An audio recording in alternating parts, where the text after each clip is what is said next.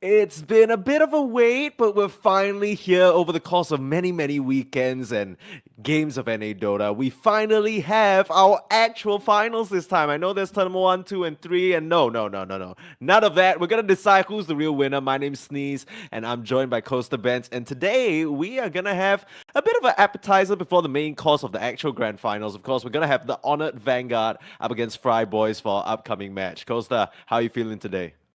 No, feeling good. Seen better days though, but I mean, excited of course. I mean, any DCL coming to an end, but then we are ahead of the Honored Vanguard versus the Fry Boys. I mean, two lineups looking pretty strong right now. Yeah, I mean, in the previous time these two teams matched up, it was definitely a better end of the stick for Fry Boys there. Unfortunately, Spotface Killers gave them a bit of a brutal beatdown into the lower bracket, and now they're gonna have to fight for their chance for some revenge. And I mean,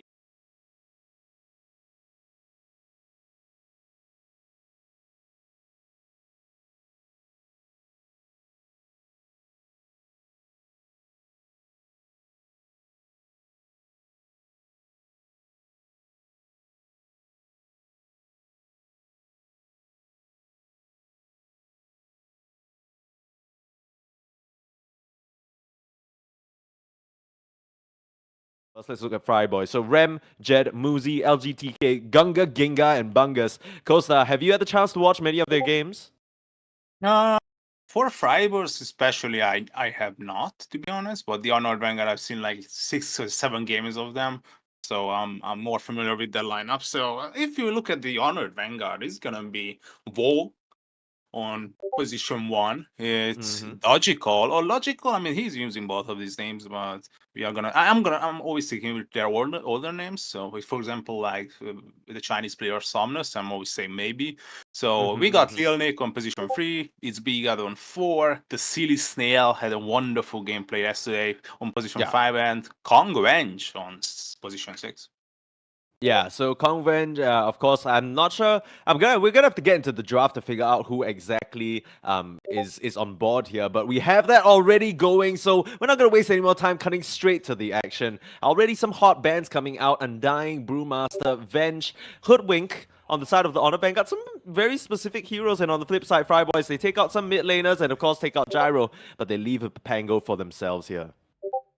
It's interesting how the hoodwink is always getting addressed. He's being it's being he's being a respect ban against LGTK time to time. So it's always good to see that people are getting Mhm. respected by their performances, or whether they are like being top 100 on some statistical sites with their heroes. And Mhm. yeah, Pangolier first pick. Hmm. Yeah, I mean, especially, whenever you pick this Pango, you want to make sure you're a bit insured because the two main heroes that always come out to deal with this bad boy are the Bloodseeker as well as the Grimstroke. None of them have eaten a ban just yet. Of course, the Honor Vanguard, that's probably what they're thinking about right now, whether they want to just snatch them bright and early because there are two bans available for Fry Boys to immediately cover their bases. They've kind of put Honor Vanguard in a bit of a tricky situation here where they need to make this decision early, and we can already see eating a bit into the reserve time. I mean, this Pangolier hero has just been so strong. I mean, even from ESL just now, the matches that just ended, I believe it was Abed who had a standout performance. It's a hero with so many tools throughout the game. They'll just snatch up the PA, basically one of the strongest heroes of this entire patch. Yeah, absolutely. To be honest, personally, I'm as a coach, as a pastor, I'm a bit against the first phase PA. I don't Mm-hmm. really feel like it should be first phase. Neither first phase banned. But yeah, I mean, if they are comfortable with it, why not just settle down for the one of the most OP heroes in the meta currently? Yeah, it's just kind of a situation now where both teams have put the strongest, I guess, tip of the spear forward, right? They're saying, okay, we're going to start off with these insane picks that there are angles for them to be countered, but it's just a matter of, okay, Fry Boys, we've seen teams fall into this trap before where they kind of pigeonhole a bit too much into countering one specific hero, and that allows later on in the draft maybe a trump last pick that you didn't really consider, a whole other angle that the Honored Vanguard might just go for here. Just some bans out, actually not opting to ban the Bloodseeker or the Grimstroke just yet, instead going for the Queen of Pain, so prioritizing some of the mid lane matchups. Pangolier, generally seems to have a pretty good time mid lane. I don't think there's a lot of heroes other than maybe Earthshaker that's already taken out, and this Queen of Pain that deal with him. Dark Willow the selection as well. So none of the heroes, I guess Bloodseeker Grimstroke being taken out. Do you agree with these bans at the moment? I feel like these are targeted bans once again. I mean, Dark Willow is Fair. pretty strong. It's been second phase occasionally with the addition of Mhm. like Tide, Legion, and all this stuff. If I'm thinking about Pangolier and Puck is one of the similar heroes to that. I'm always getting rid of the Ember Spirit. It's just such an annoying Okay. hero when you're maxing Sleight of Fist, and yeah, you can basically just force out the Puck and the Pangolier and any heroes alike with just one spell. Yeah, that's fair. Sven gonna get taken out as well. So no nice armor for you. And that kind of leaves the carry. The carry pool still open, right? Do we have any immediate options you feel like deal with the PA? You mentioned that you don't really like the PA first phase, right? What are some ways that Fry Boys could potentially punish this?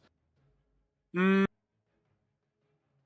Actually, I'm still looking into possible solutions when it comes to PA. I think there are multiple carry heroes that does mediocre against it, and if by mediocre I mean it's not that bad because the PA is definitely struggling in the early game. It's been having a lot of time, even though if you are building the Orb of Corrosion, if you don't have those robust frontliners or initiators, you're having a tough time because you are relying on your farming patterns, and if it get disrupted by one of these early heroes that either doesn't get Battle Fury or gets Battle Fury before the PA. Like I'm talking about Troll, for example. Troll is like such a bully to defend PA in my Yeah. opinion.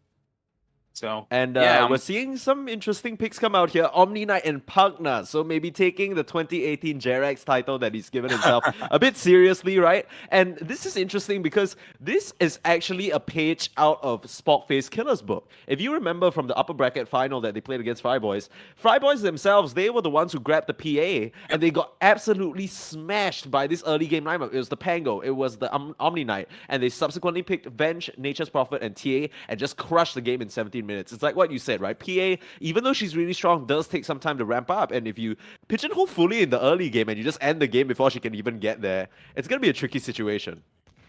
oh, long time no see, an old friend appears. I mean, if it's early game, you have to address it early. So Techis is in the house. What do you feel about this hero? How do you like? Do you feel like it's a proper pick? Is it like Ooh. a good idea to address the laning stages and the early game with an Look, Koza, you know they kind of put this boy in the dirt with the patches. Ice Frog, Yep. he's had enough. But with that being said, it is likely gonna be a B God Techies, right? That's a bit of a specialty right definitely. there. He's always been very outstanding on that hero throughout the various changes that he's had, and I like this a lot because the stun is gonna go a long way. Omni Knight always has to be in range. He's not really blessed with the greatest. He has to be right next to the target he's trying to save. And similar situation, the Pugna and the Pango, even though they have a lot of defensive capabilities, they're not necessarily the tankiest, right? The magic burst damage can really catch them off guard. So, you buy a bit of time for yourself to make up for the burst damage PA is lacking early on with this pick. I think it helps them out a lot whether it's in the off lane or, I mean, likely it's going to be Treant Protector with the PA, but whoever they pick up in the off lane now is going to have a lot more kill potential. So I don't mind it, but one thing that has to be pointed out is the Honor Vanguard, they are burning through a lot of this reserve time. Yeah, I mean they're thinking it through for sure. They are settling down for the Axe. Ooh. I'm actually a bit confused. Not gonna lie. Well, how do you feel Yeah, about this see, hero? I don't know. It kind of feels like they got like severely impacted, or at least maybe had some new ideas planted after dealing with Spot Face Killers. Because this is another pick that it's not like they don't play the Axe, right? They have played it before, Yep. but they in fact won against the Honored Vanguard. The Honored Vanguard lost to it when they were up against Fry Boys the other time. So both teams kind of taking a page out of each other's books. Faceless Void though, so really just putting a stop to things. You talk about carries that can deal with PA, doesn't have quite the same tempo, takes a lot longer to ramp up. But once you reach a later stage of the game, it's one of those heroes that can actually address the PA. The reverse time walk and the time walk, being able to shrug off that immense amount of burst damage is going to go a long way as well. Yeah, it's just too annoying. If you think about the Pugna, the Faceless, the Penguin, all of these heroes are slowing down the PA. So and they are mobile. So if you look at the Penguin, he can easily reposition with the Swashbuckle, Faceless Void as well. So you can just Yeah. get into the Vanish buffer range, get into the remind me, I think it's 400. 400 is the Vanish radius. So I guess it's gonna be an annoying game for the PA4. And I'm not really sure how like X and Techis and all of these heroes can prolong the game long enough that the PA can come online. I'm already feeling like it's gonna be a hard game for the Honored Vanguard. Yeah, it definitely feels that way. But the one thing Techies and X has against Faceless Void is if you're able to burst him down in the duration Yep, of that definitely. call and the stun with the blast off, it could lead to a bit of a tricky situation. Fry Boys, they still have the option of putting the Omni Knight or the Pugna with the Faceless Void, but I don't know whether it's a strong enough lane to keep him alive. That's kind of my main concern right now because Faceless Void is a hero that takes a lot of time. He stops time, but he needs a lot of it himself as well. And Fry Boys, I'm not too sure what the orientation is. I'm pretty sure the Pango's going to be mid. The Pugna's likely going to be in some sort of support position, but we still haven't fully settled on whether the Omni is going to be the 3 or the 5, right? Or the 4. Because I'm going to be honest with you, Costa. I've really liked the Omni Knight as a position 3 way more than it's been on the support. And if that's the case, Fry Boys, they're thinking about a last pick support. Yeah, I think we are in the same boat. I think we have seen even a Omni Knight position 3 in NADCL for the final tournament, but I'm not really sure who played it. I'm a bit embarrassed here, but yeah, I'm absolutely agreeing with you. Omni Knight 3 is definitely the go-to. You can go for the Echo Saber. You do the utility builds. The possibilities are basically endless. It's just so good. You can just direct your gameplay according what the enemy heroes and what your heroes are.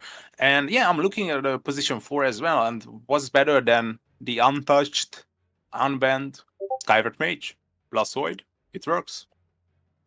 Yeah, they're really waiting on this last pick, just making sure that they have a good idea about what they want, and it's gonna be the Warlock. So, like we expected, it's gonna be the Omni Knight in the position 3. Like this a lot because between the Pugna and the Omni, they have a lot of pressure that can come out. But Honor Vanguard knew exactly what they wanted, go for the Primal Beast. So another hero that can continue to apply pressure throughout the early stage of the game, create that space for Vol to work on the PA and get them there. Any lineup that you like at the moment here, Costa? Oof.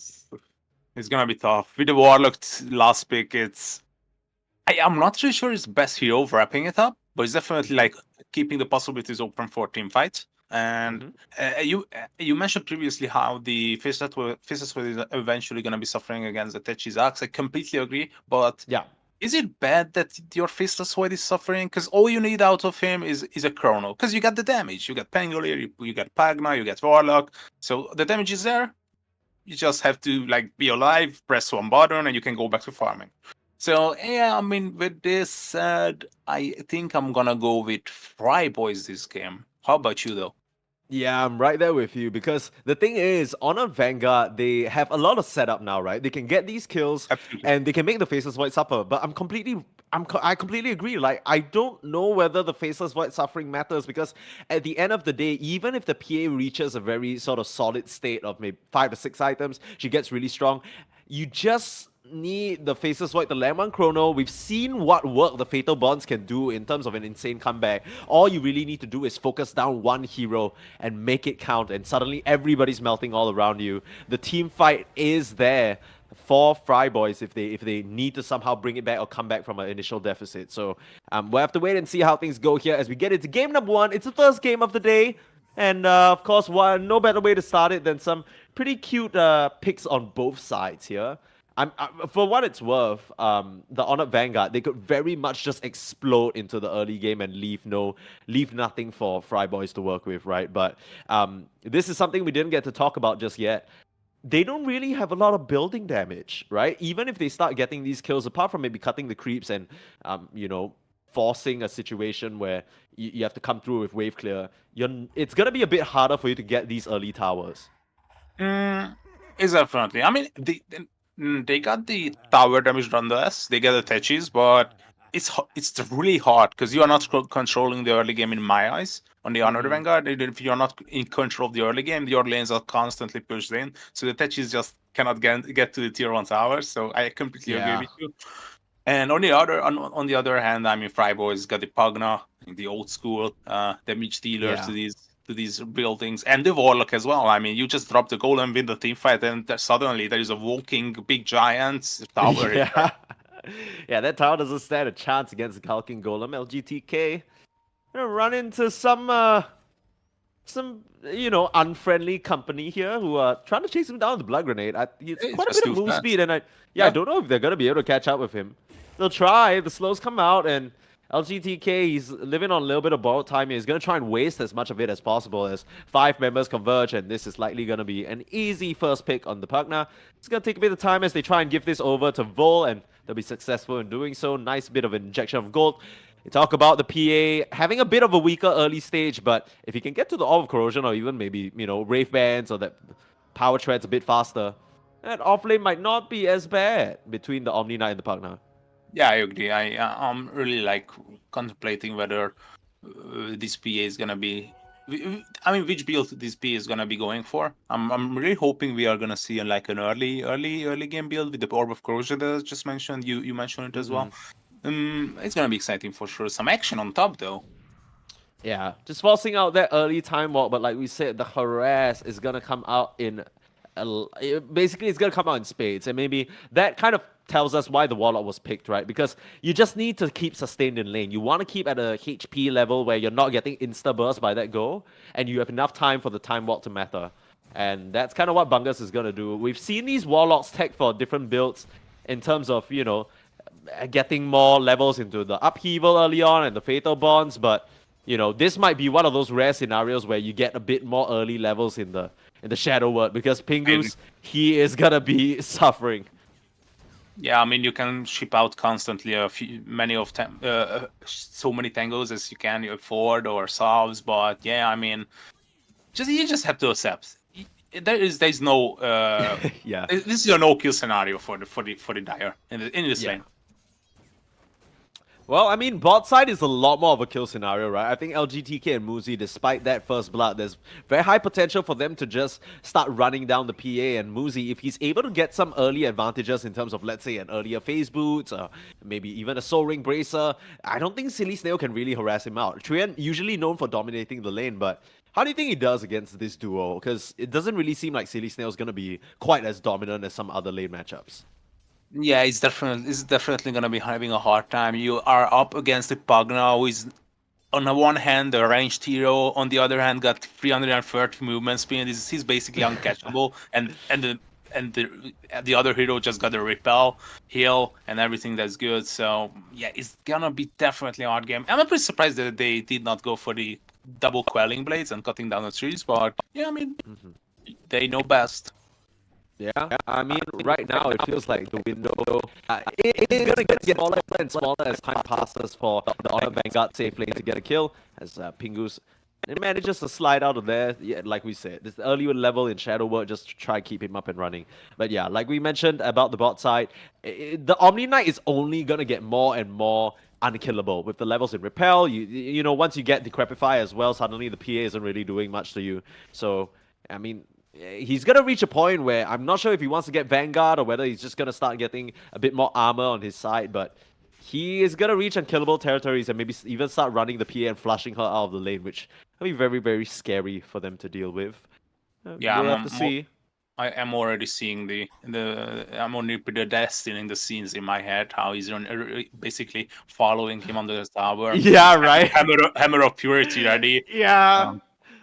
You can have all the blurs in the world, but you can't, like, that hammer's gonna follow you. There's nothing like divine judgment to put you in your place, and we've seen it before, right? It's always been a thing that's been a bit hit or miss, as we might have to hold that thought. LGTK, the subject of a bit of pressure here, and even through the Pel and the Hammer Purity, he's gonna try and turn it around to Old Rat, last punch. Silly Snail is gonna be able to grab that one, so like we said, early stage is still the opening that Honored Vanguard are going to be able to capitalize on if LGTK steps out of line. He unfortunately does so.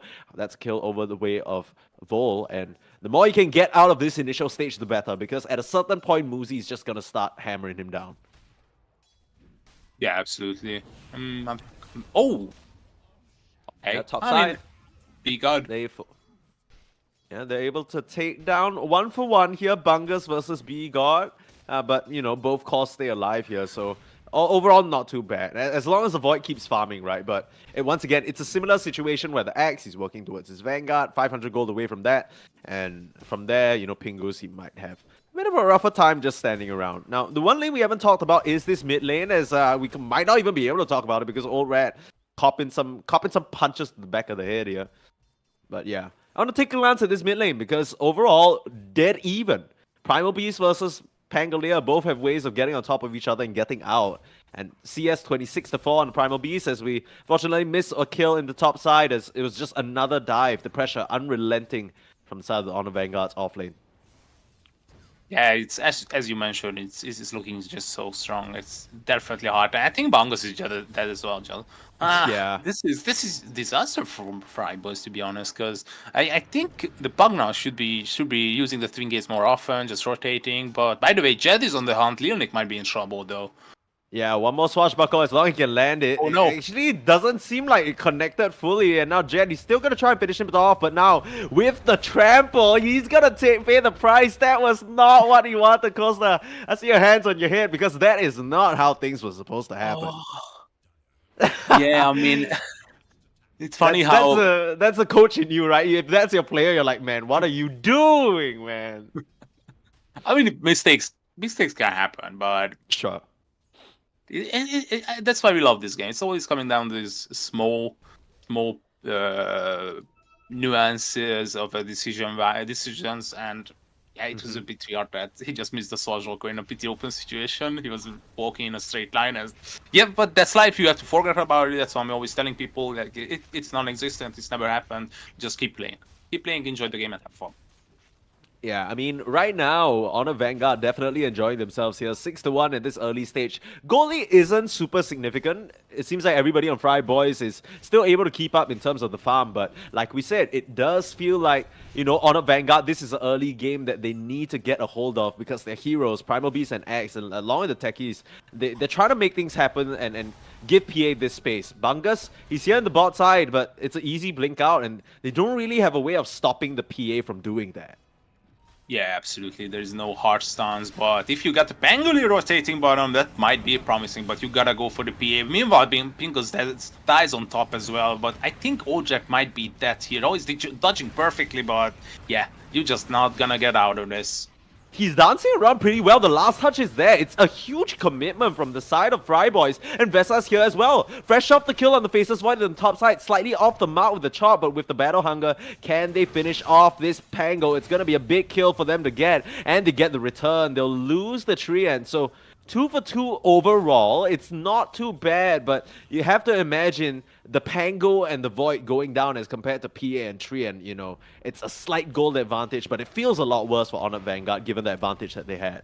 Yeah, absolutely. And if you look at the Void, he's immediately back up. He just TP top. He got the breathing room that he's been waiting for the past 5 minutes. And yeah, he can finally get his level 6. No. Never mind. No. How much? He jinxed it. Yeah, the room just gets demolished as the Primal Beast just breaks down the door. It's like, hello, heard you wanted to farm this small camp? Nope, not happening.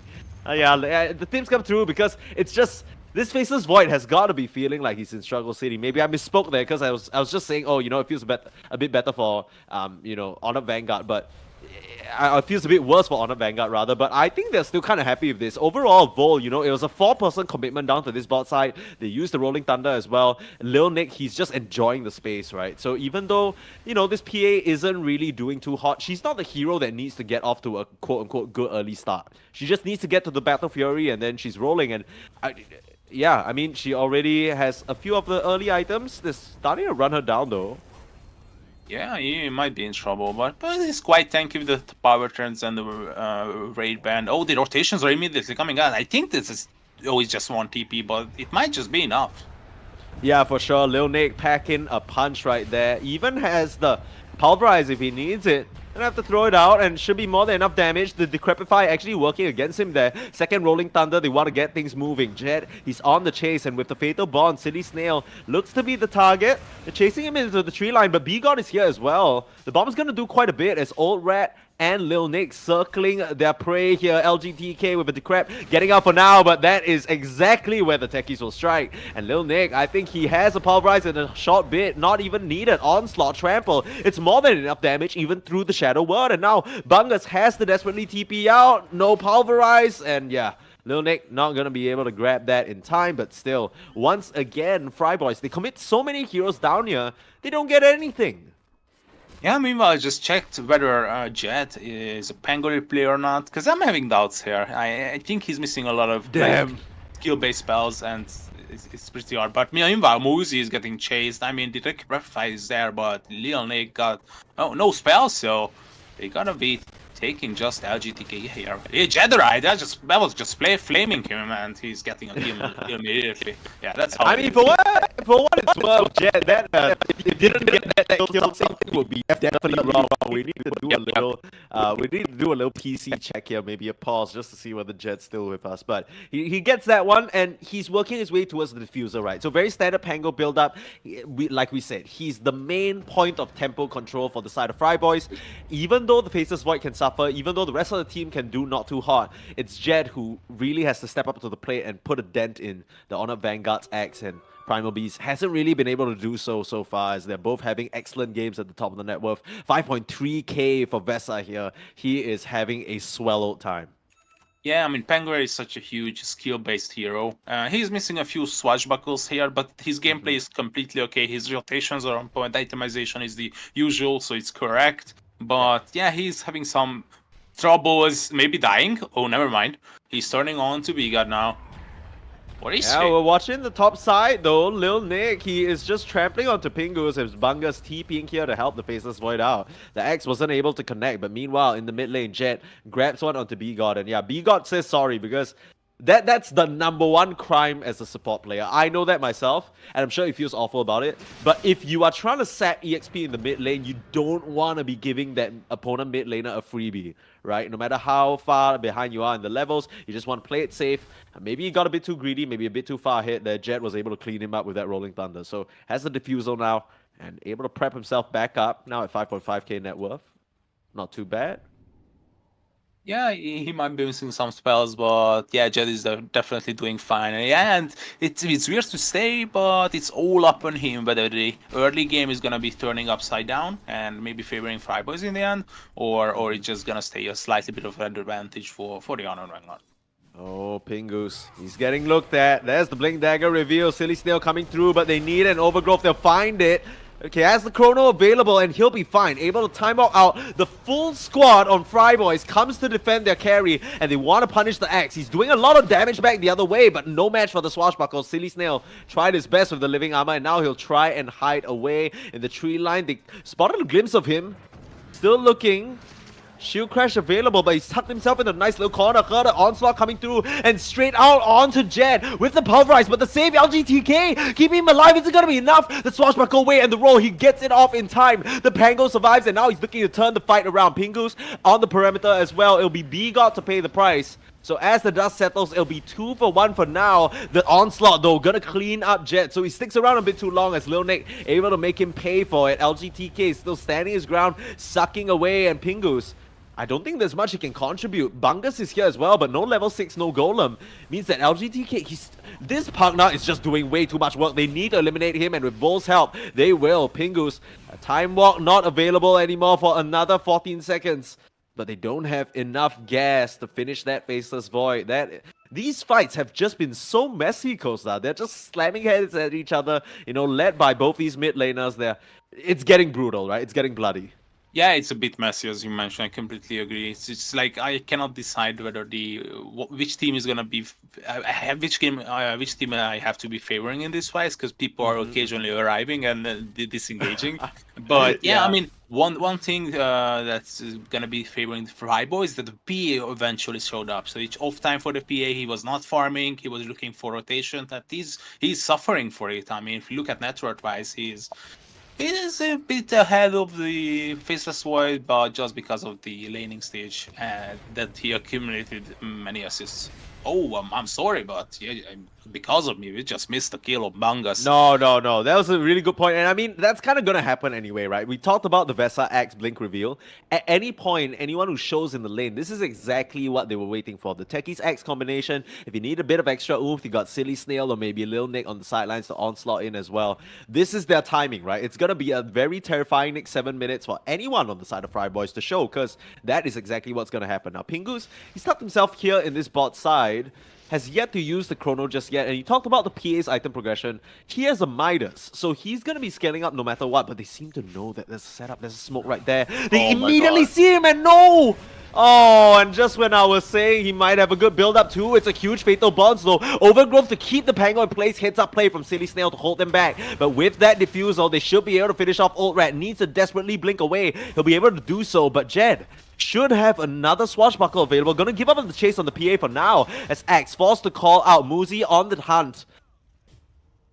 It's just a Silly Snail pick off as the Lil Nick on the back line able to finish off that Warlock, and TP should be okay. No, Purify finds that axe in the tree line, and Muzi able to grab that one. Once again, Costa, I don't know what's going on, but every 2 minutes, it's almost like an internal cooldown. It's like a need. Like, when two bulls see each other, they just absolutely smash heads. And Back and I mean, forth, this back time and round, yeah, this time round, it's Honored Vanguard with the advantage because they managed to take down the Faceless Void, and PA manages to stay alive. And would you look at that? Just 200 gold away from the Battle Fury now. It's funny how in the end it's all coming down to these small things like Pingu's not having the Chronosphere there. It was like off cooldown for like another 10 seconds. If he would have had that, it's completely another fight. Yeah, I think really more than anything, a very impressive hits up smoke from the Honored Vanguard to identify that their PA might be the target there. They were basically swarming around her like protective flies. And yeah, no one was going to grab her. So now, has the Battle Fury should start getting ramped up here. And the stacks are being cleared up by Vesa actually. So they're prioritizing this Axe and his Blade Mail. And meanwhile, Bungus, yeah, this should be a pretty easy Lil Nick kill. And this is a hero that we didn't really talk about throughout the entire game, right? Lil Nick, ever since the early game against Jet and getting that early advantage, he's basically been untouched. 6-0 and 3. This Primal Beast hasn't been under any threat at all. He's basically unkillable with the phase boost, and now with the Reaver as well. He's just going for the heart. He's enjoying himself. It's like, you know, his occasional pop game. He's just rolling with it. Yeah. He's top of the net worth, right? And that's such a...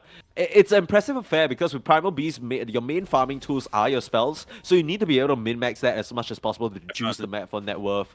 And he's just done excellently in between involvement in fights and just making sure his farm is getting secured, pressuring the right lanes. And he's finding these solo pickoffs on the supports who really can't do anything. I mean, that's kind of why, you know, Costa, you were saying as well that even though we favor the Fryboys lineup, the Warlock last pick, it's a good hero, but it doesn't really feel like an inspiring trio with the Omni Knight, Pugna, Warlock. That's not going to get you anything on the map just by the three of them alone.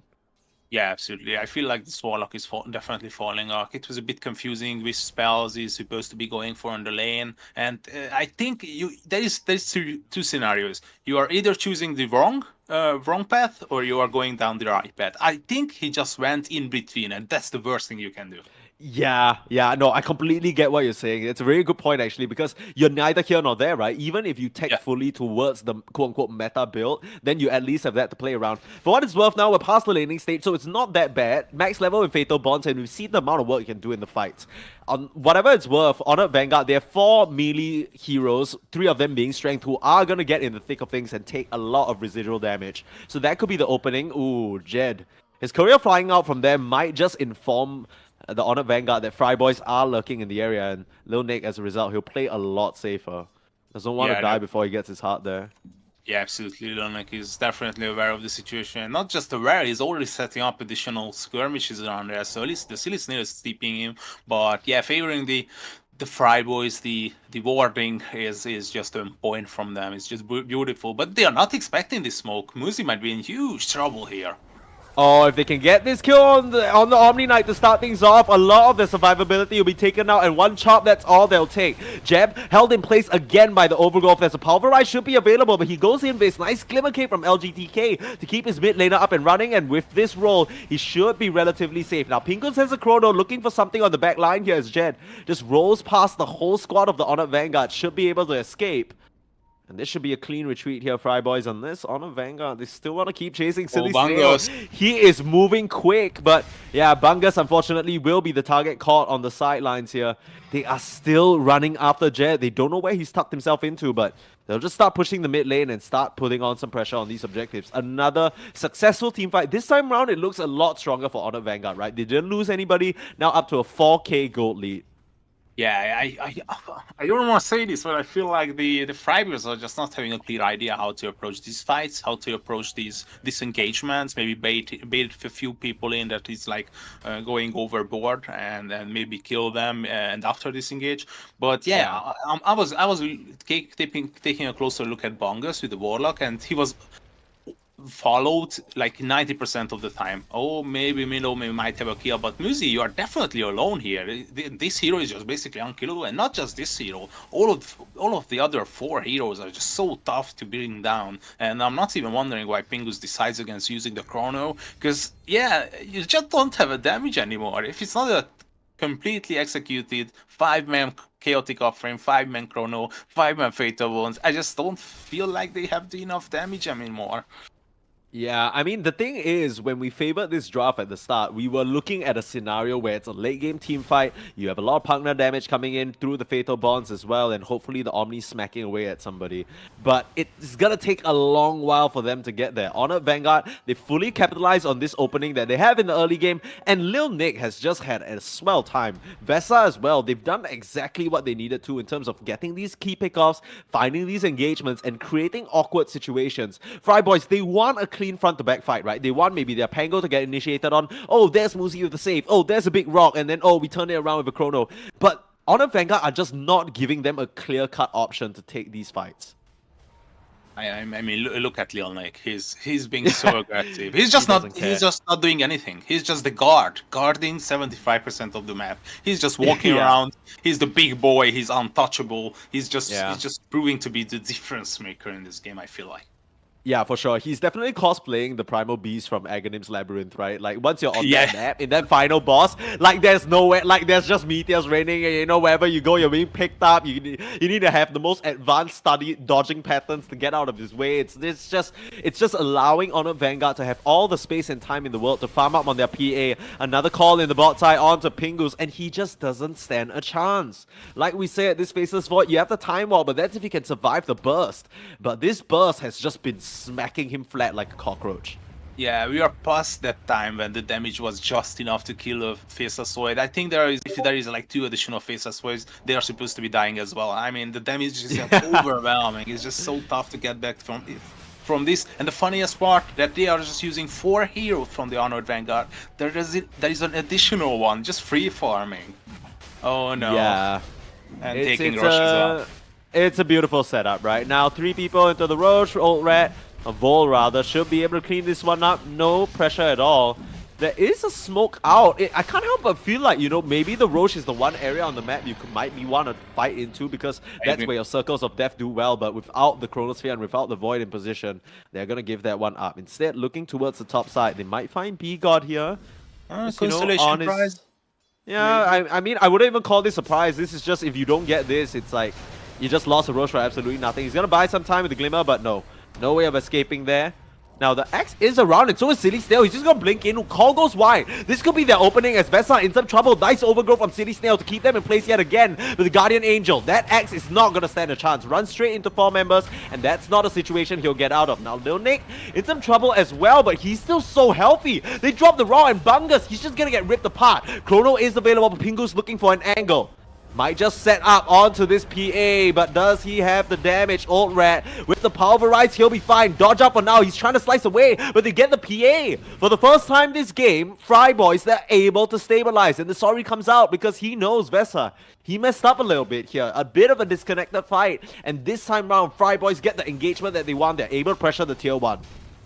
Yeah, I mean, what a play for coming out for Pride Boys. I mean, I've been always like pointing out these small mistakes, just missing a call as the axe. I mean, the silly snail is getting caught in the chrono. I mean, this was a perfectly placed chrono, hitting 2 people. Considering the chaotic offering, that was hitting like 3 people as well. Fatal bones, double fatal bones coming out from this fight. This was so significant, and it's been all on Bungus. So definitely credits to him how he's still stabilizing and having the composure to provide this amount of gameplay at.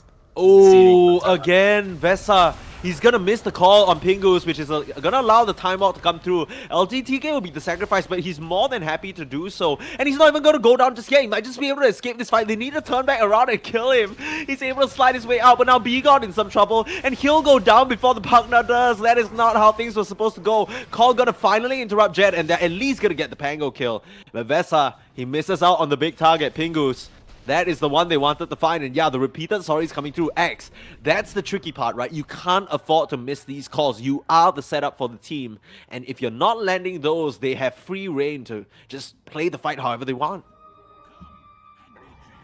Yeah, absolutely. I mean, Lil Nick is a bit mad that someone just stole his rune. Muzi might be in trouble. Still got the Pulverize, whether he want to use it or not. Maybe near Pingus. He's still holding on to it. Okay, never mind. It's being slammed to the ground, hammered down. He's a tanky boy, though. It's taking a lot to kill him. Yeah, but now with the damage reflector not even needing a chop, they found Pingus as well. A bit of a tricky situation with the Faceless Void. Still no BKB. He needs to slide out of here. LGTK with this Glimmer Cape over and over, keeping his cause alive. This guy has been exactly where he needs to be. And all the defensive plays working out for them. Pingus once again able to live from that engagement. And it does feel like though, Costa, even though on a Vanguard, they're still controlling these significant portions of the map.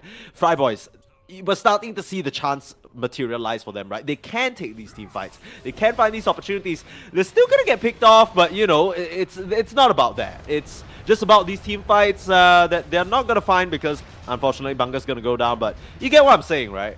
Yeah, absolutely. I mean, you just said yourself, they can take the team fights, but these are not team fights. I feel like the Honored Vanguard is doing his job, just running them down because they don't have some ultimates, they don't have the chaotic offering. I mean, it just came off cooldown eventually, but like one minute ago, they didn't have like chaotic offering and neither the chrono. Never mind, they are not going to be having a chrono anytime soon. Yeah.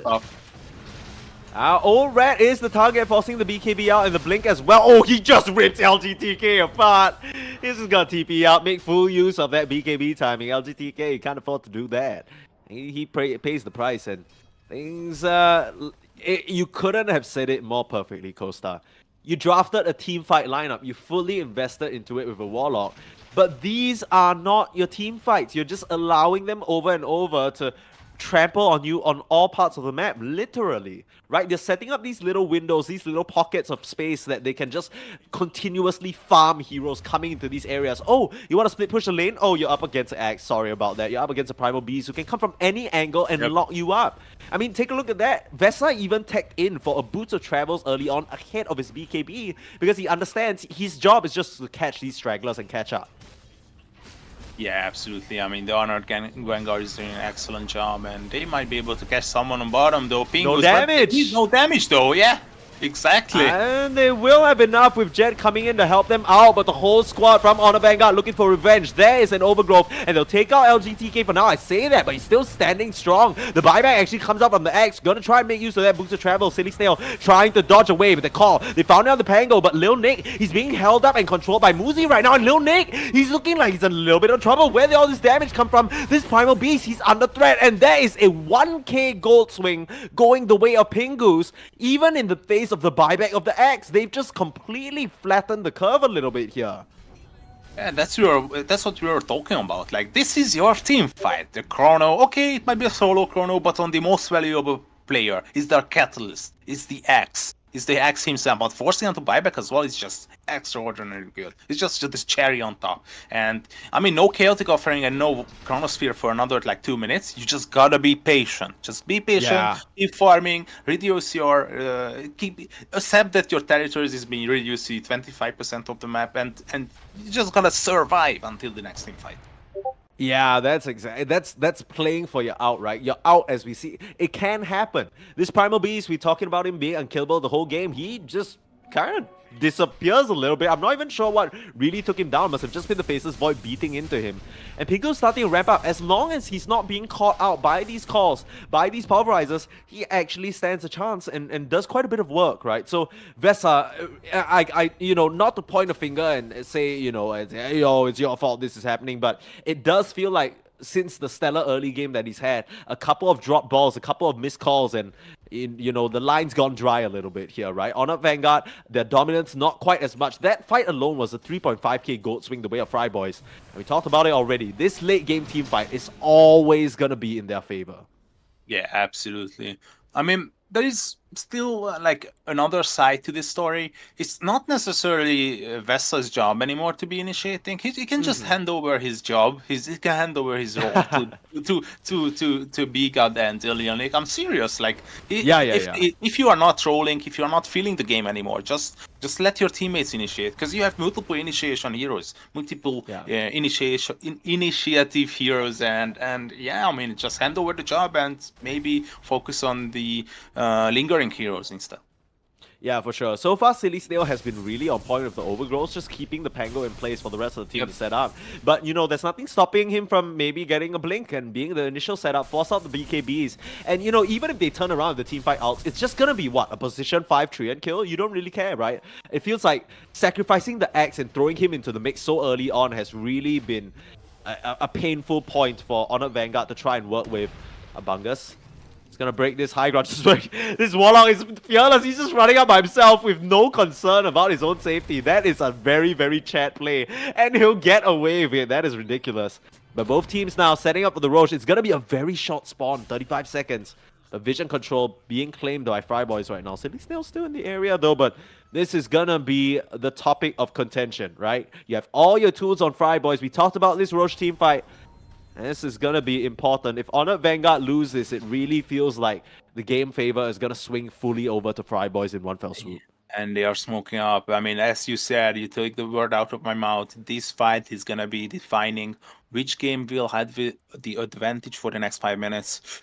Who's going to be first? Lil Nick! A lot of damage coming out as Muzi has the break onto him. Lil Nick in a bit of trouble, just getting controlled out, but Silly Snail and Olrat, they're able to clean up Jet, so no more Pango in this fight. Things are getting a little tricky, but here comes Pingu. Big Chrono as he finishes off Bigop for now, caught the PA as well. But is it going to be enough damage? They don't have it into the BKB, and PA is starting to clean up. Huge onslaught, just melts all of them, and triple kill for Olrat. Can he make it an Ultra? They're going to look for Pingus. He's onto the high ground. Do they ever stop off the mark again? But at least, you know, it doesn't matter because 4 members, you'd love to get that Faceless Void. But, you know, you'll settle for a Roche and 4 people dead on the opponent's side. That was a huge win for Honored Vanguard. Yeah, finally, I mean, Older just finished the crucial item. Finally, we see the nullifier appear in this game. I mean, he can get rid of the most annoying hero in this map, LGDK. He might be having 8 deaths, I mean previously 7, but after this fight it's gonna be 8.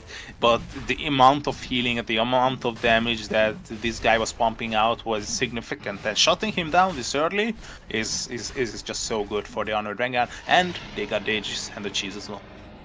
Yeah, I mean, you know, we talk about Pugna being the 2018 Jarex pick. That was time check 5 years ago. Pugna, there's a reason why we don't see this hero quite as much, right? Yes, you get the physical damage immunity, but Nullifier has become an increasingly convenient item to pick up. In the past, it felt so out of the way, but with where it's at right now, it's not hard for the PA to just grab that. It's very handy against the 4 staffs, against the Glimmers, against, hell, everything the Omni has. It's just such an easy, you know, pivot in that this was eventually going to happen anyway. And really, more than anything, nice moves coming out from Olrat to circle around, make use of that blur, and pick off Jet to start the fight. Without that Pango, so much control just being lost, and now, you know, Fry Boys once again on the back foot. Yeah, and I'm looking at the items of Freiboys and I don't know, I'm just debating with myself whether they are the correct one. I mean, the Faceless Void, I mean, it's not like you have to survive these team fights, you just pump out as much damage as you can. I'm not really sure if I agree with the Sanjan Yasha. Imagine if he would, Yeah. if he has like a Silver Edge or MKB already, he could just basically solo kill the PA. And but with these builds, I mean, you are gonna be more, you can get more survivability, but I think the damage is just overwhelming. There is no survival in these team fights. You have to go down, and you have to go down in a convincing fashion, bringing at least 2 people with you. Yeah, I think it really goes back to that point you were saying, and I really love this point because it's something that people don't really talk about. You either make the wrong choice or the right choice, but going in the middle is the worst. It feels like this team, when we saw their lineup, we're like, you know what, these team fights are gonna absolutely slap. But now they're kind of in between. You need to go out in a blaze of glory, right? You're either 100 to zeroing them or they're 100 to zeroing you. That's the setup that you've got for yourself with the picks, but it's not really being reflected in the items. They kind of want it nice and juicy down the middle, and I don't really think that's worked out for them so far. They had their chances though, so we know it's possible, especially if the Honored Vanguard aren't able to start out the fight with a Pango pick, right? We didn't really talk so much about that, but that was basically disastrous for Jet. I had no idea how he just kind of got destroyed there, but maybe just getting caught out as Jet is down here. They'll just spam TP in, and he needs to evacuate. He can't continue to exist here. But yeah, now with this Aegis timing, it feels like PA, very much in such firm control in the game. LGTK might not be quite as lucky. Fire here. Lil He's Nick. just gonna walk it off. Yeah, Lil Nick doesn't have a Blink Dagger. He's gone fully teched into all these greedy items. And the Primal Beast, we saw him go down to Muzi as well as the Void, but without any Silver Edge or way to kind of break that passive, and even if they did, he has Uproar Dispels. So he's not going to be bothered at all. A lot of armor going his way. Oh, they spine LGTK. Lil Nick, his patience pays off. There should be enough damage to the call as well as the chop. Yep, easy pick off there. Race here. Yeah, Muzi might try it. He had the harp. Okay, the harpoon as well, but like there is no use for a harpoon here. Yeah, I mean, if I'm looking at Muzi, do you agree with this itemization? I'm really curious. I don't know. Yeah, it's a bit strange. I'll be honest. Like I don't really feel that it's worked out for Muzi. His presence in the game has felt a lot more muted than what we expected, right? This Omni Knight is supposed to be this amazing answer to the PA, but Old Red has just been able to roam free in the fights and kill whoever he wants without much interference. Speaking of, straight out to Muzi, straight up to the high ground. This PA fears nothing, not even death, because that's what you get when you have 2 lives and they're straight onto your buildings. Pugna not available for another 10 seconds. They'll buy that time with the glyph. Lil Nick, the only thing he's worried about is his mana pool. Other than that, he is completely okay here. Yeah, he's still fit to fight. He got a cheese in his bag, so if the fight just commences, he's just gonna pop it and he's ready. He's just tanking damage. That's what his job is. That's what his build is supposed to be about. And 2 Siege Megan coming up, it's gonna be definitely 1 lane, I guess. Yeah, I mean, once again, Old Red, not a care in the world, just open to going for these engagements because he knows that, yeah, even if you chrono on top of it, he has a second life, and there are so many defensive maneuvers coming out from the Honored Vanguard that he'll be fine here.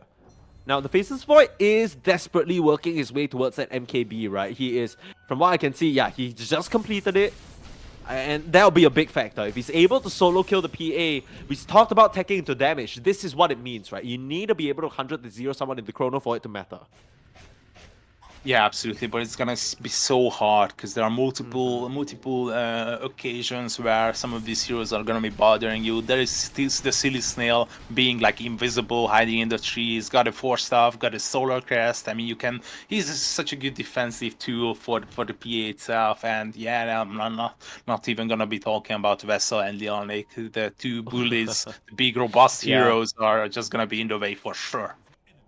Yeah, they are trying to clear that path, though. They're trying to open things back up. Fry Boys, a bit of a smoke off to an off territory on the map. Both will break. Lil Nick, he'll understand someone's in the area. Bungus spots 4, but immediately glimmers both teams getting a bit of cold feet here. Not entirely sure where the rest of the allies are.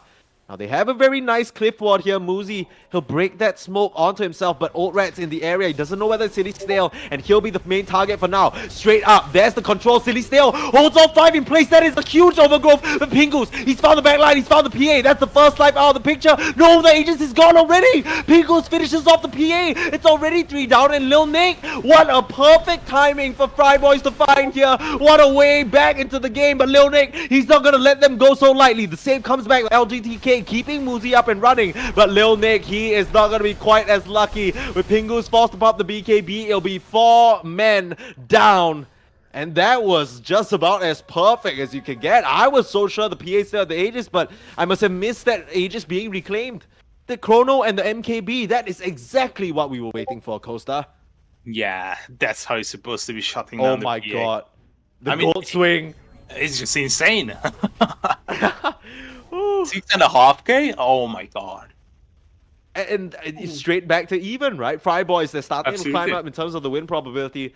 It looked so good because they had that huge overgrowth from Silly Snail. How did it go so wrong? Yeah, I mean, hitting 4 people, and even the Pangolier during Rolling Thunder. I'm not sure. It was just a PA getting caught. It's just a PA getting caught off guard, and the extra bonus B card was included in the Chrono as well. I mean, definitely we have to give credit to Pingus, because this Chrono is what we are expecting out of him if they want to get back into the game. Yeah, it was a long time coming. Only took us 37 minutes here, but he's got it. He found it, and really, he's at a stage in the game where he can really just run up and chrono the PA, right? And there's nothing else that can really stop him. The Axe, the Primal Beast, even though you say, you know, they can play a bit of interference, really, it's the defensive measures that come out from these supports that's going to matter the most. You need your Living Armors, you need your Solar Crest, and most importantly, actually, I'm surprised we haven't seen B-God go for this yet. The Reactive Taser Shard actually could play a bit of interference, right? Disarming whoever attacks the PA, so most likely the Faceless Void. I'm surprised he hasn't gone for it, but once that comes into play, it'll be a forced BKB for him to try and get rid of that effect. So we'll have to see whether that ends up mattering here. But now Honor Vanguard, you know, after that team fight loss there, I feel it's uncomfortable, right? That's you feel the game slipping out of your hands a little bit. You feel maybe the PA is going to become a very easy address, and you want to you want to re-widen that gap. You want to get back into control here, and they're looking for an opening. I think they are of the time mark. Chaotic Offering is back up, Chronosphere is back up. I think they are like misplacing or scheduling this gank with the smoke up. It might feel weird if they're not gonna be having the advantage of the ward warfare. And look at those wards beneath the Twin Gates. I think if there is a fight gonna be breaking out, I would still favor the Fryboys. It's gonna be tough.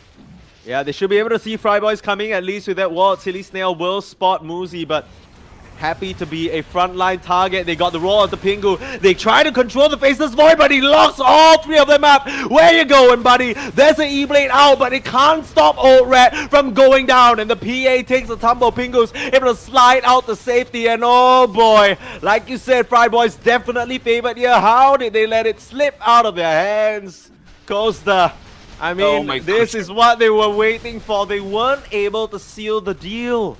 And now it's going to be Roche going the way of Fryboys. The tips come through because, I mean, this Faceless Void, that was all him.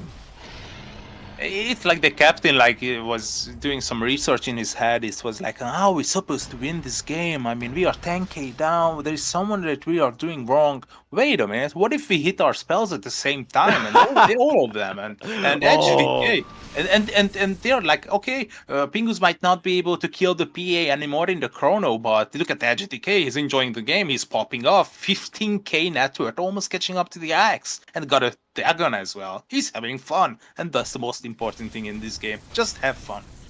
Yeah, I mean, LGTK, I don't think he was having so much fun in the early game, but he's reached a point where he has enough tools, and I mean, his team is just popping off, right? It's you see these Chronos finally being hit. It was a long time coming. This is what you were patient for, and this is exactly what we were lauding them for, right? Fryboys, in the earlier stages, they continuously bled these kills, allowed Honored Vanguard to play to their strengths, but in these later stage engagements, you're kind of forced to go into the Roche Pit, into this circus of a fiesta that only Fryboys are going to be able to come out on top of. Pingus. He's been on point in the Chrono, and now Lil Nick, the previously unkillable Primal Beast, seems like easy pickings for Pingus here, and he's not going to be threatened at all as the Aegis.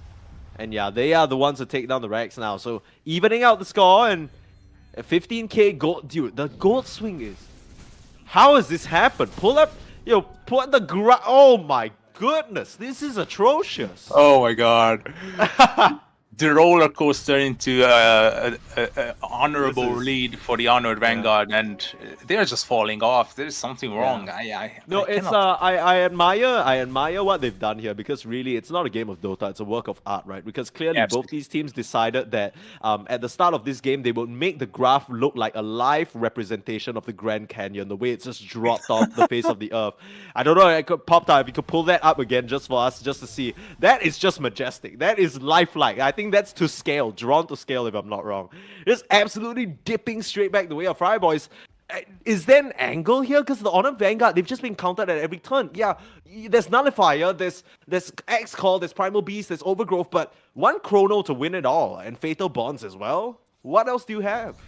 Yeah, and the previous fight, as it's so showcased for us, it's you just cannot all in with all your spares on the Faceless Void anymore, because they got the Glimmer Cape, because they got the Force Up, they got the Omni Knight, one of the best defensive heroes in the game, and yeah, he's definitely looking tough for the Honored Vanguard, and I'm baffled. I'm not really sure what the next step is supposed to be for them.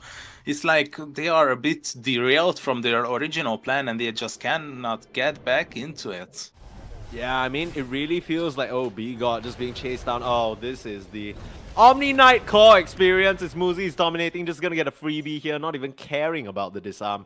And it's what we talked about. Honored Vanguard, their heroes capitalize purely on a burst window, right? They need to kill you within that time frame that you're controlled by their limited big spells, right? The Overgrowth, the Call, the Pulverize. If they don't get you between then, suddenly the teamfight gets a lot trickier. But that window has just been completely renovated, smashed to the ground, demolished. Like, that window doesn't exist anymore. You can't see through it. There's no air ventilation. It's all Fireboys right now, and they are just all over your racks. I mean, all over your buildings. They're going to be on the racks in short order, and with this Aegis up for another 1.5 minutes, like you said, Costa, it doesn't really feel like there's an angle back. They need some crazy pick-off. They need some crazy, off, maybe Pingus running alone somewhere on the map, and he gets 100 to 0, but he's mission focused, right? He's straight on the throne. He's straight on the objectives. Yeah, I have to agree with that. And they are not even showing up to the defenses. They are just trusting the healing onto the tower and the additional armor. But this is a big mistake. I mean, they are just getting back now, but they might be a bit late because the tier 3 tower is already fallen down. And yeah, look at the discipline gameplay coming out from Fireboys. They are disengaging, maybe setting up a trap there. Yeah, they are definitely doing so. Yeah, Ninja Gear available for Pingus. Oh my god! He has... okay. Oh my god. Costa? Costa, that could have been a disaster on our screens. I saw that happen in slow motion, it feels like. But I like that discipline, because it's clear he has one job. It doesn't matter how many people he gets in the chrono, he needs to control that PA. Didn't see the PA? Reverse timeout out of there. It's chill, right? So he can continue going fishing. He really only has one target. All these other little fishies in the ocean, that's not the one for him. People say the ocean is wide, but the only one he wants to find is this PA right now. Absolutely. And if you look at the Fireboys lineup right now, they got the robust heroes ready. Muzi got like 4000 HP. The Penguin can always rely on the shield crash, providing extra shield, and he's tanky as well. So your only job as Pingus, only pressing chrono on the PA and doing this is what I like in Faceless Void and his wheels. Like, he just picked up the axe from the Roche and the shard that he just purchased for himself. He can just soft commit. He just jumps in, stuns plenty of people, a couple of people, and he just disengages immediately with the addition of the shard. And when you see the PA, you just press chrono, and that's how you win the game from now on. Yeah, and maybe in that case we need to issue an apology to Pingus, right? Because we were flaming that Sange and Yasha, but even though it is down the middle, it has it's clear what his idea is now, right? He just needs to make sure that he reaches a point where even if they find him on the front lines, he's surviving, he's chronoing Yep. the PA, and he's staying alive long enough to kill her before he needs to slide out of there. And that's exactly what the Sanjin Yasha is allowing him to do. We reach a stage now where he's completely six-slotted, save for maybe like a moonshot and maybe, you know, replacing the boots with a travels or something like that. And 35k net worth on this Faceless Void. How things have turned around. This was really the story that we were waiting for this entire time, right? The PA, for so long, the reason why she's so strong in this meta is because she reaches a point where she can't be dealt with. But there is no hero that can't be dealt with in the Chronosphere, especially when you have limited tools to mess with the Faceless Void, right? Your Primal Beast, your Axe, they can't really do anything in the Chrono. Yeah, they are definitely having a hard time, and I'm wondering how the Honored Vanguard might be able to get back into this. Maybe do a wraparound at this one of these sieges and get get rid of the two supports. That might be a good start, and you get the tools kit for it. You get the PA, you get the axe, you get the Primal Beast, and I'm not really sure if they can execute it though. It's gonna be a tough time. And yeah, look at Biga, this desperation time. He's already mining up the base. Yeah. And looking a bit more like old school techies, trying desperately to save his allies here. And we saw a couple of defensive measures come out, right? Like E-blading his carry in the Chrono to try and keep them up and running, but it really doesn't mean anything in the face of the BKBs. It gets a little bit awkward as well, because I think when your ally is BKB'd up, like Old Red was BKB, he tried to E-blade Old Red, but it just doesn't work, because I remember. you know, you have that. It's like one of those situations where, you know, I could have saved you if you didn't try to save yourself there. But you can't really blame anyone for it. Now, they are trying to capitalize on this double damage timing though. Old Red, it's gonna run out just about now, but maybe they're counting on this off angle to catch Fry Boys by surprise. And once again be in this bot side jungle where they rendezvous. Pingus gonna dodge away, perfectly done. And now he has full vantage point in the fight. Nice out from Bungus, and they're straight up gonna be able to engage however they want. Jet still caught on a bit of a weird side though, as Vesa is the one getting chased down, pulled back by the harpoon, as Silly still likely gonna fall as well. The mission failed here on a Vanguard, not able to find the target that they wanted. Pingus was arguably the worst one they could stumble into. Yeah, I mean, Lipingus, we gotta give credit to him. We were flaming him with this Sanjin Yasha, but yeah, as in previous Chrono, the Rush Pit, they tried to lay I think the PA. I think the only reason he survived. Oh, never mind. I'm just gonna delay my statement because Lil Nick might be in huge trouble. Yeah, Lil Nick might be more than huge trouble, staring up the whole team of Fry Boys here. He's gonna get solo chrono down. They want to eliminate this Primal Beast. They'll be successful in doing so. 90 seconds without your big bad monster. Now force out a buyback from the Axe as well as the techies. Are feeling like a bit of a last hurrah here. Old Red needs to come up big. And once again, the discipline coming out from Fry Boys. They understand they don't have the Rock. They don't really have the Rolling Thunder or the Chrono as well.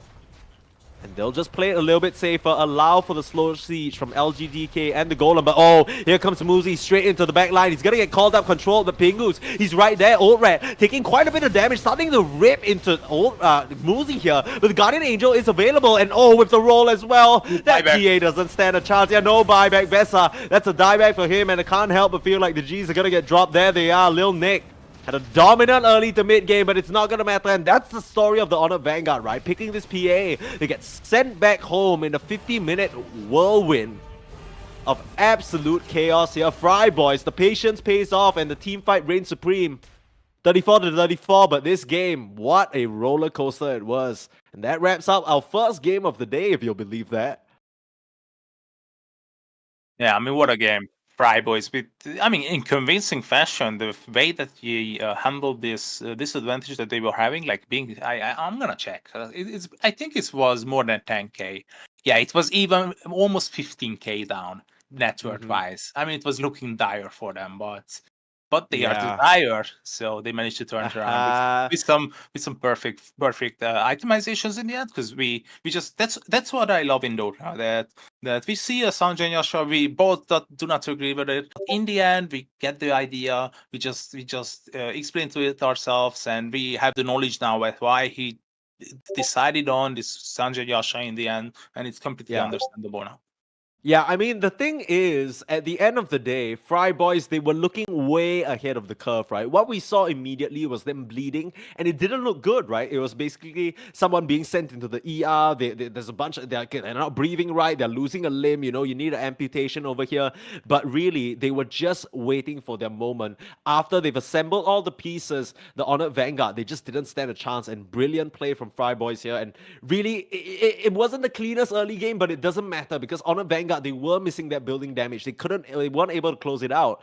And because of that, they just get absolutely punished. So that wraps up our game number one. Now, before we move on here, as we're still looking at the last scoreboard, we do have a special announcement. In case you haven't seen this just yet, we are going to have a very special event at TI. So if you're going to Seattle this year, if you're one of the lucky ones who are able to cop yourself, a ticket and accommodation there, and you're getting to witness the action live, we have a NADCL event happening at one of the pub stops. So in collaboration with Crimson Witnesses, you'll see here that we have a turbo mode tournament. So if you follow us on Twitter, which you totally should, by the way, I'm sorry, X. If you follow us on X, you'll see that there's a post up already. Some of the captains already announced Mr. Universe. We have Sammy Boy, we have XZ Quixotics, and of course, none other than the commissioner himself, Peter Pandam, as the captain. Still 4 unannounced captains, but this will be hosted at Husky Union building.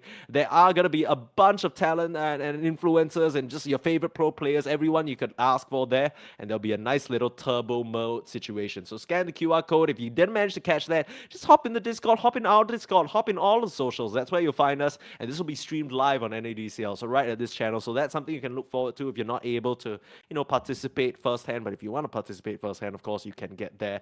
But that wraps up our game number one. Costa, any closing thoughts before we send it for a break? Nah, I mean, Pingus just proved us right and proved us wrong. I mean, I'm a bit like mind-boggling to me that he managed to come out the successor of this game, but definitely deserved to take the victory here. Fry Boys evening up even the kill score in the end, but just to Yeah. have the even stage here. Yeah, Fry Boys with the victory on game number 1-2-0. Yeah, so one game away from getting a chance at revenge against Sportface Killers in the grand finals. It's clear they learned a thing or two. Let's see whether Honored Vanguard can say the same. We'll be back after a very short break. Don't go anywhere.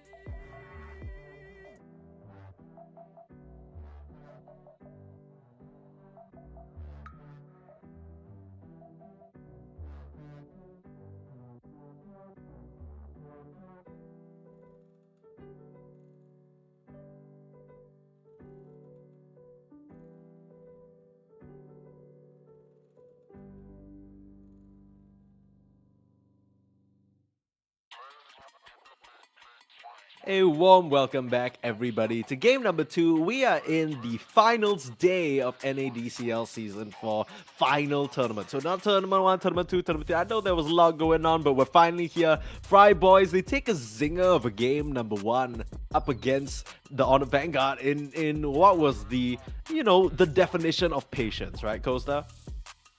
Absolutely. I mean, the fact that they were prolonging the game long enough, that the proper heroes were gonna be online. I mean, the Omni Knight and the Vanguard is gonna be these heroes that causing distortions between the team fights and causing chaos and mess. And the Faceless Void just can rain down the damage upon them, and always locking up the. He was so disciplined to always focus the PA. It was great watching. Great watching him in the end. Yeah, definitely a little bit of lack of discipline, it felt like, in the first 20 minutes, but they clean things up at the end and they take the win. Now, on a Vanguard on the back foot, they have their chance to make this even, though. They have their chance to take this to Game 3. Let me remind everybody that in the previous matchup, this was another situation where Fry Boys ended up winning 2-1. So the Honor Vanguard, they definitely have that fight in them. And I believe, if I'm not wrong, is this the full team back in the mix? Yep. I mean, yeah. If it's not working, if it has not worked the previous game, you got to make some changes. So Logical is back up. He's ready to smash some people in the ground. So I would be a bit scared if I'm Fireboys, but I think it's gonna be all good. Yeah, for sure. So speaking of back in the game, let's pop back in there. The draft is ready for us. I'll have that on your screens right about now. Like we said, right, last game, a bit of a stand-in situation.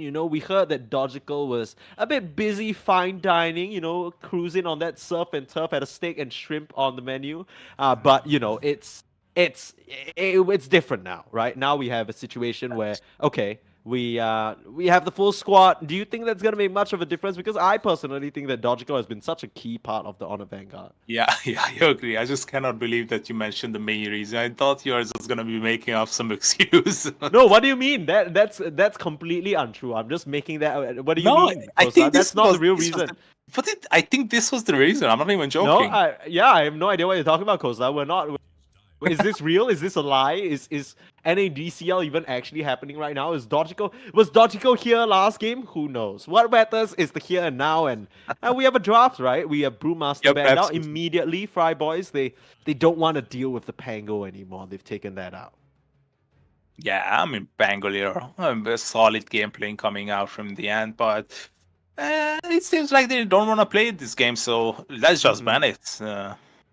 They'll be scared. Maybe they're not Honor Vanguard want to first phase it as well. LGTK respect ban coming through again, and always good to see. The Treant Protector was quite a huge factor, right? I feel like Silly Snail had so many high impact overgrowths. I wouldn't be surprised if they feel comfortable picking it up again, but Dark Willow slipping through the cracks and they'll be able to pick that up for themselves on the Vanguard, snatch that one up. Likely going to be the B-God hero if I had to venture a guess on the position 4. It has been very strong lately, and I think the cross-play with some of these typical off-laners has increased greatly just by the Bedlam change. Yeah, definitely. I mean, picking up the Dark Willow first, that is the proper answer. Let's just take the Warlock once again. I mean, it worked the previous time, and it's gonna work this time as well. He had a tough laning stage, to be honest. It was a bit hard, developing into the mid game, because I think he was a bit confused which build he's supposed to be going for. And yeah, I mean, in the end, it's proved to be a good pick. They were pretty challenged. We were pretty focused, disciplined, and yeah, in the end, the team fights were just not perfect, but almost perfect. Yeah, I mean, the thing about Warlock, and this is not to rag on any Warlock player, because I'm a Warlock player myself. But the reality is this guy, this guy does the thing. He's always going to do the thing. It's just a matter of whether you're on point with your Fatal Bonds, whether it's that key split-second decision of I drop the rock or I don't drop the rock. Everything else on that is a cherry on top, because as long as you do that, Warlock is Warlocking. And there isn't really much else to say about it. It's been so strong ever since the change to the Fatal Bonds. A lot more control in the lane. And yeah, I mean, Bungus, all things considered, I think it was near the 15 to 20 minute mark where he got a lot more on the ball with these rock drops. He would wait for people to commit straight onto his team before breaking everything up. and it was just so difficult to deal with. So not surprised that he chooses to continue playing it here though. But draft's still wide open, right? We were not very clear at this point what direction it'll take as compared to game number 1 where these calls were just picked up so early on. Yeah, I mean it's the other way around this game. They are picking up the supports first, and as you mentioned, I mean, I just really love how you phrased it, the warlocking. He's just doing the warlocking, and interesting how warlock has changed over the years, especially at the last patch, because back in like 5 or 6 years ago, warlock was this just team fight deciding hero with the fatal bonds. You are just preparing your lineup to be this team fight executor, but in these days, I mean, warlock, he can basically just solo people as well, and those imp golems are one of the most disgusting additions to the game.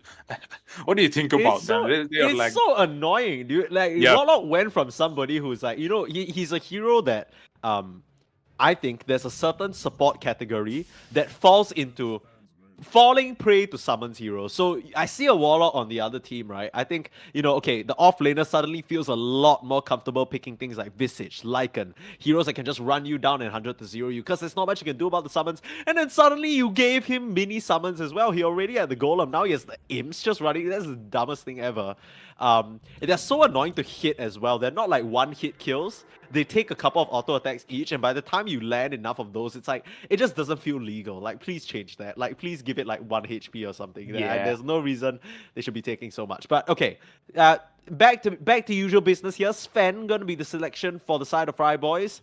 PA got banned out, so none of that. But IO being snapped up by the Honor Vanguard. Interesting here. They could be setting up for a little bit of a combo piece. Maybe some Lash, maybe some, any immediate one comes to mind for you, Costa? It might have been just a snatch. I mean, they see the Sven and they are immediately snatching the IO. It might have been one of those occasions, and maybe they are not really sure how they are supposed to be running this IO. But I know that Ursa is not really present in the meta, but I feel like this might be a good Ursa game. But other than that, I mean, IO Gyrocopter is available. Oh, Gyrocopter is available. But is it available? How did it slip through? Yeah, Gyro is still available in the pool. Honor Vanguard, they've only run this IO. Okay, they've actually run this against both Astronaut Esports to great success, actually, in tandem with the Gyro in one game, in tandem with the Razor, and maybe a bit of a snatch as well, because they ran it with the Sven. Maybe they're thinking, okay, maybe that's something Fry Boys will want to grab. But, I mean, Warlock IO support duo really doesn't leave room for a lot of aggression. It'll be an AA as a selection as instead. So, wanting to cut down some of that regen and sustain that come out.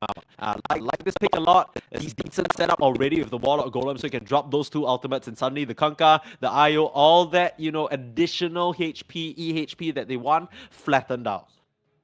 Yeah, absolutely. And even if you just mentioned the laning stage as well, Sven and the AA is just such a good pair. I mean, one of them got the stun, the other got the... How should I emphasize or explain it to you? It's just a stun follow-up spell that's gonna stun occasionally.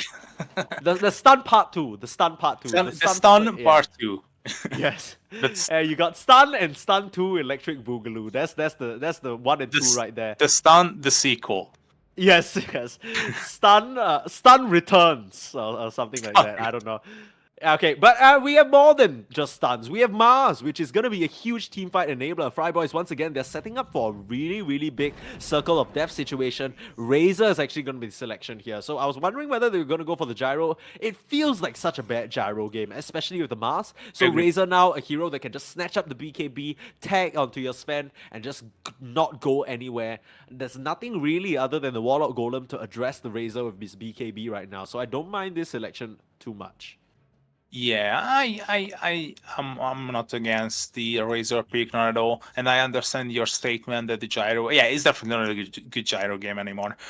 Just to quickly take a quick glance back to the Mars, I think this is a wonderful Mars game, and it's one of those occasional snatches that we were just talking about in the IO case, because Dark Willow Mars used to be, when the hero Dark Willow itself came out, Dark Willow Mars used to be such a strong combination. Oh, so, yeah. Yeah, maybe it's one of those steals as well. But Razor, I really love how IO addresses the problem, the main problem of Razor, the fact that Razor is not as good as farming as it's supposed to be, and IO can fix that problem. Interesting ban here, Costa. The Dazzle actually being taken out by Fry Boys. Now, I'm just doing a quick look here, and I don't see a. I see one game where the Dazzle was selected for Honored Vanguard. I believe that was against Trash Knights. Just doing a quick cursory glance to make sure there isn't anything else that I'm missing, that they've picked up this Dazzle for themselves. No, doesn't seem like it. It's just in one Fringe game, so definitely doing their research. It was actually Logical who played it mid.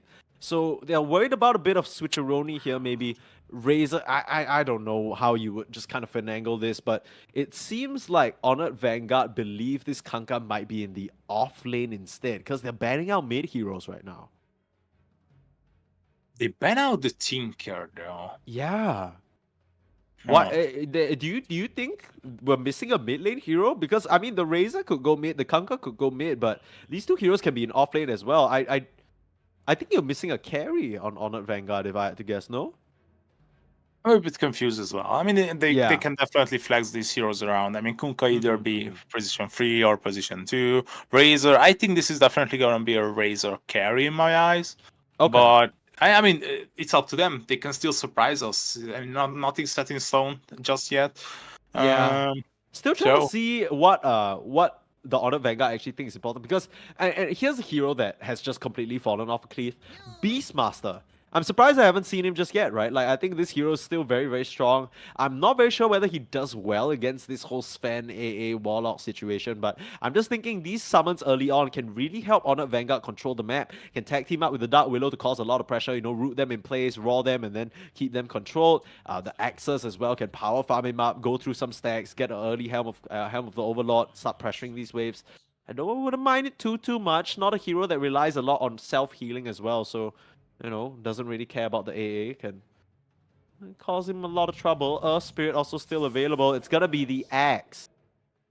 So Lil I Nick gonna take a page out of the Vesa book and grab that for himself. I have this weird feeling that I might be completely off rail, but this is a pretty decent Zeus game, and Freiburg it wouldn't No. be the first time they pick up the Okay. Zeus. Okay, what is it that makes this a good Zeus game? Oh my god! That's why Clip it people and ship hire it. me. Clip it and ship it, guys. Costa Bands, that's the real. If you needed to make a talent reel, you just clip this moment, and that's literally it. Yeah, That's this is literally gonna your be on my entire reel. CV for sure. Come on. Okay, you gotta explain it to me. What about this Zeus made you kind of see it through the cracks? I've been seeing it for the third ban phase previously, but once they ban out the Tinker, I was like, yeah, there is no way they pick up the Zeus book, because Zeus is your go-to hero if you want to counter the Tinker. There's like no reason banning out the Tinker. Maybe if Jed is one of those heroes that is tend to be suffering against the Tinker, because Tinker's laning stage is just so good. But I mean, on the enemy side, you got these big boys, Kunkka, Axe, Razor. They tend to be very tanky, and yeah, Zeus is just so good at addressing this problem. And Zeus really loves when there is so much frontline. At the backline, there's an AA. Okay, Yeah, okay. the backline is just it's- one AA, and the backline can help you too, right? All those Ice It's- Vortexes, yeah, they're just gonna absolutely. boost your damage. Absolutely. So, am I right to say that with this Zeus pick, you're favoring the side of Fry Boys? Is that where we're going with it? Oh, I'm not really sure, because I love this IO Razor combination, but this Okay. is something that we are not seeing for a reason. So I think this is gonna be Freiburg's 2-0ing. I don't know. What do you Damn. think about it? What's your choice is gonna be here? Okay, look. So we briefly discussed this before we got on to stream today, right? But I've been afflicted by a little bit of a curse, okay? And it's not something I'm happy about admitting, okay? I'm not very pleased about the situation, but it is one that exists. So it's time to come clean. Every game that I've cast for the past maybe what? No, oh damn, what's going on? Why are they calling me out in the Yeah, chat? Not I sure was what's a bit going- confused as Yeah, well. what is that? What is that? Okay, but Look, every game that I've cast in like what the past 2.5 weeks has just been 2 zeros. It's been the absolute, I don't know, like earliest finishers to the game. Cast the grand finals yesterday, ended up 3-0. Right? I'm not very Absolutely. sure whether that's gonna be the case, but if we're going along with trends, this is gonna be a quick one. With that being said though, Fry Boys, they pick up this Zeus in the last few bans in the game. They clearly were protecting that mid pick, right? They didn't really care what Honor Vanguard were gonna select. Um Honor Vanguard though, they have won with this IO and Razor before, even though it's not necessarily one that you seem to believe in at the moment. They let me just see where exactly they went right here, because there was a game. If I can just find it, if I could just find it, if I could just find it. Okay, I might be lying because I can't seem to find it at the moment. Astronaut Esports. No. Found it. Okay, so it was the Honor Vanguard versus Astronaut Esports.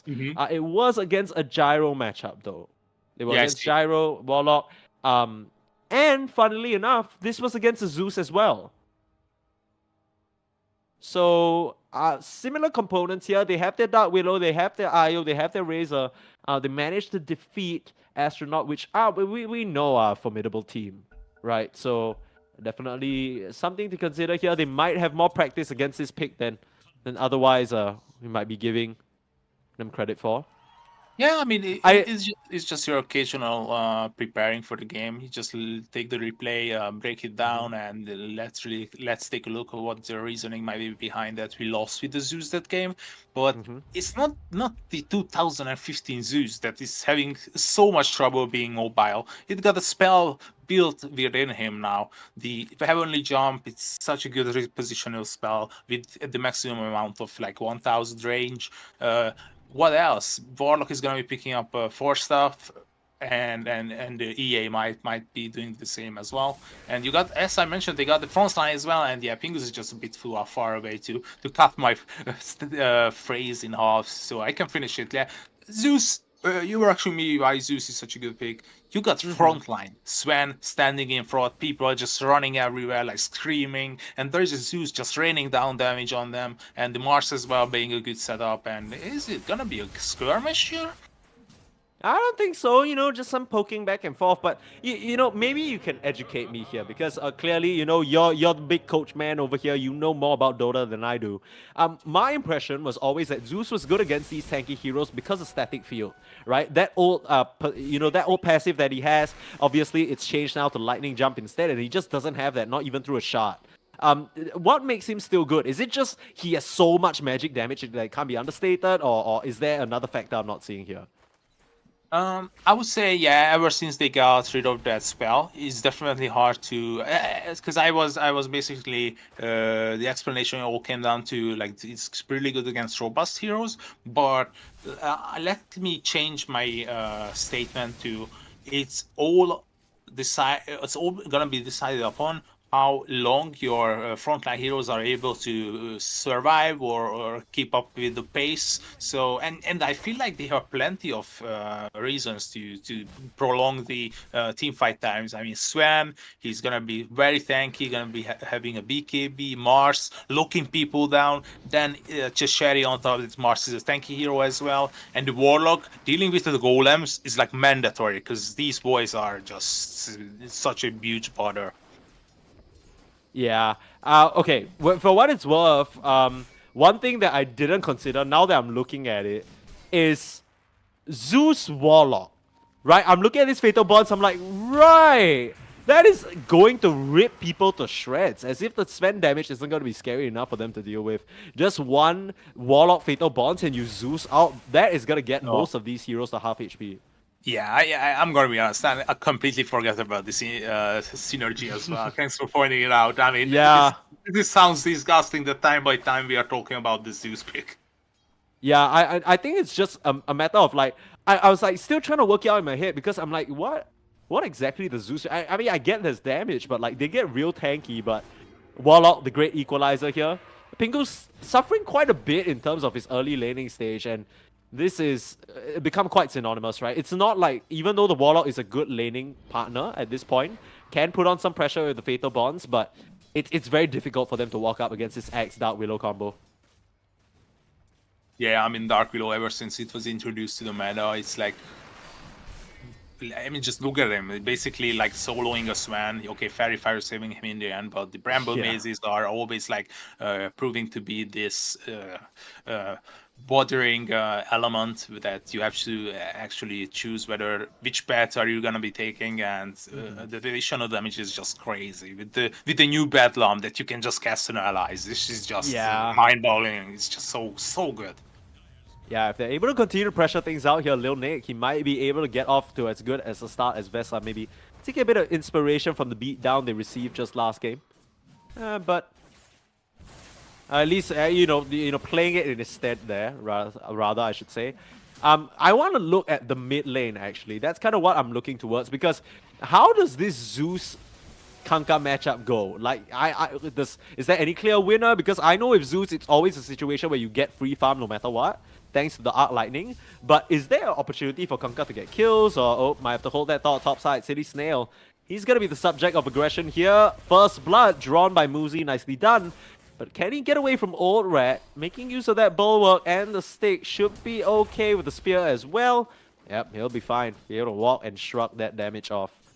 Nicely done. I can see why you worry about this Zeus, because Zeus really likes these ganking heroes. I mean, back in the day, Tusk, Earth Spirit, and anything. And if you talk about like that, 2023, Skyward Mage, Mirana, and all this stuff, but you are not having any of it. So Jed might have to be extra careful, because this Kunkka can definitely solo kill him.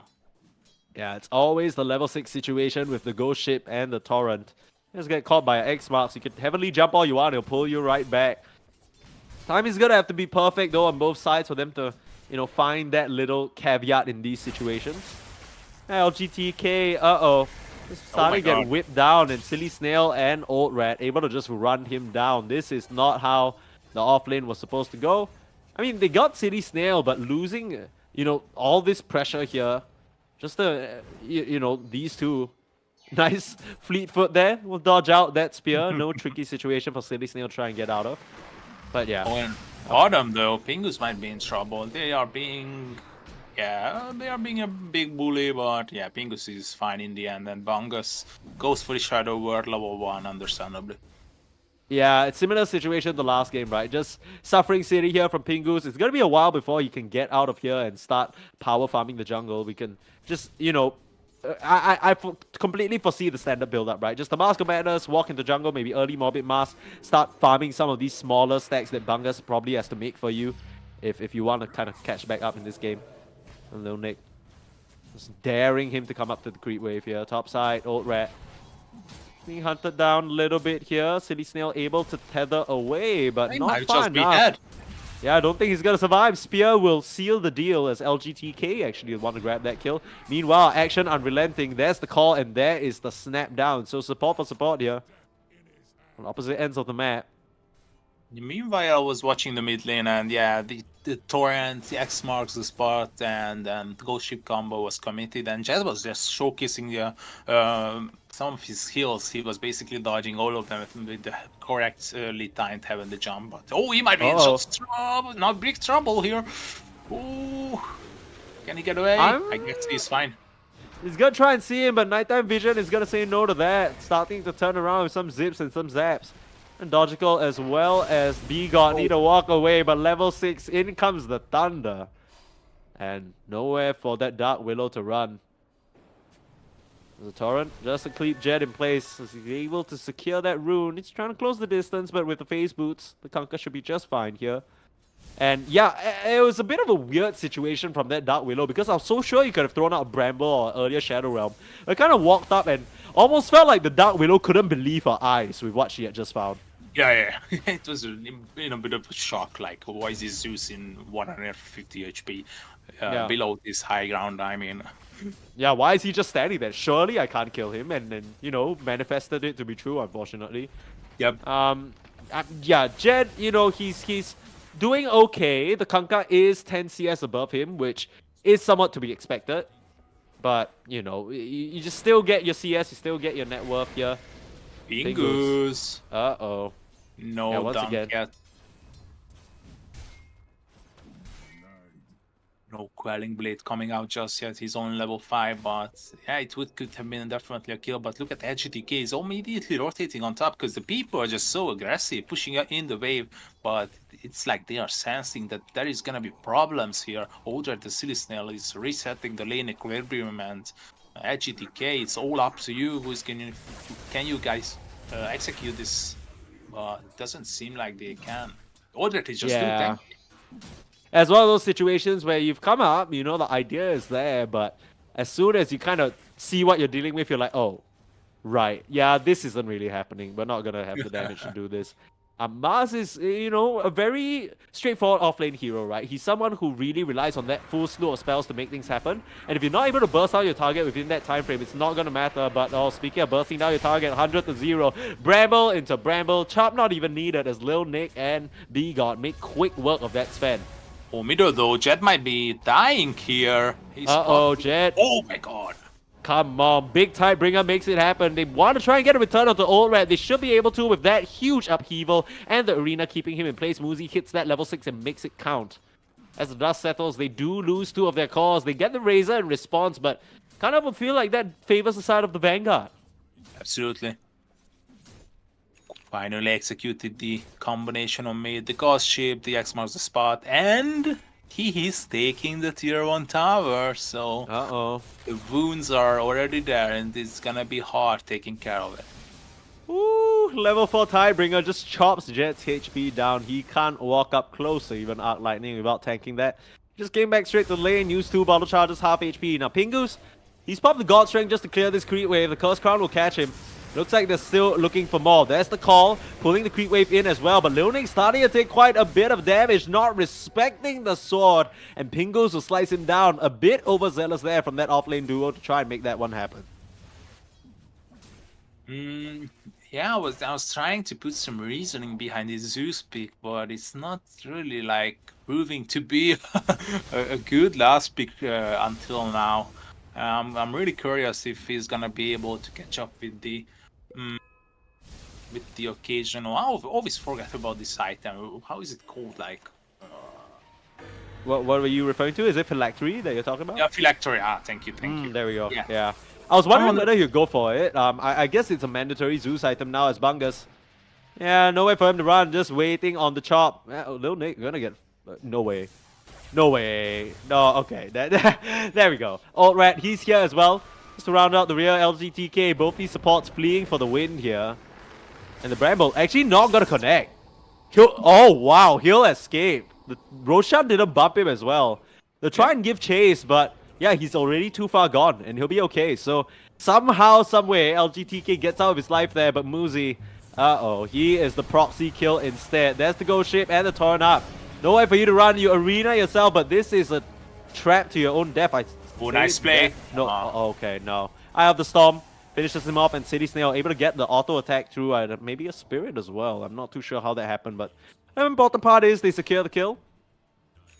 It was promising. He was almost able to get out of the trouble, but yeah, I mean, popping the arena was a thing of beauty, but then the damage was just too much, even though the arena was blocking some of the oncoming right clicks. What do we have here? Lil Nick is once again having a wonderful game on the Honored Vanguard. I mean, let's just refer back to the previous one as well. He's bothering Pingus left and right. He's having a hard time like assembling the farming pattern. And yeah, they are on to him once again. They are looking for a call, but have been stopped so far. In comes the relocate. They really want to get this Sven. He's escaping through the tree line, but surely there's no way for him to run. There comes the call.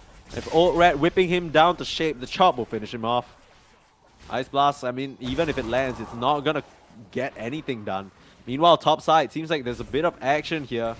Muzi gonna punish that Wisp, who was left all alone in the top side. That must have been a relocate, because he relocated bot, he only came back up himself. So, punishing Silly Snail, you gotta get those. Yeah, So, A concerning situation because net worth wise, all three of the Honored Vanguard's cores in the lead right now by quite a country mile, and it's never a good look when your Sven is at the bottom of that list. Yeah, when you're talking about the Sven, it's definitely like something you should be a bit scared of. But if you look at the Zeus, Zeus is kind of behaves like a Tinker. Tinker does not care if he's like placed sixth in the network chart because he can always like pump out the same amount of damage, and it's the same scenario with the Zeus. Just a few kills and he's gonna be up and running in the top three of the network chart once again. Yeah, but members on Fry Boys take some time to clear some stacks, clear some waves, and you know the Svenny's got himself back up to a decent territory. Popped the God Strength, you know, cleared out that entire triangle setup for him. But right now, it might be the Honored Vanguard looking to defend this tower here. Phylactery complete for Jet, so his spells are gonna pack a bit more of a punch and an icky slow. That's gonna be quite tricky to deal with. If you think about the slows that they have between the Phylactery, God's Rebuke, you know, all the spells coming out from the AA and the upheaval. Ooh, you are not going to be moving. You need BKBs soon on Old Rat. Yeah, I feel like I'm seeing a repetition of the first game. It's the Honored Vanguard like leading in the laning stage. They are on point with the rotations. They are doing these occasional ganks, and the Freiboys are just like headless chickens. What are you doing? They're just basically being AFK on top. Yeah, I'm not really sure whether maybe they're waiting for a smoke. Yeah, I have to imagine because it almost feels like they're expecting something to come here. The LGTK on the front line makes me think that they are expecting to receive a smoke gank, but as we can see, Honor Vanguard, they're just chilling. Just farming, you know, no pressure at all. Lil Nix here on this bot side, with him showing, it should be pretty obvious that there's nothing afoot. And yeah, he even has the blink coming to him now. So this is where some action might be found. Silly Snail, yeah. Uh-oh. What a play. Yeah, come on. That was cool. I haven't seen that one before, but, you know, definitely one of the possibilities. Come on, that was cool. That was cool. I wish I could team them as well. Yeah. In case y'all missed it, just like me, I didn't actually see it happen because I was looking elsewhere. A Silly Snail, nice relocate in to steal the Wisdom Rune, and it just TPs out right in front of Pingu's face. Nothing you can do there. No, it was actually X-marked. He was actually X-marked. Oh, it was X-Bars? Oh, yeah. I thought it was a relocate too. Yeah, he relocated in, but he was X-marked, so he got immediately. Oh, he was safe regardless. Okay. Cool. So the relocate was just kind of like a backup situation, right? Yeah, like, in case somehow, you know, I don't know how that would happen. There no use for now, but yeah. Well, it was a cute play. Oh, yeah. Leonic is in the neighborhood. He's wants trouble. Okay, I mean, they'll get this AA, but meanwhile, backline, Old Rat in some trouble. They don't have the damage to work through him for now, though, and they'll start turning around, zapping them down. Bungus and the AA to fall along with the Mars, and Zeus not gonna stand a chance. Triple kill for Old Rat here, as he just whips them into shape. It literally is a situation again and again. Fry Boys, they don't have the burst to take down this Razor for now. The AA didn't manage to get this Ice Blast off, and that would have changed everything. Yeah, I mean, it's a bit mind-boggling. It's like I'm watching the previous game. Fry Boys, they got a good team fight lineup. And in the early stages, it's hard to execute it because you don't have the correct items. You might not be controlling the map. I mean, this was such a weird situation fighting up there. I mean, obviously you haven't taken any tier 1 tower. It's just so tough. I mean, really more than anything, it's might have to hold that thought. Okay, in onto the poor Zeus, Brambles, and the whole kitchen sink thrown his way. They will spear back Lil Nick though, and here comes Pingus with the slices and the God Strength. Gonna make quick work of the Dark Willow. They want to find more though. They see Dodgical.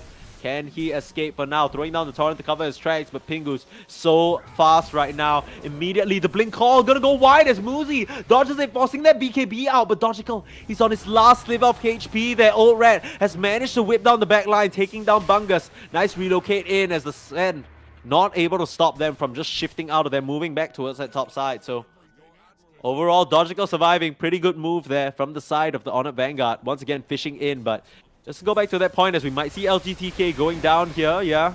Doesn't seem like you have a chance. Oh, I say that Muzi coming through with the arena, it's a big one. Might be able to take down Silly Snail. Needs one last auto attack. Silly Snail surviving for now. No way. And Orat actually going to commit the BKB just to survive against the Zeus damage. B-God will finish him off the Shadow Realm, but here comes Lil Nick. Catches Jam, going a bit too far forward, and Ice Blast off the mark.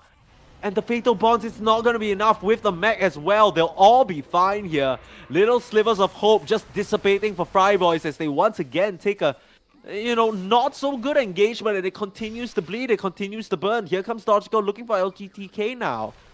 They're still on the hunt. The Torrent gonna go wide. Lil Nick not finding the right target in the tree line, and finally the aggression will cease, at least for now. Yeah, I mean, Jed, you have one job: send the backline and keep like damaging people. But it's not the first time that he is getting caught off guard by the axe. And yeah, Lil Nick is just having a wonderful game here. And yeah, if for example, if at the previous fight, oh no, they are on 2 more. They just cannot stop here. The Sneeze. Oh, and Lil Nick, the backline call, perfectly done, but it's not enough damage without the follow-up. They'll take down Muzi to start, and now Dodgical. He looks like he's in trouble, but a nice terrorize as well as the BKB. Meanwhile, backline, Orat, he's on to Jet again. Silly Snail with the delivery service, gets one, picks up a second, and they'll dip out of there. The IO's gonna survive, and the call again. They are kiting this Sven around like a dog. Have him on a leash and take him down. Nowhere for you to run, just a walk in the park for Orat and company. As they quickly dispatch the side of Fryboys. What a perfectly executed team fight, and Lil Nick with the call. He's showing Vesa how it's done.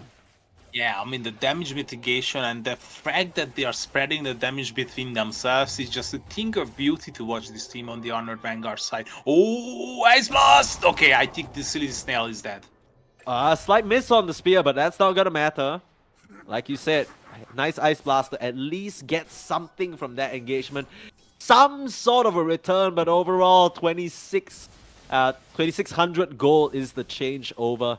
8-20 now. Honored Vanguard firmly in control. A very similar story to last game where the team fight definitely is in Fryboy's favor, but this time it feels a bit different because Honored Vanguard, they have a lot of tools to work with, right? They're using these IO relocates as soon as Jet shows his face in the fight.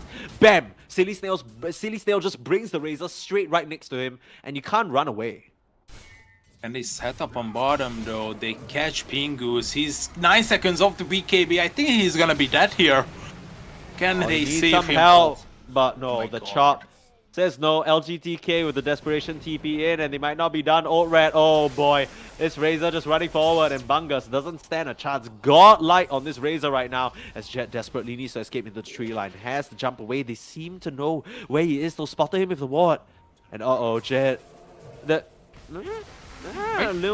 little Nicholas not gonna land that call, but it's not gonna matter as B-God finds him with the brambles anyway. It doesn't end up mattering. They get the kill, and once again, Fryboys just hemorrhaging non-stop. These kills 8-23 right now. Yeah, as you mentioned, Sneeze, like they don't have the similar toolkit as the last game. They have a Swan instead of Void. I mean, Swan might be capable of like one-shotting people, but if I look at his net worth, I mean, it's like such a feels bad man situation for me. Oh yeah, it feels so bad, man. Like Pingus, he would like to be astronomically ahead, but he's only at 9k, which honestly, at this point in the game for Sven, is just kind of a disgrace. It's not his fault, right? That's the thing. It's not like Pingus is playing bad. It's just so much pressure that couldn't really be answered from Fryboys. You think about this Zeus, he's not really a hero you think about rotating, especially if how crushed he got in the lane by Dodgical. Here comes another boat, another kill. Bungus just not really having a good game. Similar situation to the last game where this Warlock is just free food for the side of Honored Vanguard and their gang squad. Speaking of free food, here comes Old Rat straight onto the Sven. Starting to sap the damage, and the TP's coming out in space. They want to save their carry. They can't afford to let him die. And Muzi with the spear. There's a arena available, but a call again. This axe has just been all over them. A second kill. And the Ice Blast shouldn't be able to finish him off, but with the Thunder God's Wrath, it'll at least get Lil Nick as a return. They thankfully saved their Sven in that situation, so they get what they came for, but it comes at a price. The Fry boys. I'm having like a bad feeling about this. There is no coming back into this game. That's how I feel like. I mean, Zeus is just so far behind. I mean, basically, a position for Dark Willow is equalizing even your own position for, which is the Yikes. ancient apparition, is like having the same farm as you do as Zeus. And if you are getting, if once you get behind with the Zeus, it's gonna be a tough time. Maybe I do something crazy, pick up a Midas and hope for the best, but I'm not too sure how you are gonna be getting out of this situation. Yes, Kosa, you heard it here first. It's the 25-minute Zeus Midas timing that's gonna win them the game. I mean, Fry why boys, not? why not, right? At this point, B God is just eclipsing you. He's just about to reach your net worth, but really, it's just been a masterclass. This time round, Honored Vanguard a lot more disciplined, a lot more sharp with how they're choosing to take these engagements, and they've equipped themselves with a lot more winning of a draft, right? Fry Boys, they no longer have that press one button win the team fight scenario. For what it's worth, we haven't seen the Fatal Bonds and the Zeus damage come in just yet, because they just haven't allowed them to take this fight. Now Muzi with the spear back, controlling dodge looking door, good. Ice Blast coming through as well, but he has the BKB, he'll be able to get out and TP away. The Golem on top of his head, he has the full slew, the water power is open for business, and Dodgical's just gonna walk out of there. That was God Strength, Ice Blast, Rock use, as well as Thunder Gods. And they don't find a thing, they'll find B God. Which, sure, that's quite a nice injection of gold for your Zeus. Puts him head and shoulders above the Dark Willow, finally. And at least gets him towards his Kaya, but that is a huge commitment. I guess you'll take it, right? You don't really have a choice. Yeah, I mean, it's a bit hard, but you gotta swallow it. I mean, it's a kill in the end, but you sacrifice like what 3 ultimates for it. And yeah, the Honored Vanguard is definitely gonna be punishing it with us eventually, going with a smoke in or just walking in, which just does not care. Actually, the case definitely that here. Yeah, LGTK, it's just a situation for these supports where, realistically speaking, they don't stand a chance, right? Fry Boys, they pick two backline, relatively defenseless supports that can't really, can't really protect themselves when a Razor just rocks up to you and says hello. Yeah, this Razor really seems like unstoppable here. 16k net worth at the 20-50 minute mark. I mean, I know that they don't have a necessarily good push lineup, but they should be eyeballing with the idea that it's going to be rough time pretty soon. Is that a relock? Oh no, never mind. No, my eyes deceive. My eyes deceive me. I thought it's going to be a relock. Yeah, I got a little worried there. I thought they were going in the deal the death blow there, but no. Yeah, I mean, the one thing is that, as we'll see, unfortunately, LGTK probably go down again. The chop, just to make things happen. Muzi answers with an arena, though. They'll get a return kill likely. The Terrorize only going to keep him alive for now. I say that he's still fine. Thunder Gods finally comes in, cleans up that Dark Willow, start things out. But Ultrad, he is starting to whip them down. The X-Mark Pingus, where you going, buddy? Forcing him to pop the BKB in base just to survive. But Bungus is not going to be quite as lucky, and Muzi might be next on the chopping block as well. Sliced up like sashimi by this axe, and 3 members down for the side of Fry Boys. And that is a defensive BKB, 8 seconds used. That is not a good look. They're trying to get a return on the Silly Snail, but he's able to tell away to a creep wave, and the chase is out. But, oh, well, nighttime vision. No way to get that stun, and no more God Strength means that engagement is over for the side of Fry Boys. And they want more. Pingus, he might be having some trouble getting back home as Aldrat is just too fast around the map. Okay, they are saving Lilnik in the end, but he's just too tanky as well. He got the treble, boots of treble, as you mentioned the previous game. His job is the initiation, and he's just unstoppable this game. Yeah, he's taking a bit of inspiration, right? Vesa taught him a couple of tricks. He just, Lil Nick watched his axe for most of last game, and he's like, I could do that, but better. And he most definitely has. 7, 2, and 12. Such high impact on this offlaner, setting up the kills and, not even feeling the entire pressure of having to set up himself, right? Like you said, one of the key, not really mistakes, but issues that Vesa was facing was that he was always going in first, and if his call didn't land, suddenly it was so much more difficult for the Honored Vanguard. This time around, they have Dodgical to set up as well as B-God. It's a lot easier for them to open the fight on these targets, and it's allowed Lil Nick to get these follow-up 2-man backline calls that have just crushed Fry Boys where they stand. Yeah, I mean, referring back to our previous statement, where I mean, you are lacking like one of those huge team fight cores, like the Faceless Void, or maybe I don't know what other similarities I can mention. For example, like a Spectre, but you have a Mm-hmm. Sven. It's not the end of the world. You can still execute the spells perfectly, Yeah. but you just cannot allow to hit like a few people with it. You gotta hit like at least 4 or 5. Like chaotic offering, you cannot like put it on 2 people anymore using the fatal bond on 2 people, and the faceless void can just blow up the other 3 heroes. In this game, our relocation coming on our bottom, Pingus, it might be your end game scenario. Yeah, Oh god. BKB TP chopped down in the face of it all. Not enough HP in the world to survive Old Red's onslaught there. They are continuing to disallow Fry Boys any entry on any angle of the map. And you talked about the Sven not necessarily being a big team fight call, but there is a bit of a similarity, right? The thing is, you were doing so well against the Honored Vanguard's lineup last game, where they had so many melee calls that all wanted to dogpile on the same target. That'll be an easy stun and just cleave through. But with the way Honored Vanguard are playing these fights, they're coming from different angles. They're appearing behind you with the Wisp and the Razor. They're coming forward with the the Kanka initially and Begot, and suddenly the Axe is in the middle. There's so many layers to the fight that it's so hard for the Sven to pick a target that he feels good about going on.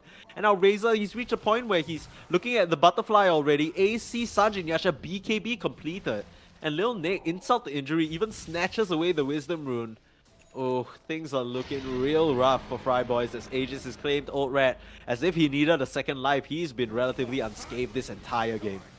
The confidence coming out from Leon Lake, as there is a DD in the river as well. Oh my god, it's gonna be so tough for the Fry Boys to hold on to this. And I really love how you explain that, how the Honored Vanguard are approaching these certain fights. Like they are layering up this like a tasty cake, and it's not like it's not like the Kunkka or the Axe is initiating and the people like in the backline are waiting for their occasional jumps. No, is the Axe coming from the right? There is a Kunkka appearing from the left, and you just look behind to run, and there is an IO relocating with a Razor.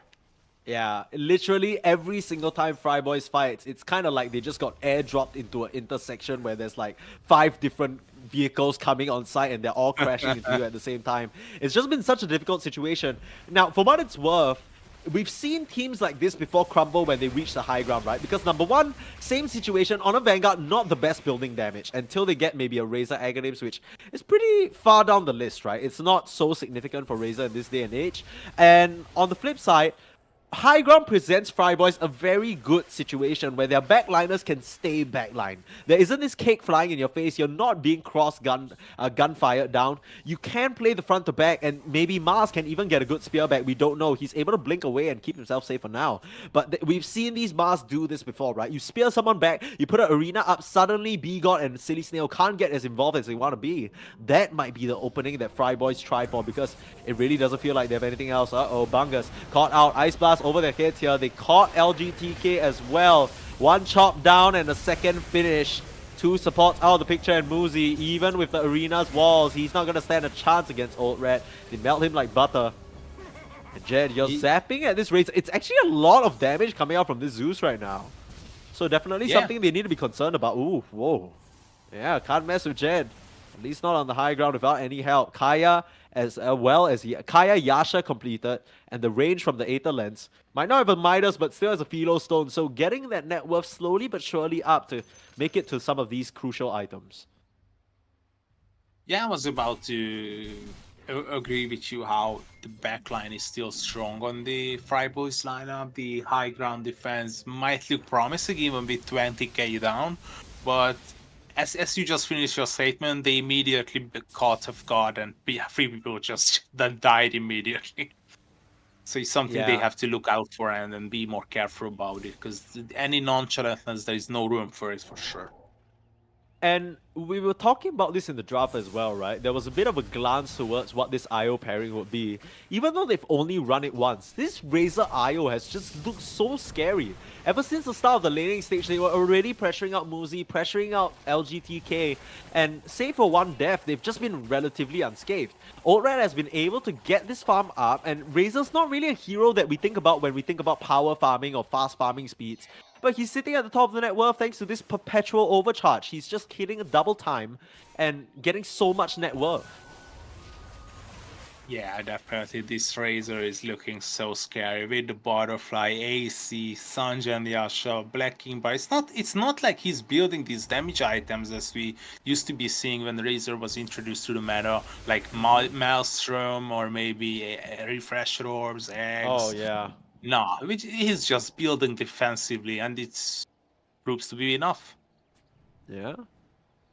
I mean, one thing worth noting as well, this Razor pick, very, very scary because of the amount of single target. Bunga's gonna get caught out on the same side again.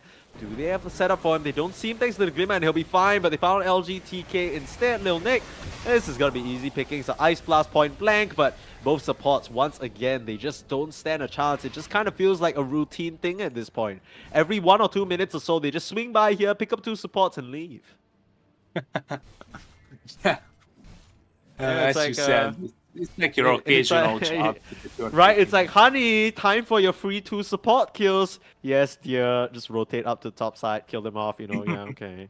Just gotta put them in their place, and they most definitely have been grounded. These two have not had the impact that we're looking for. We talk about this huge team fight that Bungus was able to enable for his team. Just hasn't been the case. The frontliners are not frontlining, right? Pingus, as well as Muzi, they're a bit too weak at the moment to stand up against the sheer amount of damage that's being output by the side of the Honored Vanguard. And Hey, if just I running ping out. this- Oh, yeah, they caught a glimpse. Oh. Yeah, they will escape. They don't see him for now. They're desperately trying to chase him down, but they don't have the Oh. vision. Yeah, The it's Shadowblade, Celestia. right? Yeah, the Celestia had the gem though, but Oh, not in Celestia was range. gem. Unfortunate. Oh.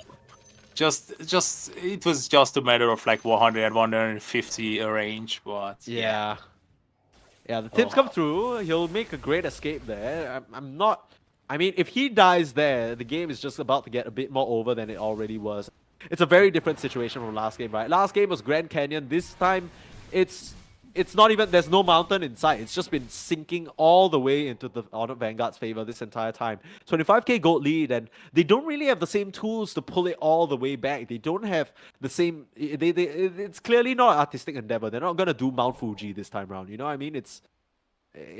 I don't know whether it's coming back up. It doesn't feel like it. Pingus?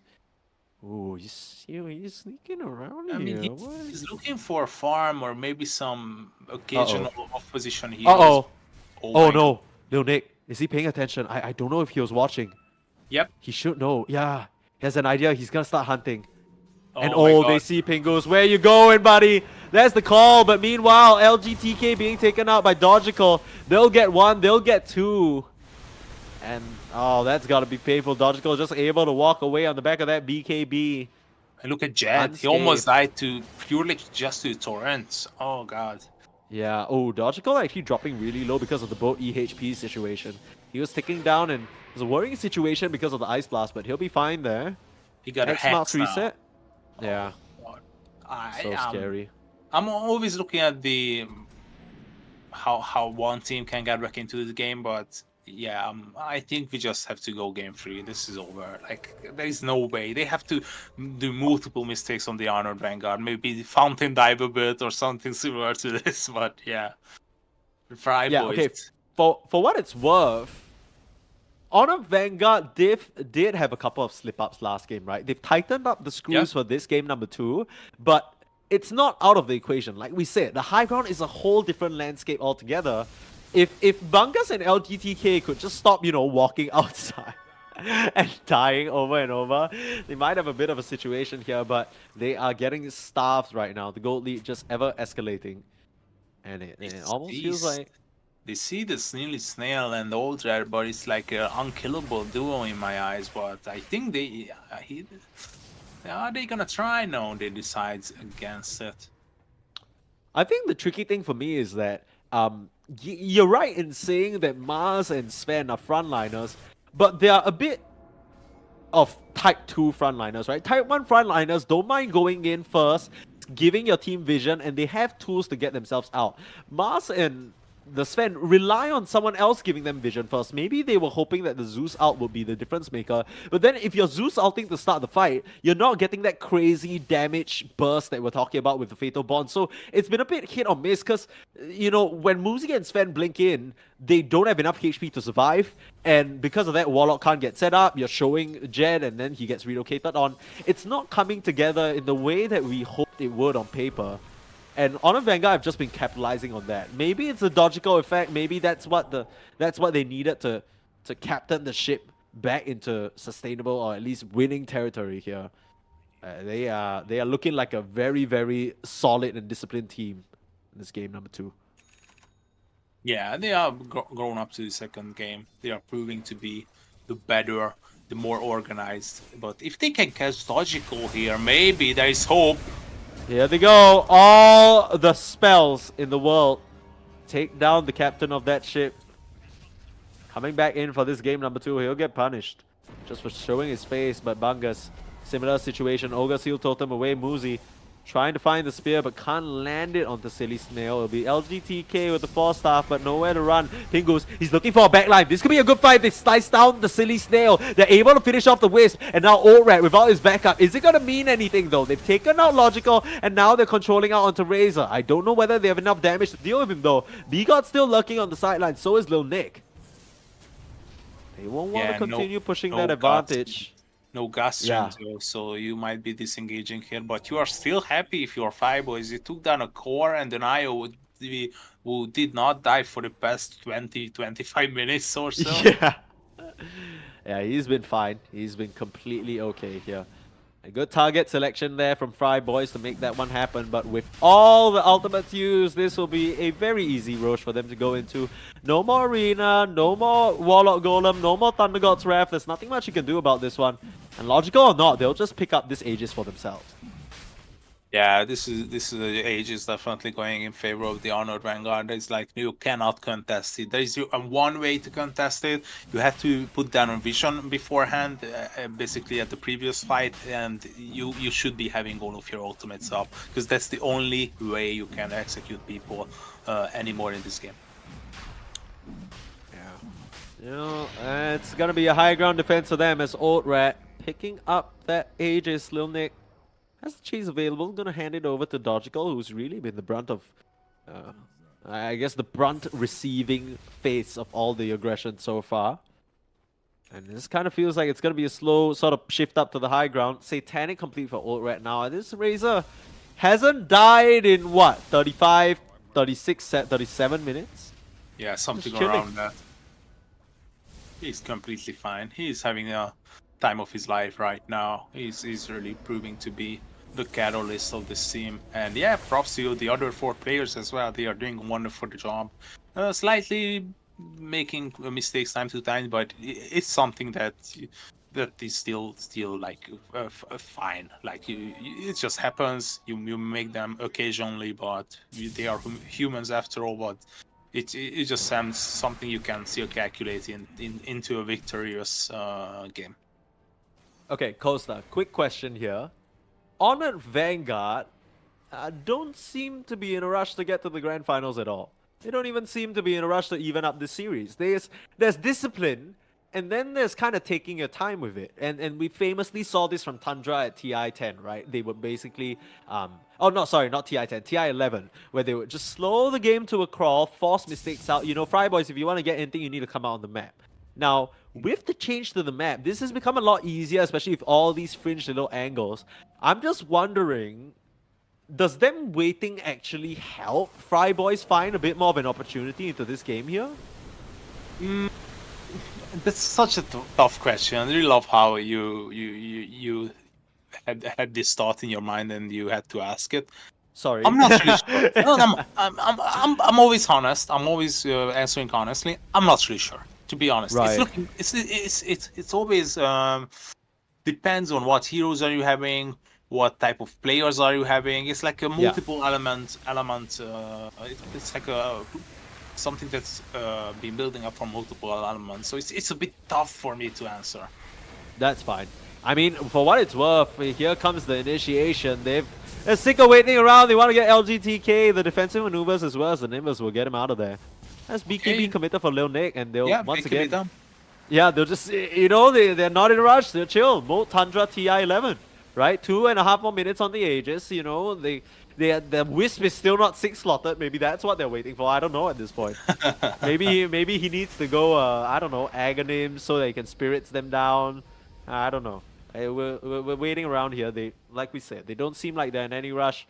And for what it's worth, they don't want to lose this chance, right? They've been here before where they're pushing high ground and it's not worked out. They're trying to play it as clean cut and as respectful towards their opponent as possible, taking every little angle that they can. They can take the Tormentor, but everyone already a shot, so it's not even gonna matter. Yeah, I mean, it's more like something along the lines that you just mentioned. Just make it clean, make it 100% sure that we are gonna be winning this game. There is no room for any mistakes, because once you make a mistake, like the last time, the Kunkka being caught off guard and they kept snowballing, they got another kill as well and only lost one in the end. So there is potential for Fryboys, but as time passes, they are not controlling the map. They are reduced to their bases, except the Swan, who is pretty mobile with the Silver Edge. But other than that, no one else is farming. So the Honored Vanguard, I think they are pretty disciplined and doing the right job here. Yeah, for what it's worth, it is giving the side of Fryboys time to farm up these next items and farm up their buybacks. Right now, 4 of the 5 heroes having buyback available. The only one who doesn't is Muzi.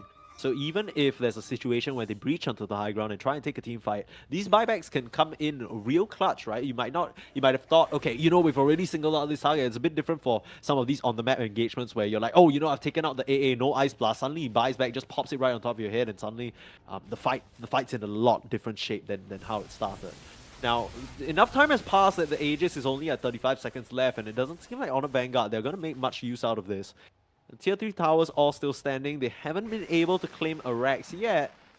And would you know it, we still have a game. I mean, like we said, like I mentioned, I've been going through a bit of a something, right? It's a bit of a curse, I think this game, it's going the distance in terms of time. It's taking a lot longer than what we expected. But if the curse is to be believed and superstitions are adhered to, Fryboys have a chance to still close this out, right? I mean, 2-0 is still available. It just is gonna take maybe all the mistakes in the world from Honored Vanguard, it feels like. Yeah, I mean, the other time we were casting another game, and I just basically said, okay, they are 20k down, they need 6 perfect fights executed, and I was counting, and they finished like 5 fights but couldn't like get the 6th one, and this is basically a solo kill on LGDK, and they might be able to catch Jed as well. Moose is in trouble. Oh, this is falling apart. They're starting to buy back here. This is the last Hail Mary fight they want to make use of, but Old Red is just zapping them down. Pingus able to TP out with the BKB. He should be fine, but it expires and the X-Marks comes through. They don't see him for now, though, as they continue to zap down Bungus.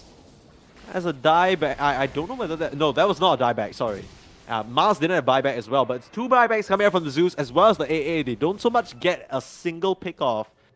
Once again, messy Fryboys feeling a bit of pressure to come out of their base. Instead, gonna bump that gold lead all the way up to 36k. It's such a weird interaction. You put the X marks the spot and Pingus. Obviously, it's not doing anything, but the BKB just expires and the X marks the spot is still on to you because of the new BKB changes. It's just so weird. But I mean, most of the people are just used to it now. Yeah, and it was a bit of a tricky situation because they were setting up for Pingus to come back, but I think in that moment, Logical wasn't actually holding the gem. It must have been on Silly Snail or B-God or somebody else who was dewarding or something, because they just didn't have vision, right? Pingus able to escape, but this tower, very, very stationary, not able to escape from the Razor and the Eye of the Storm. They'll just immediately zap that down. That disappeared so quickly. Did you see that, Costa? What the heck? Yeah, I mean, the semi damage is still there, as you just mentioned to me. But they got us double Siege Wagon pushing on bottom and mid. I think you have to do something on bottom with this lane pushing in. Because, I mean, you are almost 40k up. You cannot, like, prolong this game until you got, like, a 100k advantage, you gotta be starting to close this game out pretty soon. But yeah, because more and more, the more and more time you are giving this Swan, the bigger he's gonna be getting. And if I have to favor either the Razor or the Swan, I think I would go for the Swan instead. Yeah, I mean, the thing is, there always is this great equalizer of the team fight. I say that Lil Nick, huge call onto 2 again. Muzi there, the spear to cover his tracks though. LGTK dieback, but the slices Pingus. He's starting to work and he cuts down Lil Nick, cuts down Silly Snail as well, but he doesn't stand a chance against the Razor. Just the zaps down. Old Red will get revenge. Friends here, and the setup B-God. There's the Terrorize straight onto Bungus as well. You don't see him for now thanks to the Glimmer Cape. They will very shortly. He slides away, luckily survives for now, but Logical, has he gone a little bit too far? BKB available, no, sorry, BKB no longer available, but the ghost ship's gonna find him, second one coming, but the setup is there, and poor Muzi not gonna be able to get out. The Sven does buy back, but without a God Strength, what are you gonna do? Popping that rock down, but they're all full HP. Pingus, he has to hide under the cover of his Silver's Edge, but there's no way for him to go pull back into the clutches of the team, and the zaps, they're starting to come through. Uh-oh, Old Rat. This guy is not gonna be threatened in the slightest. He's starting to get zapped out, but Jet, not so much as tickling this guy. And oh no, this has got to be it. Well, it looks like we're going to Game 3, Costa, because I don't see a world where they deal with Old Rat here. They're going to start mopping Jet up. There's the finish on the Zeus. And without your Sven for 110, I think this is just about over. Yeah, I think this is it as well. As on the Honored Vanguard is gonna be wrapping this game up. Of course, Fry Boys are still delaying the game a bit just so they can think things through for the future draft for the game number 3. And yeah, they have to just calm themselves down. It's gonna be all coming down into a BO1 in the end. But they have to prove that they are here for a reason and they can still compete under such pressure. Yeah, I mean, game number 1 definitely looked a lot more open. It was just Vesa, right? Vesa coming in, standing in for Dogical while he was away a little bit. There were some key mistakes from that X, but Lil Nick taking matters into his own hands, plays that pivotal role, and sets the team up for success, allows Vol to just go absolute juicer mode, and he just reduces them to dirt. The calls have been so on point, and it's just so difficult for anyone on the side of Fry Boys to match up. They will just get some ceremonious last kills here as probably Fry Boys discussing what went wrong there, what kind of adjustments they can make, and what things to look out for. I mean, they gave B-God his Willow. And then Dogical with the Kunkka as well has been superb. I'll mop out everyone. It seems like Fry Boys, they just refuse to call GG, but yeah, probably just talking about how the game went. At this point, it's basically over. There's not much to talk about. We're just waiting for the throne to fall. Yeah, I mean, some fun to farming is always good for your ego. And so on the Honored Vanguard, I mean, Jed is still blowing up B-God. It might feel good to finally kill this pesky Dark Below, but yeah. Fry Boys, they have to think this through, take as much time as you can, so that's why they are still in this game. And you just don't have to like talk about the previous game as it is too much. Just note a few things out and just think about the next draft that is coming up pretty soon. Okay, so before we, of course, this game is going to be over in a bit, and it's been over for a hot minute as finally the throne will fall. But before we go, I do want to ask Costa, because when we came into this game, I'll be honest, I thought the Fry Boys lineup was pretty solid. I thought it wasn't too bad, right? Like, the draft was there, it's clear what the game plan is. I know what each hero and each player wants to do. Where do you think they went wrong this game? Why do you think they weren't able to set up and get what they want? Yeah, I think I might have overestimated the power of the Zeus, because he was definitely struggling against the Kunkka, but that's not the only problem they were having. This IO Razor proved to be a really good combination. I think I have this feeling that we are gonna be seeing more of this on the upcoming tournaments and maybe on TI as well. And yeah, Axe with the addition of Dark Kilo is just so good. Its hero is absolutely broken once you pair it up with a melee core. So in the end, understandably, the Arnold Vanguard came out better on the laning stage. Not significantly better, but slightly bit better. And yeah, Freiburg's maybe a bit of a miscommunication, and not having those ganking heroes, just those stationary ones like the Warlock and the AA. Yeah, I feel like there are multiple elements that went wrong on the Radiant side.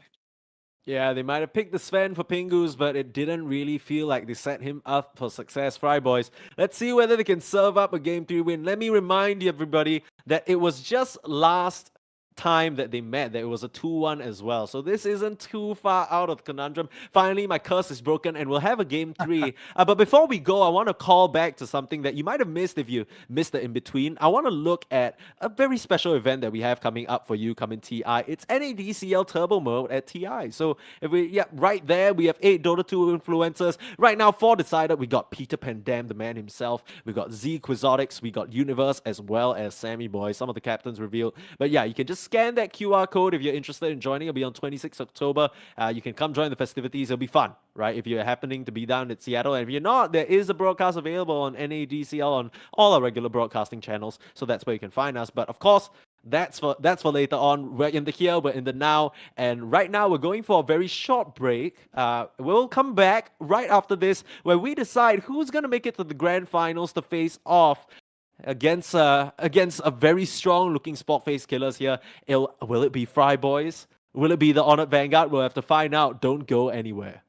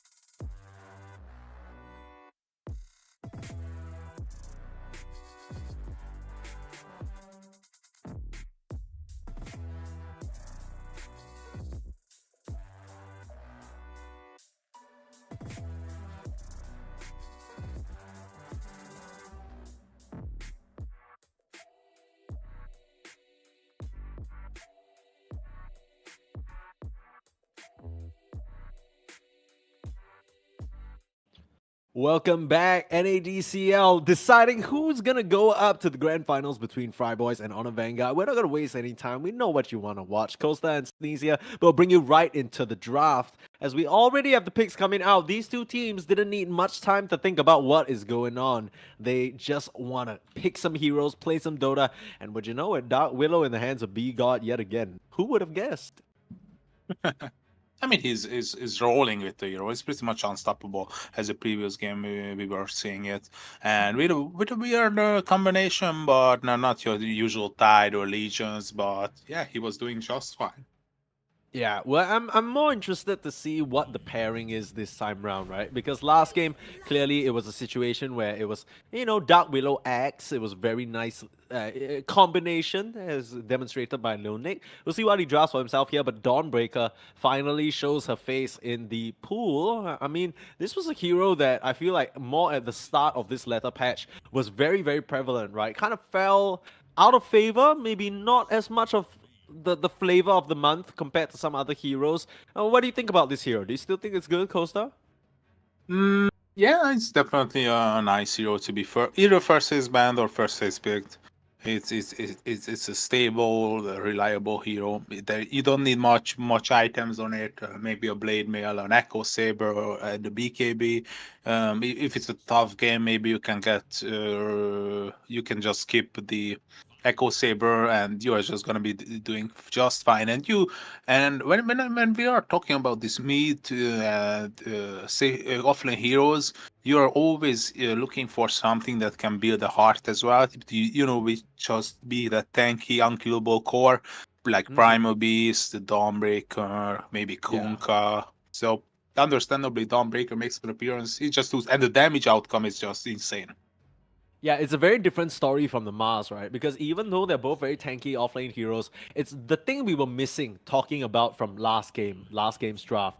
The Mars and the Sven, they both want to have a clear sight on their target before they initiate. They're not quite like these Omni Knights, these Dawnbreakers that don't mind just copying a bunch of damage just to give their team information. And that's exactly what Muzi will find himself back on. I'm assuming that this will be a position 3 because we've seen some other, support Dawnbreakers, maybe mid Dawnbreakers, but I've really, similarly to the Omni Knight, I really like it on the position 3 a lot more.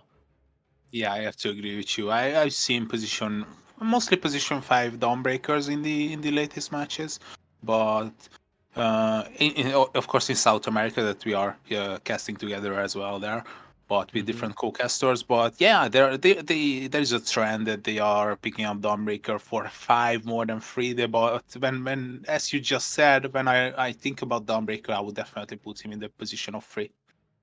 Yeah, it's speaking of our other co-casters, it's a shame that Crasheroni isn't here because all I hear all day, he's like, oh my gosh, I'm so glad Dawnbreaker's picked. I love Dawnbreaker. He's a big Dawnbreaker fan. Once again, the Pugna comes out. Fryboys gonna take a piece of the puzzle from their success in game number 1 and bring it back here.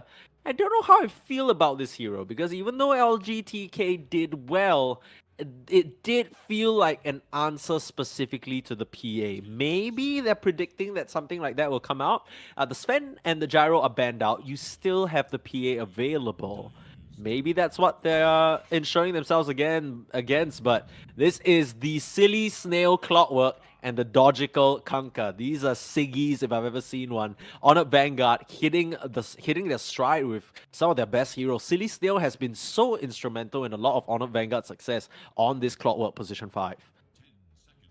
Yeah, I mean, I really love to see Clockwork, not gonna lie. I think this hero just disappeared, and I have no reasoning behind it. What might be the problem with what might the problem with this hero might be, because it's just so good. It can rotate on the 6-minute rune. It gives vision with the rocket. For it just does everything. The last time I was like training the national team of Dota of this country them I'm living in, and I just told the guys, okay, guys, Clockwork is like a mandatory ban. And they were like looking at me like, are you normal? Are you out of your mind? Yeah. Clockwork is just so bad, and I'm like, it's finally making an appearance. And I really hope that he's gonna be one of those black sheep heroes at the TI that you can just a niche hero you can just go for, and maybe his first phase or second phase as well.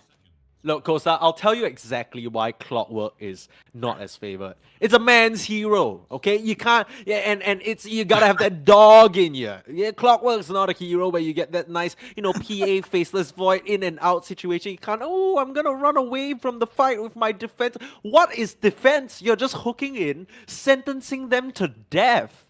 And you survive, you get out by killing them and winning the fight. That's why everyone's so scared to pick it, because it's such high committal. But Silly Snail, he's been all over them. And a bit of role reversal now in this game number 3. Fry Boys, they're the ones to pick up the PA, likely going to be played by, I believe it's Pingus.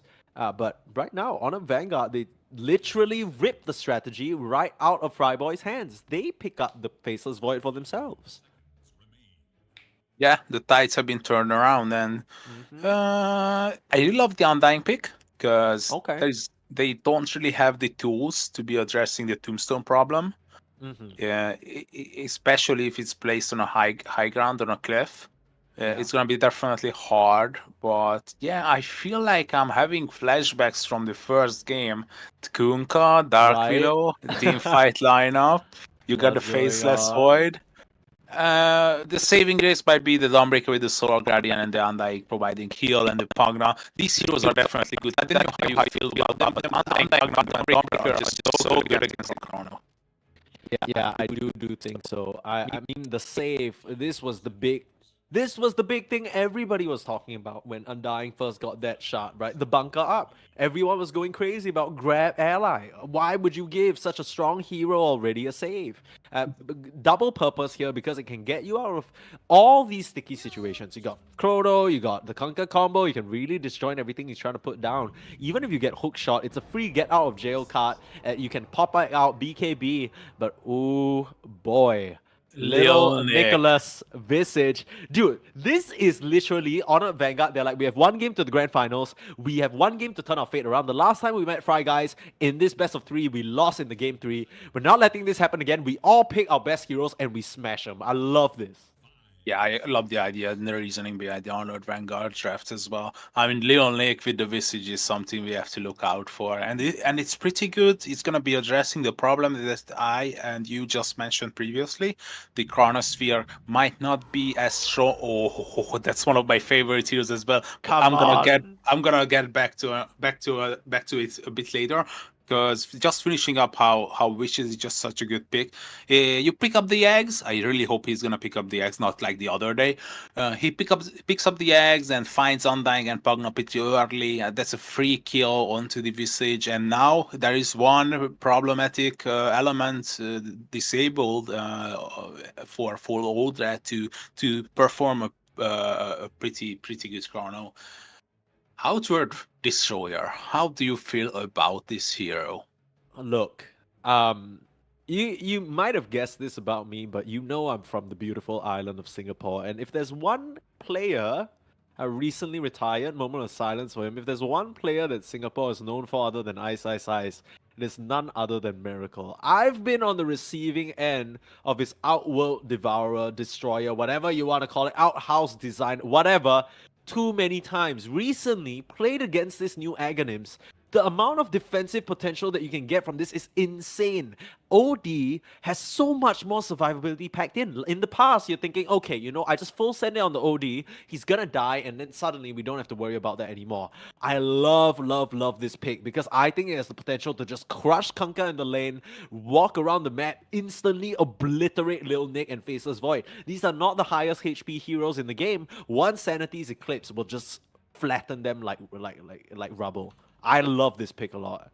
Yeah, I mean, to me, I basically sacrificed like 8 years of my life for esports. I've been following. I love Asia, especially China, but Okay. I've been a big follower of the SE region as well. Yeah, I remember Miracle, the Of clips, course. the compilations on YouTube, and one other guy. I think in your dream, I might be wrong. In your dream, was playing this hero as well Yes, occasionally. yes. Not as much as Miracle, but yeah. And when it comes to OD, which hero would come into my mind other than Miracle? I mean, Miracle had a rampage there, if you can Yeah. remember. That was quite cool. But I think it was. KYXY? No, I'm Maybe. definitely No, spitting. you know, it feels like the thing with OD is that this is not a hero we ever, if not ever, see. It's one of those heroes that has to be deeply entrenched into your mid laners pool for him to bring out. It's not a hero that anyone can just pick up and play. There's a very specific, style and angle that you got to go for. Now, the one that I'm used to seeing is a bit unorthodox because I think there was a period of time where this OD was playing for those two charges from the Aghanims, right? That was the big thing. You Yeah. just be very oppressive, taking out two heroes in the game through just your Astro imprisonments alone. But now that's changed, right? The Aghanim Scepter Essence Flux now gives you essential Aeon Disc with full shield. You consume all your mana, you create a damage barrier equal to 75%. And OD, one thing he doesn't have a problem with is having mana. This guy just gets a shield for almost 2 to 3 times his own HP. And suddenly you need to work through his health twice or thrice more. That's so scary if Old Rat is looking for a chrono onto him because, yeah, it's not going to be so easy to take him down. They'll easily take down this ward though. Good try on the deny from LGTK, but too many numbers and looks like it'll be a 2-for-2 rune trade to start us off. Yeah, we have been praising this OD pick for a while now, but I gotta ask you the tough question. How Yeah. would you rate OD in this meta from 1 to 10? 10 Ooh. being the best and 1 being the worst hero in this I would. meta? Okay, lame answer, but I'm gonna say 5 because the thing Oh. with this hero, I think it's not bad. It has its openings. It still can be full send, but it is one of those old school heroes that needs a lot of space on the map. It can't really afford to play a supportive role. So if you're able to just dogpile it in the mid lane and give it no space to recover, and play up tempo, maybe pick a TA or something like that, just run at him, get these early objectives, things get a lot trickier. Now, on a Vanguard, they don't really have that, right? They have the Visage that could pop off, but, Kanka... Now, maybe I'm gonna get proven wrong. Dogical has shown up on this hero, so maybe he's gonna do it for the squad here. But for me, Honor Vanguard feel a bit more late game oriented at the moment. As LGTK gonna be the target of aggression. Old Rat able to get that first blood. He's turning around to be God here, but still, injection of gold going the Faceless Void's way is never a good sign. Oh my god, on bottom. Look at Pingus. The amount of damage this guy is taking. No. He's almost dead. He's definitely dead. Lil Nick once again showcasing why his visage is definitely one of the scariest in North America. Yeah, for sure. I mean, once you have Silly Snail sacrificing his life like this going in, I talked about it. Clockwork, you gotta full send it. He absolutely does it. Who cares about death if I can get this kill for my position 3? Absolutely. That's exactly what he does. So You gotta consider as well. Sorry to cut you off, but this undying PA lane, on paper, is supposed to be pretty monstrous, huh? Like I kind of expect them to win like 80 to 90% of lane matchups, but Silly Snail as well as Lil Nick might just be their kryptonite here, able to just play interference and burst someone down before they're able to set up a fight. I absolutely agree. The Visage can be good if he can keep the distance up. If he can keep a distance between the enemy heroes and the Visage itself, then he's basically having a free lane. And it might be hard to do so because of the Phantom Strike, but having the cogs is just so good. Locking people in, and you can keep up the distance that I was talking about. But as soon as I just was praising him, he's almost dying. Yeah, he has to use that stick and get out of there. Now return damage coming the way of Lil Nick though. And yeah, we were talking about this pick. Let's have a glance at the mid lane, the OD. A little bit of 5 CS just ahead of Muzi ahead of Dogical right now. Not really much that this Kanka can do, right? There is good harass coming back his way because of the Tidebringer, but it's just so much lane control and early dominance and pressure you can put out from this OD. Yeah, definitely. OD is one of your automatic lane winner. I don't really feel like there is any counters. Maybe these long-range heroes like Sniper used to be a good counter to OD, and Lina as well. But other than that, there is nothing that can grow up to the Mibungus dies meanwhile. So yeah, they are keeping the distances. Look at them being both low HP. They are spreading the HP perfectly between them. The damage that is coming out from this Radiant lane. Yeah, I mean, one thing that we haven't mentioned just yet that I completely missed is that Muzi, playing the Mars last game, has now switched over. Now in the mid lane, it's Jed playing Dawnbreaker off lane now. So maybe a bit of a discussion. Maybe that's what they were waiting for at the end of the game. Talking about, okay, you know, let's go with this different strat instead. Maybe these players are a bit more comfortable on these roles specifically. And yeah, Muzi didn't really have the best game on the Mars last game, right? Didn't have the same amount of impact as Lil Nick did. Not necessarily his fault. It was hard, but there was some crucial spear misses. The teamfight setup wasn't there. It was just not a comfortable. It didn't look comfortable. So maybe on this OD, maybe it's something he defaults to when his back is against the wall. And it's doing very well against Dogical so far. Bongus is being caught once again in the cogs, but they are turning it around. Oh, the damage is still overwhelming from Lil Nick, but the Silly Snail and Bongus just gonna be walking it off. Yeah, Silly Snail, he has to play so careful because he's trying to create this space and get the Soul Assumption charges up for Lil Nick to do as much damage as possible, but it's coming at the cost of his own HP, right? He has to really toe that fine line. The last thing you want is to give this PA some kills that she has no business getting. I'm keeping an eye out on this mid lane, but yeah, Muzi taking over mid lane from as an off-lane player, he's definitely proving to be capable of operating in multiple lanes. I mean, when I was looking on doing some research on this player, his literal name is 12345, like 1/2/3, which you know I'm just gonna assume means that he's open to every role. So very highly flexible player. So far, it's working out in his favor as he's able to put on a bit of a show in the mid lane. 30 and 10 already. A D-God hammer to the back of the head. Dark Willow not gonna be able to survive that situation. Just chased down by LGTK and Jed.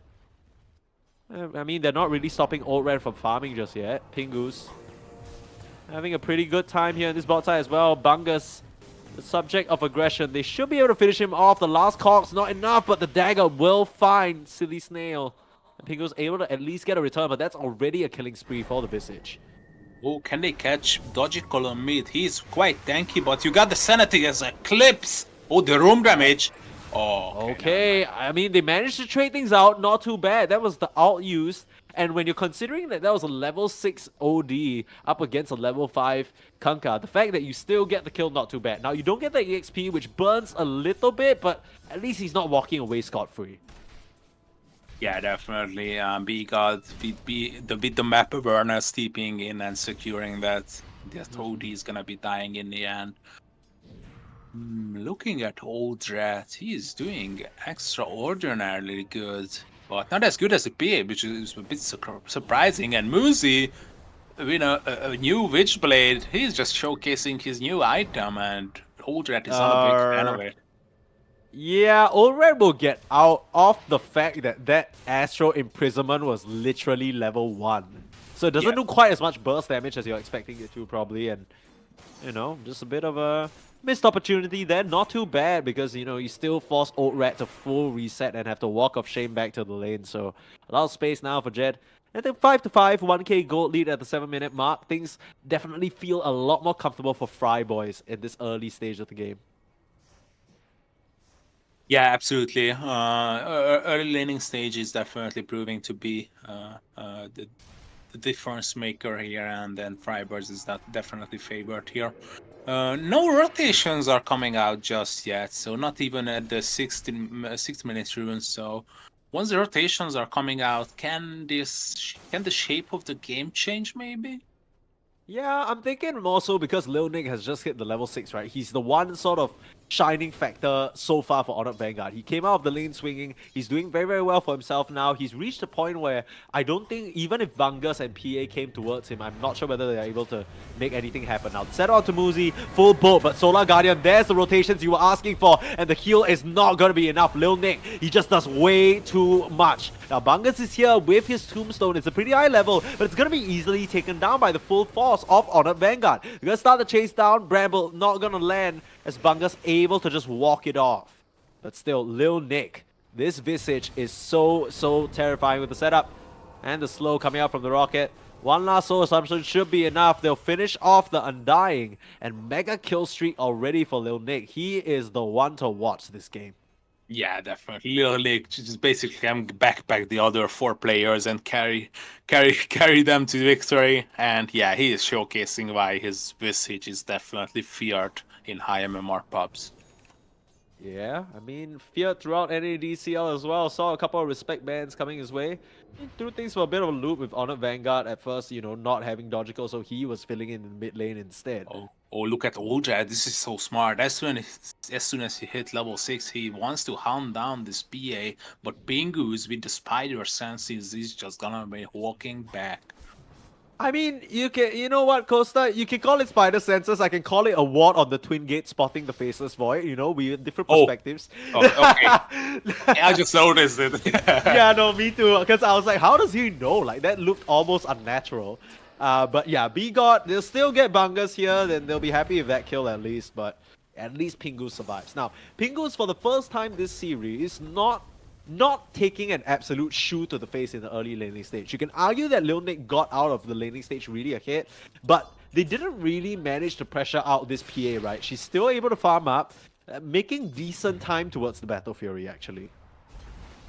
Yeah, it's definitely. It's not the best case scenario when it comes to a PA early game, but he's doing definitely fine. Chrono though, oh B-God, he missed. Oh, never mind, he did not misclick. I'm just blind. But the LG, Solar Guardian. Uh-oh, a lot of damage coming through, but not gonna stop that time walk. He is essentially back to full. And Muzi is here here. to party as well, looking for a target. Shadow Realm will keep B-God alive for now. Weaving in the tree line, can't find who he wants to. Now this is getting a little bit awkward, right? Fry Boys, they storm in all guns blazing, but no targets to shoot at. Means that they'll just have to settle for this tower. Not too bad altogether. You use the Solar Guardian for that, but that's in response to the Chrono, right? Yeah, Amuse, he wanted to TP on middle, but as soon as he seen the familiars, he was a bit scared, and definitely he cancelled it. If he completes that TP, could have been he dies. He dies, 100%. Absolutely.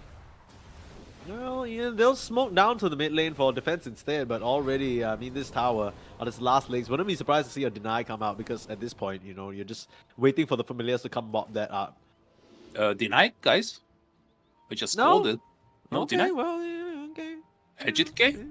We just hit just the wanna- tower like 3 times? Maybe? Yeah, I don't know. I mean, I guess they just want to hang on to it. It does It's a feel like bait. Lil Nick can come in and take care of it at any point in time, but Or j- denial is a sick drug, I guess. And I'm not talking about the tower. I'm talking about their refusal to let it die. Smoke up though on bottom. B-God and the Silly Snail are on hunt for this PA, and if they can catch him, it's gonna be at the perfect times because he's so close at the Battle Fury. Bedlam dealing the damage can. I know he just cannot get out. Like, there's no way. I was wondering whether there was anyone even remotely nearby for him to blink strike too, but it was just the perfect angle, right? With the creep inside the calls as well. Nowhere to go. Speaking of nowhere to go, Muzi, X marks, he's gonna have the Astro himself, but straight back into the clutches of Dodgical there. Lil Nick finishes it off. Unstoppable on this Visage now. And they're still chasing down. Bungus gonna get hunted down by the familiars. In comes the drop. No. Actually, Lil Nick actually loses the familiar to the tower. A little bit awkward in terms of positioning there. Well, maybe we'll see a resummon, but for now he'll just continue operating with one. It happens. I mean, It he's does, a it killer does, it after all. does. But they are Oh, he's pinging going. out this Undying. Yeah, this is gonna be solo killing him, resummoning the familiars, and it's gonna be a kill secure for Lil Nick. Wicked 6-streak, insane. And he's gonna be getting the tier 1 tower that we were just talking about. Dude, come on. Take a look at his net worth. He's already finished the Solar Crest Bracer and the drums. He is absolutely cruising right now. This guy is on a fast flight to success here, and even though it's 5 to 11, it's just like a 1k, 2k lead. On the back of this Visage, they can just mock up so many areas of the map, allowing City Snail and B-God to run in this 2-man death squad. Oh, and this Rocket might just spot out B-God coming back. Might just spot out the PA coming back. Just narrowly, the vision doesn't linger long enough. Pingus. Yeah, I mean, I'm such a huge fan of the OD, and I forgot to mention how good of a pick this Visage was. OD is basically behaves. Oh, the hook is perfect once again. The Bedlam is dealing No. the damage. There is no coming out from Pingus. Oh, it did it. Yeah, but Silly Snail can't finish the job before the Blink Strike. This time, Fry Boys, they had the full squad over there. And Lil Nick trying to take down Jet won't have the juice to do it. That'll be it for now. Once again, one familiar lost, unfortunately. Lil Nick won't have his full squadron of pilots available with him. Bungus inching forward into the full clutches. He is not surviving. Another kill over the way of B-God. B-God's dominating as well. Dogical just cleans up LGDK. A similar situation chrono. where all over the map, Fry Boys are not getting any luck. Pingus not even gonna need the help in the TP. Old Rat not able to finish him off because of the lack of damage for now. But it's still, he was disrupting the forming pattern of the PA. He's a bit Oh, for confused sure. what he's supposed to be doing now. He's showing on the lane, it is a bit dangerous, but he's aware of the 4 heroes on bottom, so he's pretty confident. But look at the PA, he's just downtime for his farming, and the Void is just scaling. No Midas, but he's still scaling better than the PA until he gets his hand on the Battle Fury. Yeah, I mean, the thing is, even with the Maelstrom build-up, Mask of Madness and Maelstrom, both very good tools for amplifying that farm. Let's see Old Rat put that to work here. Muzi, after that initial, nice little Sanity's Eclipse turnaround in the mid lane, hasn't really been able to get much done on this OD. Part of it is Lil Nick just being able to continuously hunt him down. With the familiars chasing him, OD notorious at being bad at dealing with summons, but with that Arcane Orb, he's mopping up these real nice and quick. And Lil Nick, I don't think he has another resummon. Yeah, I mean, this familiar narrowly just escapes with its life there. But he's sticking around.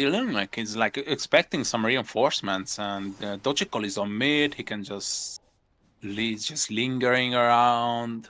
Yeah. Okay, there they come. Can they catch Pingus? This can be a Uh-oh. huge prize. Yeah, but they're looking for a jump away. Even with the Solar Guardian, not enough healing in the world to stop that one. Lil Nick and his gang just absolutely roll over them. Jet trying to get to the low ground, won't be lucky. Meanwhile, Muzi getting taken out. Dogical with the full slew of spells sets up on that OD, and 3 calls down already. All you got left look at is supports. LGTK is just getting control, getting tossed spells. And Oh the my Shadow God. Realm last auto attack gonna finish him off. Bungus is the only survivor, but I'm sure he wishes he was dead. I'm sure he wishes it was him who could take their place. And this is a 5k gold lead now for the Honored Vanguard. And this is a side that we talked about. We were hoping that the OD would take a bit more control in the early stage of the game, but he has absolutely not been able to do so. Yeah, he's having some troubles for sure, but he's gonna be, once again, the Bedlam. He's just proving to be a lot of damage. Jet might be in trouble. Oh, finally, OD is turning around. Jet taking a kill here, but can they get more? Yeah, a bit over-aggressive there from B-God, just running forward, not respecting the damage that could come out.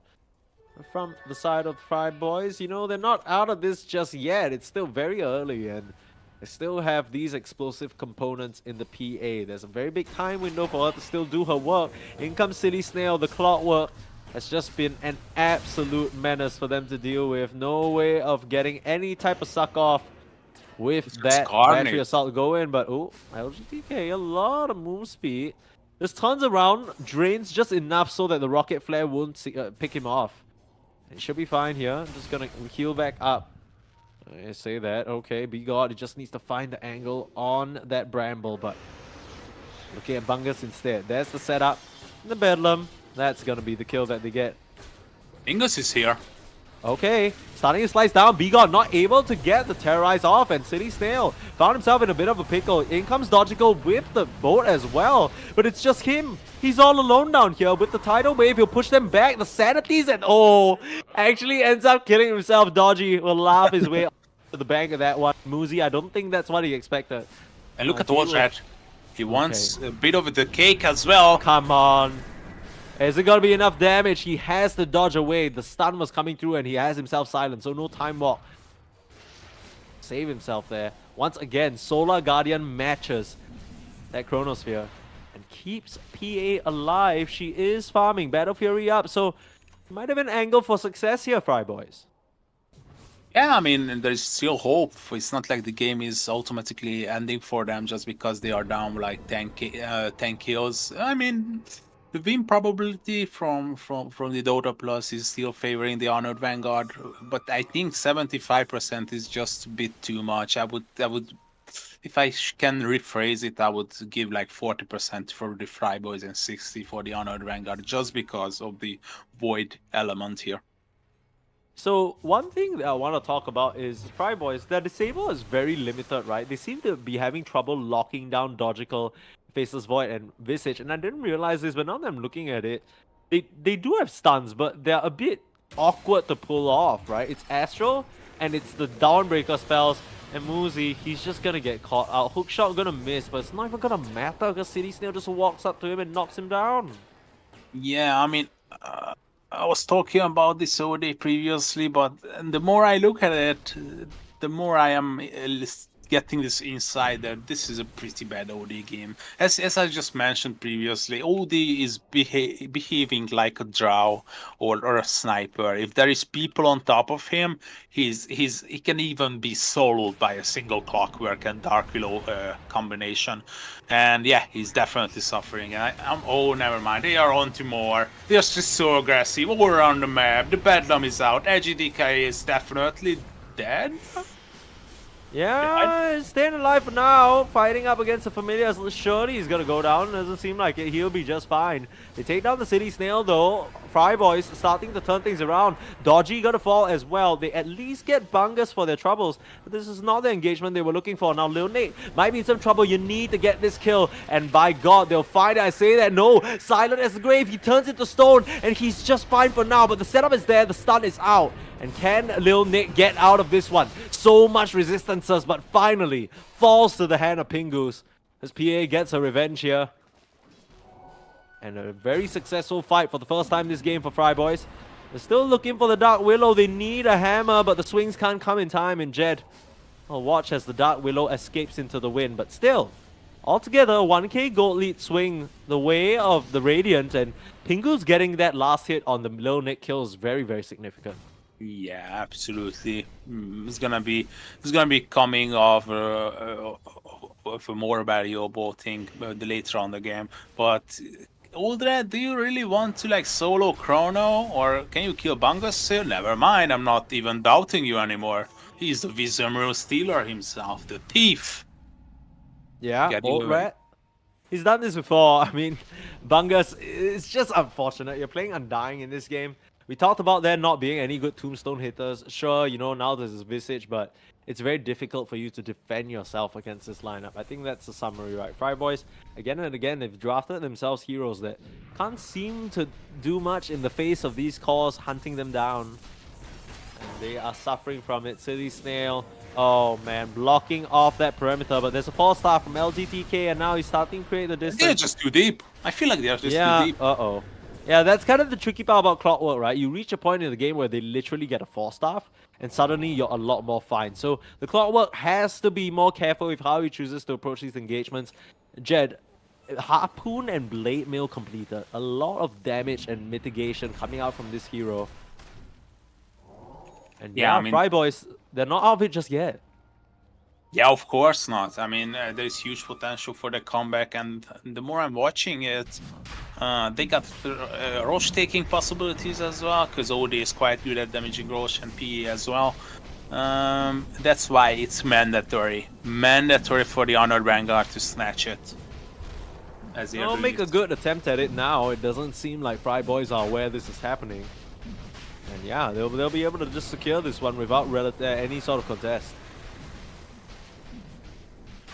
Oh god, it's gonna be all coming down to Uldred. How many people and which heroes you can include in the Chrono. As X marks the spot, yeah, this is a dead Undying for sure. He's doing everything but staying alive. The BSGs will be very, very disappointed in him, I think. But Bungus, once again, oh, beautiful hook shot. I mean, you have the 4-star, but with the X marks, it's not even gonna matter. Oh, yeah, toss up in the sky. The crab will keep him alive for now. Tidal Wave as well. All the disables, all the control you could ask for on a Vanguard. They lock it down. Again and again, LGTK and Bungus, they've just been the recipient of all this pressure and harass. Oh, Pingu has the Aghanim Scepter, but hiding away under the blur.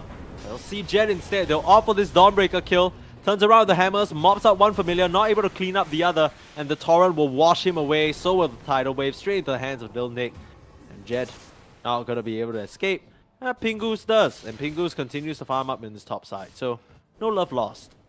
I'm not sure yet if I agree with this early eggs because it's definitely the Honored Vanguard taking the advantageous position from with the Aegis. Maybe Desolator might have been a better booster for his farm, but oh no, Leonic with the game sense, this is huge. How does he know? He keeps finding him. He needs to blur away, but straight on top of him, hunting him like a shark. And Pingus, he can blow all you want. He might not be able to see you on the minimap, but I can smell ya. Get out of here. And the voice line as well, much deserved. And oh, LGTK. I'm rejecting my statement. No eggs, no Desolator, but a BKB. Imagine if you had like a BKB there. If you I guess so. If you wanna farm these outskirts, you gotta be ready that a top tier player is gonna be aware.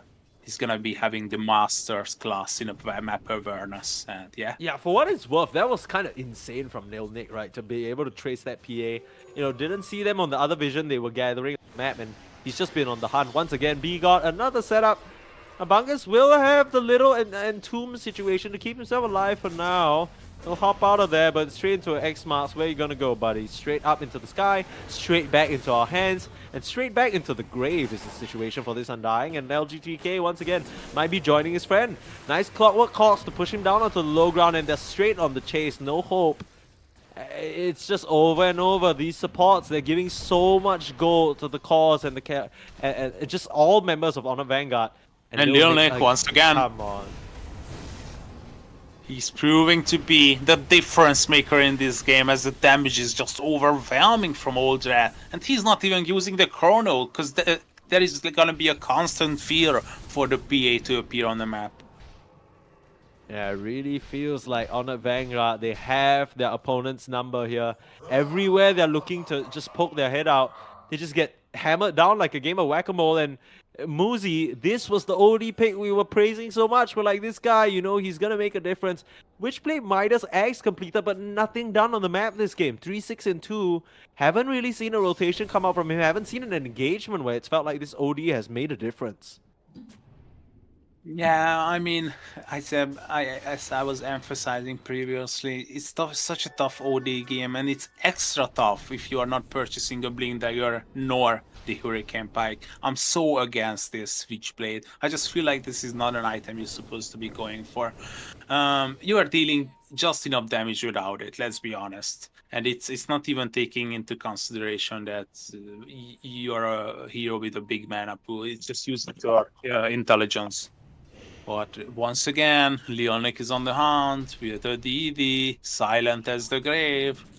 Oh, he's so quiet right now, but I can't even see him. They have no idea where he is. He's so quiet. If he catches me no once way. Again. Are you serious? How does he how does he find him over and over? He needs to blur immediately, but Silly Snail's all over him. And what are you gonna do? Come on, how does he keep doing this? Yeah, I think we have an admin here for a reason, so he's gonna be checking onto it later.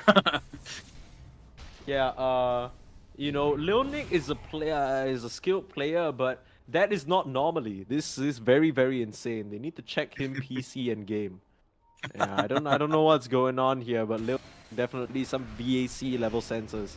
I know, you know, just one of those times when you are like so lined up along with the game, then your game sense is like on the power of 2 instead of being as normal as it is. Yeah. I mean, for what it's worth, there is that element, right? Like Lil Nick, one thing that I learned about NA recently, you know, Costa, you and I were not NA based, right? You're from EU, I'm from SEA. But one thing I know for a fact about NA players is the one way to power them up is to beat them in game 1. If you beat them in game 1, suddenly they get a little mad. They get, you know, they bring their A game. Lil Nick, he even brought Dogical out of his meal. Like, okay, homie, you know, I know you're eating good, but we need to fry some boys right now. And they are absolutely cooking their opponent's Jet. Uh-oh, LGTK desperately trying to get away, but B got there. We've set up the Brambles galore. No way for Jet to run. He'll finally break out of that situation, and with save from the OD, they'll be fine for now. Yeah, it's just a bit going overboard. They don't want to risk it because be like playing behind that tier 2 tower is gonna be definitely favoring the Fryboys lineup. So just take a Tormentor instead. And oh no, the tidal waves once again. Bungus is gonna be getting caught. Alright, Bungus. I mean, it'll be Jet on the front line instead. This Dawnbreaker still doesn't have a BKB and is in short my order. God. B got able to wipe him out. With the X marks onto Bungus as well, that is gonna be. They're you know, just unstoppable. tombstones. Yeah, I mean, it's so considerate of him to build his own tombstone for them so that they don't have to go through any funeral proceedings. But yeah, once again, I mean, Bungus, he's just been 1-12.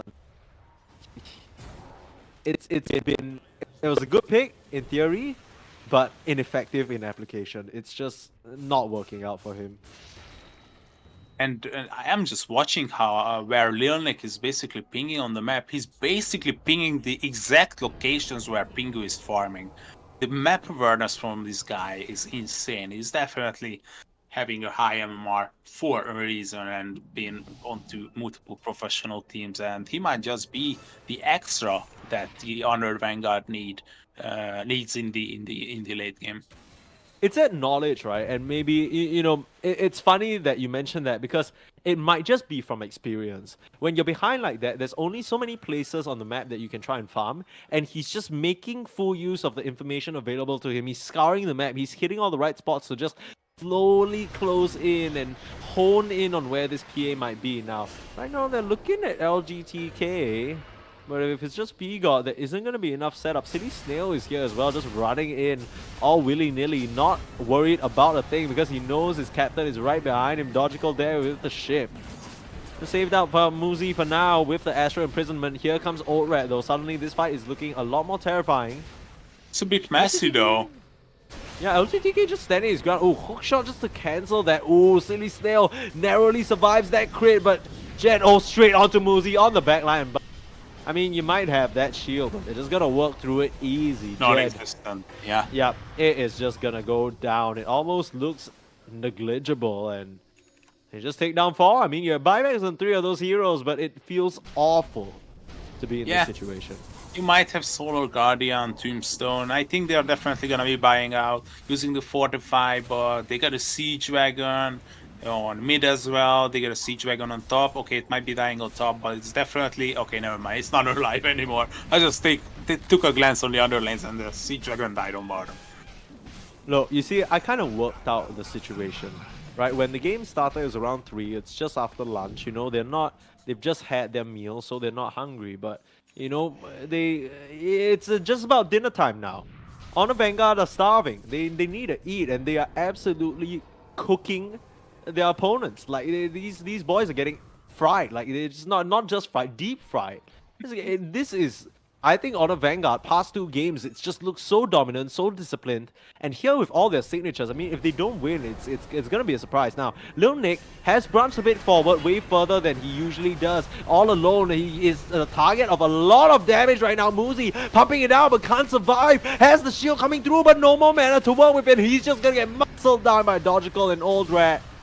As B-God on the back line, the Yules to keep him safe. Even though Pingos was trying to finish him off, B-God will be fine. Pushes Jet up to the high ground with the tidal wave. Oh no, where you go? And here comes Pingos jumping in, but can't even finish off the Chronosphere Hammer. They'll take down Old Rat. That's a wicked kill streak, but Jet nowhere to run, nowhere to hide.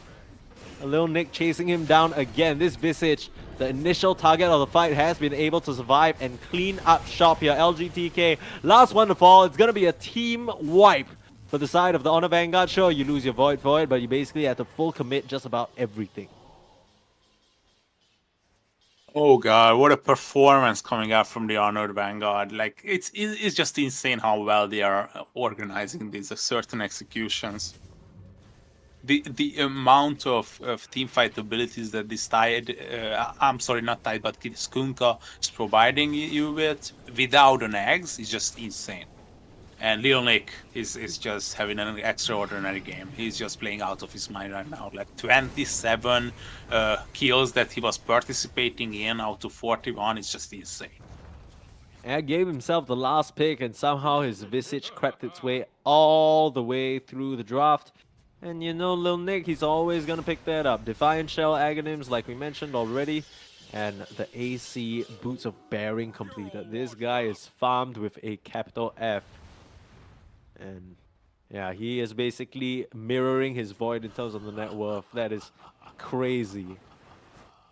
Yeah, and if you're a PA, you are always looking at the situation. Okay, I cannot fight into them on the front line. I have to get to the back line. But if I look at the back line, I mean, Dark Willow got the Shadow Realm, got the Use, the Clockwork got the Ghost Scepter, the Force Staff. There's like no people that you can just bring down without a School Basher or an Abyssal, and or any major stun. It's really love how you pointed it out that they don't have any reliable stun on their team. I mean, they got the imprisonment, but that's just like putting people away for like 4 seconds. Nothing special. Yeah, it's felt more like a tool to save his allies than anything, and it's been unsuccessful in doing so. 26k gold lead now with the Aegis in their hands. Old Rat, he's gonna march up onto the high ground, maybe feeling like he needs a bit more insurance after that last fight where he went down. I don't think that was really part of the plan, but this definitely is. Going onto high ground, punching away at these buildings. The AC as well as the Solar Crest. Gonna power him Oh up my here. Ooh, god. Tidal Wave Jet. Is this where you want the TP into? He has a BKB available, but you can't even pop it, buddy. Where's your homies? Where's your team?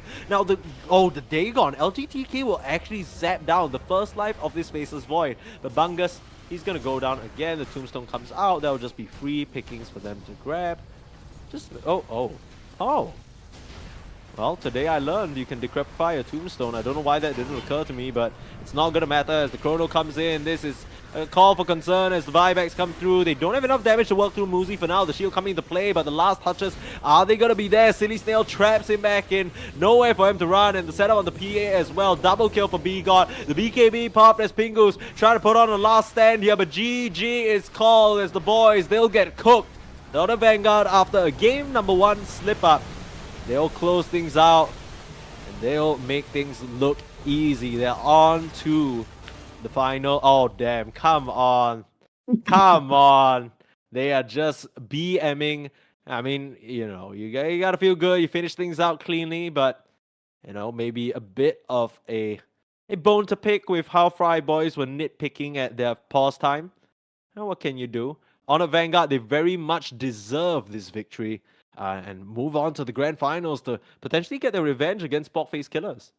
Yeah, it's gonna be definitely it's gonna be an exciting grand finals as we are getting to the end of this long journey of NADCL season 4. It was definitely a nice, wonderful event for sure, with a very unique approach of how you are drafting players and assembling teams. It's been a journey and it's been wonderful. And the Honored Vanguard are moving on to the finals here.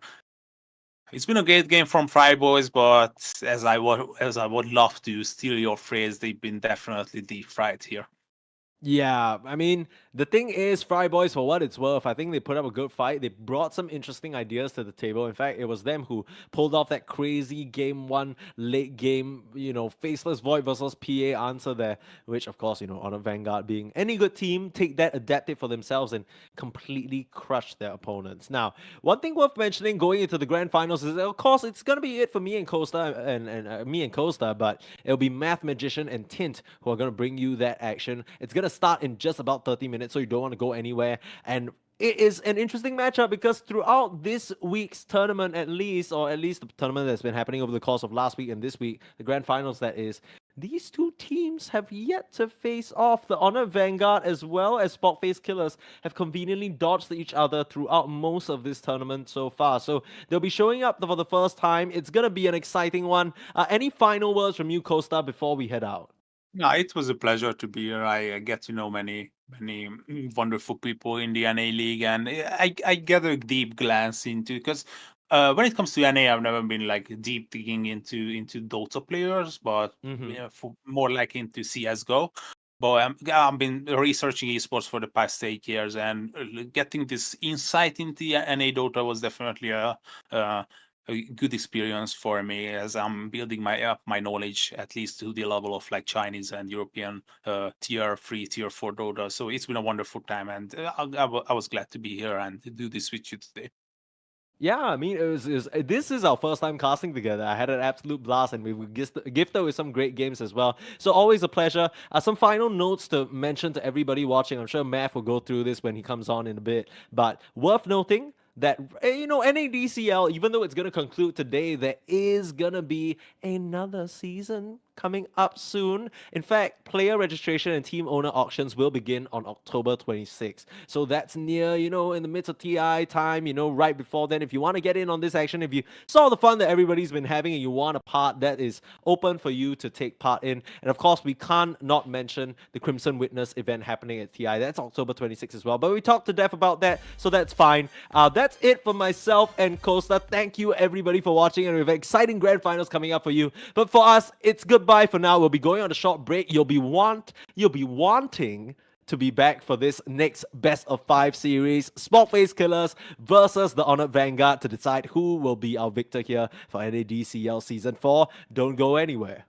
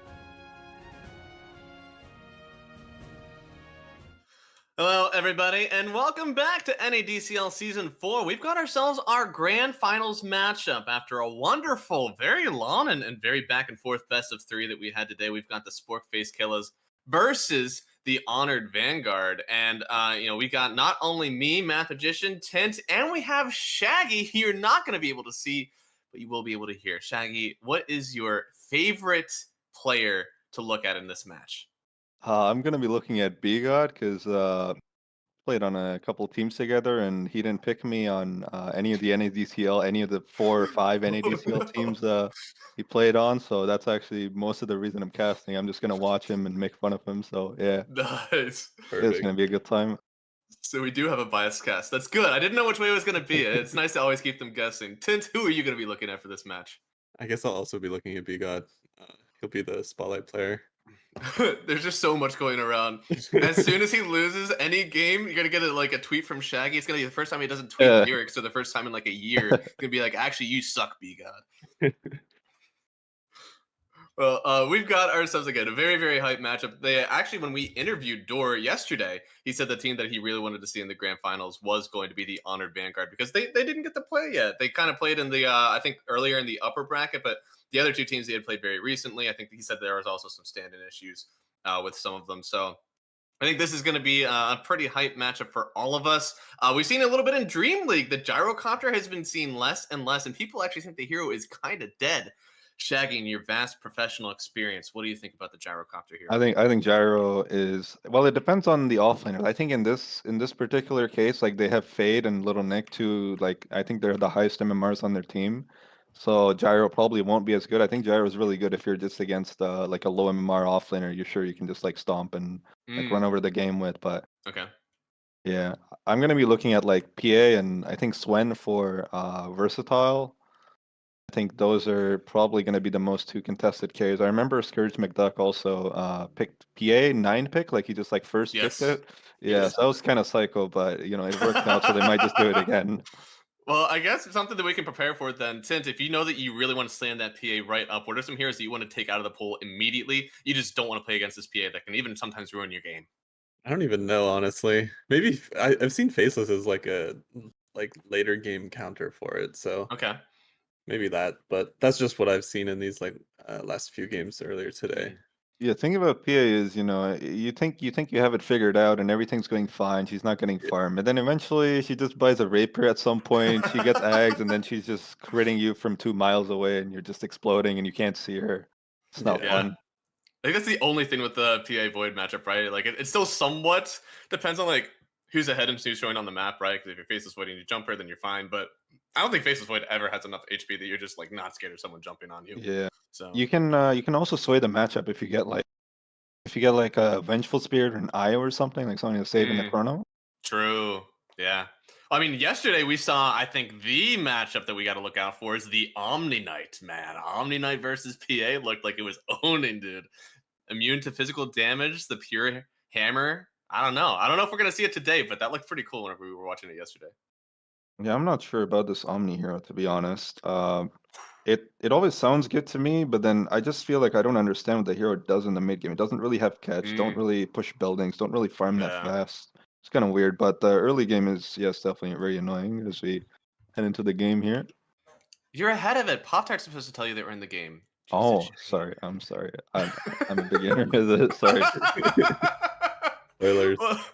Well, I think that is it, though. We are going to head into the draft here for game number 1, and we don't have to theorize any longer. We will get to see, are they going to actually ban out the PA? I know versus Little Nick, I would definitely be taking out that Brewmaster, man. He plays that really Yeah. well, but they banned it themselves? Why?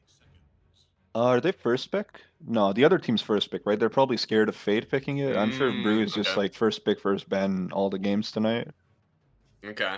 No, I could agree with that. I think the hero, the new stance changes is just insane. I don't even know. Like, Doom used to be the best counter for it because he would just Doom and he would never get his ulti off. But now you don't have to play solely around the ulti, which is, I think, what makes it even more of a scare whenever you see it first in the draft. Yeah, it's always really scary whenever an offlaner can just buy Midas Radiance and, still play the game. It's very scary. Every offlaner dreams of a hero where they can go Midas Radiance every game and it not being a grief, so Brewmaster, too powerful. Brewmasters stay winning. It's much like the Necrophos, right, Shaggy? You just go into the offlane, build a Radiance, have a fun time. I mean, Necro's a way worse hero. I'm pretty sure I'm the only one who made Necro work, so. That's why they needed to pick you up. Yeah, I can make it work well. I wanted Necro in our last game, but it's not possible, unfortunately. Damn. Well, let's see. It looks like the PA is still in pole, and it is the, as you said, the Sport Face Killers are the ones with first pick, and SMD will definitely take that away. They already banned out the Sven, which I think is a pretty decent matchup into the PA. It's still not great, but it gives armor. It operates off of burst. It can buy an MKB, but He is out. He's out. there it is. They took it away. So Gyro, right? Only one left in the carry pool for super meta. Yeah, I don't know how much SMD likes Gyro. He might just take it anyway, but I think he has enough picks that he doesn't need to force it. He can pick like Bristle, Gyro, TA. Yeah. His TA was really good yesterday as well. He owned the lane on that one. I guess there are some other first picks that you can really aim for if you don't want to just send the carry right away. Dawnbreaker's still in pool. People have liked it. Pango is out. That was another one that's been getting picked up a lot. Nature's is still in, and that had been getting contested. I don't know if they'll pick it up here. Ooh, Just Invoker. Yo, okay. Immediate Our counter team response. really prepared here. So I like the Invoker. I think it's a very good hero. I did think like 2 weeks ago this was an instant 8 pick. Like if it was available, you just pick it because I didn't know really what played well against it. But the Kunkka coming out, like it has a good lane. It does well with like catching him even through the Ghost Walk. It builds a Blade Mail, and Invoker is kind of a burst damage hero. So I don't know. I don't know how much I like this first pick anymore on Invoker. Yeah, it got nerfed a little bit, but I mean, it's still gonna give you tempo. You're still gonna buy a vessel, be able to roam around the map, do normal Invoker things. It's just the lane's gonna be kind of annoying, and then you always have to be scared of the X into boat. And I expect Radiant's gonna pick like Willow, or I guess Willow's banned, maybe like Sky or something, like just a combo with the Kunkka, really make sure the Invoker's like Okay. kept down. Yeah, no, you cannot give B-God Willow. Like this guy's been playing Willow, I think almost all the games today and yesterday, and he owns on it all the time. I cannot fathom why you would want to give this guy this hero. But he's been just like consistently, he'll do the blink in, stun Yules, and then Bedlam combo to kill you if you're just a low HP support. He'll eventually tailor into the Ags build if he thinks so. But honestly, just the way that he presses his spells in the laning stage also makes it so that it's just impossible to play against, I think. Yeah, definitely want Bigot on some ranged bully +4 type hero. They banned the Skyrat as well. Maybe he'll go for the Hoodwink. I'm not really sure what's left for him. He might just take the Pudge. I don't know. That would be good. Pudge with Perfect Kunkka is save. actually pretty decent. Oh, they Yeah. banned the SMD Bristle. Yeah. That is a niche one, but he's definitely been known to pull it out. I think the hero's in a fine enough spot that on like 18 or 24, you can definitely pick it up.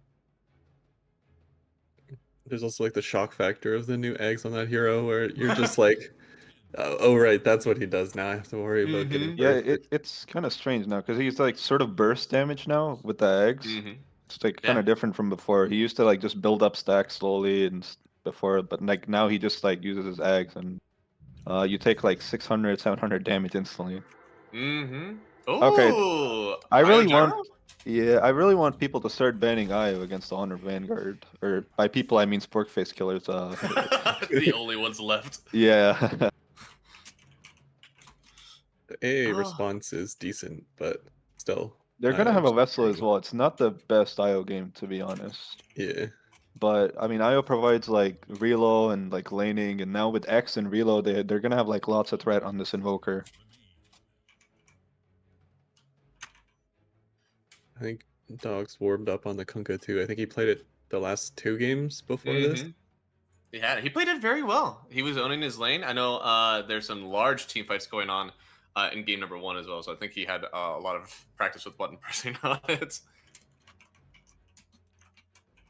It's just so fun. I love playing Kunkka recently. Dude, Furion is still in. Neither team wants it. That is kind of crazy, I think. Yeah, I know. I was looking at it, and like on first pick, that seems like a pretty good choice. I don't know. They must know something. Okay, Maybe the way they want to play the map. I can tell you that Bigot does not play the heroes. Maybe that's why Sporkface Killers thought they can like leave the pick for later or something.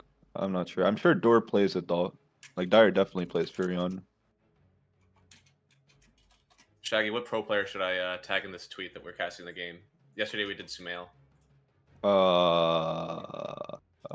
You can tag me.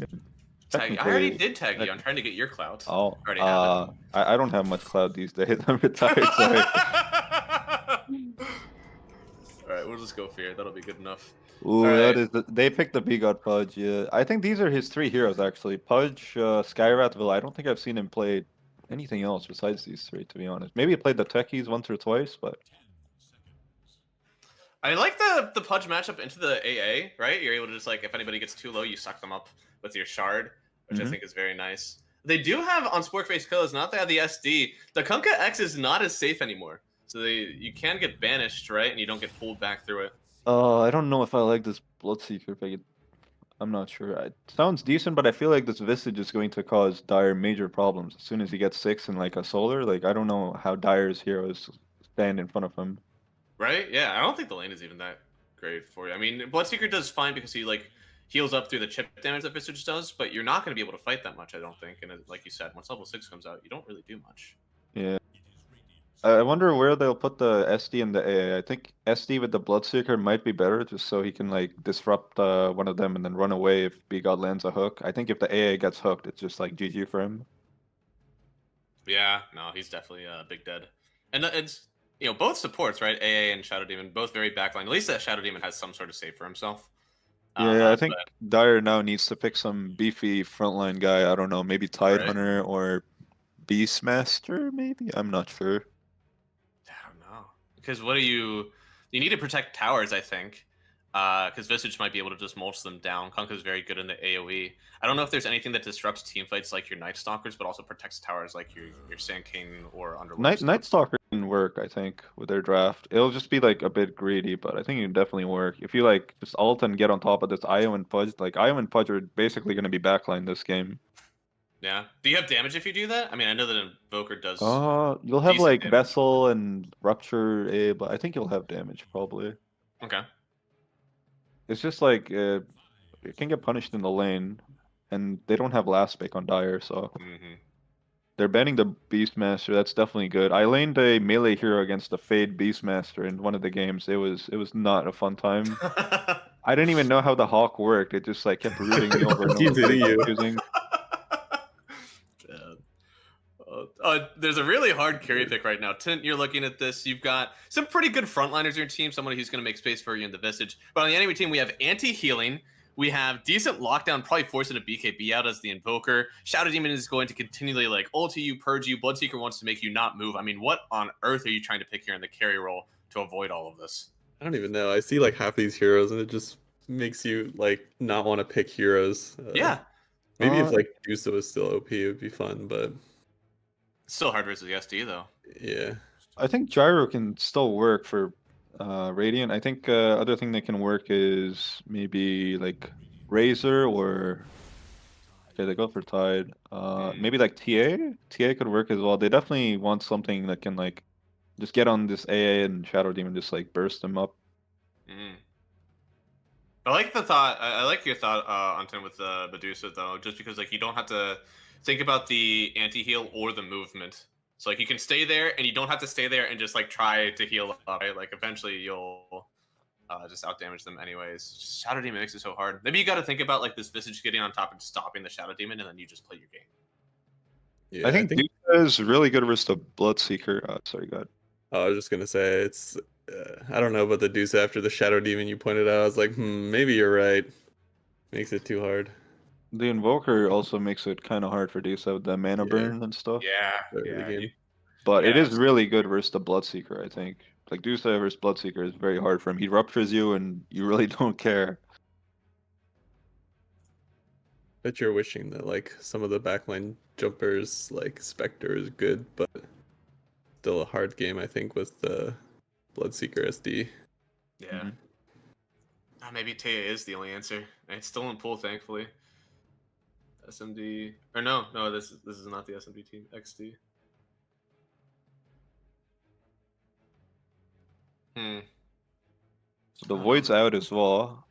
I think they Yeah. would have probably liked Void if it were open. Yeah, at least you can time walk away from stuff. Maybe you have to go something illusion and just like cry in the lane versus Tidehunter. Not sure. Maybe. I guess it's not a backline jumper, but TP kind of gets melted this game. Okay, they do go for gyro. Gyro. It's fine. They have save with Io and Pudge, and it's probably gonna do pretty well in lane versus the Tide. I can't imagine Tide's gonna stop him from farming. Yeah. I think the hero is probably okay. The AA makes me really weird with it because so much of your game is like satanic. Yeah, and the keeps, like, satanic going. is really important. So like without that, it's kind of weird. But as you said, they have a save, so it's not like he's gonna die. I just think that his like he only has one round of burst and fights, and then afterwards, if they do focus him down, it can be really hard. Maybe they just try to split push the map. I could like that one. What do you guys think? After this game number 1 draft, we got our upper bracket finalists here in the Sport Face Killers versus our lower bracket Trudgers pushing all the way through in the Honored Vanguard. Shaggy, give me it first. Who do you think is going to take this one off the draft? I think if B-God pops off, Radiant's gonna win. Like if B-God pops off, he can go kill mid with Kunkka. He can even kill bottom with the gyro rocket. He can kill top like with the Visage. And then once the Visage has 6, it's just like all downhill for the Bloodseeker from there. Yeah, no, I can agree with that one. Tint, what do you think? I'll go Team Sportface. I don't want to see Visage succeed. I hate running against that hero. There's no man. analysis for it. It's just like, I hate that hero, right? I want it. I don't want it to succeed, you know. Oh, this is good then. So we got a split analyst crew here. We'll see as we get into game number 1 of the Honored Vanguard versus the Sport Face Killers. Of course, The tip comes out. there we go. Already. Good luck, have fun, SMD. Another tip. Fun fact, by the way, there's like 5 players in this team, in like among both teams who have played on the same team together. Like SMD, Little Nick, B-God, and Versatile have all played together on the cut at some point. Yep. Which one? Versatile, is that? The old rat, yeah. Old Rat, okay. Isn't that Bull? Yeah, his name's Versatile, but maybe he's rebranded himself. I'm not sure. I don't know. I only ever knew him as Vol before I saw his name on Ooh, nice ops, nice ops. That's a free tango for B-God. He's already off to a good start. Kind of So concerning for free. Team Dire. Yeah, dude. How are they gonna come back after this beautiful advantage? It's free money. Wait, Matt, you didn't say who you wanted to. Who are you cheering for? Who do you think's gonna win? I'm rooting for Karan. I don't care about whoever wins or loses. I just want Karan to have a good time. You want him to succeed. I do want him to succeed. Is that the Invoker? Yeah. I see. He was on my lads team. Shaggy, you and I are playing lads next season, right? Definitely, yeah. Hit me up, dude. Let's see. I mean, I'll do it if you actually want me to. Oh yeah, dude. I want a lads team. I want to own. I got 2 rounds in playoffs this year. I'm good at Dota. Oh no, he only got Door. Oh, is he in trouble? Immediately banishes him. I don't know if you can kill him, He's right? not in trouble, it seems. They got the D board though, somehow. Yeah, he actually like walked him over to where the ward was. That's unfortunate.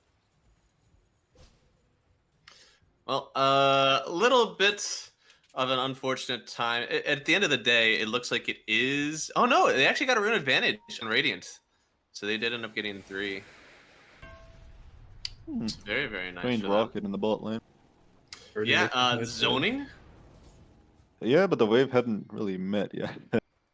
That's the best time to zone. Show them that you have no fear.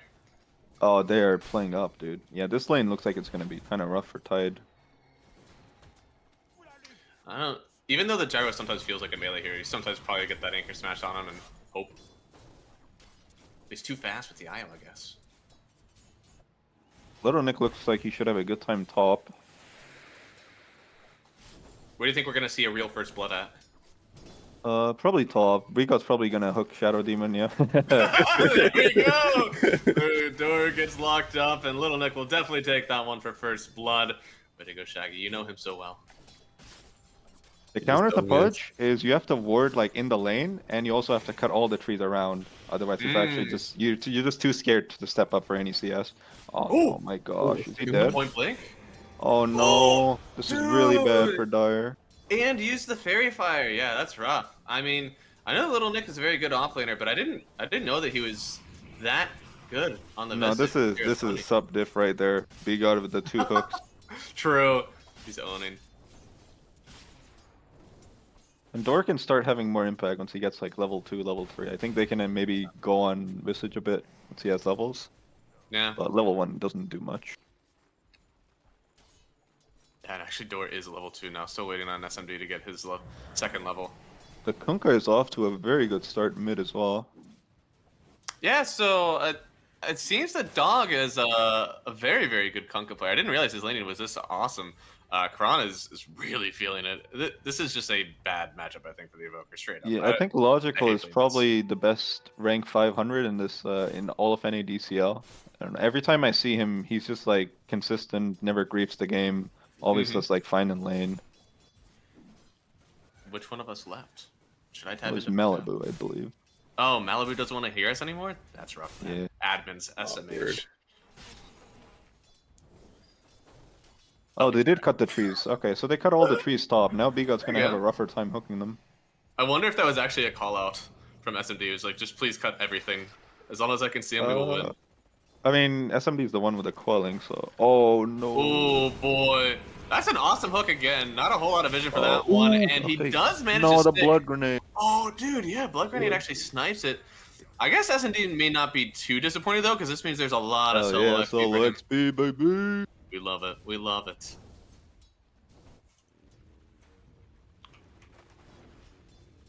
Oh, man. Actually, there's not a whole lot of CS going on for the Gyro right now. Only 11, and Fade is actually having a pretty good time. Maybe the AA does more in this bot lane than I thought. Oh, he has Raids band on Gyro. I thought he would go like Falcon Blade. That's I always yeah. go Falcon Blade. I mean, I do like Falcon, but I guess sometimes you just want to get the armor first. I think versus this lane, I would just straight out send the Blades of Attack, though. Yeah, because the damage is like really nice with Flak. Yeah. Oh no, and again. Oh, he gave the kill to Little Nick. Okay, Bigot's Wow. actually tryharding. Dude, if that were me in the offlane, he takes the kill 100%. No shot there, dude. So if the Bigot's the player to watch for Radiant, what's the way for Dire to kind of make plays in this early It mid was game? supposed to be SMD, but he's not having the best time. Maybe we can look at Fate to pop things off at Ravage, but I mean, Tidehunter usually doesn't like exactly pop off. He's just sort of there. He's a watermelon. Yeah, you don't pop off for a while, right? I mean, he's going to be looking good, I think. With this lane start, he's going to have a pretty decent Meteor Hammer and probably ends up just taking the tower at, like, what? Yeah, his Nice. start's definitely very good. He can also be left solo after some point. Like I think right now Tana could maybe go and stack and just leave Fate solo. Oh my goodness. He just takes no damage. Yeah. I know, right? It's actually astonishing to me that he's getting this many, what is it?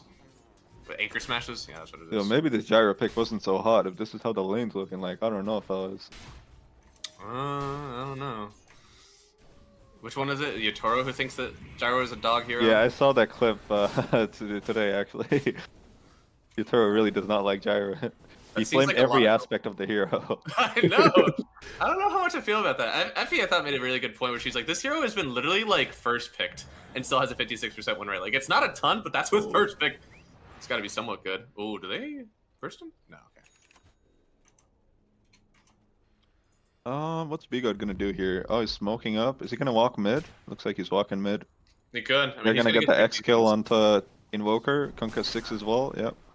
Is the Visage going to lose a lot while this is happening or no? He should be really fine. I mean, the SC isn't even in the lane. SC's like stacking or going for rune himself, I think. Okay. Tana doing a really good job stacking. Actually, they have a lot of Yeah. stacks on Dire. Yeah, this W doing damage right away is like a game changer for the stacking game on AA. Oh my gosh, those are big stacks for 6 minutes. Dude, Tana's been on point. Yeah. I never had stacks this big in all my NBCL This games. is- That's all I'll say. This is what we talked about yesterday, where it's like you talk about someone, your high school coach, and they're like, "Man, you never did this when you were on my team." Shaggy's doing this actually now. Why did he do that when I played with him? Oh, no, there you go. See, that's the big guy that you know and love. He missed the hook. I was thinking he was gonna go mid for sure. I don't know why he didn't. Maybe Kunkka didn't have mana. I'm not sure. He got mana burned, I think. Like Oh, he right doesn't as have a was running on bottle mid. or a wand Yeah. on Kunkka. See, I don't know how I feel about that. I think bottle is like insanely necessary, right? You just like Yeah, TP your especially kind of versus the base. Invoker. Yeah. Be good. Going Oh, for the he's classic going. Wisdom Steal. Door's going for the other one though. I think Door's gonna get the other one for sure, regardless of what happens here. I mean, yeah, Begon stepping up. No cold feet available. Oh, good TP from Invoker. Oh, they Yeah. got both, dude. That's actually huge. Yeah, and it looks like Pudge is gonna get a little bit more fat before Karan gets that solo XP for the kill. It's still Thana picking it up though. The little Nick goes back, realizes they do not have it, and now, I mean, what are my levels looking like actually? So Yeah. yeah, It's gonna be 6 somewhat soon. Bigod's also quite high level, even though he didn't get any Bigod- of the wisdoms. I don't know. Bigod is level 5 and the Gyro is level 4. This is a true travesty. Or is it a It's good also thing? the IO effect. That's true. It is the IO effect. He's just gonna say that the whole time. You're never actually gonna get a ton of XP. I think that kickstarts Invoker's game a little bit too. Now he's got Mm, his first 2 earned charges. yeah. Bigod's cooking. Oh! Oh, that was a very good attempt, I will say. Yeah. Realize, dude, Thana's Cliff just under bottom? tower. What the hell? Dude, this is uncomfortable for Vol, to say Yeah. the least. Just under tower, getting anchor smashed, has like 10 waves on him. Now he's ravaged. Oh no! They brought down the Shadow Demon. The they're gonna EMP try to ship him under the missed. tower. Yeah, EMP trying to like section him off a bit, and Dodgical is actually down here. So Karan, a really nice tornado, gonna clip the 2 of them. They'll get Oh, the one kill, but I Rocket. think he's gonna have to trade his life for this one. Rocket will eventually land Bloodseeker. onto the Tide Hunter, and yeah, Bloodseeker, he's in. He wants some game, and they'll take the silly snail. I can't stop myself every time that I say his name. It's just so much fun. Dog, yo, with the Oh. timer. Does he get to TP away? No. Little Okay, Nick just here now? barely tip. What is this? What is this party? Why? I don't think this was good for Radiant, whatever happened. Yeah, maybe. I don't know. Is there going to be a fight recap, or is Dota even not acknowledging it? Okay, there it is. Yeah, a little bit of a bump in gold for the Dire. I don't know if any of them are missing there. I don't think so. I don't know who got the kill. I think it was SMD. is Yeah, really on Kunkka? Yeah. Yeah, he did. Oh, he's just getting followed on SMD now. Yeah, No. this is the part of the game that's very Oh. awkward for him. Saved? Not saved? Oh, dude, and Vol Invoker's gets here. the kill. Invoker does miss. Tornado. Tornado. Ugh. They get this. Oh, he didn't hit the rocket. No, Karan. Why? He said, "Fuck door, we're out of here." He doesn't have a tornado anymore. Oh I no, they're don't think chasing he has him a as well. The Gauss body Mode. Yeah. blocks from the silly snail. Yeah, dude, Io is just staying right on top. They're gonna drop the Oh, no. call down as well, and Little Nick will get another kill in this one. He is dominating on the Visage, and on the other Good side of the one. map here, they're gonna drag back Thana. Doesn't get clipped actually by this. What is that spell called? I totally forget now. Pop Tidebringer? quiz. Tidebringer. See, I knew that you knew what it was. Torrent. He You got it guys are somehow- both wrong. What? Wait, what? Oh, I Torrent. see. I thought. I mean, there's 2 spells he can get clipped by. So, you know. We both guessed the same way. It looks like, oh, okay, a little illusion rune for the dog. He still doesn't have bottle. I guess he's just like totally committing to it, huh? Yeah, you definitely don't buy it at this point. He bought a soul ring, I guess, which was to Mm. help. Interesting. Well, he's gonna try to just keep up here. Take the tower. Gyro needs a little bit of space. He's not the furthest he could be away from his items, but still didn't have the start that he wants. And Karan also definitely not the start that he wants on the Invoker here. They need to try to snowball some kills on the map, which thankfully, with how big Thana is, surely they're going to be able to make some map moves there with the Watermelon. The problem is the Invoker is really poor. He doesn't have Vessel yet, he doesn't even have boots. Once he my gets God. Vessel, I think they can definitely look Ted to up the doing the tempo, stacks. but Oh my god. Bait is going to be thick. Holy. I would have So actually Ted- liked for Invoker to steal some of the last hits here with Tornado, the I would Vessel. agree. Yeah. Fade doesn't need anything, man. He's already so rich. Fade's Give a to greedy Karan. man, though. I understand. This is what he wants. I mean, you gotta be he- you gotta be greedy to win these games with offlaner. Oh no, dude! They're going all the way in for SMD. Door does get the banishment, but he's only going to be on for so long, and he doesn't get the RNG. Get the Ripper not onto off, the low though. ground. Well Yeah, done it's a there. nice job Ooh. hitting the ulti on the AA. Maybe they can actually connect on Little Nick here now. Jump through, and Thana will pick it up, and he He says, got it with the "Suck on it." DC. Yeah, no, that's probably not a BM pause. Yeah, probably not. Let's see. I mean, they do end up getting some pretty nice kills there in return. B-God was probably worth a decent amount at that point. And But- 260 sounded. And the Oh. problem for me right now is that the Tide's the one getting everything. He's so big on Tide, but I don't know how he's gonna transform this impact. Like, I think this impact he had right now is like probably the most he can have on a Tide Hunter. Yeah. I don't once know you how it's buy gonna get it, better keep than going. this. Yeah, like Blink, Pipe. I don't know. He's Do you- getting blink Shard, maybe. seems. The shard is really annoying, I will say. Shard is insanely annoying. I don't know. Yeah, I mean, it feels like if you get Blink Dagger here, like it's cool, but it doesn't crazy affect your impact in this one. It seems like his Ravages have already been like sick without it. Maybe you have to go some sort of like aura item and make it so they're still not doing any damage to you. Do you just get like a Crimson? I don't think it's pipe. I don't think people buy Crimson on Tide Yeah. because I don't know how it interacts with the Kraken shell, but I know it's like not good. Yeah, it just like doesn't stack. Oh, okay. So you'd be like doing it just for your team, which who would do that? You probably don't want to do that when you're this farmed and your team is this poor. I mean, the Invoker is Yeah. basically the same net worth as the AA. Yeah. And not too far away is the SMD, Bloodseeker as TP well. ball. Does he have Maelstrom yet on Bloodseeker? Boy, I hope so. or else- Okay, he's getting Oh close. no. Yeah. And he's gonna get rocketed up here. They could throw the cooldown. Looks like they will. Trying What to just the heck? bully him out of lane. They don't get close enough to the X. If Dog was able to catch it, maybe they get the kill, but because he was able to get away on SMD, he's fine.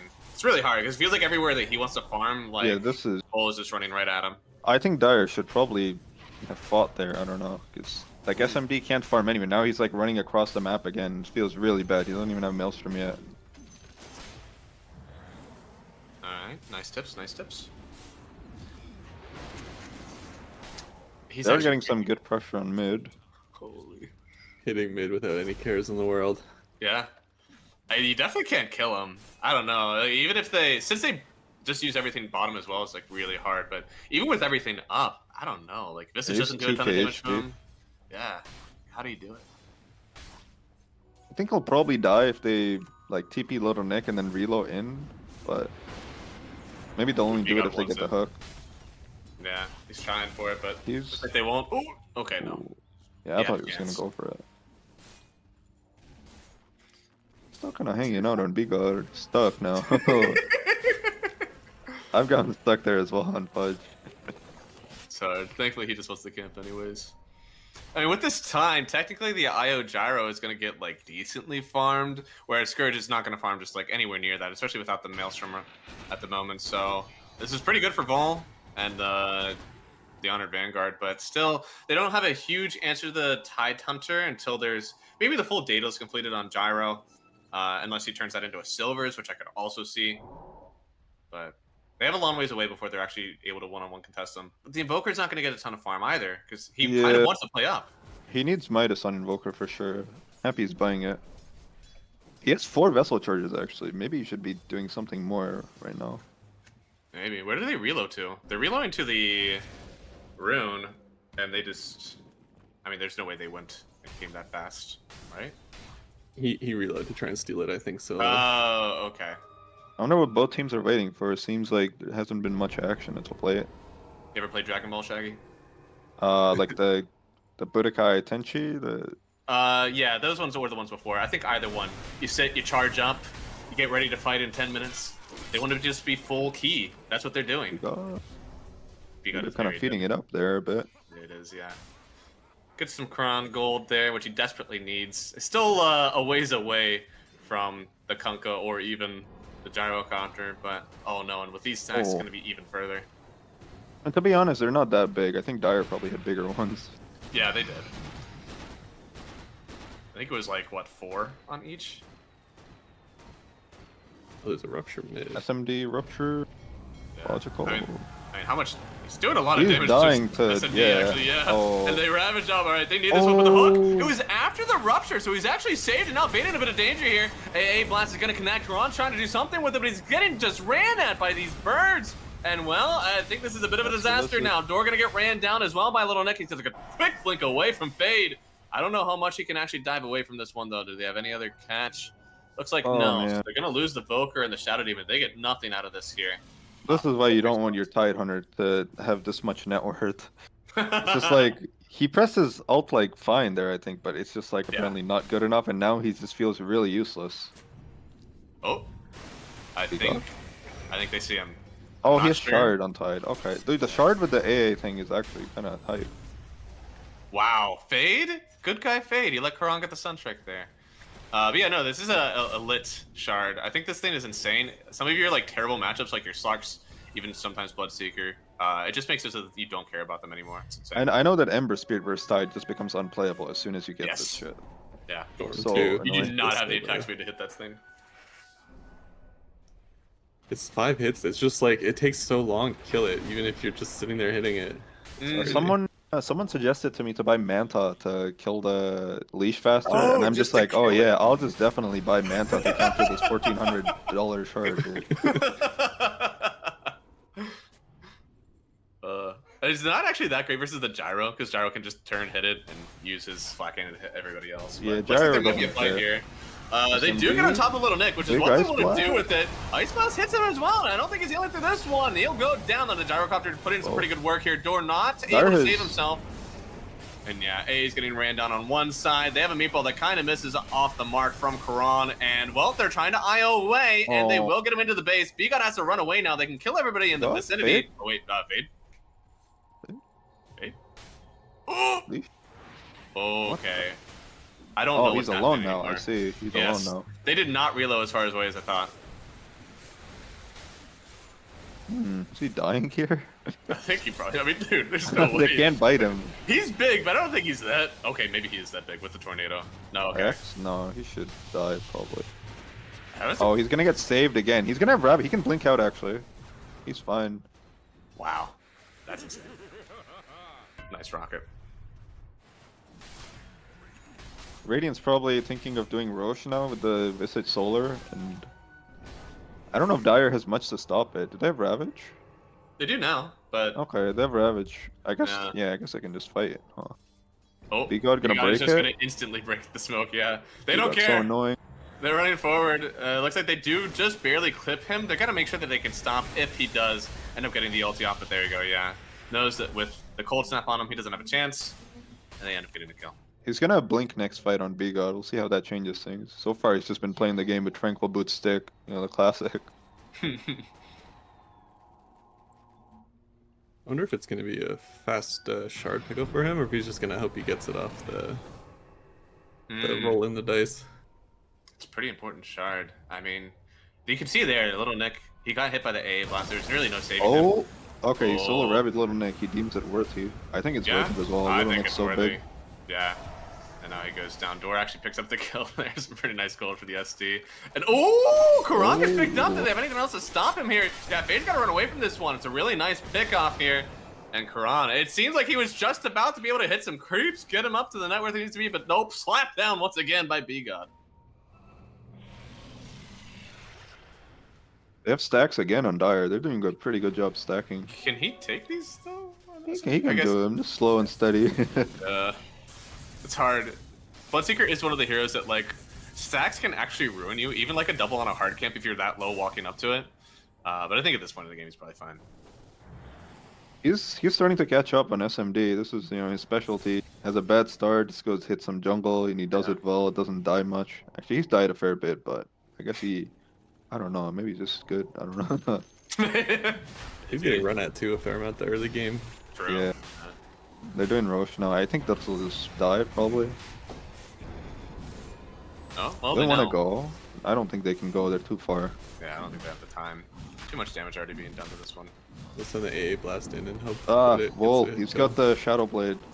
Dude, we lost every single game yesterday to his Shadow Blade. He just pick a carry, buy Shadow Blade, and then gank me all game. It was not fun. I think he's gonna do it again to SMD this time. That's pretty good. I think it's very good for the Tide Hunter, of course. It's kind of Oh, like he's going to Butterfly now. I think, I don't know. He should just buy like SNY Daedalus probably, so that the Ice Blast lasts less. I can agree with that. Yeah, I will say this game feels like your Daedalus is pretty imperative because AA, SD, like they don't, they start getting they'll clipped by it, they die. die. So I think there's no real reason to kind of forego it. I know why you want the break. There's also the other argument, which is like the AA and SD are probably gonna die anyway to the Visage, so That's maybe you true. just want to focus on tanking up. Yeah, maybe. Yeah, Visage getting kind of close to his eggs, which just makes you so sad as a Pause 5. yeah, dude, he's gonna hunt you. all. Yeah. Once Visage gets Oh. Ags and Shard, it's really hard to kill him this game. Very difficult. They have hook save as well. Mhm. Reload. It's gonna be so cancer. I mean, they definitely have to do this. I like the build. It feels like killing AA or even SD unlocks so much of your game for the rest of your team. Invoker? So, like, IO low HP. They yeah, can go on IO here, I think. they definitely could. Invoker has a shield rune as well. He shouldn't be this scared. They can definitely mess them up here, I think. Looks like they're not doing it. Oh, there's other things happening on the other side. Door. Door Nice. is walking up. Oh, he wants this, man. Why are they going after dog so hard? He's- SMD lived on 1 HP. oh, nice save. Nice blast.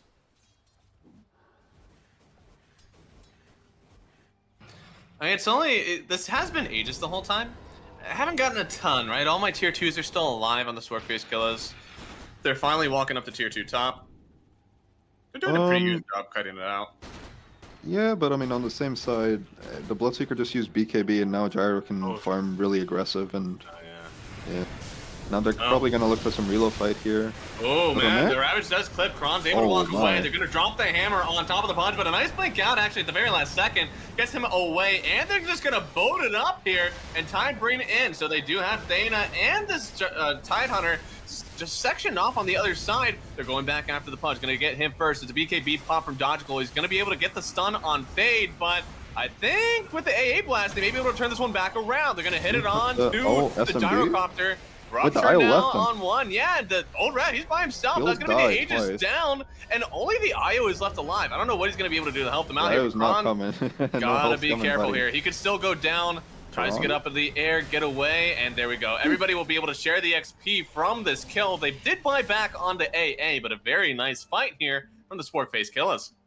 I think Little Nick needs to be less aggressive with his positioning, or maybe buy an earlier shard. I think if he has shard there, he probably lives.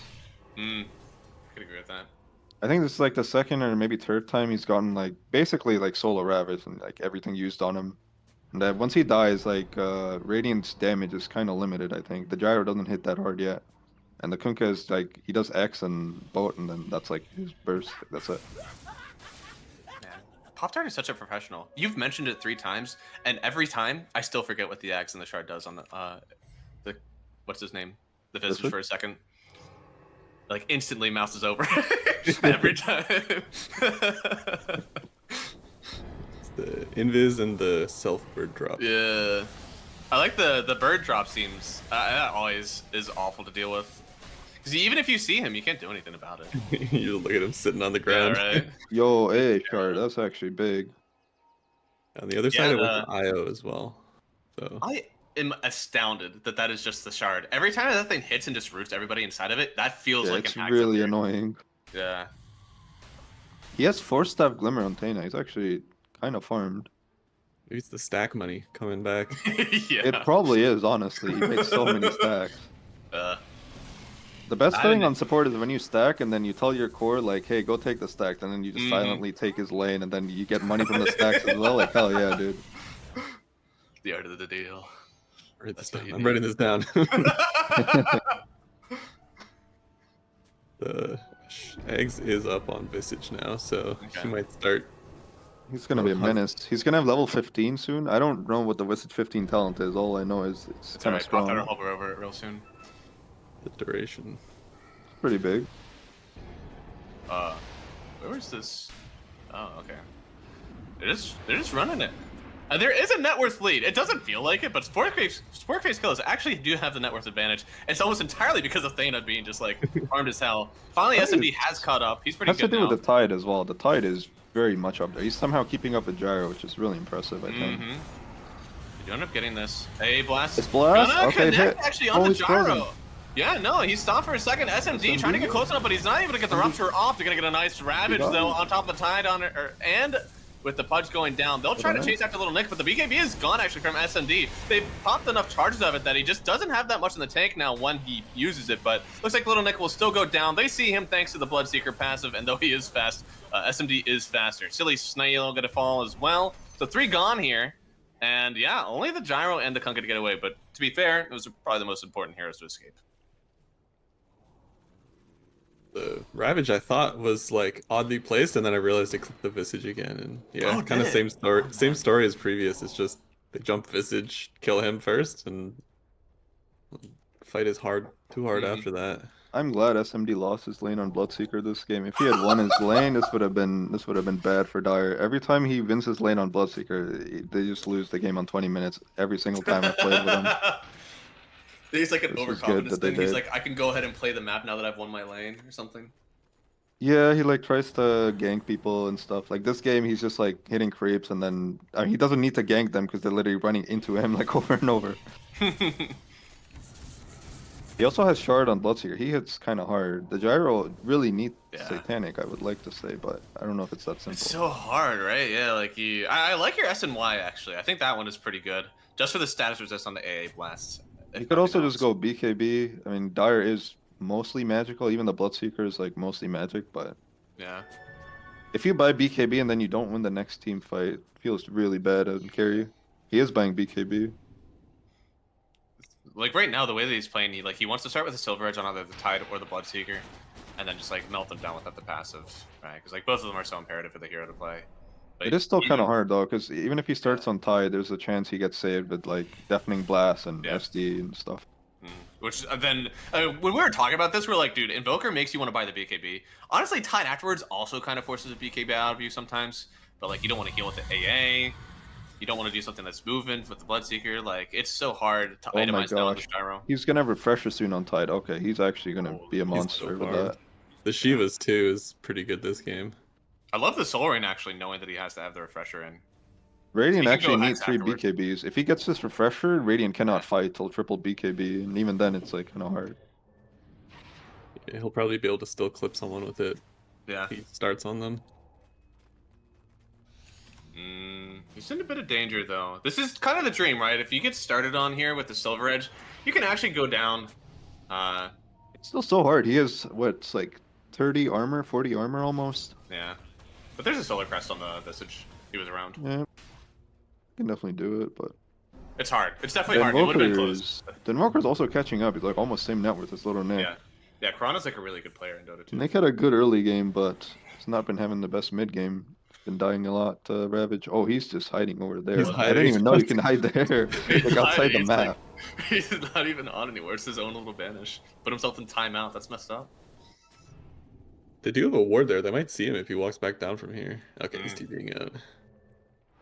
Yeah, I mean, next Roche is going to be up in 13 seconds. I don't know. I didn't really check. Is that a max spawn or was that a mid spawn? I don't remember. Radiant is all bottom. They probably want to fight this Roche. I don't think you're happy giving Aegis to Bloodseeker. No, and like, unless they manage to like stall for a minute, they will take it up top. But Oh. if they take a while to kill Roche, Invoker is going in. yeah, go Koran, go! Oh my god, he's really getting beaten up. Oh yeah, team I player. hope he doesn't die in the team fight because of this. I guess there won't even be a team fight. I mean, Roshan, it does evacuate the area in 40 seconds, but it looks like they have the damage now with SMD coming in. I don't know if I'm a fan of SMD's build. He went Basher into, now he's going Swiftling. I think it's a bit too aggressive. Maybe like Scotty or Satanic or something. Just like tank up, because Radiant's, like I think Scotty's like really good this game for the anti-heal. Mm-hmm. And then Satanic just to like man up, because you do run out of HP on this hero kind of easily. Or like maybe Ags. I think I was I've seen gonna say- Ags a lot as well. I think Ags is it, because you kind of want to like, Ags with you want to the- dip in and out of the fights, and Satanic is really committal. Like, really Yeah. committal. Ags with the A actually sounds really hype. Yeah. That sounds good. You're always going to like out-heal them in some way, have the barrier. Tana is in the middle of nowhere, sort of. Okay, sleeping out. And how much amplification is that with the W of AA? It's like, yeah, 25%. Does it stack with itself? Like if you I put 2 down, they take Oh. like, more. I don't know if it works. I don't that think way. so. I don't think so. That's base Okay. as hell if it does. That'd be crazy though. You put stack up 6 in one place. I guess the question is, because that AA, it does say that it is magic damage increase. So is that pure damage with the Blood Mist?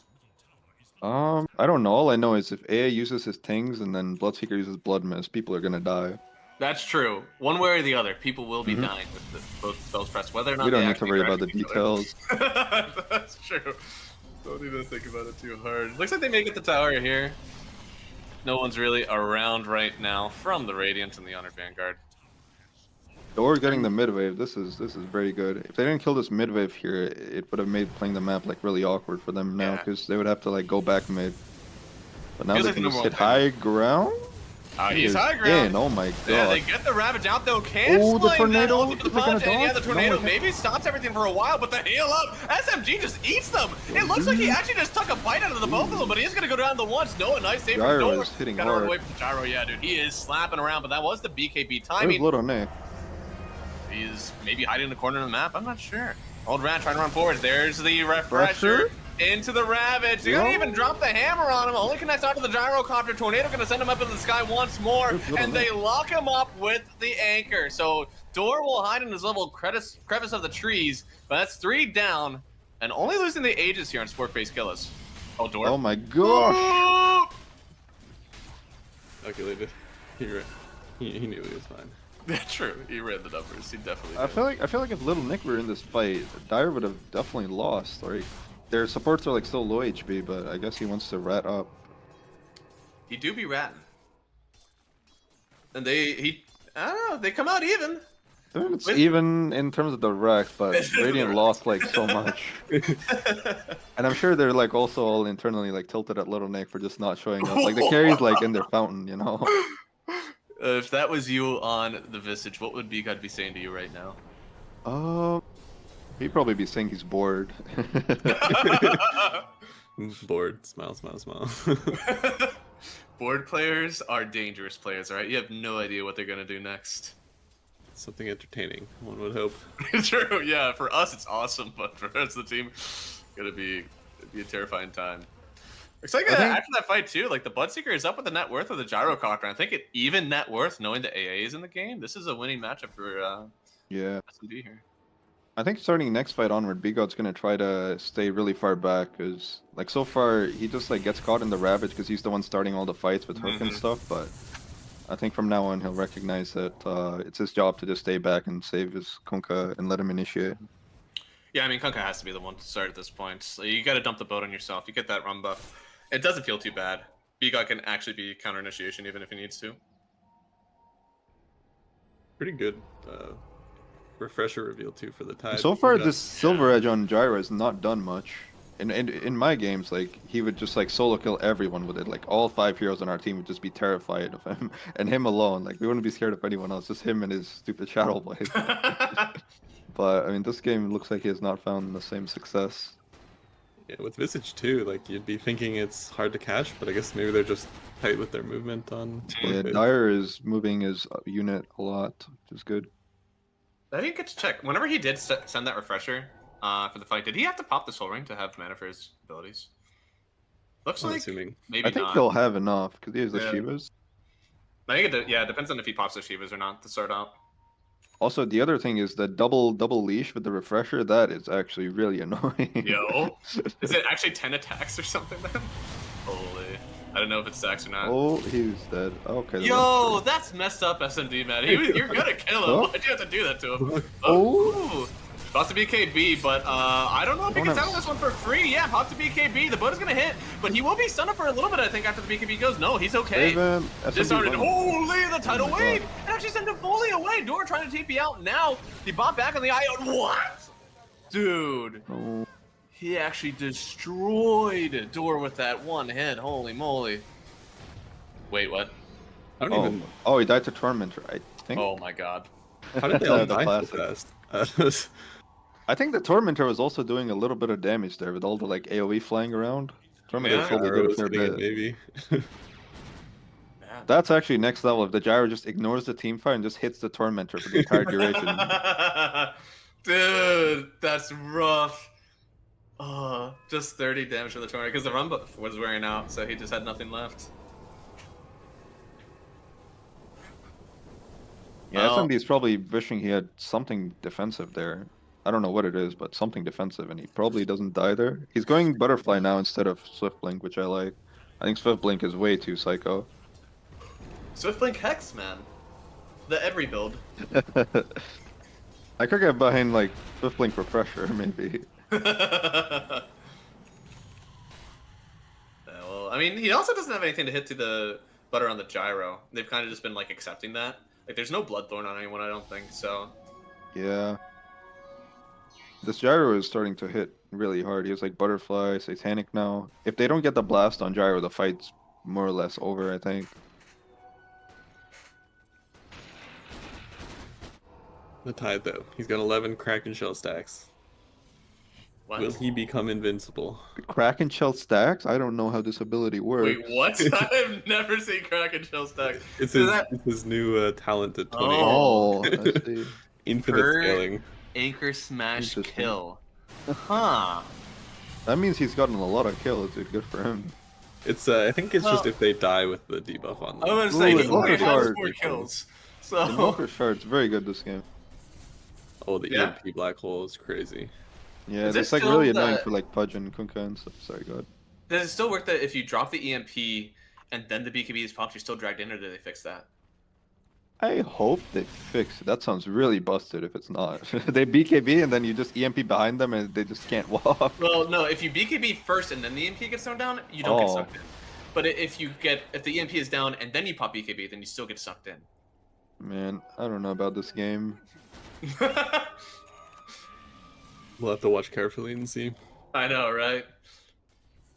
don't- What's Tidehunter gonna buy now? He's like kind of maxed out. I guess he's gonna Like, eat the eggs or sell Meteor. Maybe he can just buy Overwhelming. Yeah, overall would be good too. I don't know. How long does this hammer stay in his inventory? Like, it's I'm good. not sure. It's kind of hard to channel in these fights, I think. I think you're unironically like hexing next, right? Like that should be. I hope so. I would like a Hex. They don't really have real stuns on Dire besides Ravage. Yeah, I think selling the meteor for hex could be Little it. Neck? I think sucking up the X is too slow. Oh, they popped. They know. Ravage in. He actually catches them, 2 of them. The EMP coming in. He's going to refresh Oh my into God. the Ravage again. They're trying to get saved by Pudge. They will get one away, but SMD, they'll gladly take this little Nick kill Reload. right after they're done. Oh What a no, play they by didn't Fate. time Wait, it. Wait, what? The I reload out. But they Oh. can't get Little Nick because he's outside the map or something. Let's You see. can't find them. Little They Nick actually- is just outside the map. Do you think this is bugger feature? Feature for sure. I mean, everyone with like free pathing abilities can do something like this. I think, like Earth Spirit, Monkey King. But you don't stay there. Yeah, It's- yeah, I guess. that's the difference. I guess it You is don't- different. Yeah, it is kind of dumb that he can just stay there again. I guess it's like you have the high ground vision, so you can't really see them. The IO's dead really long. I wonder if they've forced something. Is Roche up? I guess it's not. Oh, it is up. Oh, it Okay, is. should be No, free yeah, Roche. they're able to go for it. That's a refresher. Do you think they Oh, he is should buying wait that. the 1 minute and they get a free Ags? Oh, that's a good point. Maybe they should actually. That's How does weird. refresher work with like the Tide's refresher? They It don't stack. doesn't refresh, yeah. I mean, you can still get double rupture and double BKB. I think that's Yeah. probably also fine. They definitely just want to take it now because it's like free. Yeah. Once the IO's up, it's like anyone's Roche. I don't even know. I mean, I guess they would give Ags to the Boker. But, Nice, He's a that's what we like to monster. see. absolute assassin. But he does get ultied up. It seems that they could connect on him Yeah. with the hook away. We'll keep him to safety for a Awkward bit. fight. BKB already popped at Quran, but Oh my with the God, the rupture rupture. on, yeah, Vol, they're trying to turn on him. He gets the BKB off. SMD wants to stand his SMD? ground. He does have an Aegis, and he's actually healing up pretty well. But the tidal wave, the absolute water park from Dog, it's going to connect. And honestly, they're even keeping control of Fade. Where's the rest of the team here? They're going to buy back on the Invoker. A little bit in danger Oh, right now on darn it. SMD. They're going to reload in on the Gyro as well. And here it is, SMD. He goes down a second time.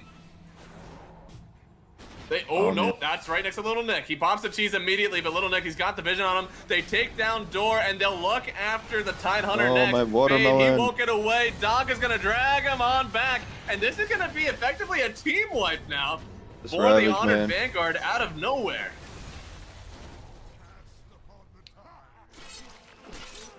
Oh, he's dying back on Oh, Wolfer. this is dieback. Dang. This is bad. Or he's trying to turn killing on Bigot? Bigot.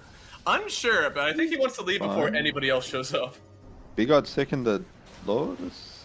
What? That was weird. Why'd he start taking the Lotuses? That was suspect. We got match fixing. What's happening there? That's baiting, man. False sense of security. I mean, it's real because the Invoker actually got out. A real sense of security.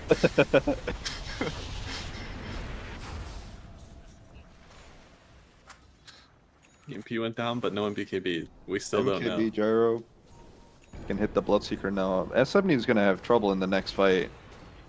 I think his best bet is to hope his team somehow kites the Gyro and he just ruptures like Little Nick or Kunkka and just like runs them down.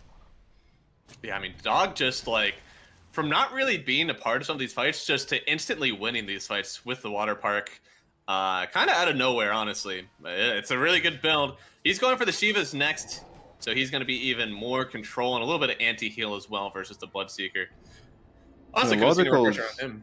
Logical's definitely like a late game type of player in the mid lane.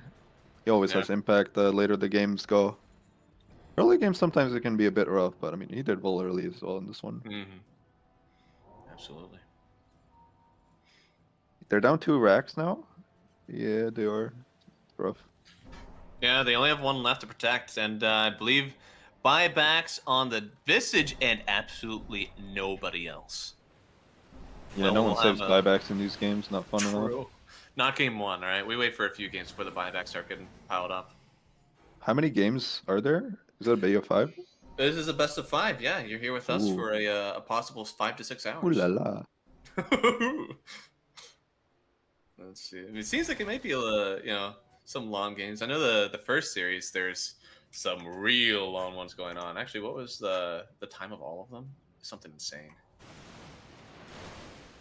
Let's see. Let me look at the win probability.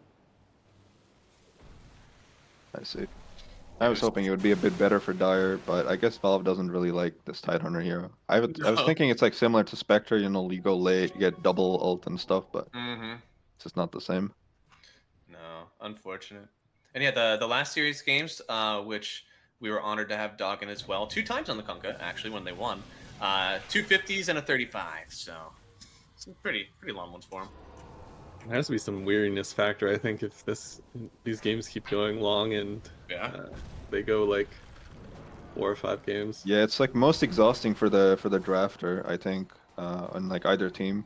Because the games are going long and you're forced to like change your ideas and stuff like through the Mhm. games, and then you have like 4 people just like telling you different things throughout. Like, it's very, very disorienting. Is our B-God and what's the other one? B-God and Little Nick, do they talk a lot during the drafts? I wouldn't know. Little Nick streams, so someone can probably check that. But That's true, yeah. We can go over right now and find out what Little Nick's a drafter, right? He's just a drafter. I'm guessing Little Nick just does most of the talking. B-God probably says his own hero. Oh, what? That's kind of insane, I think. Okay, well. It worked. Having a good Just as time. intended. Dire is currently smoked up in their own base. Seem kind of lost. I don't know if there is much for them to do, to be honest. Yeah. But I don't know. They do have to look for a fight with this double rabbit at some point. I don't think they're close to any big items, so maybe they're waiting Tide 25. What is Tide 25? Oh, Ravage it's the version. anchor smash on attack. Hell yeah. You think that's what's that would going be on? The epic. Ravage Stun duration seems lit. Even more of it. It would be hype if he just bought a rapier with the 25 and smack some kids down. Unfortunately, it's like when you attack, not when you are attacked, I think. Yeah. So he'd have to buy some attack speed. It would too, be maybe. really broken if it were when he was attacked. Yeah. Oh, Oh, the is this the guy you want to hook up? He wants this, yeah. Bring me in, let me hit them. They get a nice AA blast as well. B got in a bit of danger, but they're able to he take cannot away fight. Bloodseeker. SMD, he's gonna run away. Do they have the extra hit with the flag attack? Does it miss a bill? Oh. No, and he got hit by it. He's out of here. Little Nick got a double kill. Same with Old Radin. Oh, they're just running up the high ground. Is this flag it? I think this Might is be. it. There's no. Yeah, the well plays are coming out. I think that's it. There's a Voops there. Oh, there it is. Begon looking to end it with a SMD link getting forward the from blood of SMD. Beagle. Yeah, he does, but melts so quickly. What? Yeah. What are the items on Bull now? A lot. just I don't know. MKB. But a lot. MKB is the only thing that really changed. I guess there's the damage on the Satanic, but good That's lord. so quick there. That was crazy. Yeah. Yeah. He had Blood Rage on as well. Hard carry difference. Damn. insane there. So SMD bullied down by B-God. We got ourselves game number 1 in the books. So it's another one. It's a 45-minute Kunkka game for Dog and the rest of the crew there, and at the Honored Vanguard. But yeah, this is a pretty good way to start this one out. I think that we had a good amount of chance for both sides throughout the most of the game. I think at 30 minutes it really popped out for the Honored Vanguard. But I liked what they were doing on Sporkface Killers early. As you said, Shaggy, it seems like maybe too much of this gold went over to the Tidehunter, and we kind of lost a way to go with it, right? Yeah, it's kind of hard to not make it happen though. Like it's very difficult to be the Tidehunter in that situation, and then be like, "Hey, SMD, you're poor. Go take these stacks." Like it's very difficult to say that in the game. Yeah. I think maybe ban the B-God Pudge. I don't know. The Pudge was a real menace in the Ooh. lane, and then even later on, he had some like good hooks in the later stages of the game. I don't Yeah, really know if they can change much else. Maybe get rid of the Visage as well while you're at it. But Maybe. yeah, I'm not sure. We don't want to see the Visage succeed. At least I Yeah. know. Actually, Me I too. take it back. I think the IO is still probably good to take out. The IO just enables this particular team's playstyle a lot because, Mm. like, what they like to do on Radiant is like they like to split up a lot, and the IO just enables it so much. Like, Little Nick's like in some corner of the map, the Gyro's like farming Tricamp. They're like setting up for kills bottom. Like, they like to have like threat everywhere, and I think the IO really enables this sort of playstyle. So Okay. that might be something to look at. Yeah, they Alright, even well- had like some good heroes against it. It wasn't Mm. enough. Yeah, no, I mean the A tailored to it. Still couldn't beat it. Yeah, I mean, I We'll find suggested. out here. We'll see what they do for the draft in game number 2. We're going to take a quick 5-minute break, and then we'll be back to analyze game number 1 and send you on our way to game 2. So stick around. There's more Dota on the way.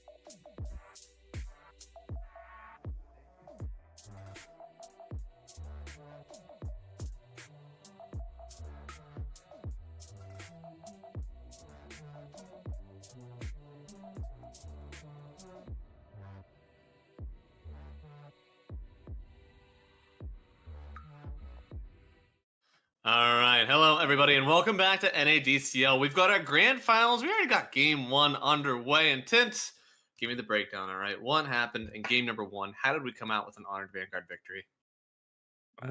It seemed like they just kind of held on and weathered the Tidehunter storm per se.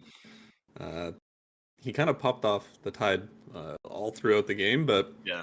eventually, like the BKBs came out, and it's just even if you play the hero well, your impact is limited. And after that point, it just seemed like the gyro was melting people in reasonably quick. It seemed.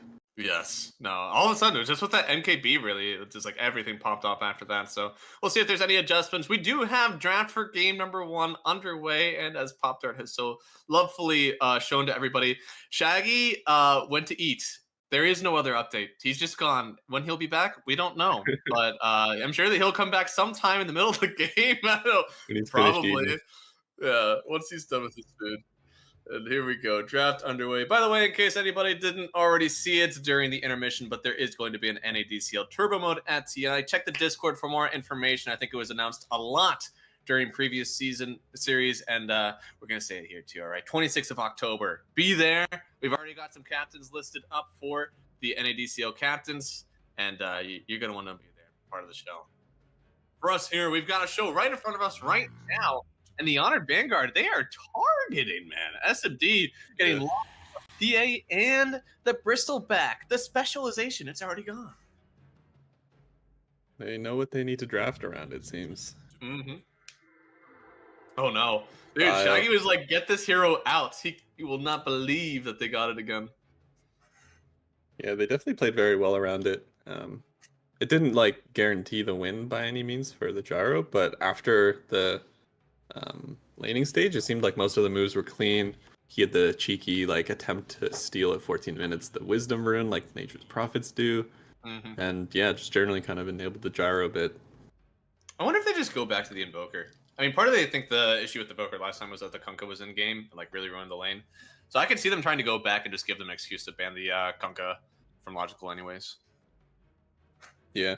He's played it like the last 3 games now, I guess, and each time it's done well for them, and it's, I'd say, a strong hero, and you don't even know, I guess, guaranteed which lane it's going to be in, because it could potentially flex to off lane. Yep. And they do pick up the Beastmaster, so a little bit of a change now for the Spork Face Killers. Also, some notable heroes that are left in the pool here. Warlock was banned out last time by the Honored Vanguard, and that one's still in here. I believe Willow. No, Willow has been out cold too. Okay. I said that's really the only change from the beginning. Yeah. I wonder if they ban out, because I know if he doesn't get the Willow, as Shaggy already said, there's the Skywrath Mage and the Pudge. I wonder if either of those are going to be tested away here from the Spork Face Killers. Yeah, they might just have to. At this point, they only have, I guess, 1 extra ban to work with, so they won't be able to get everything they want out of the pool.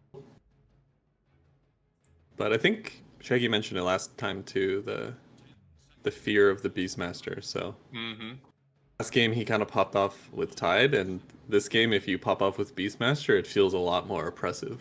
He just is running down your towers unreasonably quick, a lot of mixed damage, strong hero, good laning. A lot more kill potential for sure. I mean, especially once you get the Helm Dom too, you can just run people down with it. Io is someone who can get potentially ran. I almost want to see, and this is kind of just my own headcanon going here, Grimstroke actually for the Spork Face Killers. I think it combos very well with the Beastmaster. And also, Io is someone that I love playing the Grimstroke against because you can always link them. You almost have to have a Linkens on the Io because no matter what, he's probably close enough to the hero that you want to link anyways. So it always feels good.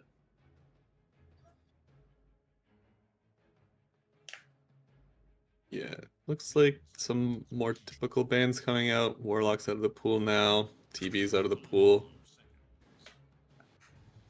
Sporkface is taking out the gyro as well. So the big 3 baddies of Puzzle 1, I think, are all out of the game at this point now. I believe so. I mean, your IO combinations here looking like Luna Dusa.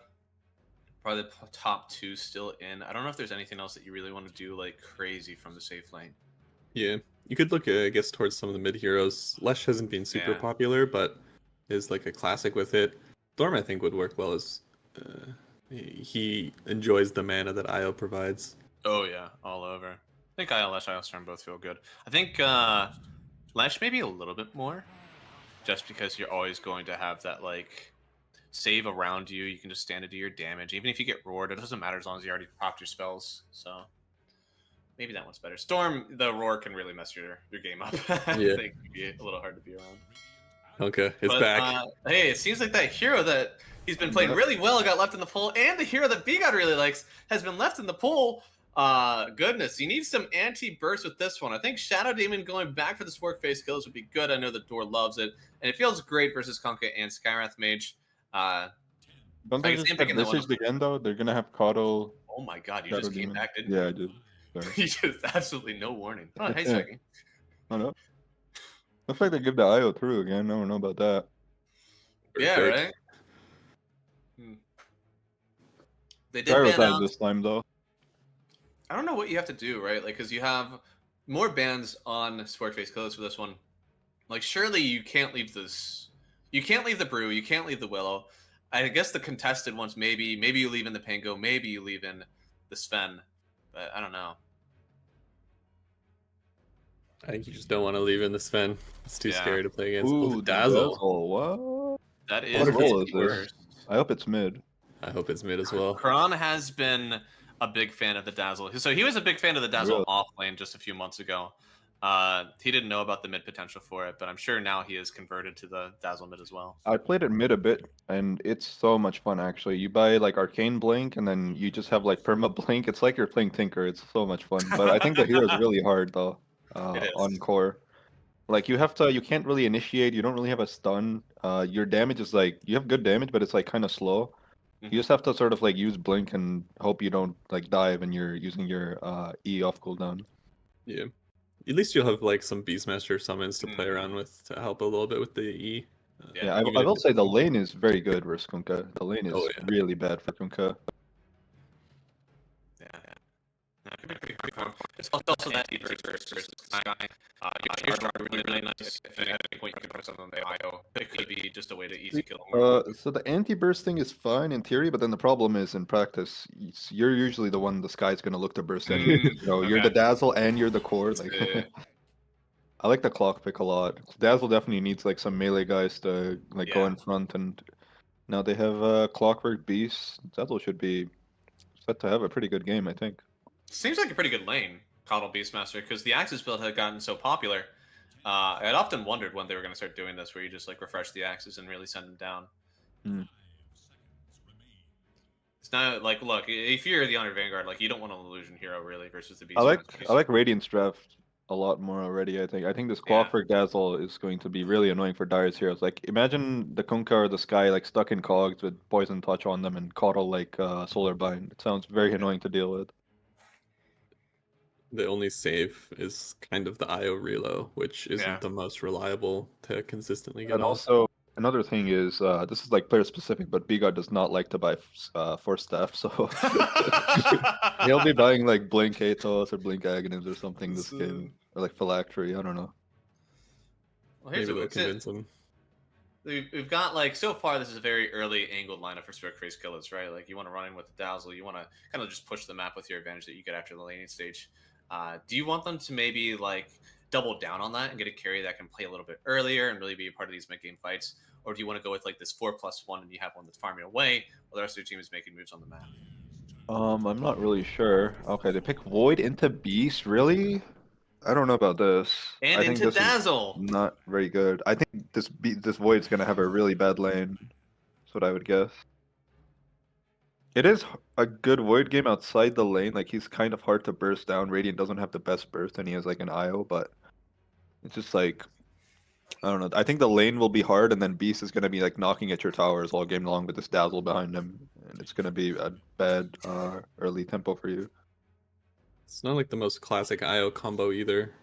Yeah. For lane. It obviously any pause one loves having IO sitting beside them feeding them HP, but like you don't synergize quite the same way that some other pause ones do.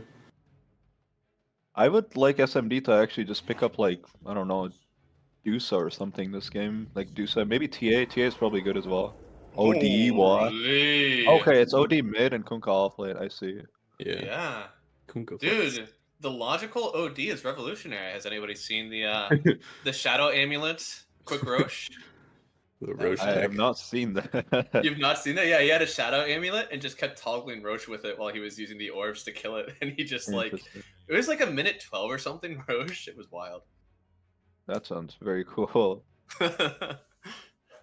This OD pick is punishable though. They have Clockwork to get on top of him and then Mhm. like de-summons as well. And I think the lane for Dazzle should be fine. Dazzle like buys bottle, he doesn't Wraith King. That's an SMD classic. Yeah. This is something that doesn't mind getting ulted. They don't even have that much damage, TBH. I know they have the Skywrath Mage, but like once the HP is so far up, I don't know if Skywrath even burst him down in the duration This of the is- Chronosphere. So I think Radiant's draft is way nicer this one because like the Dazzle is just going to have such an easy time because he has like this Wraith King and Clockwork and Beastmasters like giving vision and going in and stuff, and he'll be able to grave and save people from like Chrono, Kunkka, whatever. well, it sounds like we've got one vote from Shaggy for the Sporkface Killers draft. Tint, who do you think is taking this game number 2? I'm on the same side. Damn. Sportface, yeah. Well, I will break it up. Mr. J Mac Dota has said they have a 86% win rate with IO currently in NADCL, and I'm a stats mean- man, so Honored Vanguard, baby, let's go. I don't know if stats work like that. They are in the grand final, so How you dare know. I'm something of a stat major myself. I know all the little trick stats people use. Messing Please do around not with the accuse p-values. bias. Don't do this to me. Nobody has ever thought about the bias in these stats that I give them. All right, I'm allowed to just spew some nonsense numbers, and then people just listen to me. Do not let them know. I will say, I hope Radiant wins. Bigon needs to be humbled. That's all I say. All right, well. Force Let's that. see. It's gonna be a fun game to watch. I haven't seen as much of the Dazzle as I want to. There's been a few games at Dream League, and I still want more. I love this hero. I think I'm I love it too. platinum tier on it actually. So Oh, I'd be excited to Matt's see it Magician work. Core. oh yeah, baby, back to the mid It's- lane for me. It's actually one of those heroes that like doesn't sound flashy, but I think it definitely is. Like with the blink and like graving Yeah. yourself at 1 HP and then healing Mhm. healing yourself back up to like 1200 whatever. Yeah, They're kind of flashy in that way. I mean, the way that the ult works is insane now to like make it flashy. I think if the ulti wasn't Yeah. taking away your health, it Yeah, wouldn't you look really as have to cool. live on the edge. It's actually quite difficult, but yeah, we'll see how he does. Yeah, so we'll I see think- here. Okay, they are smoking. I was gonna say I think they should smoke up. They have like stun and poison touch, clockwork. I don't know why clockwork's moving away from the rest of the group, but he's He warding. doesn't believe in it. Thana is like, you guys do your own thing. Good I wonder luck, how the Duck. Kunkka's gonna do in lane against Wraith King. What- Who's the 5? Is it? I think it Caudle? might be the Caudle. Yeah. Door's playing it. He's typically been their 5, but I don't like that. Caudle Yeah. versus Kunkka at Sky. Sounds like you're gonna get run down. Holy Vol, why? Why? He's Oh, just dude. walking up there, smacking the boar and walking away.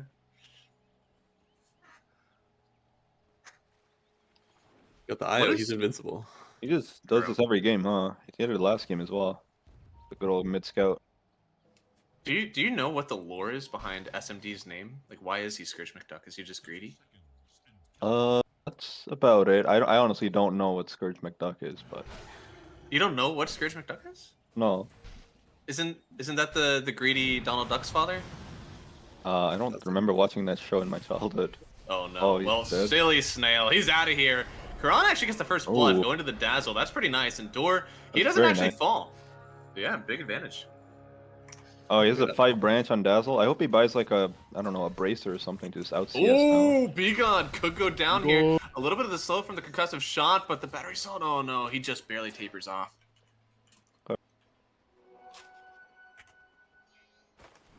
Oh, it's Scrooge McDuck. That's the difference. I'm gonna be Yeah. looking at the top lane, dude. I think Fade is going to 1v9 this one. Yeah, he popped off on Tide, and now he's on a hero that definitely has more avenue to just own a game.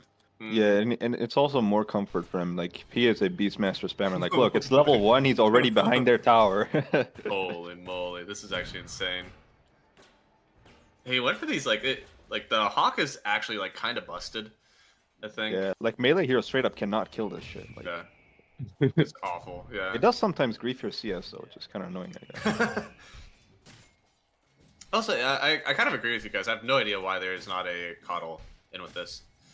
I don't. Maybe it's just because of the Clockwork matchup into the Kunkka, but I feel the 1v1 is like insane for you to win that lane if you do separate the Sky. Yeah, You I know, the feel other like side, Clockwork like- bottom would just make so much sense. Like Sky, we saw the Clockwork almost running down the Sky earlier as well, right? Like it Right? can just be the same thing, but like Yeah. stun into Cogs. And like as The laning setup definitely looks off, but SMD's a big believer in just like making the same players like lane together because he thinks it like builds synergy. Oh, So maybe he feels that they just like won't do well in either lane if they swap supports or something. Dota philosophers SMH. L2 time dilation, you love to see it. Yeah, it's a good and if you think they're going to be spamming you, make a little bit more sense if they were playing against a Coddle actually, but I'm sure that it won't matter too much. Another reason I would have liked the Coddle top is because he can stack the Tricamp really easy. I think Clockwork has a bit of a harder time. He can Yeah. still do it with Rocket, but it's just like a bit slower, I think. Yep, and you have to be a little bit more. Dude, the careful. IO is really on top of the camps in this game. He's like, Yeah, block the already got hard. small amount, yeah. We got everything. Ooh, they double tanked that. That's rough. this lane bottom looks like it's gonna get really rough for SMD soon. Like once Kunkka gets like 3 or 4, I think Dwarf might just die. Yeah, it's hard. I mean, you don't really think of it being like that oppressive as a laner, especially just because of the lower XP that you get, right? Like, you don't get to level 5 near as quick whenever you're in the off lane, but you still Is own. he dying? Oh, that's a good could. cog. Nice. Yeah, nice. Okay, they're making it work. Yeah, everybody's in. I mean, Fade, if he gets the same clean start that he had last game, he could really start to take off and kill both supports, to be honest, anytime they show in a lane. I was going to feel a little bit more lost, I think, just because not sure who you're supposed to link to the whole time. It doesn't feel like you link to a Faceless Void the whole time. Probably OD. That's probably Mm, the best guy to link for him this game.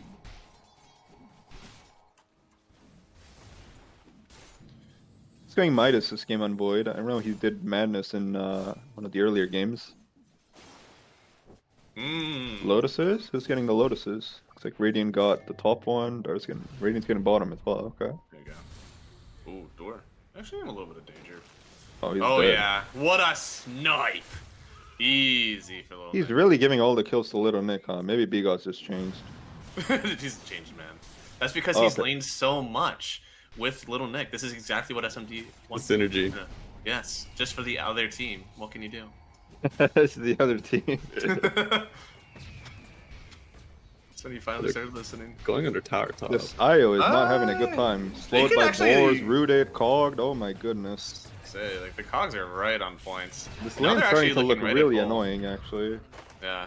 This is why I said that they should definitely be laning They're these just two hitting him together. under tower, actually. Okay, they need to chill a bit. Come on, guys.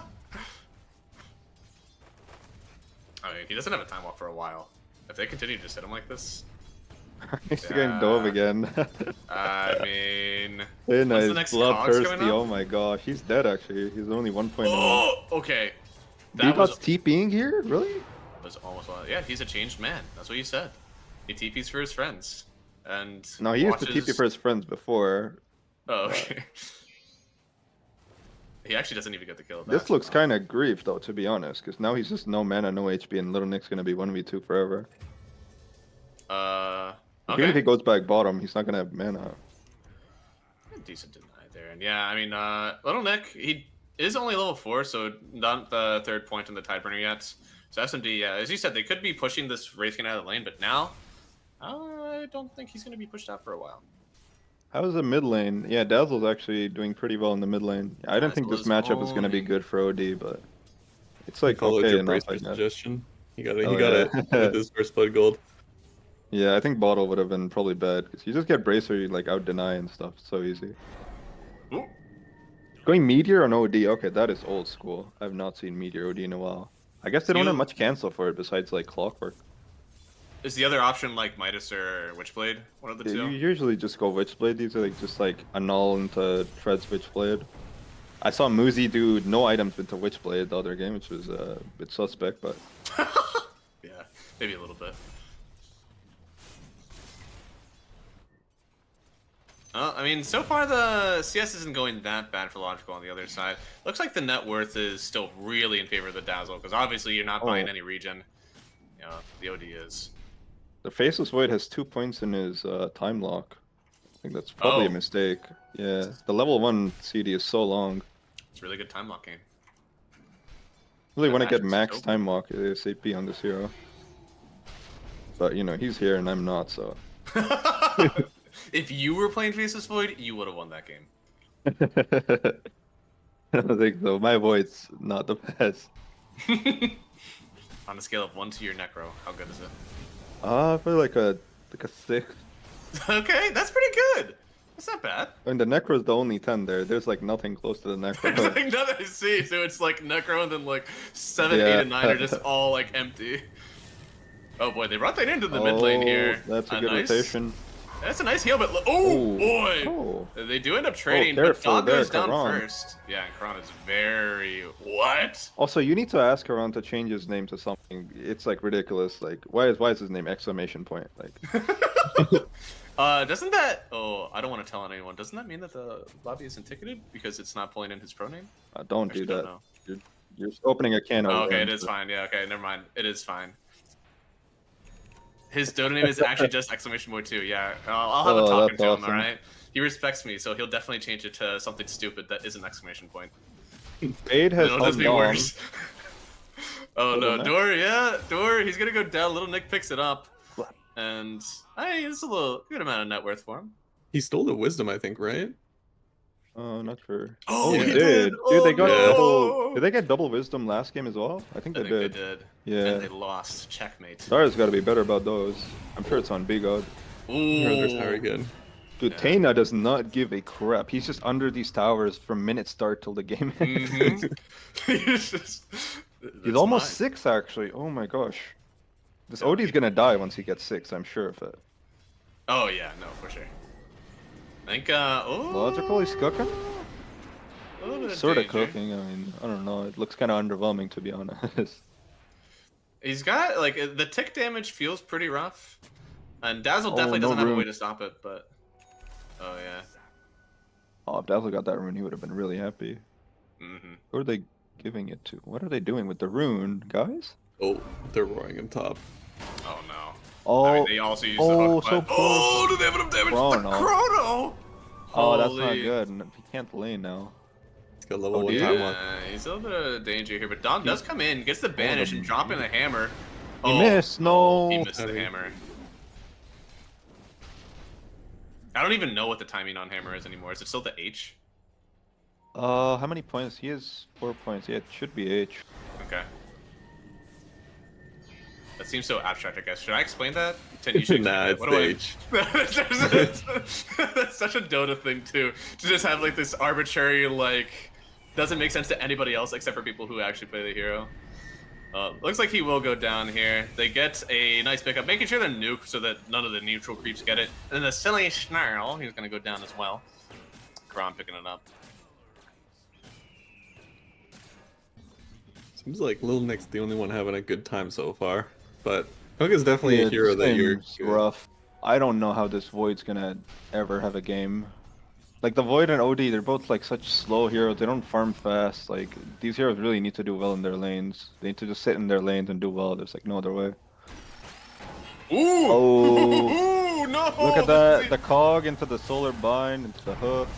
Yeah, I mean, he's the only one having a game. If they actually kill him here, this could be really rough. He is going to get ticked down a little bit by the poison dead, touch. he's dead. Another one gets The stacked on a blood blood grenade. grenade even. Oh my goodness, he's just ticking to Can't everything. move.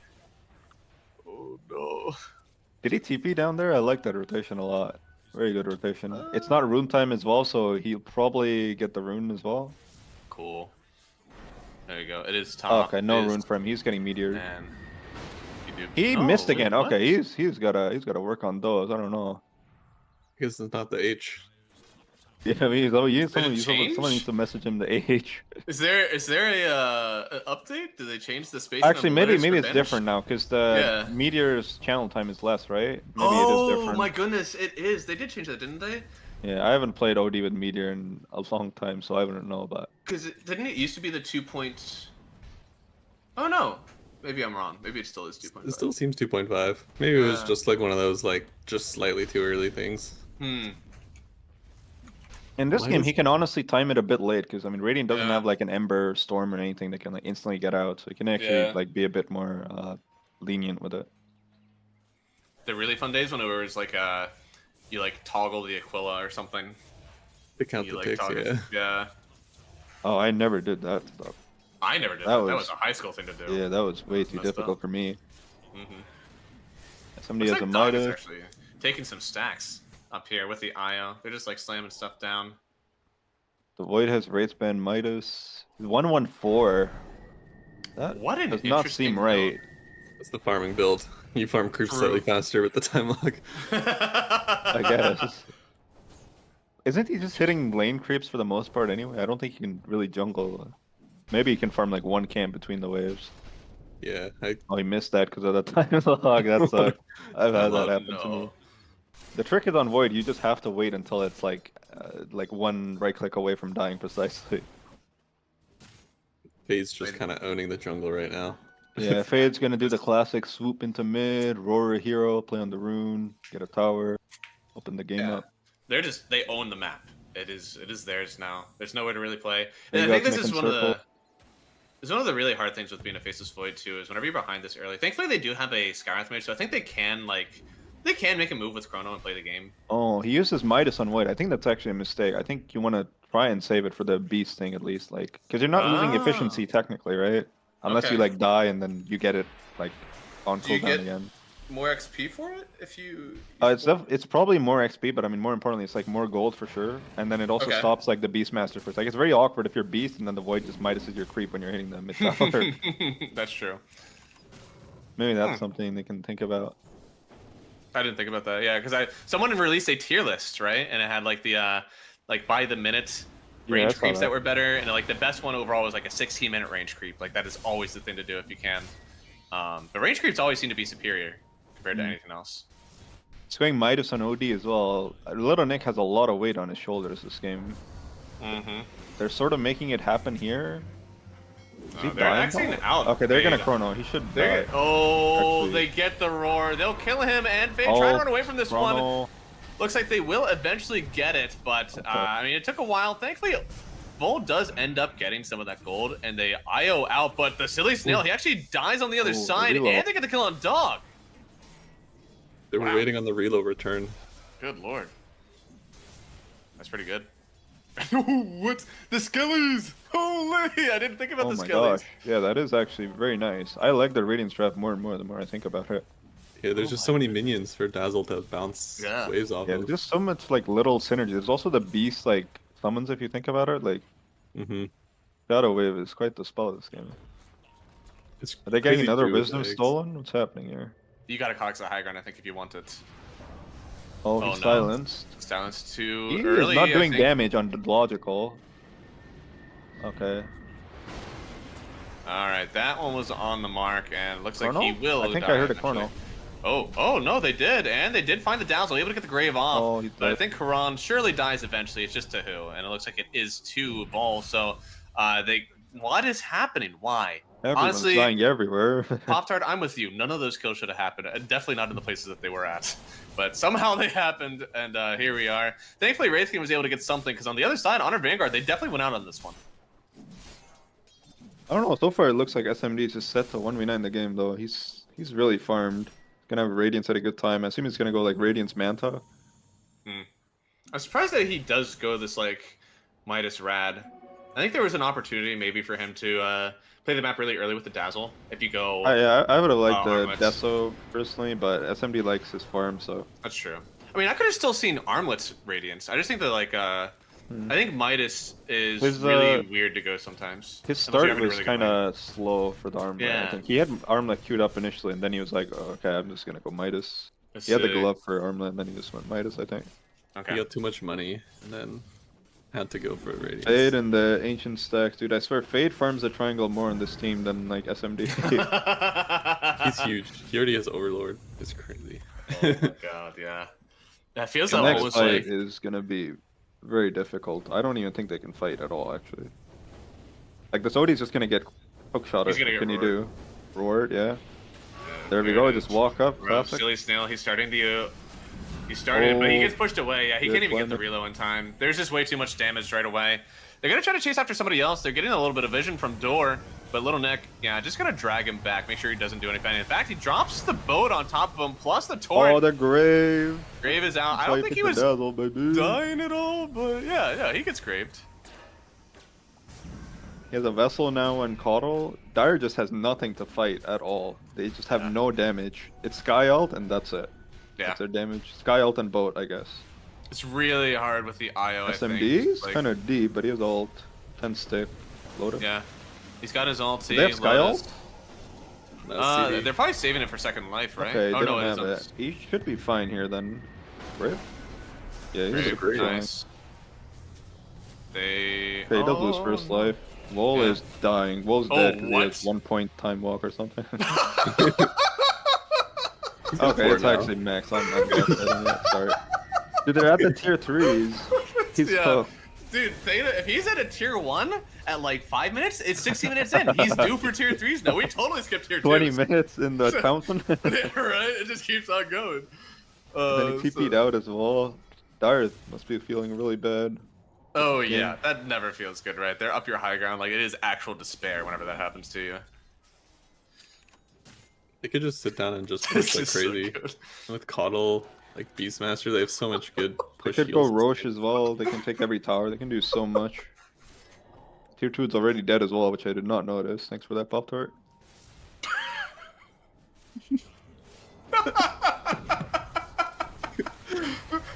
Oh no, dude! They got the Up Chronosphere. There is no it's other up life back. here on the Wraith King. This could be it. No, He goes down. Damn. kind of a bad death to be honest. He gave 1,000 gold actually. That's a lot. Holy, yeah, he was feeling pretty thick there. That's what you need, honestly, for Vol to come back in this game. Those sort of kills, like that is actually the freest that it can get for you. Yeah, they need like I don't know, 3 or 4 more of those though. Yeah. And That's ideally, true. they want to kill the Beastmaster as well. Like the Beastmaster is actually the one pressuring. Wraith King's kind of just farming. It's like Logical's locked up. He's got the Logical? timing Oh, down. he's dead. Hook shot in. Healing. They don't even need the grave just yet. Finally, it comes out after Little Nick trying to put him up in a That's great. combo. Oh, And he's with the actually- heal, no, he finally does tick down. Now, The Little Nick is Dazzle, getting free some fight. pretty good heal with the IO, but yeah, Dazzle is just putting some work in. He What's has that to die, guy's right? name? He is so good at Dota 2. Exclamation mark. Someone pick this guy. Ah. Alright, what do you guys think this Dazzle should buy next? Oh, I mean, the axe is so good. I think that's like the #1 item. I think that You got the legit, egg. Yeah, the Scotty could be it. Blink or upgraded magic wand for sure. Ooh, the what is locket. that thing called? Yeah, Holy Lock. You can build stacks on it with your ult. Okay, it sounds cool, but I don't think you can buy it on core. I think you need to like deal damage. I would like him to buy like Blink. BKB or like I don't know. Honestly, probably just BKB. BKB into like Blink, and then Yeah. later he can go like Scotty or something. Like hit harder. Yeah, he's Okay. going BKB. I like that. Thompson goes Okay. BKB in all his Dazzle games. It That's definitely another feels CD good that this ticks game. down, right? Yeah. Crazy. I don't- Crazy alright. hero. I'll be honest, guys. I've not played this hero since they put the ulti thing in. I read it and I was like, this is something that I will just never be able to know. All right, explain what this thing does. Basically, you just trade your HP for Yeah. armor increase and reduction, and then it also reduces cooldowns. Okay. And every time you use your ult, it uses more and more HP. So sometimes you'll see Dazzles going around with like the little number next to their ult. It'll say like 2,000, 3,000, which means basically if they use it, they'll almost die. But you can't actually kill yourself off it. You can only go down Nice, to 1 okay. HP. So what are you talking about the item ticks? What does that mean? Build stacks with item abilities. Oh, like the cooldown reduction. part of it. Yeah. It affects items.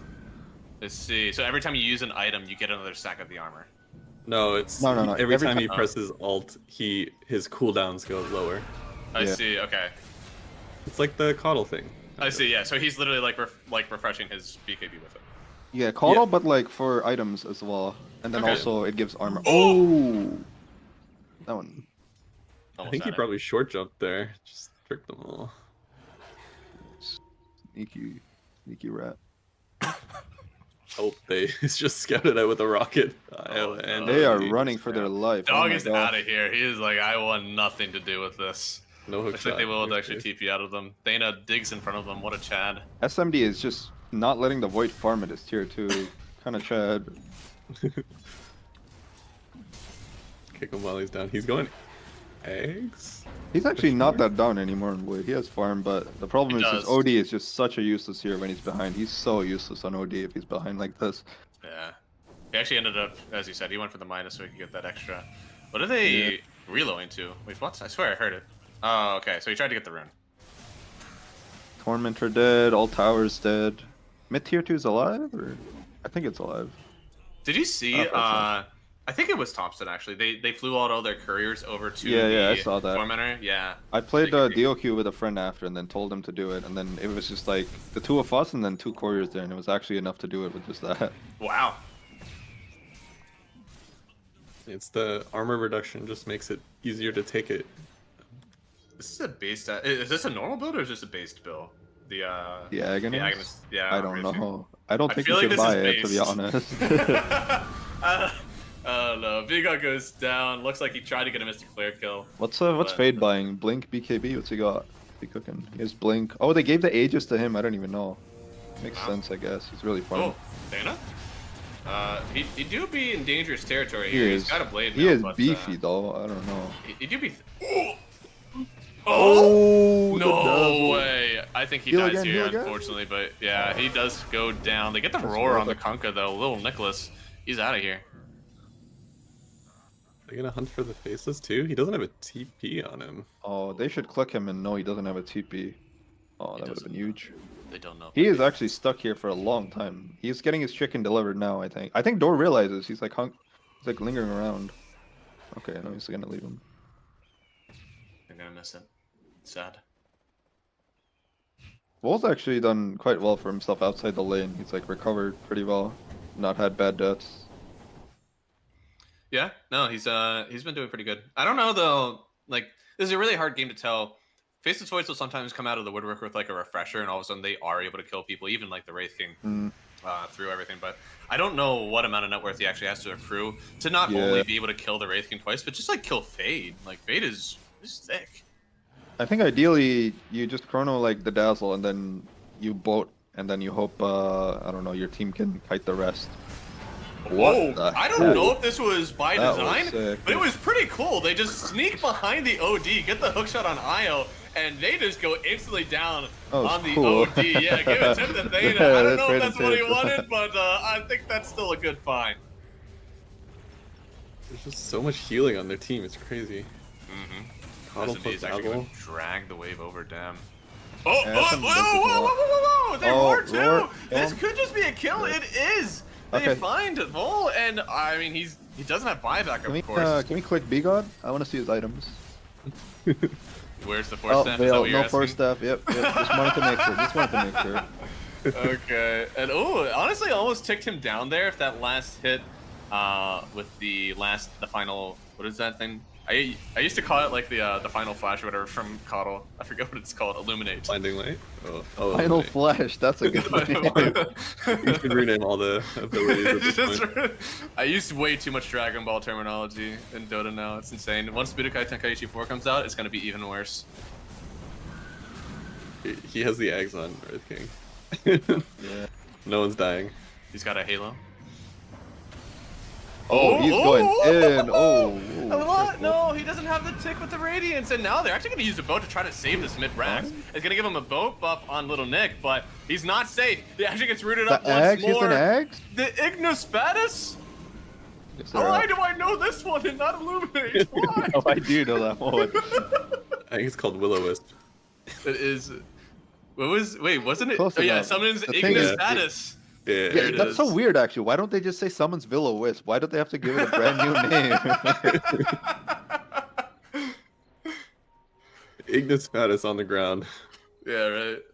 It definitely sounds a lot more intimidating than the Will-O-Wisp. Can you imagine being in a game and then your caller just says, "Yo, guys, I have Ignis Fatus. Like, let's go."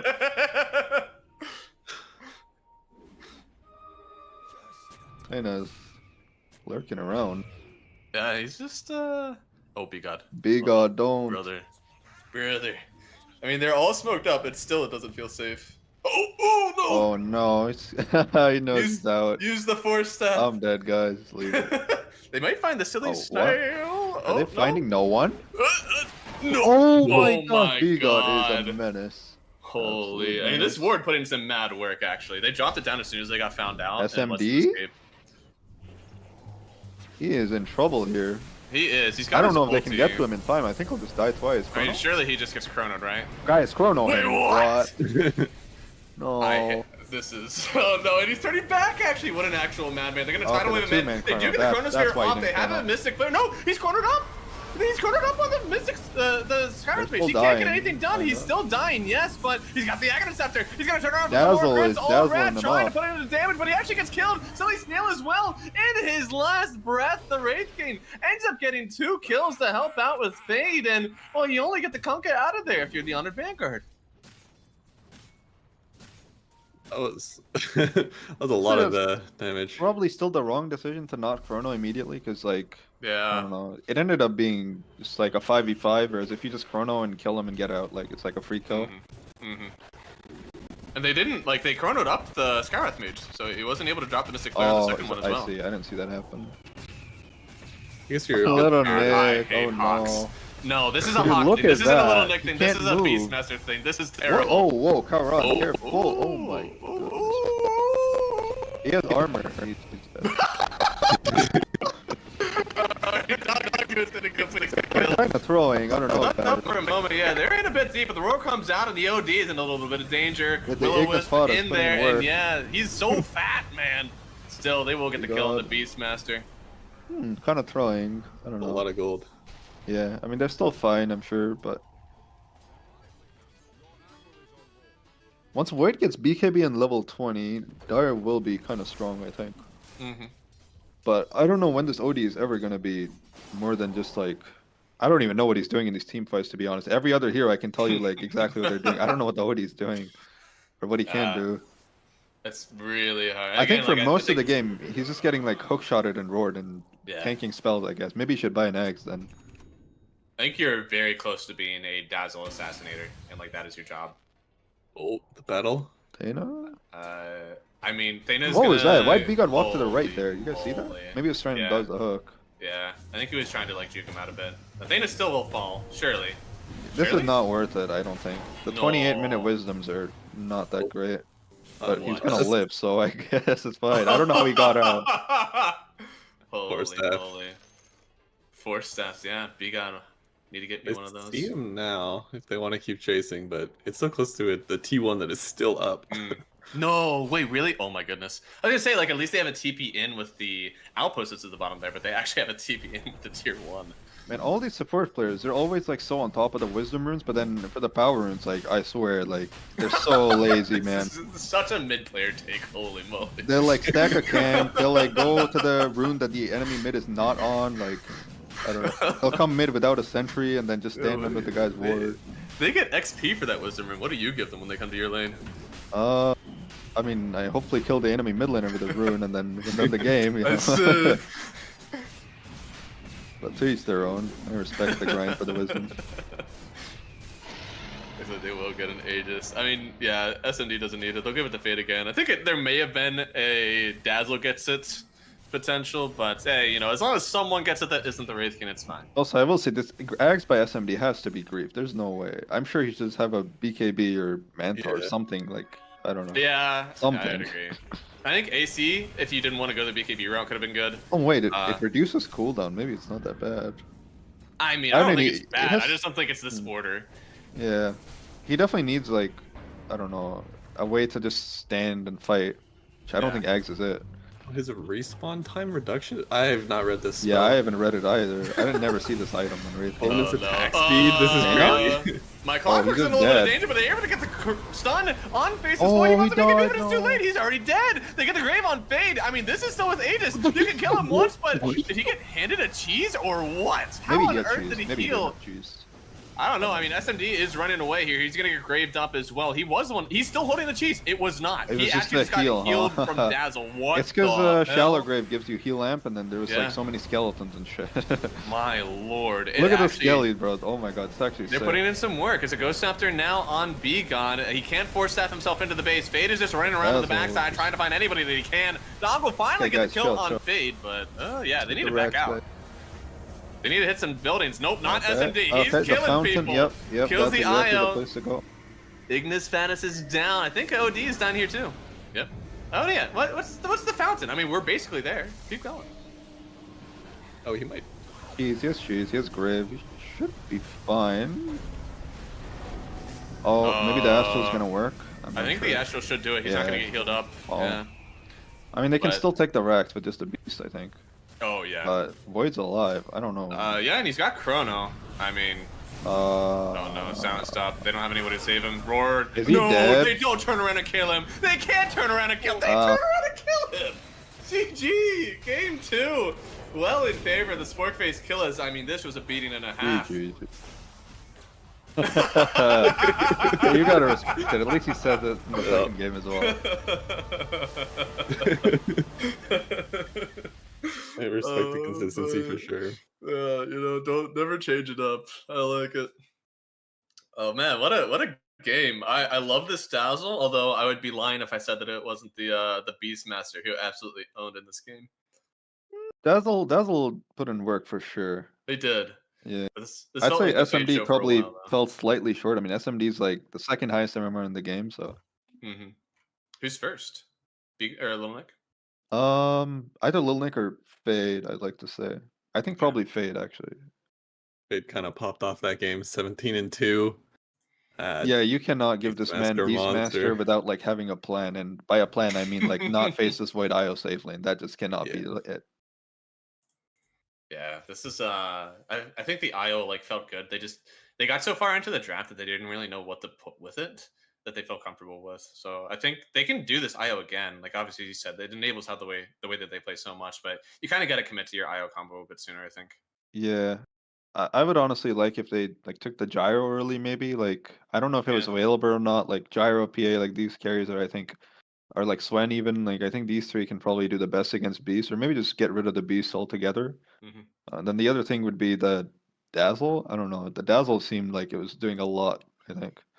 And for logical, I don't know. Don't pick him OD. Just pick him like a guy with a stun who can rotate and stuff like Kunkka, Shaker, Pango. I don't know if he plays like any of the spirits, but I'm sure those are fine.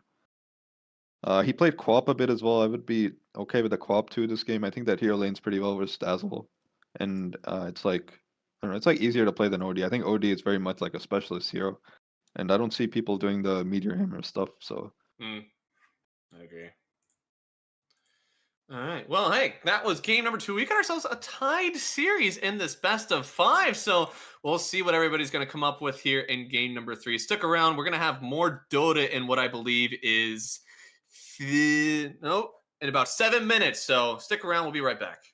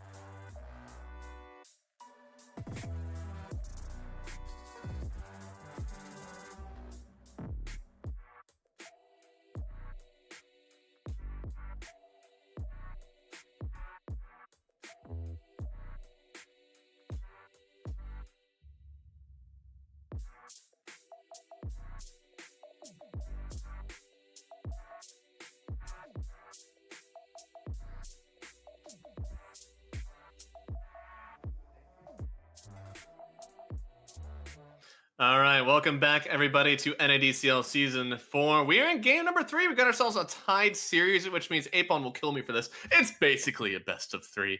Tint, Shaggy are both with us. Tint, give me the breakdown for game 2. Who's your favorite player to watch in that one? I think Honored Vanguard identified it as well. It was the Beastmaster. Yeah, Ran it out first.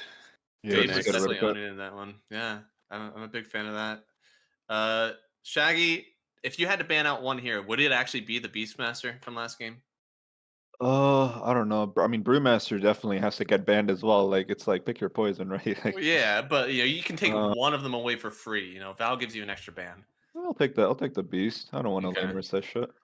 All right. Well, we can get sent into the draft here now for game number 3, and we're gonna get to see that they loved it so much, they're just gonna do it again. And I totally forgot to message Karan here. Let me do this real quick. Karan, change your damn team name. For comp.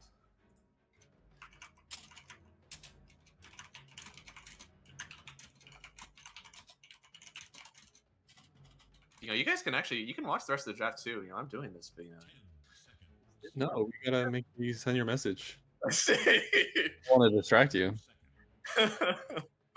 Oh, we got the Earthshaker here. This Oh, I hero like that, dude. actually fell out. I think that this hero is actually lit. I know Yeah. that we're big, but like, what do you pick in lane against this Shaggy? What's your Dazzle. Dazzle wins Dazzle. this lane for sure. But they picked it into the Dazzle. That can't be Yeah, right. I think at this point they've just identified like I don't know. He's gonna have a rough time mid, but he's Shaker. He'll have a good time against Dazzle later. If it gets to that point, like once he has Ags on Shaker, I think Dazzle will be very susceptible. Also, this time they first picked the Dazzle, and last time I think it looked really good because they had all these like melee guys and units and stuff.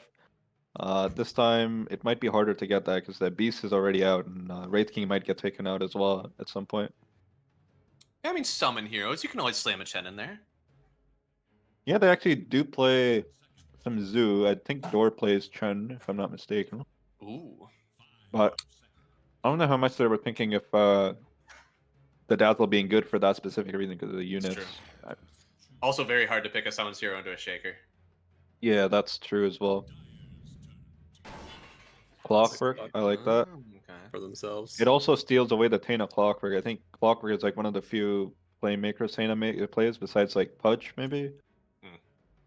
He- I think honestly, Be good punch. Wow, we I'm just honestly solved it there. kind of thinking Furion for Dire. I don't know. Furion Dazzle sounds like annoying. You like sprout them and then slow them and then Solar Crest them so they're even more slowed. And Sprout Leashes is actually pretty good versus. I know that's like a while away, but versus the Shaker sounds pretty good. Avenger, go. Swap save is nice. 2 saves now. Yeah. I haven't been a huge fan of Wenge in the NADC, honestly. I feel like it's like kind of overrated. It never really wins its lane very hard, and then it doesn't have like the same playmaking capabilities like a Clockwork or like Disruptor or something. I think in NADC, what you really want is you want ways to be able to kill heroes easily. So like I don't know, I like Clockwork and Furion, Tusk, Pudge sorts of heroes. Well, in this month, where is the Venge? The Venge hasn't actually been contested. I know a Shopify ton. has been picking it a lot of success. Okay, I take it back. It has been contested a ton. So it's been out of like I think 70 or 75 matches have been contested in 64 of them. But whenever it's picked, it's only at a 40% win rate in the last month. It's Hmm. not too big. What carries are left? A lot of carries banned. There's like Deucer. TB. I think PA, Gyro, and Swen are just like the holy trinity of carries in NADCL. That's what I've heard. I think One of during them- Dream League that was also true. I think Terrorblade Mm. might sneak in though in Dream League. Terrorblade always sounds good, but I don't know. In practice, the hero just feels clunky. It doesn't really have burst damage, and then you can only fight with meta, which is Yeah, not the I agree. best. Yeah. The mids nowadays are just so high tempo that sometimes it can feel annoying to have to wait a minute.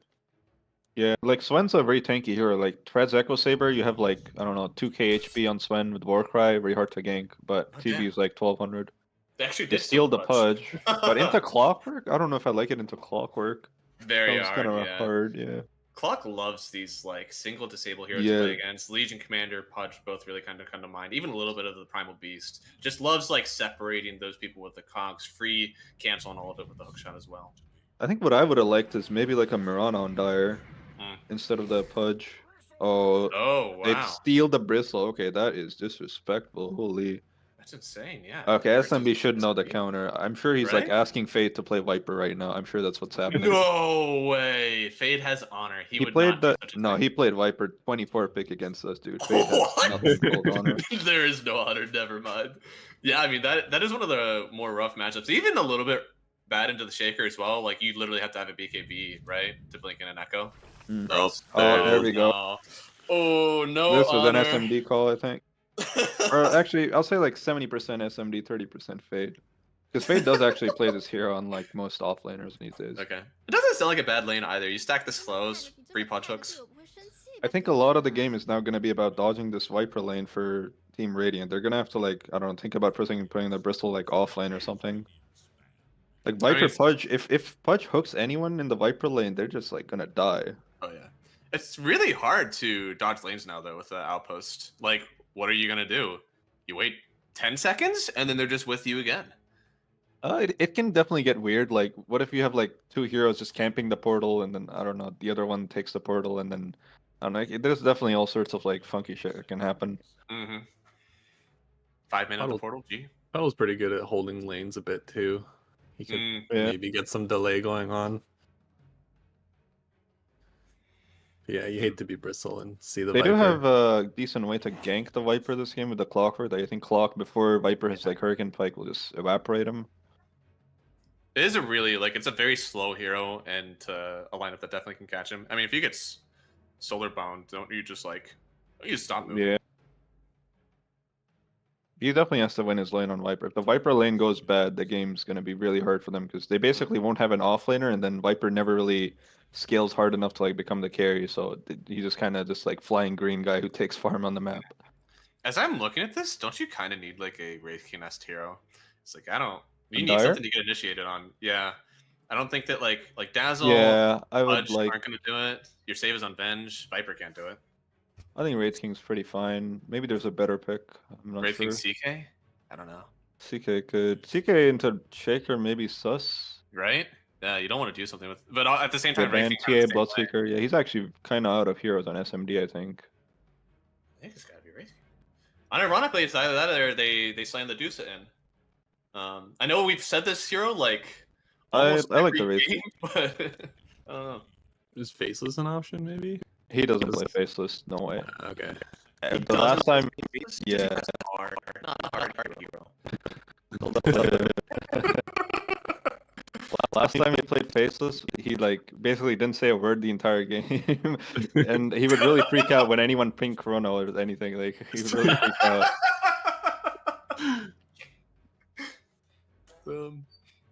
It's gonna mess Then Muerta Naga. I think. Are they putting the Bristle offlane or safe lane? Radiant has to decide soon. I mean, it's Coddle Bristle, right? Like that could definitely just slap an offlane around. Yeah. I don't know if I it don't know. slaps the offlane around, but it should do fine. You just like push in the lane and farm and stack up for the Oh, Bristle. yeah. I think that's good, right? Legion. Oh, Okay, is he Legion on SMD? I don't think they know. I don't. I think that they're waiting to see if SMD is actually playing the Viper. Okay, if I were in this game right now on Dire, I would have actually just picked Necro here instead of Legion. Oh, would you? Would Yeah, you just but- pick Necrophos? But Legion's better. They have really easy ways to kill this Bristle now. They have no save on Radiant. He's just gonna get dueled and die, or like Viper W'd and die. The No only thing save. is their overall draft is maybe a bit funky with like Legion Viper. It's like weird side Yeah. lane cores together, sort of. Kind of lack of stun a little bit too. But I mean, if their lanes like go well, and then like basically their draft is just designed to grief this Bristle, is what I'm seeing. I think the funny pick is Oracle. I think that actually has some. Where do you put the heroes then? Like, who's your offlane? I think your offlane is Shaker, right? You carry the Oh, Bristle. so like Caudal mid or Oracle mid or? Oracle mid. No, yeah, that's what it is. The Oh. fabled Oracle mid. I mean, that's. I mean, again, it's the actually funny pick decent is with Dazzle. I don't hate it honestly. Yeah, The Pudge is the only scary part. yeah, but they go for the Razor. That's more of a real pick. Okay. Doesn't Who's seem like it playing really cares. No, it is the SMD Viper, so they know that. that Okay, is they're gonna giving be- Little Nick to Bristle. I mean, this is what they SMD want. Viper, hey? Yeah. I've never seen him play this ever. Maybe he's he's got played. the cool head thing. It's not that easy of a game for Viper. I'll be interested to see how it goes. Yeah, maybe Their he's played lane so many is- games of Bristle that he Their knows the lane's counter gonna matchup. be really GG. Viper Venge, oof. Oh, it is against the Bristle too. Yeah, unless they swap it up, which I don't know. Maybe they should. I guess Razor. But I doesn't have mean, yeah, great Razor time either. doesn't. Razor doesn't want to go to the safe lane. Viper's lane, dude. Let's get walked all the way down lane. He'd be so Bigot sad. Caudle, eh? I haven't seen Bigot play Caudle in a while. It's not really. I mean, it's sort of his archetype of hero, but it doesn't really have like insane magic burst like Hoodwink or Villa or Sky or these other heroes. But I mean, sort of plays the same, just like less presence in the lane, I guess. Karan didn't know how to change his pro team and info. That's How kind do of we let this embarrassing. guy get to the finals? I don't know, man. I tried my best, believe me. I tried so hard. Oh no. And you do know how to manage your pro team and info. Your team changes like your name changes every day, but your pro team Yeah. info stays the same. He gets locked in at some point too sometimes. I think your team can definitely be wonky. It'll like you can't just like leave a team, you have to join another, which is kind of weird.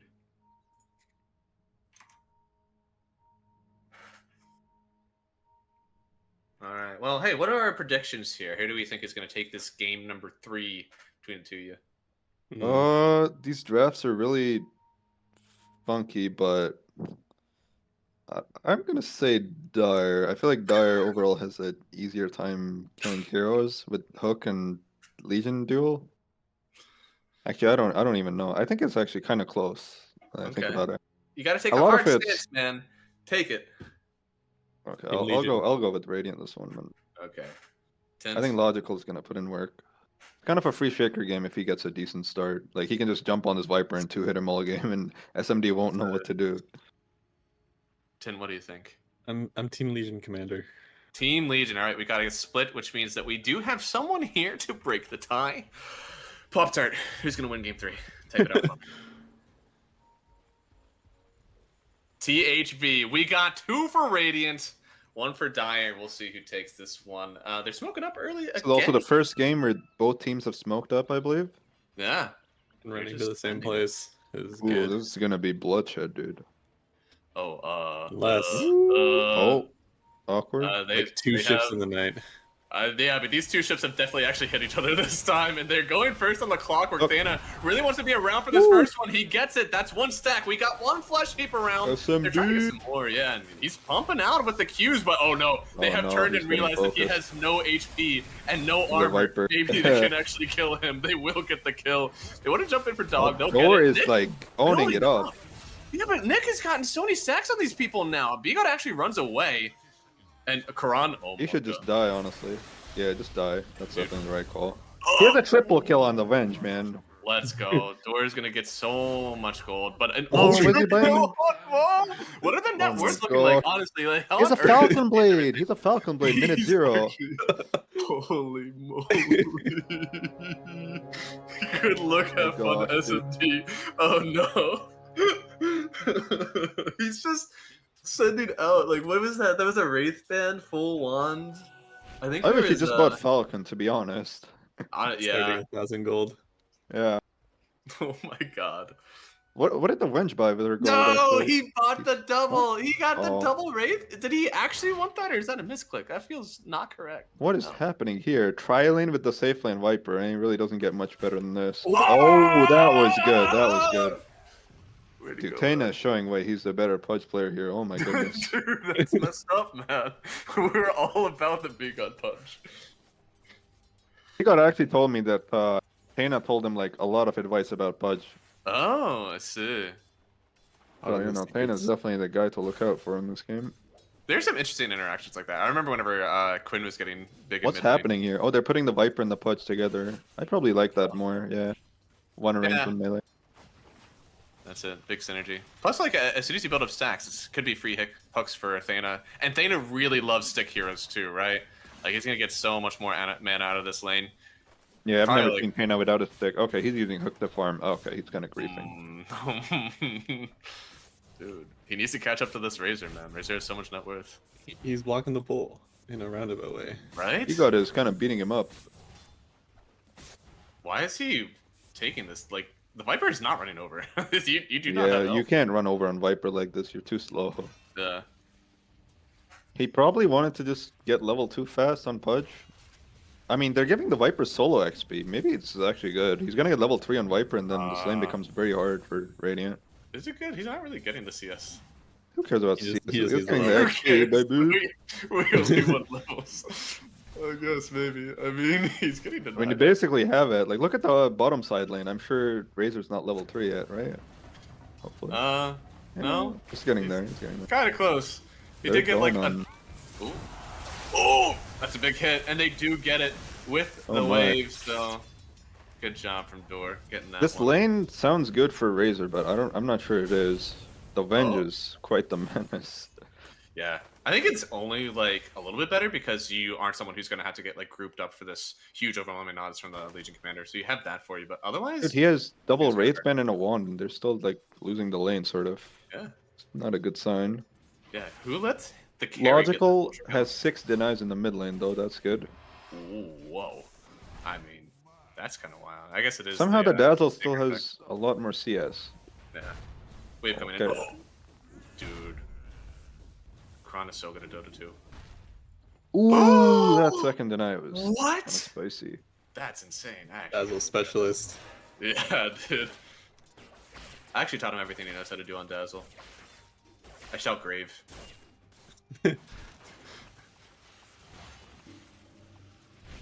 Getting the Yeah, they got Lotus. the Lotus. Bigot was late. Okay, that one's not hitting. Oh my, yeah. It was splitting the uprates for sure. Little yeah, Nick's kind of able to sit up here and farm, though. I was thinking the Viper would actually, win the lane against him like it's supposed to, but I think it should win the lane against maybe it's different because it's in the safe lane, so I don't know.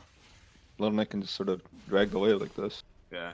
I think it is purely a game thing, is when it's like really popping off. Because how early are you going to actually get a W point on Viper? I guess the Coddle can kind of disengage whenever the Yeah, Viper tries to I all in mean- with Qs. the Pudge hasn't really contributed much to the lane so far. Oh, you hate to see Dude. it if you're on Radiant. What is The it Insane. first big dazzle. And you pick the Shaker into it, means you feel worse. Yeah. No, for You should sure. push the wave here on Dazzle and then go get both runes. I would have pushed the wave there. Bigot late to the rune. This is what I mean, dude. You see that? He's just late to the rune.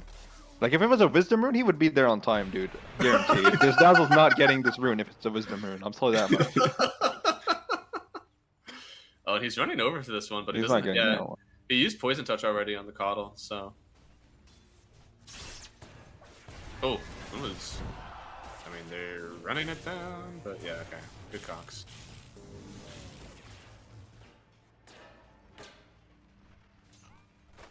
Must be hard to beat Earthshaker in this lane. You have the advantage of totem hits and stuff, but like Yeah. Poison Touch is just so good at these laning It's levels. quite the 'cause ability.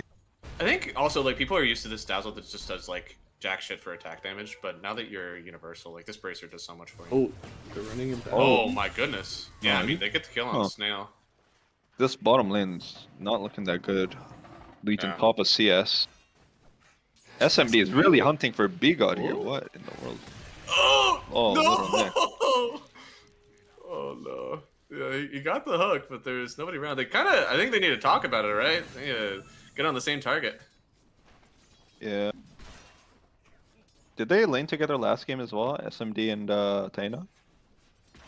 No, I think it was Door usually is the 5. It's the Yeah, synergy. that's probably it. Yep, Yeah. the synergy. If they had lain together 100 times before this, it would be fine. Oh, he got the hook. I mean, Yeah. synergy doesn't matter when you're just Taina, True. Oh! That's a good block. I think he gets away from this now.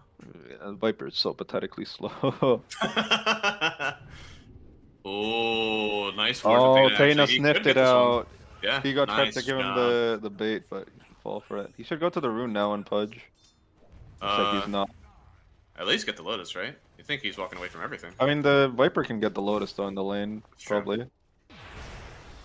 Oh, Oh, good job. logical, no. Well, yeah. Yeah. Nah, it's not worth it. If it's a support suiciding for it, sure. But if you're like the enemy mid laner and you're already having a rough one, it's like no bueno. I'm sure it's not too rough. What's the net worth looking like here, Pop Tart? Oh my. It's a little little rough. rough. He's below the bench there. This is rough. I mean, Dog has had some of like the best mid lanes that I've ever seen, especially from like his rank is slightly. It's not Yeah, crazy, but it's slightly That's below what everybody makes it here. impressive. Yeah, he's been very, very good so far. So for this one, Little- it's very surprising. Little Nick was just in the mid lane. What is happening in Radiant right now? Dude, he just hates SMD, man. He wanted to get out of that lane. Is he just mode jungle now that SMD's high level? He's stacking for himself. This is what carry should actually do for them. Oh, Oh, look at that! Look at that! B-God's on the Wisdom Rune. Right on time, right on the dot. 7 minutes, he's on it. Also, so because he had gotten that ultra kill to start the game, Razor Guys finally died and actually gave a lot of gold over to the Legion Commander. He The gave Venge was what- on a streak, or did the Venge not have a streak? I thought the Venge also got a triple. Maybe the Venge already died before. He's a I think- yeah. medallion. Okay, It's he's not a that medallion. much. It's been I mean, it's gonna be an issue in the bot lane, I think. The Legion It deal is, with the yeah. medallion. Eesh. What they can also Really? try to do is at some point get the Dazzle or Rune and just bring him to this bottom lane and really blow the lane open. Like this Razor can't really jungle for a long time. ooh, Thana? Looks like he's in danger. Just trying to grief some of the XP from the stacks. They're There's a bringing the lot of Viper them. Oh, over. SMD?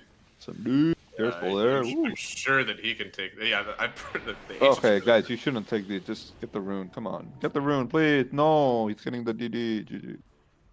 Oh, but Thana with the hook. Oh, that was like on the last frame or something. That Wait, was, he didn't have vision either. That was just that was pure reaction time from Dodgical Dota 2. that's kind of crazy. It's Fade been really really wants low HP down here for a Yeah. while. Oh, I see.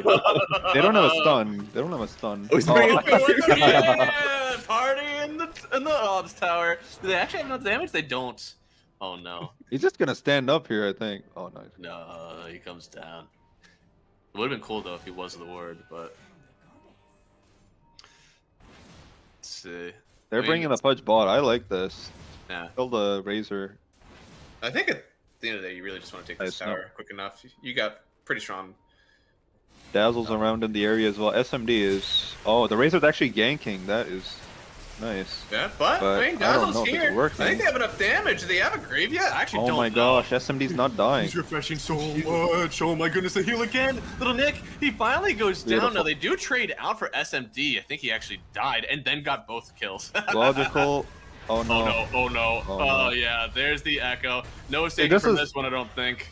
This is all you need on Shaker. You don't need to win your lane or anything. Just like get one good echo on the enemy mid, and you're back.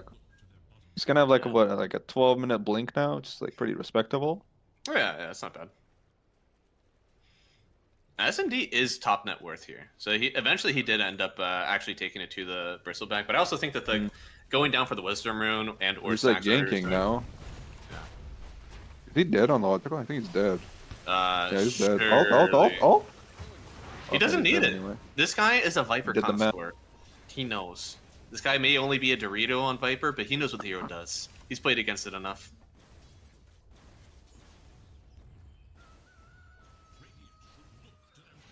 Was he dueling bottom? Yes. But it's not.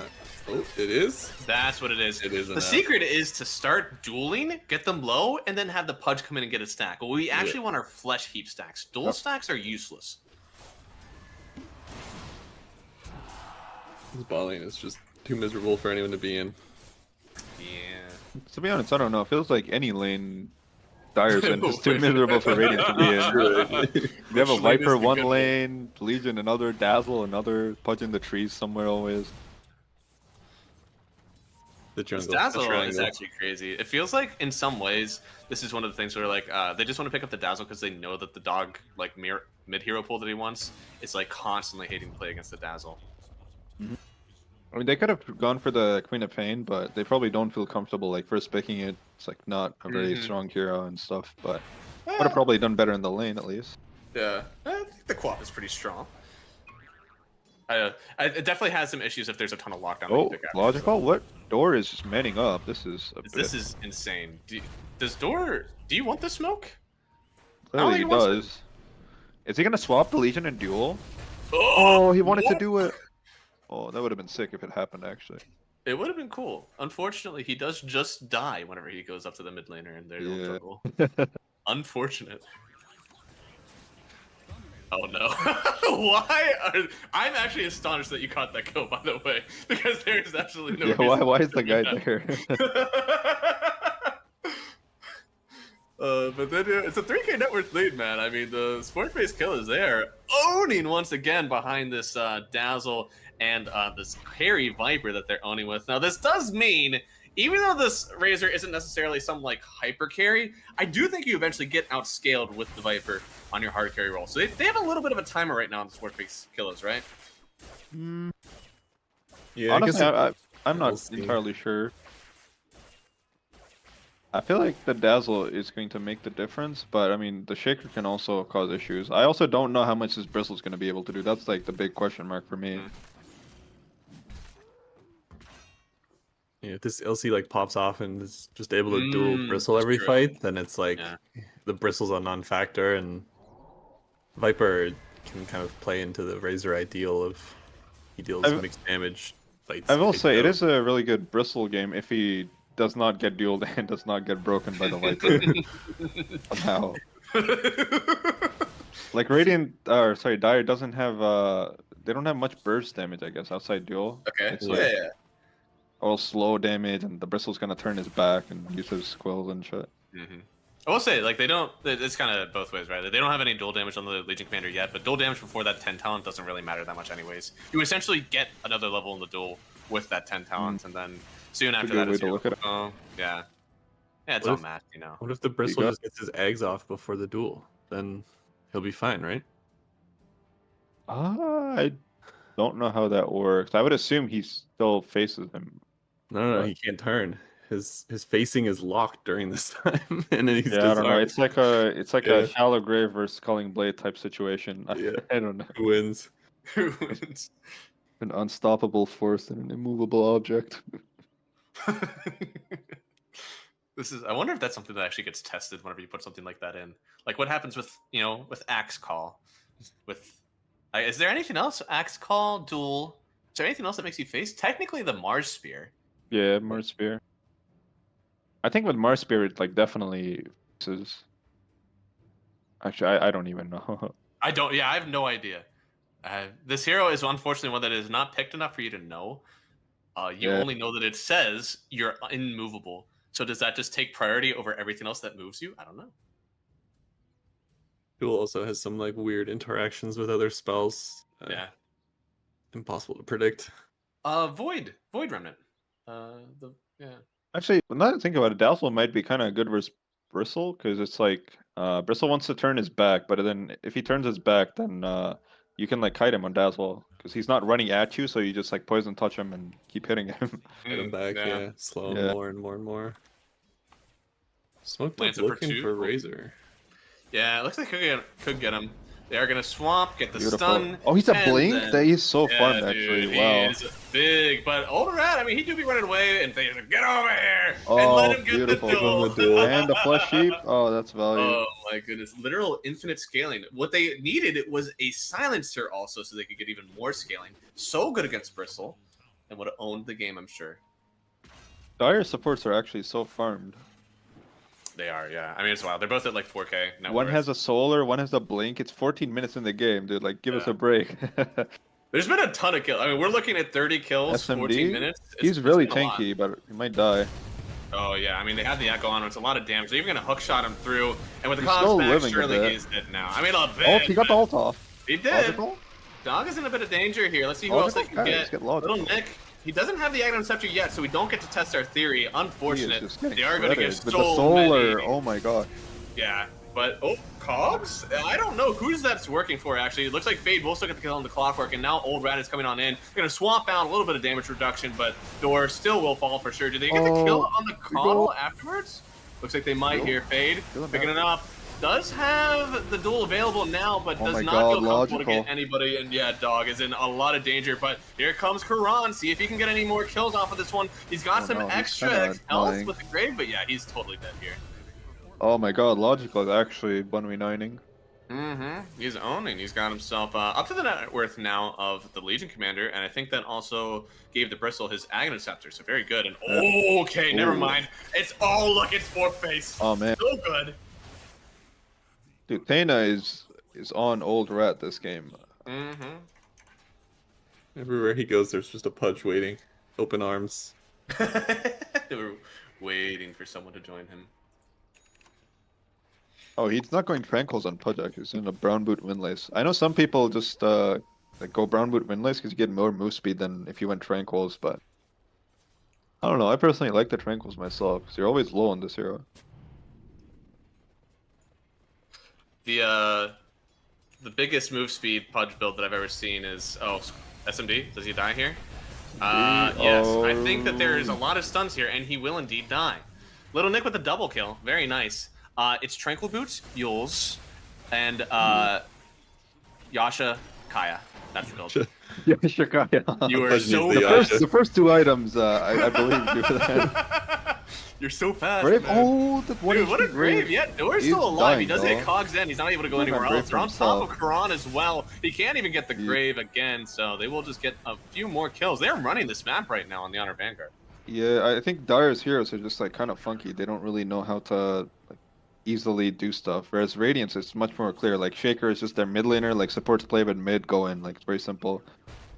For Dire, it's like kind of weird because Dazzle wants to be farming right now. He wants to be finishing his Ags. He doesn't want to show up to this stuff. But Shaker is he's just hunting the Viper. He TP'd again. SMD actually scans it, I think. They know. They always know. They are bringing people as backup. It's gonna be a big fight though. It is, yeah. They're gonna start on him first. Echo in. Do they have anything to save him? Just jump in with the duel. Oh, Just the SMD's force. able to get away. They actually able to heal him Beautiful. up, and well, they Wait, don't get the the duel win, Legion but they died. still get the kill on Dodgical. Did you guys see the interaction there with the Bristle I didn't Ags? see it. Video? I didn't see it either. Oh, my no. goodness. Optar, give us the replay. There's no replay, by the way. We don't get any. Yeah, I figured. I'm literally just gonna be watching the stream for whenever it happens again to see how on earth they move together. Everybody set a timer. Well, for we'll hopefully see it again, 9:55, hopefully, because he's yeah. gonna be dealing the Bristle, right? Like a lot of the game. So we'll Yeah. probably see it again. Oh, he has dual damage as well. Oh no. It's also after the talent. 28. That's a lot of damage actually. So clowny. Does a stupid little spin and it just goes blah blah blah blah. I wonder what SMD wants to do in Viper now. Like, can we see his items maybe? Hurricane Pike, going Manta. He's just really scared, it seems, on every wave. Yeah, he's just Yeah. like not going for this wave because he's scared of Shaker. But Shaker's not even there. Oh, hook through. They do find the Vengeful Spirit here, but who is finding who? Shaker the duel. hook! Oh, He saved he it! Let's wrapped he already. smokes before it comes out. They get the Beautiful. kill on the Shaker as well. Lena What going in. fighting? BKB pump. They already have the Dismember coming through, and with the Viper ults He's just through the spitting all over BKB. him. Yeah, just get him. Can I get a replay on that Oh, map? dude, there's so many Tumblr stories in this game. Actually, what the heck? It's insane. It's just 18 minutes. There are That's other like- items available, right? Like they could So, have like- something else. Yeah, I've seen like 2 or 3 hooks Tana would have landed if not for these pesky tumblers. If it wasn't for those meddling kids. Oh my gosh, dude, that Wasn't is quick enough on the actually- Tumblr, man. Is that killing kinda them? all I don't know dying, if they're actually. dying. Yeah, this Alright, is maybe a bit too much, guys. Thana does die here. Unfortunate. I Well would have played. tipped Tana after that one. Like, you wanted the smoke, man. We didn't force anything. He's the Vampire Fangs neutral item. Kinda epic for Bristleback, I think. But once he gets Bloodstone, I don't know. Maybe Little Nick's 1v9 this game. Once he gets Bloodstone, I feel like he'll be quite difficult to bring down. It's already kind of hard. Oh, he wants to duel again. Do it to him, baby. Oh, does he actually get hit by the totem hit on that one on the blade mail? I couldn't tell. He got hit last time. I didn't see this time. If so, I mean, obviously Dog did a ton of damage to himself off that one blade mail tick. He's already up to 74 dual damage after being at, what, none at 13? So, pretty good. Oh, very close game so far. I think this is the closest so far that we've seen. There's also a lot of kills. I just know, just like I don't know, over 50 kills in 20 minutes. It's good. This is a bloodbath. Oh, B-God bought a 4-step. Okay. So he doesn't buy 4-step on Sky, but Caudle is okay. 4-step very good this game versus all the Dire's heroes. Besides Duel, they really don't have anything to keep people in place. Eggs finish on Dazzle now. He's probably looking to farm up for his next item before he goes too crazy. He's an Arcane Rune. They could probably do Roche or something now. They feel strong. Where are they going? They're going Yeah, mid? where are they? What is the Roche is Weird. kind of weird, just because like Seems That's really gonna have to be weird because really low, the yeah. Viper can't connect to this unless they Yeah. go mid. But if they go mid, there's like no one mid, so it's just weird. They're just sitting behind Viper. baiting him. I mean, they have been constantly echoing the SMD. Yeah. This might not be the worst thing. I don't hate it, but they probably didn't need a smoke to just sit behind him, right? Like True, yeah, just sit in the trees. Yeah. It looks now like they're are playing gonna try Roche to take themselves. This is I don't know if this is the best idea. Were they at all They don't even do it that fast. I mean, they had a ward down in this jungle. If anybody They know. wasn't smoked, they could see it, yeah. Dire knows for sure. They're just walking in a straight line. Brizzle's kind of pumping the road. It's gonna break on B-God. Yeah, Oh, B-God. B-God is the first one to show. Roshan, It's not gonna 20% die. HP. They need to go in here soon. Somebody needs to show. They Little don't. They Luke. end up getting the Roshan. And Little Nick, he's ready to run forward. What are you gonna do? Bloodstone, Kill Aegis. me twice? I don't think so. They're gonna duel on the Connell though, trying to run forward. They're gonna hook away the Earthshaker. He hooks in on. Wait, he ulted on Oh, Thana. hold on, I don't know if that was the correct thing to do, but they get a kill on this Legion Commander elsewhere. Thana gonna get graved up. Little Nick just gonna try to shower them in the quills. Oh, Both nice, will nice. escape. And it looks like on the other side, SMD? SMD is left by himself. Surely he dies here, but they do get the silly snail before he goes out and door. He's gonna be the next one to fall. B-Gun gonna take him out here. So a nice kill and a few for the Honored Vanguard. They do lose the Shaker, which kind of sucks, but they get 2 cores plus the Vengeful Spirit, so they're gonna be happy with it. I think Bristleback. Fade should probably just try and sorry, go ahead. I was just gonna say the Bristleback melted Roche so quick. It was faster, I think, than they were ready for. Spork face. Yeah, the eggs damage does add up fast. I think Fade should really try and deal the either the Shaker or the actually I don't know, mostly the Shaker or the Oh, Razor. I I think missed both it. of them will die in a duel. It just showed on stream and I missed it. Missed it Ah! once again.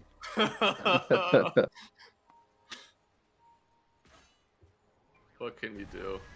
Well, it looks like they're gonna get a swap out on B-God. I mean, surely this is gaming time. Oh, let him get the duel. Oh. Yeah. That's They've actually been communication. very good about that, like giving Yeah. the deals over. You can tell that nobody on their team has muted each other. Yeah.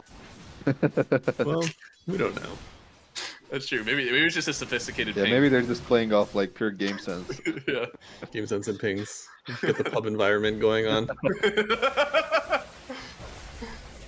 Tormentor time. Dire is not doing theirs. Yeah. This could be a Coddle Shard. Yeah. Okay. Dire probably should do theirs, right? Their shards are so good. Dazzle, Pudge, Venge. Yeah, they're all tier. really nice. No one wants to try and convince their cores to stop farming. SMD has Manta now, going into Scotty next. I just don't know when SMD, I don't know, he's gonna get progressively like more and more difficult to burst down with all the backup that Dire has, but I don't I know like if he this ever guy. becomes unkillable, I guess. Yeah. Scotty's big. I think most of your. I don't know if you are going Butterfly this game on the Viper. It feels kind Probably of later. good. Maybe, but like a lot of this damage that you're taking is still going to be mostly magical, or even like in the physical, but through spells. So Yeah. I don't even know how much the Butterfly helps you. I sort of feel like he should just buy a BKB on Viper at this point, honestly. I don't know, seems kind of hard to play versus like the Shaker constantly jumping Yeah. on you without a BKB. Shaker is definitely a hero that will force like 90% of heroes into a BKB. I hope he gets to be level 25 and we get to see the fun talent come universal. That Oh, talent shit. is actually so like lore breaking. Like I don't Right. understand why. How do they just Totally. change a hero stats like that? Oh my god. This is what they did. This is why they wanted this hero. For the Yeah. Also, it also 625 just sounds period. weird. Like it's not like gains universal stats. It's like become universal. It's very like I don't know. It Active. just transcends reality. Yeah. This is what enlightenment is in Dota 2. What the hell? Oh, yo! little The Nicholas. hook into the swamp. He pops the bloodstone, but he's Oh. broken. They He has no even have bloodstone the now. He's gonna duel die again. On D-God, yeah, they could totally get the next two. The link is broken. No more damage coming out Dazzle from taking 0 Old damage. Rat. Why is he keeping The out on hook in, Dazzle? but he brings the the shaker. He gets a beautiful echo. The Manta is used. He's trying to get out of here. Door. He surely dies here. And yeah, Karan, you can't take on Little Nick like this. Viper? Looks like they will SMG? get the kill on Viper. He's popping the BKB, getting out of Graving here. again. Even the Grave is out. Karan, your best He's chance up. is to deny yourself to the Tormentor, and he He doesn't tried do at it. the end there. Uh, Oh, he took Double the Shadow Wave talent on Dazzle at level 15. I'm not sure if it's the correct one. I mean, I've seen Thompson take both, but I personally like the attack speed because it just like helps you farm more and stuff. But Sure. I can see the other one being decent because you also do farm with the Ags, and having more Shadow Wave stuff definitely helps. Actually, in the previous game, the Shadow Wave talent was definitely the better one because they had like so many units. But this Yeah. one, I'm not sure. Definitely up in the air. I don't know. I feel so much of your game now is revolved around how do we kill Bristleback, and if you don't think that it's through pure right clicks, then it should probably just be Shadow Wave stuff. I think there is also a world where they just ignore the Bristleback. Like, I don't know. Maybe they can't though. He's Yeah, hitting really ignore hard. him, Dor. Never mind. Ignore him. It's so different when he's toxined or not, like how much damage he deals Yeah. and how fast he dies. Like that first time, he absolutely He melted, melted. and then the second time, he just didn't barely lose HP, and everyone got hit by a million quills. He also has 28 dual damage. Does Legion have a Lincoln break? So Nick has a Lincoln. I don't know if they can kill him. He's playing yeah. Halberd. Okay. Albert soon. I think I've even seen people go Diffusal lately on Legion just to have a cheaper Lincoln break than the Halberd. Yeah, I mean, Other it's one the point is is there's energy, right? Like you want to get hit, you want to proc one of courage. So Mm. evasion is sometimes weird. Halberd's pretty good this game though versus the Razor. Also decent versus Shaker. Definitely a hard item to build sometimes, especially knowing the BKB. What's logical buying on Shaker? Is he going like Silver Edge and crit and stuff? Oh, he's No. doing BKB. He didn't go Ags. Okay, I don't know about this. I feel like you should have just bought Ags. Oh, don't you have to go BKB? You can't echo in Nether Toxin, right? Well, you can What like do you- echo, but you I don't mean, you get that. can. Oh, You don't get the yeah. aftershocks. Oh, Yeah, I see. I didn't think about that. Maybe that's right then. I am a better player than you, Shaggy. It's fair. That's one of my calls. A lot of people are better than me these days. Come on! Little Nick's just spitting on Tana up here. He has no blink Yeah, on he Tana now. Is actually- he dead? What It's a... worse.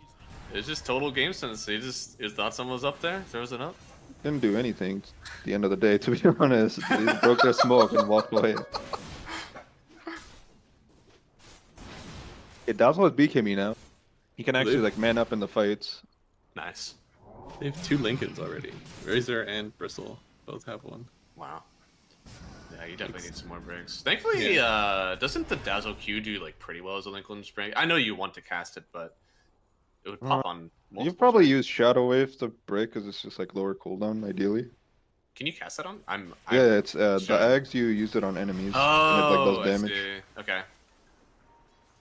Oh, he took the cast range item as well on Dazzle. I like that. Cast range on Yeah. this hero is very nice. Although you can't really buy Ether Lens, but it's still nice. Yeah. The only thing is you feel a bit bad because you are a universal hero, so you would like to get like some, stat item like, I don't know, People's Gift. You get percentage Some- stats, right? You get percentage int. I guess that is true. I don't. It's surely not as much as like a Van Brace or something, but 15% intelligence is not. Like, what? It's literally 15, right? Because he has basically 100 int right now. Or does he Or, have I guess 100 that's post. after. Yeah, I Yeah. think that's probably 100 Yeah. after, right? Yeah. Time to farm, guys. No fighting. Hit some creeps. Egod's getting really farmed this game. It's almost Miss Dazzle. He has this Yeah. shard as well in Bigod, it's just recalling people around. Oh no, Dana? I don't think you get to live here. Oh, he did get to live here. Oh, that's so nice. Oh, they're cutting? Legion is like on the wave. Yeah, they're TPing in. You gotta get out of here. Blink. Nope. He can BKB TP now, right? Wait, what? Why did he not stay on him? What? Oh, is he scared of duel? Oh. I Huh. feel like he could have BKB TP. There were a lot of ways you could have got out of that. I think you gotta you have to blink after you clear that wave. There's just no way that someone isn't coming after you. I think he got sort of confused because the Clockwork hooked him and then ran away. So he was like, "Oh, Yeah. maybe he's alone, and I'll try and duel him or just like not use my Yeah. BKBs." Very weird. He still has Tumbler's Toy on Tena. This item is so good. But I mean, it's definitely good. Oh, Other Dazzle? than getting like The they recall. got him. It's basically just like Io again. They're literally just making B-God play that Io effectively this time. Is what it is. Yeah, always here is all around the map. How far away from the 25 talent on Viper? I'm sure we're like crazy far, right? He hasn't been farming that well. It's pretty Yeah. far. He's getting Not close to even 20. Scotty though. Maybe with Scotty they can actually win fights. I mean, they're getting quite behind now actually. Can we look at the win percentage? Oof. Okay, 33. too That's bad, not that's honestly. not so bad. Yeah. Them being down 17k. I What think it's 'cause hero of is Bristle. doing this for them? I think it's the Bristle? Bristle. The fact that Bristle is like so farmed and he's like hard countered, or at least supposedly should be. Yeah, I mean he's got the BKB, so he'll have that timing. Yeah, but he's after pretty that, hard to kill. He has Lincoln, Bloodstone, so much like stuff you have to work through. Clockwork is just it harassing with the actually hook takes shots. It's actually a So genius. much time to get through these cogs. Oh my god. They will swap him out. They have to. Door might go down for this one. Oh, he actually could survive. No, okay. Dog makes sure that there is no living. Oh, the illusion rune dodge on the duel with Dog. Oh my goodness, yeah. And oh wait, Oh, what? Lincoln He break. goes in Oh, for he's it. melting. Through the BKB, and yeah, he actually gets a kill. Old Rat trying to go in through Fade. Healed Old up. They Rat. won't get it, and The hook missed, oh, no. the hook just barely misses Going it, but in the anyway. Lincoln. Echo coming He'll in get to soon. this member. Yeah, could Echo. I Wait, mean, it his was already blink's a nice cancelled from vision. Viper actually. Are they actually gonna try to go? I think if you're under their vision, this could be a little bit weird, but I guess without the B bristle, they're word. okay. Yeah, priorities. That's actually something I didn't think about. I think the Shaker really should buy an Axe because like your blink's gonna get cancelled by like the Yeah. Viper stuff as well. It's like very annoying. Hmm. SMD is putting his ultimate orb in his inventory instead of the Manta. It's gonna. I guess it's because he's Alright, yep. Swap arena. I'm glad we got to see that. What's his 20 talent on Viper? I don't even know. Taxlow, I guess? 20%. I don't. Mm, I don't know. DPS sounds cool, but They'll seem okay. because like aren't they like it's either Link or it's like the cool stuff for a while. Oh, dude, he doesn't have Ags on Viper. I think the Ags is pretty good this game. He can like jump out of cogs as well. Like just slam himself into the Oh, you can bristleback actually. face. Oh, I did not think about that. Yeah, getting out of cogs is lit. And then disarming the Shaker also sounds very good. The more I think about it, Viper is actually really good with Shaker. Maybe people should pick it more. You force out the BKB really early when sometimes they don't want to. As you said, the blink cancel is really nice. I think the only thing is that you are so squishy through these early stages of the game. You really do have to have something like Dazzle Logical behind really you. did punish Yeah. the early stages. I mean, he has Aegis Scotty now. How did Yeah. they get this Aegis again? I was like a bit lost. I feel like Radiant should have fought because they're like 16k up, you know? Clockwork knew. Clockwork did get a good scout in on Sure. it, but it was just too late by the time they saw. I guess maybe Bristle's not feeling as strong after dying there. Yeah. Yeah. I don't know what Little Nick can buy to like not have that happen, to be honest. Maybe Yeah. like a Blink Dagger to go in late or something. But then like your Razor gets dueled and I don't know if you feel good about that. What is? Do you go something else on Viper to like fix your mana issues? Because like, you actually He shouldn't have mana issues anymore with the Scotty. If he still okay. had mana issues, I don't know. Just like call it. Okay. I'm out of mana. GG. I guess that's it. I didn't know, unironically, you know, I know it's a really good pudge item, but Kaya Yasha could have maybe been on the board for him as well. I think it's good if he just like bulks up and then he'll probably do fine. Okay, they're buying smokes on Tena. They're gonna smoke out soon and die. Lesh has the heavens now to break. Razor scouting with the Manta. Yep. And there's Oh, another one. these- Oh, it's actually saw these- everything. Yeah, this is Radiance, awesome Radiance should scout. know now that Dire's about to smoke because of like their positioning. This changes everything. Yeah, look at their positioning. It's just so tight now, knowing what just happens. That is actually insane scouting from Vol. Oh, Ags soon on Shaker. That's gonna be very big. This Dazzle is, I don't know, gonna get owned in the next fight. I think. Should. Gonna have to be very defensive. Has a cheese on Karan, so it's not gonna be too bad for him. But still. You know what? Very I hard would to like split the things. Shaker to actually buy. I would like him to buy a heart. I think with heart, he like won't die in the Legion duel, and then he's still tanky enough that he can like jump out of Viper stuff and like kite around and still be high HP. Because like the problem is he goes in, uses spells, and then he gets like the 600 HP, and then he can't go back in again. Yeah, I mean, they have some issues, like some very slight issues with damage, and it's just because, you know, your Bristleback is already at, 3.5k, has regen, and then your Earthshaker is, I think, almost at 4k HP as well, so... like, Fade, if he doesn't continue to scale like this, he might be their only damage. We just gotta be careful now. Looks like the Blinks are gonna get Eat him, cast, though. Feyna. Oh boy, yeah, jumping in. Swap. Swap Oh, nice out. swap. Very nice. run away. Door. If he's the Oh, only the one to hook go missed. down, this is a success. Yeah, Huck is way off the mark, and Fade could TP away from this one. Thana needs to get out first, hold the line, break anything that they want to do, and then the Legion Commander will get out of there. So very nicely done to only lose the Vengeful Spirits. But I still don't feels like what bad, like you're the one SMD's with the doing. Legions. SMD is like so defensive in the base, like right now. I don't know. He's like everything, right? Like I don't know. Why is he like here? Yeah, no, I mean, you're right. He does have Aegis. Like the rest of his team is like so far up. I don't know. If the smoke breaks on SMD, like maybe there's a world they can actually fight, but he's just like Yeah. in a position where it's just never gonna happen. Dazzle had TP'd back to base like prior to the fight and wasn't able Nice to dude. rejoin. So I think they were just trying to dodge the 4v5. Also, I would like this Dazzle to at least consider short. I feel like I don't know. Yeah, it's so good. Yeah, it's really good versus like Clockwork type heroes that just like YOLO go in and then like they just get hexed. Yeah, there's a lot of honestly good charts for them. Maybe he was killing the Tormentor. Maybe that's what he was doing on SMD. I'm not sure. Or did Radiant already? Oh, okay, it's up. I see. Okay, they really should do that. It's kind of criminal that it's like still there. Yeah, Venge doesn't have hers. Venge Shard's also Dazzle. so nice in It's this game. so good. It's probably going to like Venge or Dazzle if they do it, so I think they probably would like that. Oh, actually, maybe Legion, depending on the time of Oh day. yeah, the Dazzle one is sick as well. Yeah. You just don't feel good about buying it usually on Dazzle because this hero scales really hard with items, in my opinion, and you don't want to Mm. spend like 1400 gold on just pure utility, 0 stats. Mm-hmm. Yeah, the shards give stats to the hero. Blink is slightly different. Blink's also like 0 stats, but you can actually use Blink like in team fights to like to grave yourself and then blink out on 1 HP and shit. Okay, they're There it doing it is. now. Fade gets Ah. it, really. What? That's just unlucky. This is Unlucky. terrible. At least you do like Once you get they armor. do a The decent armor with amount the of Dazzle, physical, maybe yeah. it's gonna add up, you know. They Yeah. actually have Dazzle, Legion, Venge. They have a lot of armor going for them. I don't think it's like sleeper shard level, but it's okay. There's a reason that it's actually positive gain for them, I guess.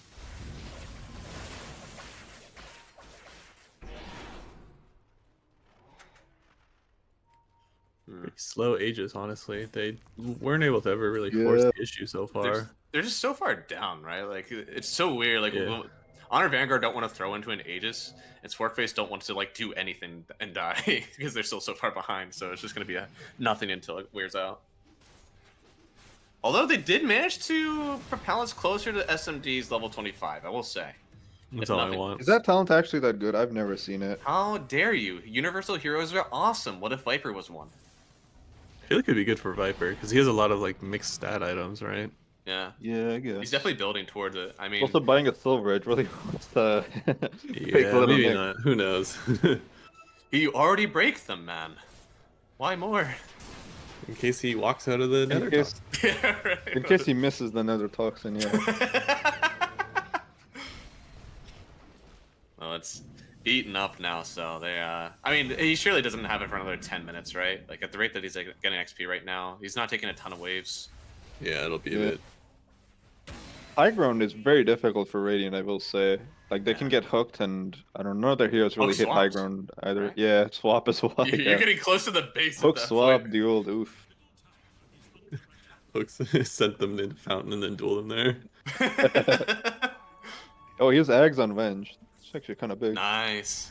Their support scale really well, right? Like both Pudge and Yeah. Bench have a ton of potential with items. I think Clockwork is like cool with his items, and same with this Connell, but not near as much as the growth that you have from Eventual Spirit and Pudge. Yeah. Coddle spells at this point of the game are just kind of meh. Like Yeah. no one cares about like chakra and your blast and stuff. Recall's like the only good one. Solar Bind's like okay, I guess. He should buy an eggs maybe on B God. I think. I think it's definitely telling that like whenever you play Coddle as a mid hero, like it's all dependent on like how far ahead you are compared to the rest of the team. So like it doesn't feel as good whenever you get into the late game. Then He's GC beating or the hottest. Or has no fear. Oh my goodness. yeah, it's really hard to tell sometimes when it's like, is that guy just like ballsy? Or does he not know that he's in a lot of danger? Aina also has no fear. It seems. He just deworded the word. Now he's just hiding in the tree line. Nice.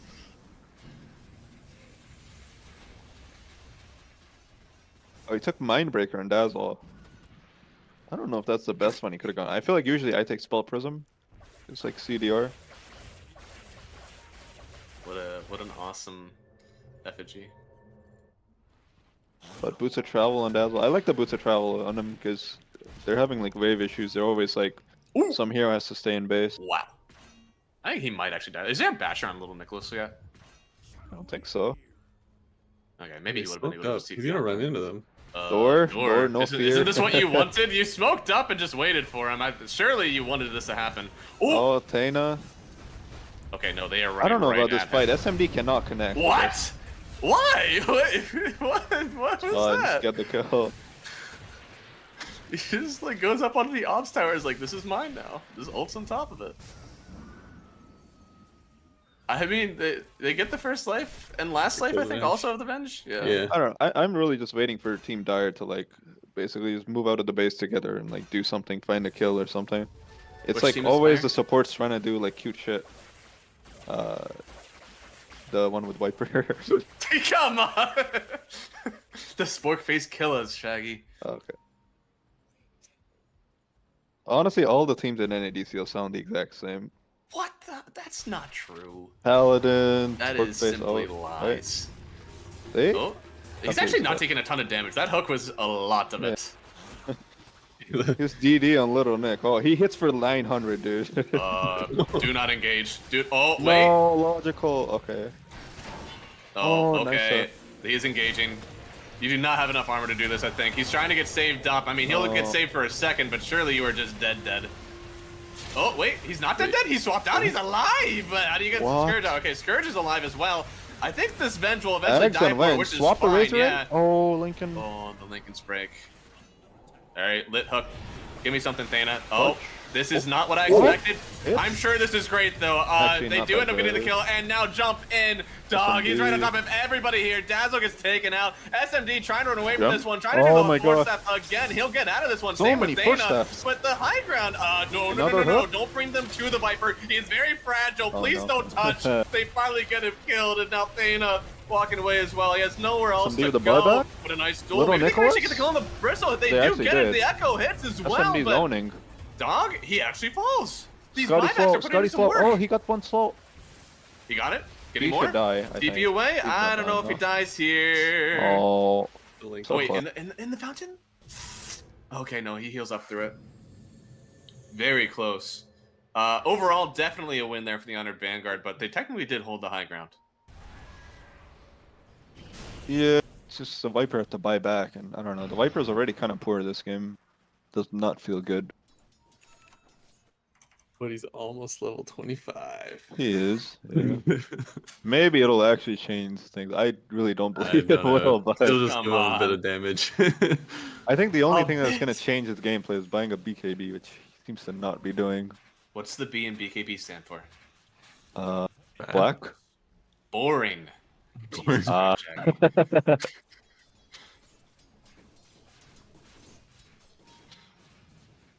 Looks like He's it's time to farming really far switch. up on SMD. This is the first time he's like crossed the river, by the way, in like 20 minutes or so, and Yeah, it's the it's time very he doesn't have dangerous. buyback. I will say. Oh wait, no. Oh, they no, want to stop, rush? Stop. Oh my Wait, goodness, what? please!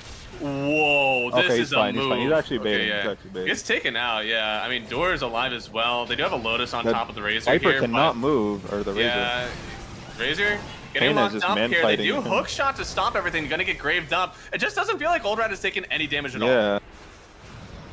Oh, finally has a shard on Dazzle. Coming He'll- forward. oh, he's Gets gonna a take duel. damage, no. It's double duel with the Wait, what? Lotus Orb, but can they actually get the damage for died. him? He's ticking down. The Wait. Grave is up. Fade. They'll finally get the kill, but there's no dual damage accentuated with it. So, Dog, ooh, jumping on top of this Pudge. It seems like they will get the Back kill. off, Lilic guys. is No around as buyback well. or Yeah, something. stay and Of course. Pudge. Good They need some time to tactical think pod. about it. Yeah, that's good. Yeah. This is a SMD is probably going to say, guys, we're not die okay. back. He's captain.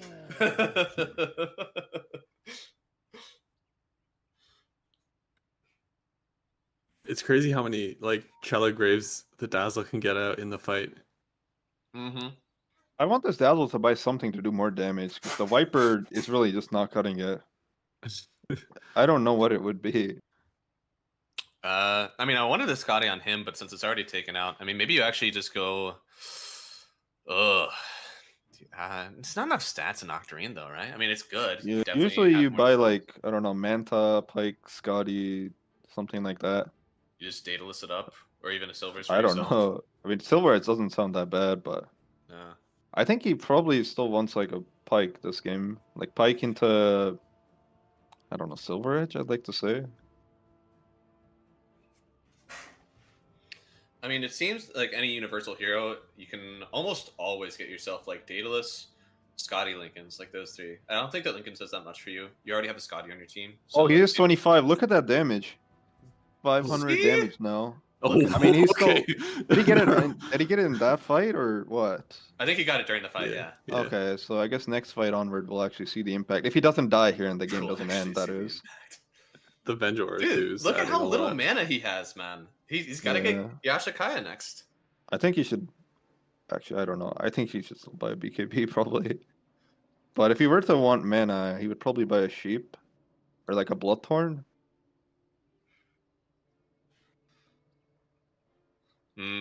I could see Bloodthorn because is that magic? It's all spell damage, right? That you negate with Bloodthorn. Yeah. And True Strike is also probably decent. I don't know. Do you have like Coddle, Blinding Light, and stuff? I guess it's really the only thing. I mean, they have like a bunch of the invis items. They call the cloak thing, Yeah. the Trickster's Cloak. They probably have those on Radiant as well. Yeah, they have Mm. one, I guess. That's just not that good. I mean, I think just any hero that has naturally higher armor, right? Like MKV feels good. So Razor kind of fits into that category. There's gaming going on. Yeah, SMD Oh. run away. Oh, he missed on logical. He is getting stun locked. Yeah. Graves up, but He can't yeah, run. gotta He blink can't away run from on this Viper. one. He has to fight. He does break. They get another Oh, stun, can't but he's just fight. had nothing around him. Yeah, Dazzle had to get away from Oh this one. man, Dog we're is not up. gonna get Oh! to see the 25. Oh, I come think on, the game is might not actually ending just be now. over. No way. No way the game ends now. They don't have buy on Anyone's anyone. dead. Yeah, the Legion doesn't have buy either. Okay, they're going Roche. Maybe they should have high grounded. I'm not sure.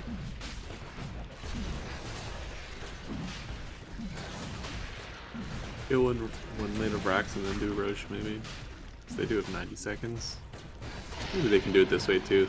Still have a lot of time to work with, honestly. Double axe. Baller. Oh, okay, no, they give it to B-God. Ignis Vadis, He's got it. He's so fat. aka Will-O-Wisp. I feel like they switched the names around. Be more cool. The confusing name is the Mhm. name of the spell. I think that's how they should switch it around for like even and odd patches. If it's an even patch, it's Ignis Fadus, and if it's odd patch, then it's Will-O-Wisp. I like that idea. They're Grizzle's really still not big. able to push. What's happening? Where's the rest of the heroes? Oh, Oh, Uh, careful there. is that deep? Oh, Is that too deep? No, it is not too deep. this is Oh, great. it's This too is deep for annoying Door. I don't think he cares on Door. Does he? He's gonna swap this guy now, and the Oh, Wait, what? this is really Advanced confusing. technology. Door and I've Tena seen- have strange synergy. I've never seen so much movement to make nobody go anywhere. Fade does have the big. He's just dead. They get the Echo in too. Now the punch is gonna go down. They get a nice grave, but Thena is still gonna die immediately afterwards. They did finally pick up a buyback on the Legion Commander, but you didn't get anybody on the Honored Vanguard. I think Pudge ate the Venge and then just like killed the hero illusion or something. Oh. Those weird looking interactions. We did buy back on the Legion Commander, but Dog and Nick are rocking with some pretty 42K high HP lead. numbers. So, and the Razor. How much HP does the Razor have? They're all like crazy thick. Yeah. 4600. Okay, well, I don't think the Kron is getting out of this one anytime soon. He does not have himself a Hurricane Pike, so he's just locked in there forever and ever. Is that? Yep, that is Megas. SMD getting ran on down. You ever beaten SMD with Bristleback? It's got to be like some kind of a special award. Right. Hey, he's got the damage. It's just like these heroes are still too thick. It happened too late. They're He is definitely actually losing doing a base. lot of damage. Okay, yeah, they get the first live taunt Oh, up. They get the whoa, kill whoa. on the Earthshaker. The Ignis Fatus is in and is sucking everybody in, but Old Rat, he's just not dying. How do you kill this man? He's so thick. He's got the BKB. They swapped in Karan. Wait, what? Is that who you really wanted to swap in? Oh. I'm not sure about that one. Grave doesn't come in on time. Only the Dazzle and the Punch are left, and that's going to be a game number 3. Another low Oh, one, my. 47 minutes, and it's going to the Honored Vanguard. They take the series lead 2-1, and off of beating SMD with his own hero, the Bristleback. There's some bonus points for that for sure. Mm-hmm. Yeah, do they just jump right up to 3-1? Is it over? I I guess think you it's could- over. Yeah. Yeah. Go next year. Okay.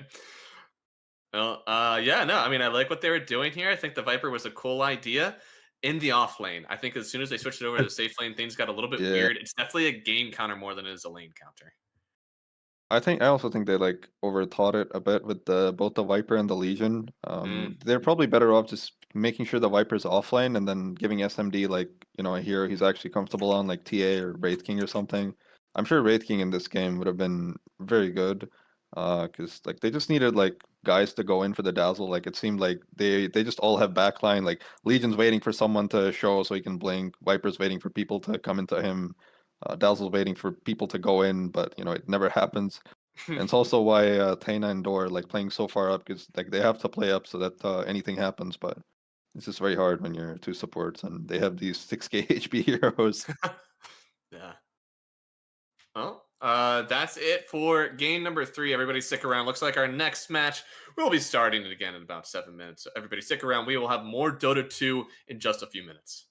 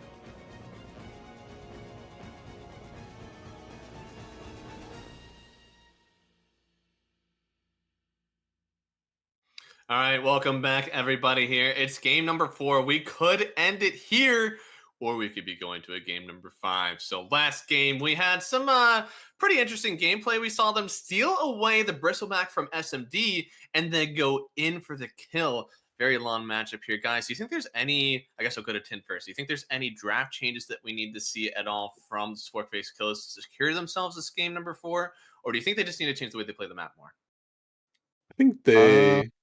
I yeah, I said think Tins. Shaggy. You stop, Shaggy. Oh, Sorry. I was gonna say though, Shaggy already mentioned a little bit that they doubled down a bit on the Bristle. They made their game hard, so Okay. gotta limit yourself to just one. Um, Shaggy. Yeah, just like don't overthink it, and I don't know, maybe consider banning the Shaker. I think the Shaker, even though the Dazzle was good, I think the Shaker overall just had more impact in the game. Like the Dazzle saving people, but then they just die anyway. Like the Dazzle looked good for the first 10, 12 minutes, and then after he got like echoed near that like top area once with the Tumbler Stoy, I don't think he had much impact after that, to be honest. Okay. Yeah. We'll see. Well, hey, we got our game number 4 draft up and ready to go. And now that we've gotten a few games in us, we are starting to see it's not quite as much of a best of 7, but you do start to see the meta within the meta of the series. So we'll Yeah. see if there is any Dazzle banning. We'll see if there's any Earthshaker banning. We started out this one saying that it should probably be banning out like your Earthshaker, or sorry, your Brewmasters, your Svens, your, I think, Io and Willow. Yeah, there's a lot of heroes at this point. You really have to just like pick your poison. Pick heroes that you think they can play, but they're not necessarily the best on them, and then ideally also have some sort of plan to like counter what those heroes want to do in the game. Looks like Honored Vanguard, I think, is sticking to their bans from the other games. So they did not ban the Shaker. Looks like they're still choosing to ban the Pango.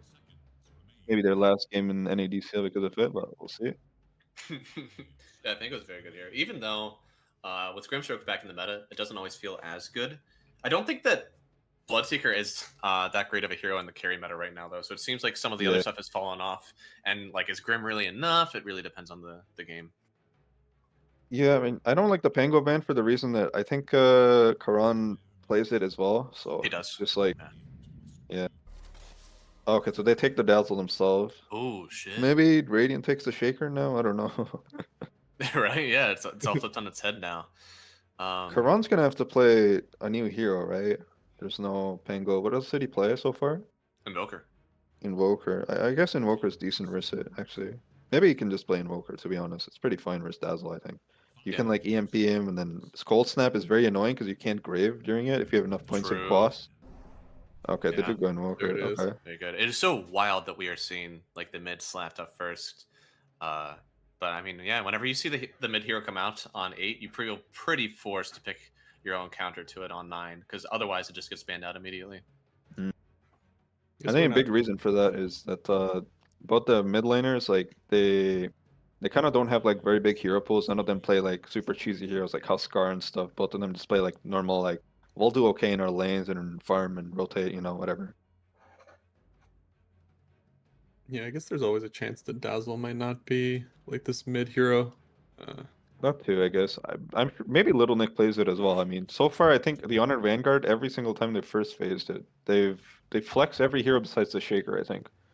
Like they picked what was that in game 1? They picked a hero that they flexed when they picked the Kunkka? OD. Kunkka, yeah. Maybe it's something similar with the Dazzle. Dazzle does go offlane. You can just buy Vessel in the offlane. Yeah. and He set up started a normal offlane. offlane. Yeah. Before he got switched over to the mid lane in this meta, he started off with people testing him in the offlane. Maybe then Radiant should be wary of this and ban out like Kunkka, which they used to counter the Invoker earlier. Hmm.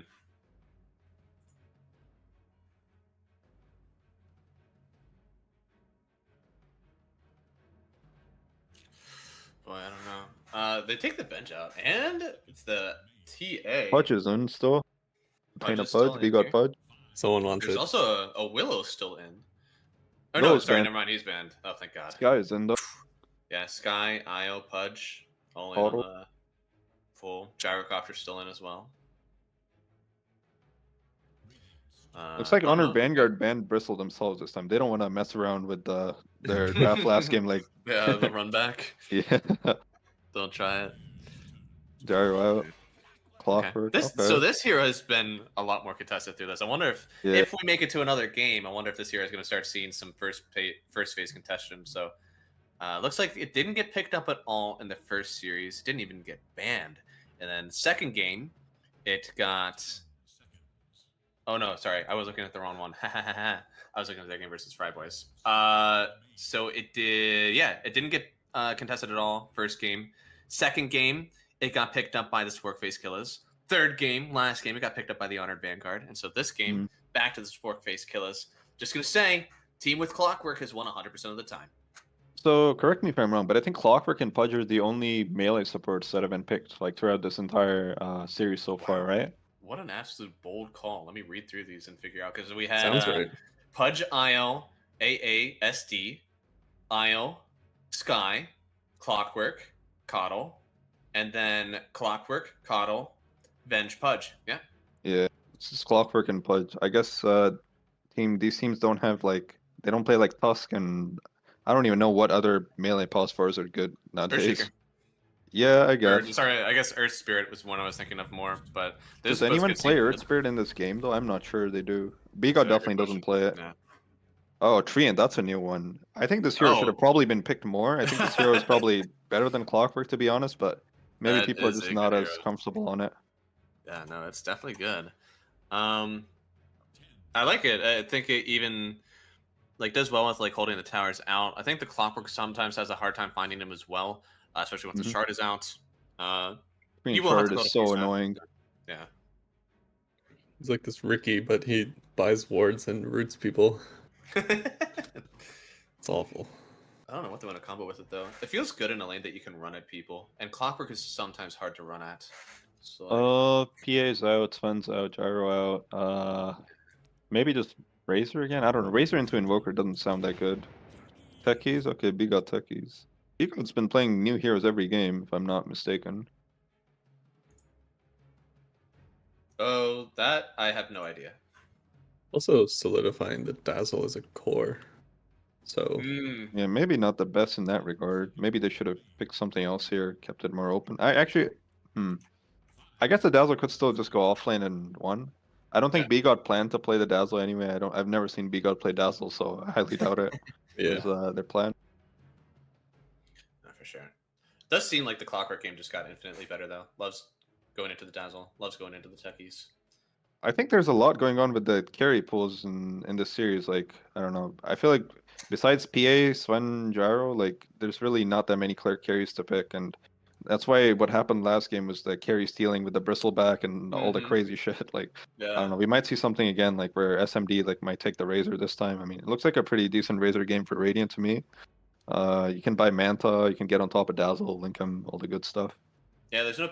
Oh, I don't know. With the Tree Protector, I think it gets kind of weird because You can buy Manta. Yeah, But, I mean, yeah, yeah, you it's do. annoying. But I mean, any hero gets rooted, right? That's true.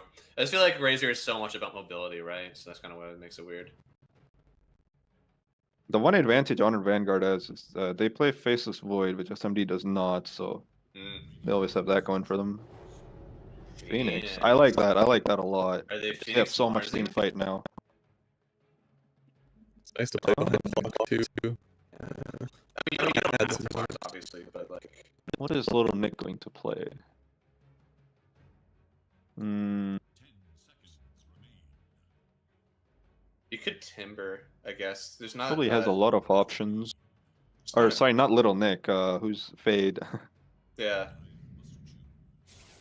Axe. Axe. Okay, I like that. I like that a lot. Yeah. Counters the Dazzle. Good lanes. Really good. It denies any sort of illusion hero coming out versus the Invoker. Tyre needs a solid pick now because Radiant's draft's looking very It's solid. hard. I've seen Troll Warlord be picked up as like a lane counter to it, but then obviously you lose the late game pretty hard. Yeah, Axe is probably the best here in the game against Stroll. Like after the lane, you Yeah. just always kill him in like Blade Mill Call. mhm. But that said, Vol does play like a lot of Troll, so you might just take it anyway. I would say MK as well wasn't for the Phoenix actually. I think take the Phoenix away, and I love Monkey King, but not with that. It's hard because they have two sources of like BKB piercing almost with the Yeah. Accent clock. And the Phoenix. Monkey Rapid King in. gets hunted really hard this game, I think, with Invoker and stuff. You probably want a hero on Dire that can buy Manta for the Vessel. Okay, just get Razor again. You get sectioned off really hard with the Okay. Clockwork, I would really love it if SMD picked Void here, but I don't think he's going to. too. I think Void is so sick in this game. I don't know, man. Right? Like you got Evoker on you, and even the Phoenix. So it seems Oh, like you just for- outright win these team fights. Or Yeah. SMD, yeah. For SMD, yeah. Yeah. So like you're able to chrono down, and like you have the Sunstrike coming in for you. Like you have so much health. I would really And- like it. It's the Sunray as well. Sunray is like, I think the highest damage spell in Chrono Yeah. one can get or something. It's pretty good. And we saw the Razor last time. Obviously, it had a ton of HP. You buy HP Yeah. items all over, so the percentage damage on Sunray is insane. Like I'm just thinking, like, if they have a Void this game, how does he die once he has like, I don't know, 2 items? It's very hard. And you then he's rather gonna have just- Alacrity as well. But they're you not rather gonna just- pick it, so Well, that's what I mean. Like, would you rather just play the Legion Commander? Because it does kind of like obviously it's not a Faceless Void, but you have some sort of like very hard BKB disabling and lockdown. It enables your Evoker and your Phoenix. to kinda cast if they were to pick Faceless Void on Radiant, I would probably like Dire to pick like Kunkka mid and then put the Dazzle offlane. I think Dazzle offlane will probably do very well versus the Void because he can't purge off the. Oh, shit. They actually banned Thing. the Legion. Okay. Interesting. So they're probably considering right now like whether this Dazzle's mid or offlane or what because Dire has not shown their hand yet. Yeah, I mean, I don't know how bad the lane is with Dazzle Evoker. As you said, it feels bad in your head, right? Like you're gonna get cold snapped. You're not gonna be able to press all your spells during the Yeah. lane. You still might be able to run them down, though. I'm not sure. The lane's like okay. I've played this lane and I solo killed the Invoker twice. The problem is just like when he gets Vessel, it just feels so unplayable for you. Okay. And Dawn. Okay, so they just think the Dazzle is mid lane. Mhm. I mean, I don't know. Dire could just take the Shaker here. I'm sure it's like a perfectly good Shaker game again. Maybe not as good as the previous one because there's a Clockwork this time, but It still seems like on your team there's going to be like so much grouping around the Razor. You can really keep his health up with the Train Protector as well. Mars. Okay, so offlane, Dazzle mid. Yeah. Little Nick on the Mars, SMD with the 10th pick of the draft. TB's out, Bloodseeker out, Bristol out, TA out, PA out, Gyro, Swen. So many heroes. Is it a bad Slark game? It's kind of.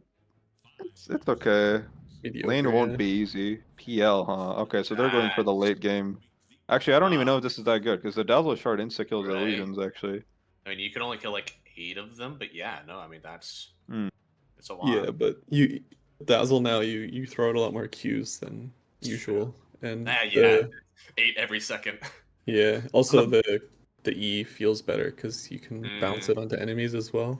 on the bright side though, I think the PL is very hard to like gank this game. It's like very committal from Dire. They have to arena Yeah. spear him or they can't kill him pretty much.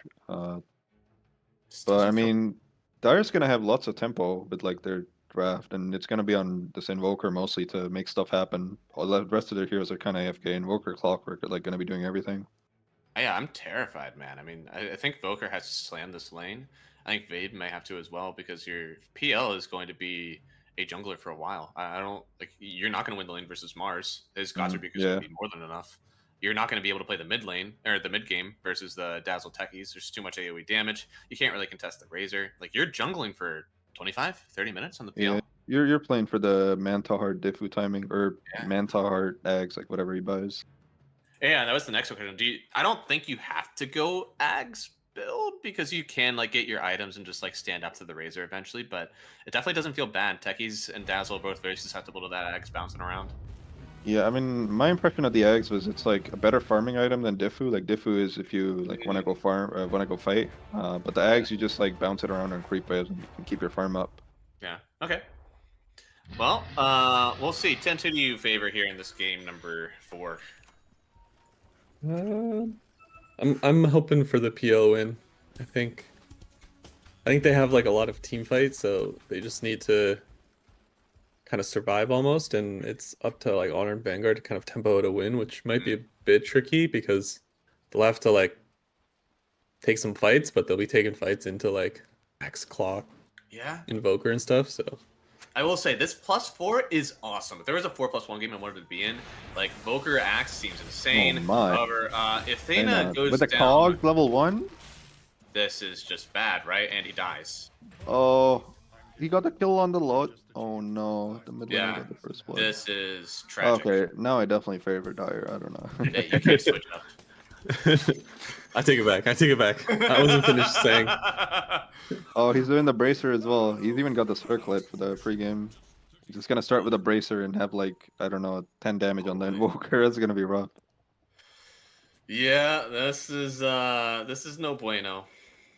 In bot lane, I don't know. PL can dodge the like. There's only so much he can dodge in the bot lane on PL. Like he can dodge rebuke, spear, but like eventually the spells are gonna start to hit you, like with Techie's bombs and stuff.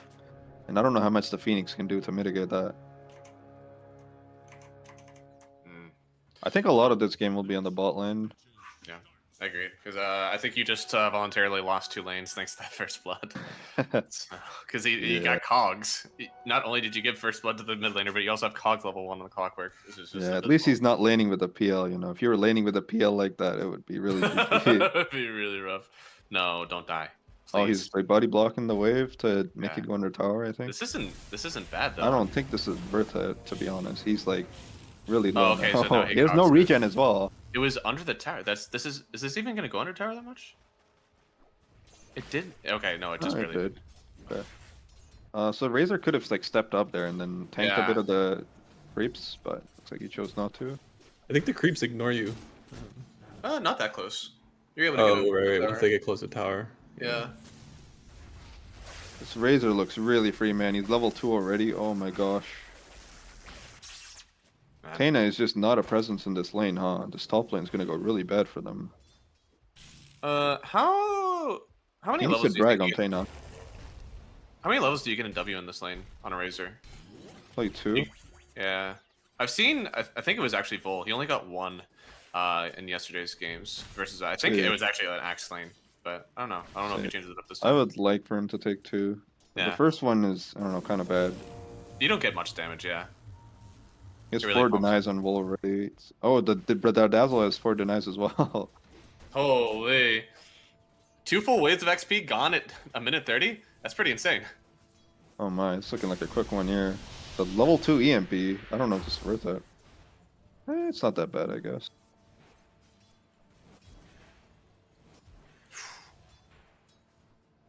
Man. 7 and nice. Good fucking lord. This is, He's bullying him. is The a bit of bracer. bullying happening. He must have watched speaking the of Quran bullying, replay.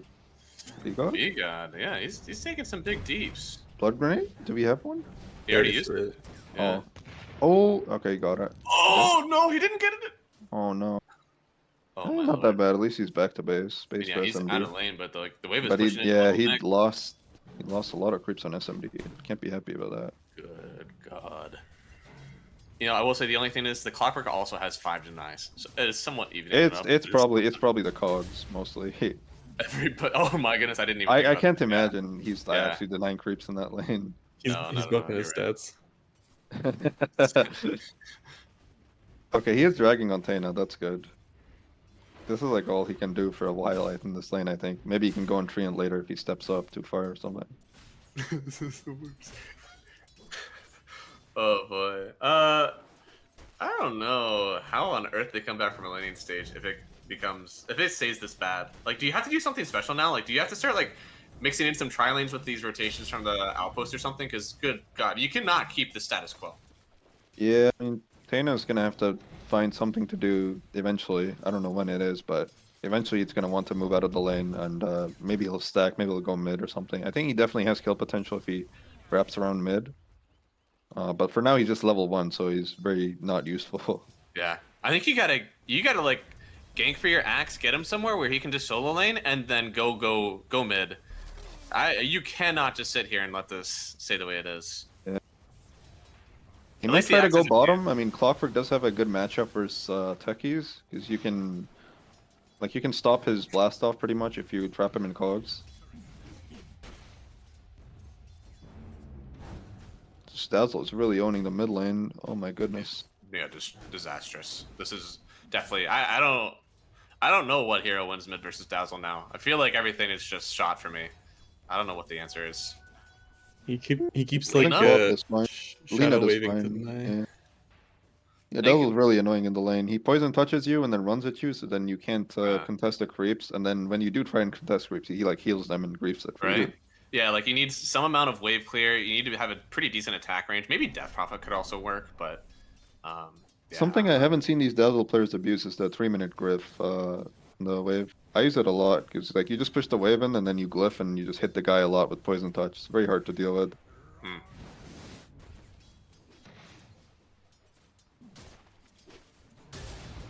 Man, there's only been one kill though.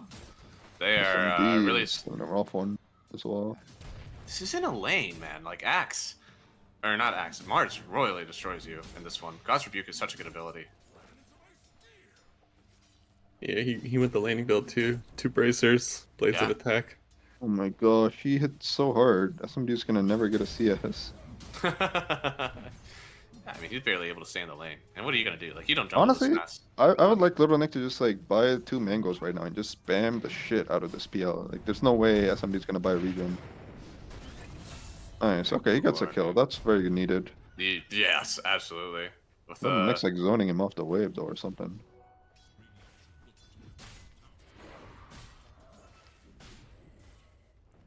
Ooh, 3 Dire Cores top of CS, each with more than 8 denies. Oh, Dor just killed himself. That's not a good sign.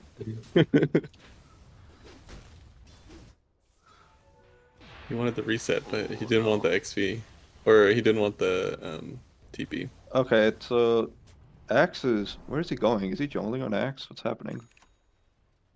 Okay, he has Vanguard. He's stacking, I guess. Tayna's on the rune. Flux on rune as well. God's going rune 2. You got it? No, I'm it's not bottom. sure, but maybe they get a kill here. Yeah, I think they will.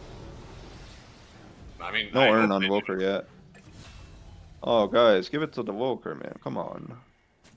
That's kind of messed up. Oh no. Oh, Oh, he's boy. gonna die here, I think. Rain jump charges are popped, but yeah, there's a lot of damage coming out here from. Oh no.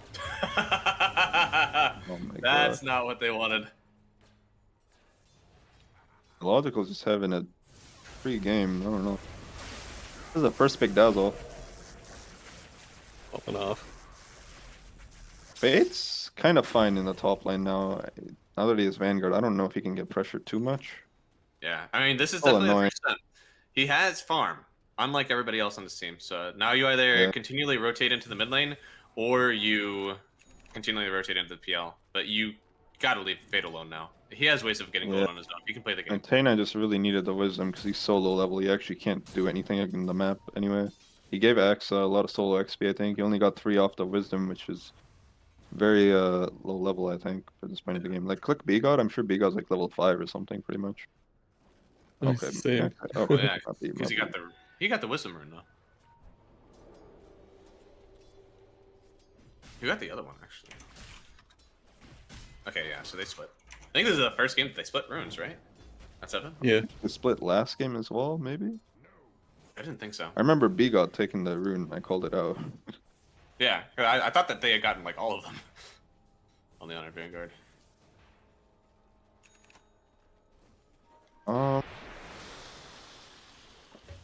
Oh my goodness, Logical needs to chill. He wants blood. Blood for the blood god. What's what are we looking for Spork to get Tayna, back in? oh dude, look at that. He's late to the rune. See what I mean? Oh, At least he's not dying. oh my. Careful, careful, careful. Oh, Give the oh, region and Logical. Oh, Axe with the rotation. Oh, they're going. Oh, they're going. This is it. This is the cold snap. Oh Not my letting gosh. him do his things. Now they have some Jeez. damage, but do they have? They don't have him Dunk close enough for the him? dunk. The No, body the block for the creep. creep. The No. I think they actually are The going Razor to beat a few TP, more here. the DX comes DX, out. Oh, no. holy. Fade is just in the enemy Oh, triangle. Okay, Razor needs to chill and go far right. No vision. Are they pushing the tower? What is happening? This can't be good. Wait, what?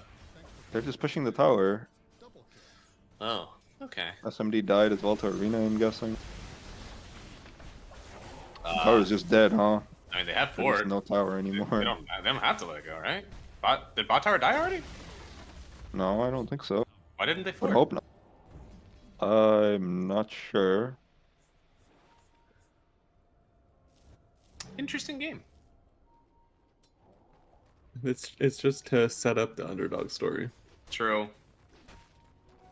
SMD's now rotated to the top lane. But he's not really happy here either. I mean, Link persists, right? Oh, okay, he's alive at least. But they forced the Invoker TP, which is really bad for his game. Now he's gonna miss creeps.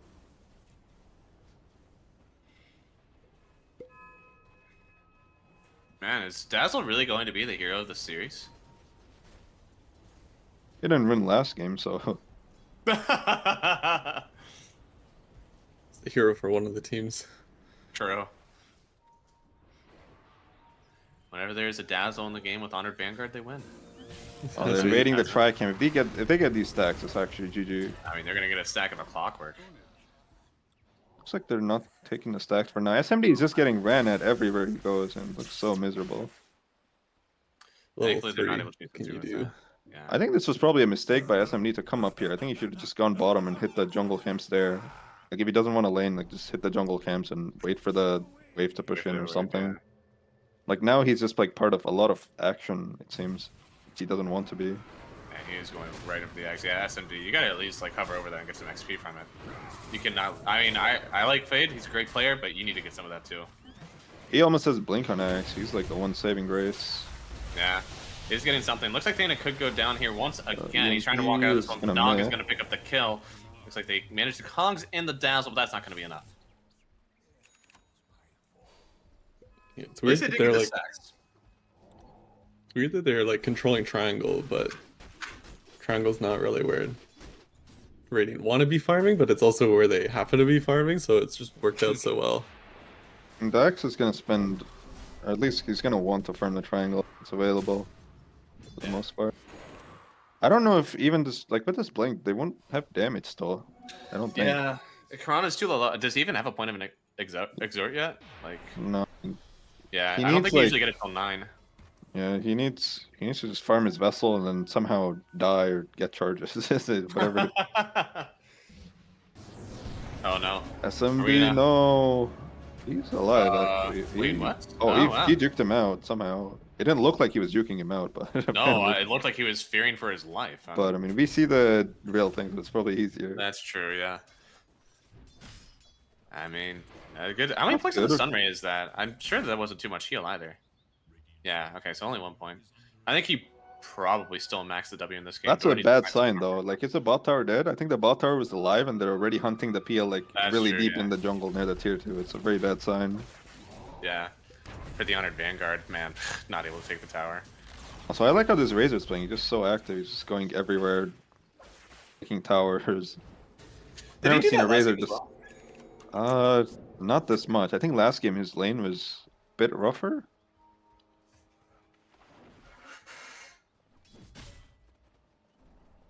Very. I mean, even when he gets his blade mill and axe, I don't know. Like Darius heroes are just so tanky naturally. Even Dazzle's like gonna be kind of tanky with the strength from the eggs or the components at least. Yeah, I don't think they really have a save for the calls though. Like if he's allowed to do some damage with it, I Okay, think it's go on. just... Yeah, okay. Egg? Ooh, Okay. you are dropping a lot for this one. Did they actually get the kill on the silly No. snail? Looks like he might be out of here. Oh, Oh, Karan, baby! That's my man. would you like to see? He was getting close to Vessel. He did not get earn charges, unfortunately. Does Yeah. not give earn charges if you kill with Sunstrike. What is Tana doing? What is this? He's dragging. Yeah. Why? Dragon He's creeps, right, dragon wait. creeps. Oh? Oh, okay. Really? He's actually. Oh, Oh, he God. almost got out. Almost. That would have been kind of worth if he got out. If Oh, he he didn't was have the three whole wave with TPs, him. do some random shit, force 3 TPs and TP out. Yeah. That is the gamer move. I think if he didn't have the creeps there to get Shadow Wave off of, he would have lived. Yeah. the one thing that he was there to do. Looks like Vid's Wisdom Runes will be split for 14 minutes. Yeah. I mean, they need that. They need that a lot. Any Where's the excuse Axe they- coming on the Dazzle? Is it close? Okay, we're really close to it. It is there. He is most farmed on Dog. He's owning. So why hasn't he gone a Helm Dom to give him a creep to Shadow Wave off of? Yeah, I You think shadow wave Little Nick off the should play enemies. Helm That's Up, true. Why worry about your own people? Smoked up. Big old Little Nick on the hunt. Yeah, they could. But they're fine. I think they might just run into Clockwork. Tana, which they probably don't want. They probably want No, Axe or PL. If Tana does manage to tank it, that's the best thing in the world. Because the other two options right Looks now like they're are- missing the smoke for now, unless they go really deep, which might be risky. They would be. Unfortunately, like whenever you do a smoke like this at the beginning of the minute, sometimes if you're not there by like 30 seconds, the camps that you're like immediately going to could already be gone. Okay. Looks like Looks they're like just gonna settle for Tana. Yeah. They Oh, don't use Arena? Okay. well, they didn't Oh, man. actually get him on a tree. He's still dead, I think. Oh yeah. Feels bad to be Tana. He's just trying to leech his 6. It's 15 minutes. He's still 5, I think. No, he's 6. Okay, he got 7. Okay. Yeah. But why didn't he try to hookshot something and live then? It's a good question, actually. Saving the cooldown. It Dude, wouldn't be- Fade is yeah, somehow top net worth. How does he do it? by taking all of SMD's creeps. I'm pretty sure is the real answer. Yeah, probably. SMD? He can't farm We got ancients. having a good time. Oh, the D ward. Oh, okay, sh- okay. Doesn't feel too good now. Clockwork does it. Oh, Oh, B wait. God, bit Oh. too far maybe. It might still feel good. Sunstrike is going to do some pretty good damage on it as well. They get the Okay, kill. okay. But here comes... No. Little Wait. Nick. Where's the God Rebuke at? Saved? Saved by Little Nick? Just getting Where chased should down it now. go Fade with the call coming in. Oh, jump in. Woo! We get the call. A little bit of damage Where's the here. damage? And with SMD, he's going to get the Egg? W eventually, maybe. No, he doesn't. He's Oh, saved. Oh, my goodness, no. he's saved. Well, it's not that bad. They use Overgrowth in Arena. Oh, no. Basically, just trading spells. You He's people. Us. Us? No, no. Invis is Oh, cheap. my lord. Oh, he Oh, he bounced got off it. pushed. Oh, Oh, this is SMD? good. Nice, they gave it This to is SMD. good. Okay, Radiant actually has hope. It's only 2K I believe in SMD. somehow. Yeah. I think it's mostly because Logical's not really been too involved, I like to say. Like, he's just been hanging out behind the river, like, hitting these camps. Maybe once he has 4 stuff, he'll feel safe enough to take these fights. Tower deny, very good. Honestly, I think Radiant should smoke out the Invoker and the Axe and just try and kill this Dazzle. I think he'll die in a call. Mm. Or like a hook shot. Like, he's definitely very susceptible right now. You know, It's I know also it's, the best skill they can get. I know it's mostly Fade, but like this net worth looks a lot better than I thought it would. For the way that they've been playing the map and like Yeah. how much Dire has felt in control, only 2k at 17 minutes is not a lot. It's because Dire doesn't have the best ways to kill heroes. They have heroes good at like controlling areas, but they don't really have the best like kill heroes. It's just Little Nick with the Mars. Yeah. And I mean, Tana's been doing a good job tanking a lot of it. Tana's actually somehow more farm than B God. I don't know how that is possible. His start was so bad on Tana. He's 1 in 7. I actually don't know how that's happening. What's his CS? He's got 21 CS. That's not a lot. B God has really low CS. I don't know. Malibu, did we check for cheats in the lobby? Is he just hitting dash gold? The- Yeah, just Dash do a gold little bit 10. of dash goal Dash gold 20 10. every now and then. Yeah. No one's gonna notice. just a little bit to top. SMD's being really safe on this wave. No. Well, until he shows, yeah. Oh, wait. what? Yeah, Oh. honestly, base is Dodge? how Dodge? show on the smoke and then TP out. That's what you gotta do. But SMD, Oh, they I did think save the arena for whenever he uses They're the really doppelganger, deep, so though. he's Hook- very hook on dead. the- Yeah, under tier Nice, 2 got the tower, hook dazzle. onto the dazzle. They Really just good want to hook him call. in. They don't try to push him back at all. There is no, Axe Invoker Egg. connecting from the back line. yeah. And Good Axe, call. call onto 2 here, Meteor. getting the meatball drop down. Call Beautiful. 1 onto Cold the tree snap. protector Cold snap, now. He Little Nick. may, yeah. Or Cold back snap. Well, it's on the silly snail. It's on Yeah, one it's of fine. them. The snail. Okay. Oh, the Yeah. Invoker got the kill on the Dazzle as well. That's actually perfect. Yeah. He has a Midas now, Invoker. His game's actually looking pretty decent for Safe. what it started as. Yeah, he also has 0 deaths on Invoker, which is very nice. He's a really good Dota player. I think so. Vince, it's your turn. Say something That's nice a about Karam. He is an exclamation mark. Ah, It locked his pro info. What an interesting scenario. I'm surprised they're getting off these like good moves. They have a couple like deep wards on Dire. Where's he going on Invoker right now? Where's he going base? I don't know. No I think mana. he should have just got a clarity and farmed up. No mana. What is your favorite BOB song featuring Carly Rae Jepsen? No comment. I don't know. Damn it. I don't Shaggy? know either. Clarity. Are you serious? You people. Yeah, I'm cultured. I know What's names of songs. what's the Razor got? We haven't seen Razor's items in a while. Okay, Yasha BKB. He's not going the Manta and stuff this Oh, game. that He's was- keeping it simple. I don't think it was BOB, guys. I think I'm wrong, actually. Not as farmed as I thought it would be for some. I don't know. Like, I guess. Yeah, this is Razor. If he Yasha doesn't get BKB. kills, he was also running Yeah. around a bit, getting towers and stuff. Like his Dazzle's really farmed because of it, I think. But Yeah. Looks like there'll be a game on our hands and not just a huge stomp. Despite yeah, the the laning network's stage. actually very even now. Stabilized, yeah. Guys, I'm totally. It was Zed and Foxes. Why did I think it was BOB? Yeah. And Carly Rae Jepsen? Oh, somehow Little Nick died somewhere. I guess he got axe called. Yeah, X Call plus Supernova. Door has been, Ooh. yeah, he's been just pressing the supernova in every axe call from what I've seen. He's got 4 points It's of worked summary out. now. How much? I think he He has took. shard. He's buying just Tranquil's Hex. What a Giga Chad build. He took 400 damage to just Lord. Sunray. But now, yeah, okay. Well, Is he fine? he could be fine. No, okay. No, Okay. that was It kind of is close. simply too much magic damage. But yeah, dude, his Sunray is putting in some work now. You got to be pretty careful on it. Dire's gonna have a big timing when they get 2 BKBs on Razor and the Mars. I don't know what Dazzle's buying. I think he has his 4-staff by now, probably. Going shard. Yeah. Honestly, I wouldn't have hated Dazzle's buy a BKB as well. Just have triple BKB and just go in.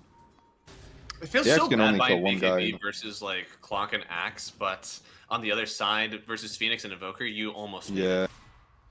So like it's If a you- really weird duo. Oh wait, what? Wait, what? Oh, How Did he even you have know? Dust? I don't think he I think knew. he just called the Ancient. Yeah, he was just going after the ancient stack and found. Dana, got him. Dust. Oh Dust. no, there's a ward down. Where's the Dust at? Oh! He doesn't have Dust. No dust. Wow. Unfortunate. I can't believe he survived there. Yeah, there's a ward down to D-block the ancient camp, and it just This Vort should probably get devored. Actually, I don't even know. This is so sneaky. It's so deep. You don't really think about putting a sentry there too. Turian's such an annoying hero. you just ward anywhere. It's especially now that he has the shard too. It's like impossible to tell where he is on the map. What is the Invoker buying? Is he going Travels or BKB? I hope he's buying BKB. Okay, he went Travels. Already travels, yeah, BKB probably next. I don't like versus the Mars, Travels you're just gonna because, like if you look at the lanes right now, like where's he traveling to? All 3 lanes are like shoved into them. Like, there's nowhere to travel to. You can travel to any one of them. Push him Yeah, out. but it's like the same spot you started at, or less. They Where see is the he? dazzle. Yeah, Just they get him, know. just get him, guys. Yeah. Get his ass. Yeah. Holy. Look at that. Yes. This is why I Not always say, enough. dude, Dazzle is a hard hero to run on core. I mean, they did use egg. You feel call. good To be honest, about they it. probably did not need egg. They could have probably done it with just Sunray. I don't think the egg itself does much DPS, if I'm not mistaken. 90. Okay, same Oh. play. Oh, fast Yo, hands. lit tornado, but I think Oh. he's still gonna die here. No, the call! Dude, Fade, maybe he's saving this one. He's still gonna kill the Invoker, but the silly snail gonna get dunked down. That's one. A little bit of armor to Fade. Getting healed by the Sunray Getting as low well, on but the- they can't turn around any longer. Coming in SMD? on the- oh, dude, the Oh, egg. he got the kill on the Oh, Razor. The bounces. It's everything they needed. I mean, they turned this one around. Fade gives his life, and, well, Karan didn't really have to give. It was being taken from was- him. They get 4. That was so well played by Radiant. It's like the best sequence of events. The Invoker gets his spells out before dying, delays the initial Mars like spear and stuff, and then the axe just follows up. And then it makes it like last really long, and they have to use Overgrowth as well. Phoenix is dead. That's fine. Yep. Oh, he had a haste on Logical. He is zooming. It's going Manta next. I don't hate the Manta. I still think BKB is probably the way to go. Yeah, I'd agree. He'll man to dodge the axe call. Don't worry. True. He also took the Shadow Wave damage thing. Maybe that's just the way to go. I'm not sure. Did they just? To Oh, feel okay. nice. With I the feel like Shadow if you're Wave buying things. Manta though, then you're like wanna play more as a right clicker. So actually no, maybe it's because if he takes the attack speed, he's just gonna die to the axe call faster. It's probably a part of it. You could use the Manta to proc the Shadow Wave. This is a slow Roche. Yeah, Dazzle can do Roche, but it's not the fastest. They know. Invoker has sent. Is SMD boys coming? in. SMD's coming to the fight. If they lose this on Radiant, it's They're gonna going be to really bad. break on the silly snail. I don't think SMD should join this fight. He should just kill the top tower and farm up. They know what's happening. Dude, they just don't have vision on where Radiant actually is. It's so I'm slow scared. because they don't have a solar. I think Bigard should have bought a solar instead of whatever he bought. Dude, they actually have so much vision. Thana, playing right on top of the ward now. Oh. It's gonna get blocked off. I mean, he surely dies here, and he is so much of the. Oh, there's no camp, I think. Yeah, there's no camp to hook. Roche He's is so gonna much run of the top, top Roche though. now. Oh, yeah, well. Are they just? Oh, TPing now into him? SMD's in trouble as well. Oh no. Oh, what a menace. Oh, is he still dead? Oh, No. Oh, did you Oh, not that's crazy. see him He- early enough or something? He was probably looking at the one Little Nick arena, Yeah, my guess. it was probably a vision thing. Like looking at the arena one, taps back to his map. On the edge of vision, sees the illusion TPing. Oh, that's Well, not they- an illusion. Can they do Roach now? They just used two really big spells. I feel like Yeah, now is right? probably the best time for Dire if they want to go. Clockwork's gonna be up, not too far away. They have a tier 2 that they can TP to. Oh, it's really dying. It's too hard to It's- run it's into going it, I guess. down, but yeah, No, they can certainly run in right now. I don't know. they can go in like animals, but I'm sure they die, right? Oh my, they Oh. almost had Roshan. But jump forward, they do send back Invoker? Karan. Oh, a nice jump in. Popping the BKB from Fade, he calls no one. They're Good gonna egg, jump good the egg egg. to make sure, yeah, and they will send everybody back. But no, Oh. they don't want you to leave Good just yet. Big gonna get sent forward from the cogs, but he's locked up too hard by the clockwork, and yeah, he's gonna SMD, have to don't get away from die. this. Oh, Nice. nice. Doesn't get the right Okay. one speared away. Invoker's still locked down for a second here. Got to be really careful. He's quite low. Okay. Didn't go too bad for them, honestly. Only It losing could have gone a block. lot worse. They did use egg, which kind of sucks, but.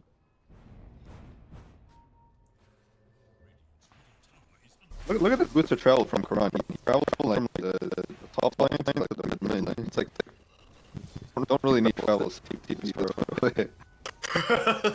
Yeah, maybe if he was going bottom, it'd make more sense. But they have so much Yeah. vision there now. The on bottom is left. scary Yeah. for other reasons. Yeah, It's going Octarine on Dazzle now. I don't know about this. I feel like he should buy, I don't know, damage, either damage or like. Oh defensive. lord. Okay. Didn't even know that was happening. Got the arena in, and with the no BKB, of course, from Karan. Just not much you can do about it.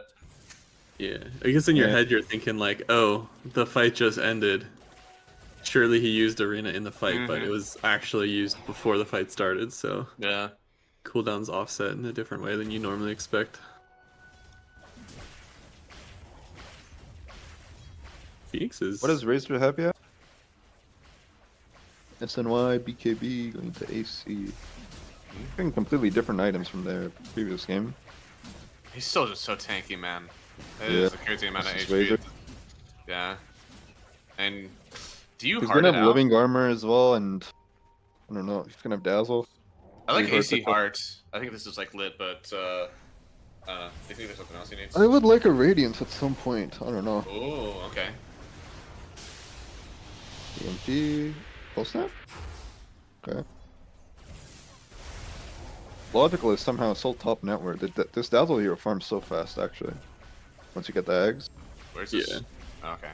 Just to see if there's an Mars there. And they're not really getting much of the tower. Yeah, their push is really slow. That's probably why he's buying AC to like help with the siege. Axe is Octarine. Okay, Fade must be really feeling himself this game to go Octarine. Green eggs is so cool. You have such a low cooldown on Berserker's Call. And you get so much armor with the Ags. It's like, I would like Fade to buy a Force Staff at some point. I know it's not like the carry Axe build, but think it's so good this game. Besides Mars Wow. Arena, there's really not much. You got 4-step Dana? forward on Dana. He does have to backpack away. Eggs completed on techies now, making fights a bit more annoying for them. That's really annoying, actually. Good God, That makes I it had no impossible idea. for PL to play the fight, I think. Yeah. Yeah, I think they've scouted out where this last sign is, but Oh, Arena? No, Oh, not in whiffed. time. What Way a to go from Door, Nicholas. yeah. Time to go Right. back to school after that one. I don't know. Back to school for stars, it seems. SMD has Manta. It's probably still quite away from Heart. Does he have Diffusal at all in SMD? Okay, he does. I saw some PL yesterday in one of my games. He just went Ags, Manta, Heart, no Diffusal. I don't know what to feel about it, but That he did win doesn't- the game. Do you do damage that way? That doesn't feel like you do damage. He was doing damage from just spamming and being alive. It's, They got a Cloak of Flames on Little Nick. That's awesome. oh, yeah. That's your Radiance. Got him. oh, the call. Wait, he bought Ags on Invoker? I think they're Oh. going for the all-in team fight, but wasn't really anyone standing there for like double calls. That would be awesome, but for just Oh, one, he goes back in for the second call, but there's that's no damage, right? kind of psycho. Just like a little bit, maybe not a ton, but a little bit psycho. Biko's just waiting for him to walk up this hill.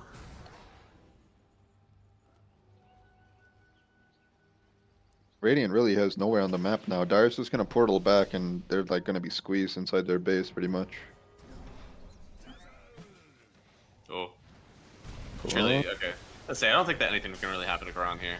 I don't know. Something can happen. A lot can happen. He doesn't have BKB yet, right? Like he's still Yeah. very unsafe. Doesn't Okay, he even was kind of tanky there. He was. Oh yeah, because he went for the Aghanim Scepter. Yeah. So we're very far away from BKB. This high ground ward has just lived for so long. Is Phoenix any closer to Sheep? I feel like this Phoenix also has a lot of dead network. yeah. Okay, he has Oh. Sheep. Okay. Okay. Oh, that's yeah. yeah. That That's is the a wild inventory of a build. champion. Yeah. I need to stack like raindrops in there or something. I don't know.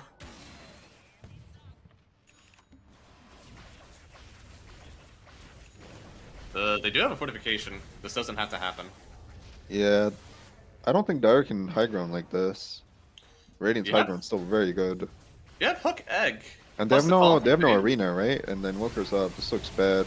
Oh lord, they do sheep? have a minefield sign down. Oh, that This is way too Sunstrike late, came but out they late. do maybe get the silly snail. He's out of here. And the egg pops. Dana jumps through the entire Dana. minefield. He takes some big damage to that one. And Scourge, he's so low already. They got to try to go in for him, but he's already getting taken down by the Oh. Mars. He can't save him. He's out of there. Fade was trying to get something started with another call, but the damage it's just overwhelming here from the Honored Vanguard. A nice ice wall is down, but yeah, they got to get out of here on Karan. Fortification's still up, and they will finally use it.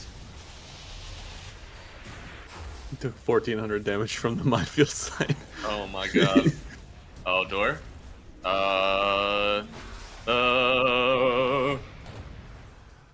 They do be dead. They do be dead.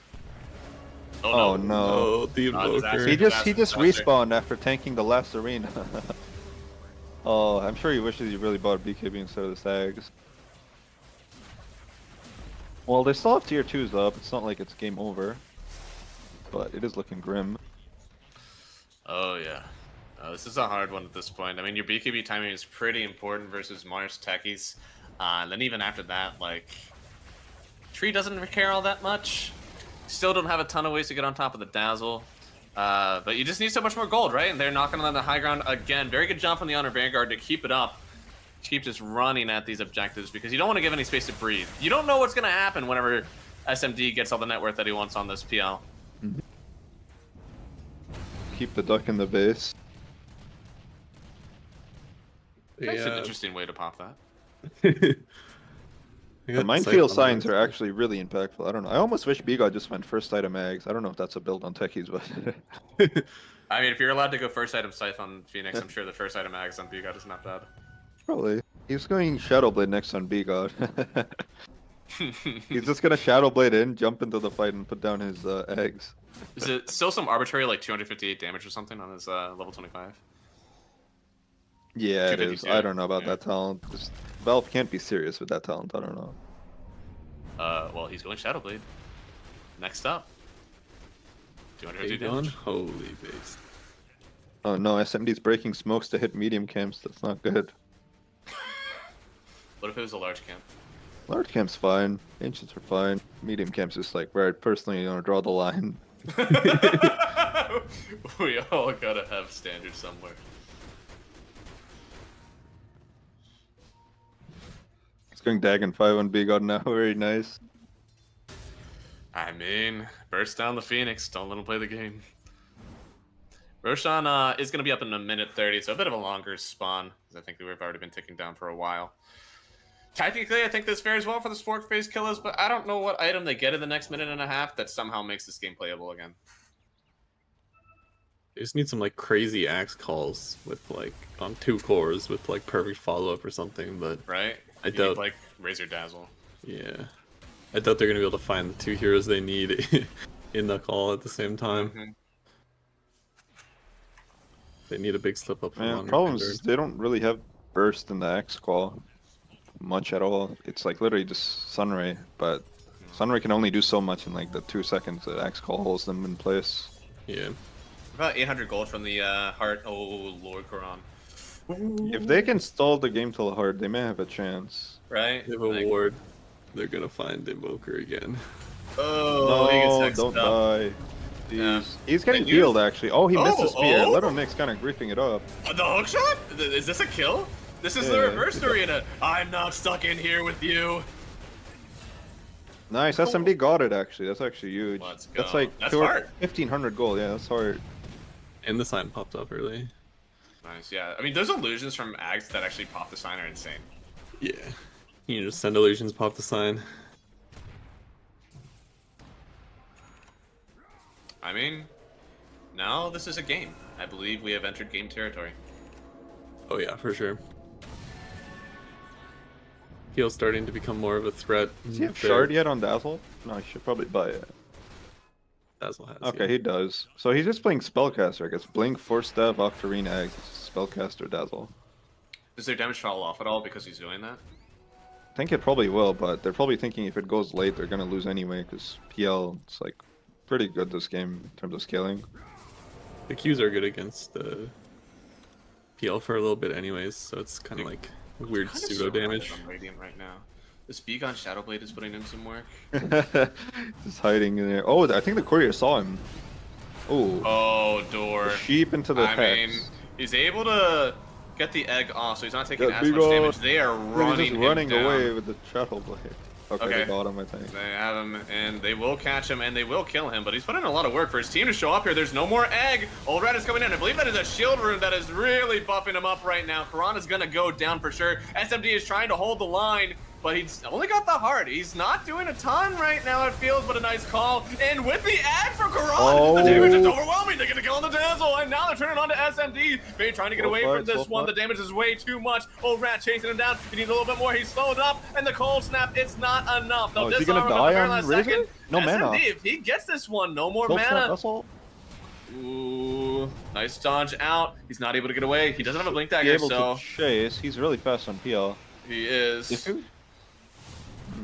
There it goes. Okay, they should be able to get this kill unless Little Nick makes something happen right now. Spear doesn't connect onto the right one. He got Has the Vessel charges. Force Staff. Oh my god, Oh my he's god, so he's fast. actually so fast. I guess this is why you buy the phase boost on Razor. Yeah. Does he have Yule's Yanshakaya yet? He hasn't completed the trifecta of Yeah, speed it's- items. Well, they kicked them away. I don't know if they won the fight because they had to buy back on 2 heroes, but repel them, I guess. Yeah, buyback on Invoker really hurts. I know the Fade, it's kind of like business as usual for him. You're the Yeah. offlaner, you do that stuff, but definitely not as much on the Invoker. I see that. SMD? He is Oh, he very got linked on low, real one. and He he is is very dead. real linked, yeah. He's just dead. He is just Yeah, crazy bud. dead. They need to get away from this one. Oh This could no, be dieback Invoker, you on don't have Braum. life. They have vision on him. He is very dead. There it is. They get another one. And, well, both of them are out for about 70 seconds, and this might not just be Roshan now. This could be the Megas. Yeah. They're walking down. They're hungry for it. Does he have buyback on PL? Yes. He does. Okay. I wonder he if we'll does. use it. Ugh. It's a very hard call to make, I think. I think it's hard to call even if you. I don't think you can fort this wave. Yeah. Oh no. Phoenix not Oh. able to force that away. They're trying to call because Oh, they do the get the egg in, and there's not enough They're around hitting playing it just back. yet. A call, it's gonna stop them. And have you gone But the too Razor- far? You may have flown too close to the sun. It's a nice hex out from the Dazzle. It's too much damage. Doran's gonna finally go down, and they'll get the kill and fade. They bought back on the PL as well, but the damage, they don't have anything. This Yeah. Tree Predator is actually just mitigating so much of it. And little Nick Dazzle looks like as he's well. gonna put in some work. And you can't follow into the Ag Scepter of the techies, so they will just turn their eyes back onto the mid tower. How do the cores die? They're just so tanky. Yeah. As PL just doesn't, I don't think you'll do damage on PL until you get a 25 talent for the illusion crit. Oh, is he? He has shard on Razor, I think. That's why he was like pulling him in. Yeah. Yeah. That shard is actually kind of cool. I mean, I don't think it even matters if they die here. This is Mega Creeps going the way of the Honored Vanguard. They're trying to chase and get anybody out of this one, but Oh, oh they're going boy, back in. that is such a tornado. huge spear. It gets on 2. They're trying to get any kills out of this one. The Clockwork, he may go down in SMD. He's trying to hold the line. It's Karan with the Ags, and they Didn't miss hit it. anything. They actually managed to dodge all of it. What a Venn diagram that they were able to escape, and they do get the kill on B-God. It's a pretty big one, but Little Nick is still out and about. He'll blink That was a away good onto the dude. high ground with Mines and SMD. He don't want that smoke. You cannot go up there. Raiden's got to be sweating now. Base held, but no racks left. Mm-hmm. I don't know here. They do have a massive amount of team fights, but how do you hold the base? I mean, Axe and PL are kind of good at it. I mean, they're very good at it, I guess. Invoker's not. Clockwork, not. Phoenix, Yeah. not really. So, like, you really have to have one of your most important cores in the base at all times. I mean, on the bright side, all 3 waves are going to be pushing into them now, so you know True. the duck So can much get fun. some GPM going. Yeah. Get the farm from safety. At 70 The minutes. I downside believe, is it's going to be very hard for them to ever leave the base. Yeah. Is it 60 or 70 minutes where basic creeps start to outscale mega creeps? It's like 2 hours and 7 Oh, minutes. is it or 2 hours something. actually? Yeah, it's Okay. like crazy far into the game. I'd be okay if this game went 3 hours. What do you guys think? I don't think so. Come on. You have to at least pretend, Shaggy. Come on. Do you think they should release another tier of items for 2 hours? That'd be pretty funny, actually. How do you make them even more overpowered than the tier 5s, though? I think you just start combining them, right? Like there's Oh, only yeah. 5 of them, and they just all are like all. That sounds like a good idea, actually. I can bet on that. I like this. Not that games ever really go 2 hours, but it'd be cool if they did. Oh, come on. You need to dip your toes into the Braden Soccer 22 bracket. Those Herald games are wild. Excellent. Fade. He's in. Oh no. It's being detected. I think they found him. Oh no, he's no buy. No, he does not. He went to Shadow Blade. He saw B-Gods and said, I want one of those.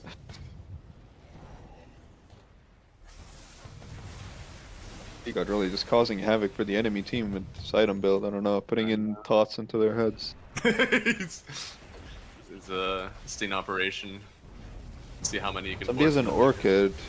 I don't know how much it does. I don't think any of Dyer's heroes really care about being silenced. They do get the Good hookshot on hook, the good Mars. Plus, they have the Eggs going off. Cataclysm. Silence on yeah, Dazzle. they've Little got enough. Nipples. Maybe they can actually kill Little Nick out of this one. They get on top of the Oh, Tree they have a Protector, Protector. but another arena. Plus, I believe a cheese pop by Little Nick. So they're gonna get a Double nice spear spear, onto the no. Clockwork. Yeah, instantly killed down. Thana and Scourge are out of this one. PL gone for about 2 minutes, Oh, and that- GG is called. Game number 4, going the way of the Honored Vanguard from the lower bracket that crawl all the way back up, and they win NADCL Season Alright. 4 Grand Finals. Alright, now I don't feel as bad about losing to these guys because they didn't win the whole thing, you know. So I feel better about myself. You kind of got Good. second.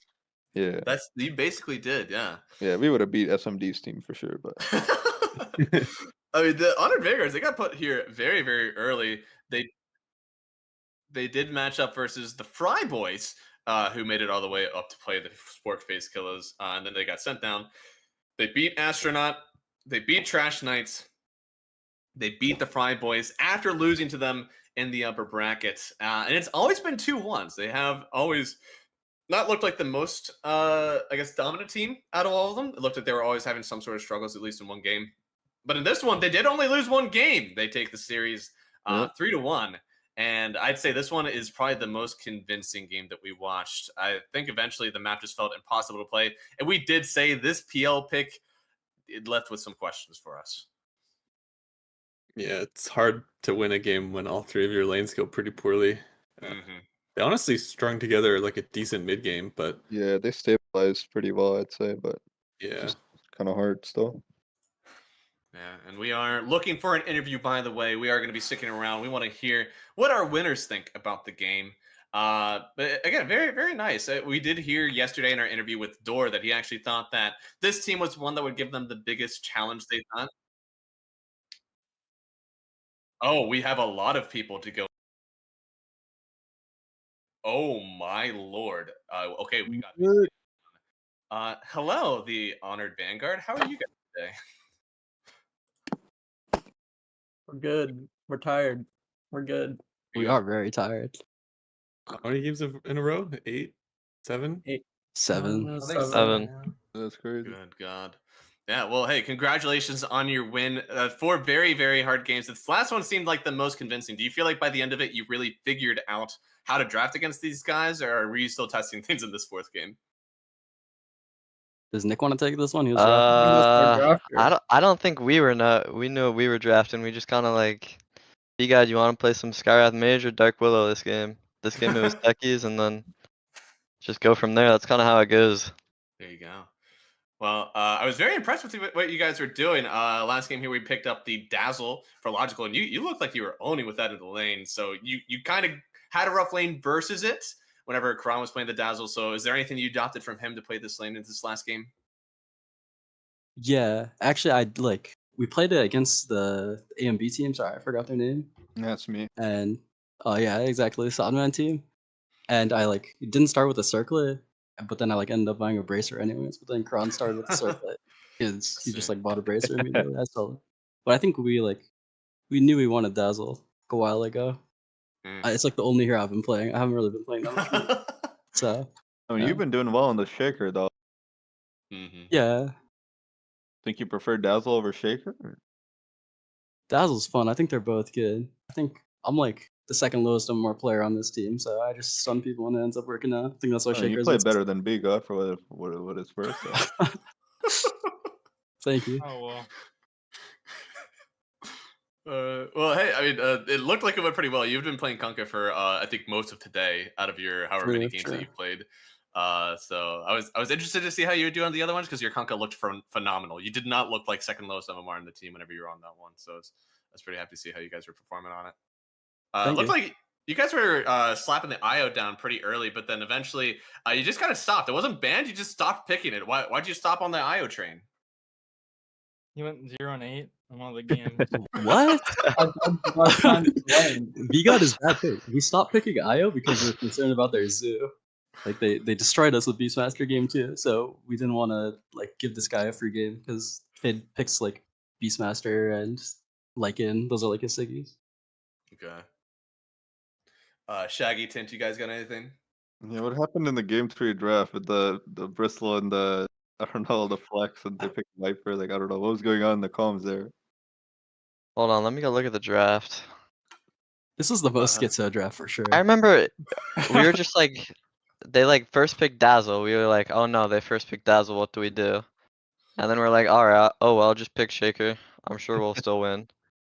And then we didn't want to pick the IO. I think because of Zoo or something. I don't remember exactly why. But then we're like, all right, go Clock. It's kind of clunky because they're both kind of stunners. But with the new Shaker, he does a lot of damage still. So it's not like you won't have enough damage to kill people. And then I think it was 16, 17 rolled around, and I think all of B-God's heroes were banned or like we didn't want to pick them or something. So I was like, let's just run a Bristle Coddle. And we just whipped it out. And then Fun SMD's like, bristle, huh? yeah, SMD doesn't know what to do, so we just had to pull out a Viper, but I've watched an SMD replay in my day. I can play versus a fucking Viper too. No problem. But yeah, that's about it for that draft, I would say. Since you got anything for him? Do you guys have a favorite moment from the like grand finals? Anything that stands out in your head? We're pretty tapped in. I don't know if we can think of anything in particular. All right, who's MVP of the series?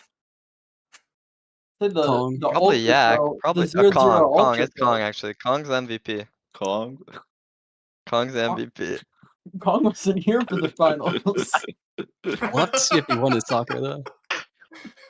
Oh yeah, some of us only played. Wait, can 6 Kong games. join the interview? Can Kong join the interview? Yeah, He's he is probably our playing teammate. soccer still.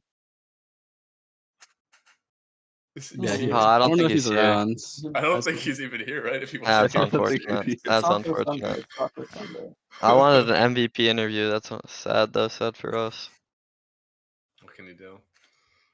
I think that's getting close to all I had. I really liked how you guys were drafting this last one. I guess here's when you saw the PL come out, were you guys like slightly worried, or were you like the rest of us going, I don't know what this PL is doing in the draft?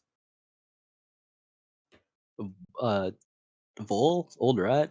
He said if I was on Radiant and I had to pick a hero here, I'd pick PL. So we Really? kind of knew. Wow. Yeah, it's like good against Mars, I think, but I think it's really bad against Dazzle. Or it's like really hard to play against Dazzle. Yeah. We weren't. Yeah, I thought it concerned. was kind of hard with Dazzle too. It was really hard. Yeah, you guys had there was a few times in this draft where we would look at it last second, we just had no idea what to do. Like in game 1, there was a Invoker, AA, Bloodseeker, and Shadow Demon, and like you had to last pick a carry, and we all of us were like, I have no idea what I want to play here. Like all of those heroes cross out something, like some set of heroes that I would want to play. I just didn't think there was anything left. So I felt like we got into the end of the phase often, and like that 24th pick was just crazy hard to do every time. All right, I have a question. What's up with all the first pick mid lane going around every game? Like pretty much, there's like been first pick. I don't know, Shaker, Dazzle, Invoker. Like, why is everyone first picking mid?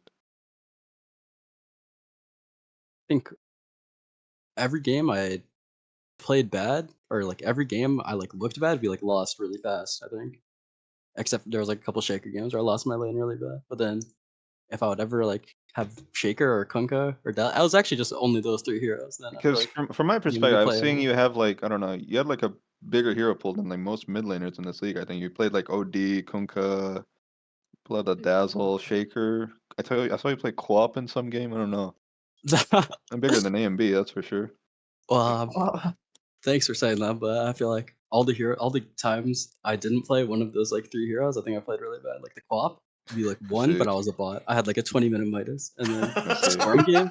Storm game, we lost that game. That was the only game we lost that series. And then OD game, also I was 6-11, and I missed all my meteor hammer combos. So Fair enough. That was I guess I do have to ask about that because I know that you're a very good OD player. Like you've trashed me in pubs before with it. I've seen you like own. You did the I had to mention the Shadow Amulet OD tech that you had for Roshan. So like I know you play the hero well. Like I think you missed the first 3 hammers. I think out of all of them. Like what yeah, was that happening, sounds man? right. I haven't played that hero in a really long time, and I see, unfortunately, okay. the weird thing about the Shadow Amulet doesn't work anymore on. Well, it depends what side Roshan is on, because Really? like when they change the Roshan pits, it's like the Rosh sounds like too close to the outside of the pit. So he'll walk up and he'll hit you once. So like before he was like all the way in the back of the pit, but not You're anymore. actually like a budget AUI, logical. Thank you. I guess that's good. I feel like whenever you say budget to start out, it sounds really bad, but then you end it with AUI and it's pretty okay. I'll take it. An AUI won TI logical here than in any There you go. DCL, you know? Pretty True. comfortable, yeah. Yeah, yeah. legend. Same thing. Well, that's all I have. Tint, Shaggy, anything else you have before we wrap it up here? Good for me. I Any think I'm shoutouts? good. Yeah, sure. Any shout outs from the team? Besides Shout out the- Shaggy. Shout out Shaggy. Buy Hey, the cut merch. Yep. Buy the cut merch at Sector 6 Hey, can I plug my Twitter? If I dude, the post cut my- is not post a my thing link on my anymore. I Twitter, don't like, know yeah. what's doing that. Buy the cut merch at Sector 6 Thank you very much. Shout out Giant. That guy like verbally. Shout out abused Giant, me. dude. Giant was our coach. We were lost, and Giant said, "Just pick Aya," and then we started winning. Shout out Giant. All right. Shout out Giant. I think it's pretty appropriate to plug your Twitter. I think that's Okay, fair. nice. Well, I feel like I'm gonna post this link and Shameless. get banned from the chat, but Shout Yeah, out you the might. local airport too for Giant missing his flight. Can you yeah. post my Oh, yeah. OnlyFans and can we advertise Sure. that? I mean, yeah, dude. What are you showing feet? What's up? I don't know that one. Yeah, that's all you. Showing all sorts of things. Showing the Hey, bristle yo. back. Holy shit, Hey, I hear yo. myself. You gotta get there to Wait, fiend out. You're I'm not gonna actually an talk adult about it now, in right? chat. Are you still 16? I feel like I shouldn't be encouraging this. No, I'm He's 19. not 16. Oh, okay. You just sound 16. Okay. Yeah. Alright. Alright. Well, I think that's it. Hey, congratulations, guys. NADCL Season 4 winners, the Honored Vanguard. Very well played. You guys owned 3-1. It was a very dominant grand finals, and you guys should be very proud of yourselves. Hope you have a great rest of your day and get some rest. Thank you. Thank you. Get a new job, Thanks. Shaggy. Thank you. Thank you. All right. Pop-Tart. All right, how do you want me to close this one out? I know I'm still live. I'm asking you how you want me to close this one. Go to plugs.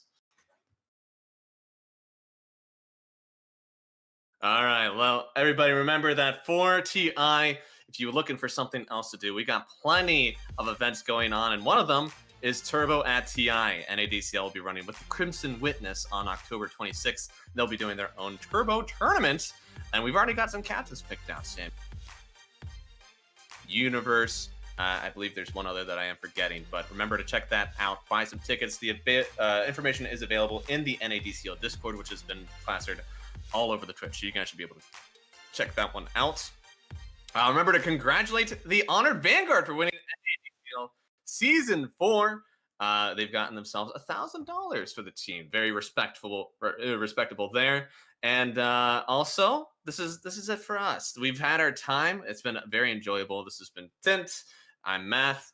And Tint, anything you want to say here before we crawl out of here? Go team. Go team! Go team. Look us up. Tint does not have a Twitter. Anything that has been tagged has been some AI broadcasting company, but we tweeted anyways because it's funny. I am Math Magician 10. I've done some casting. I've done some Rion casting. I did some DPC casting. I love that everybody here had a great time. So if you liked the casting, mention me and Tint. Tell us that we did great. If you didn't like the casting, I'm OD. This is Fogged, and you can tell us that we're trash on Reddit. So thank you everybody for watching. We're out of here.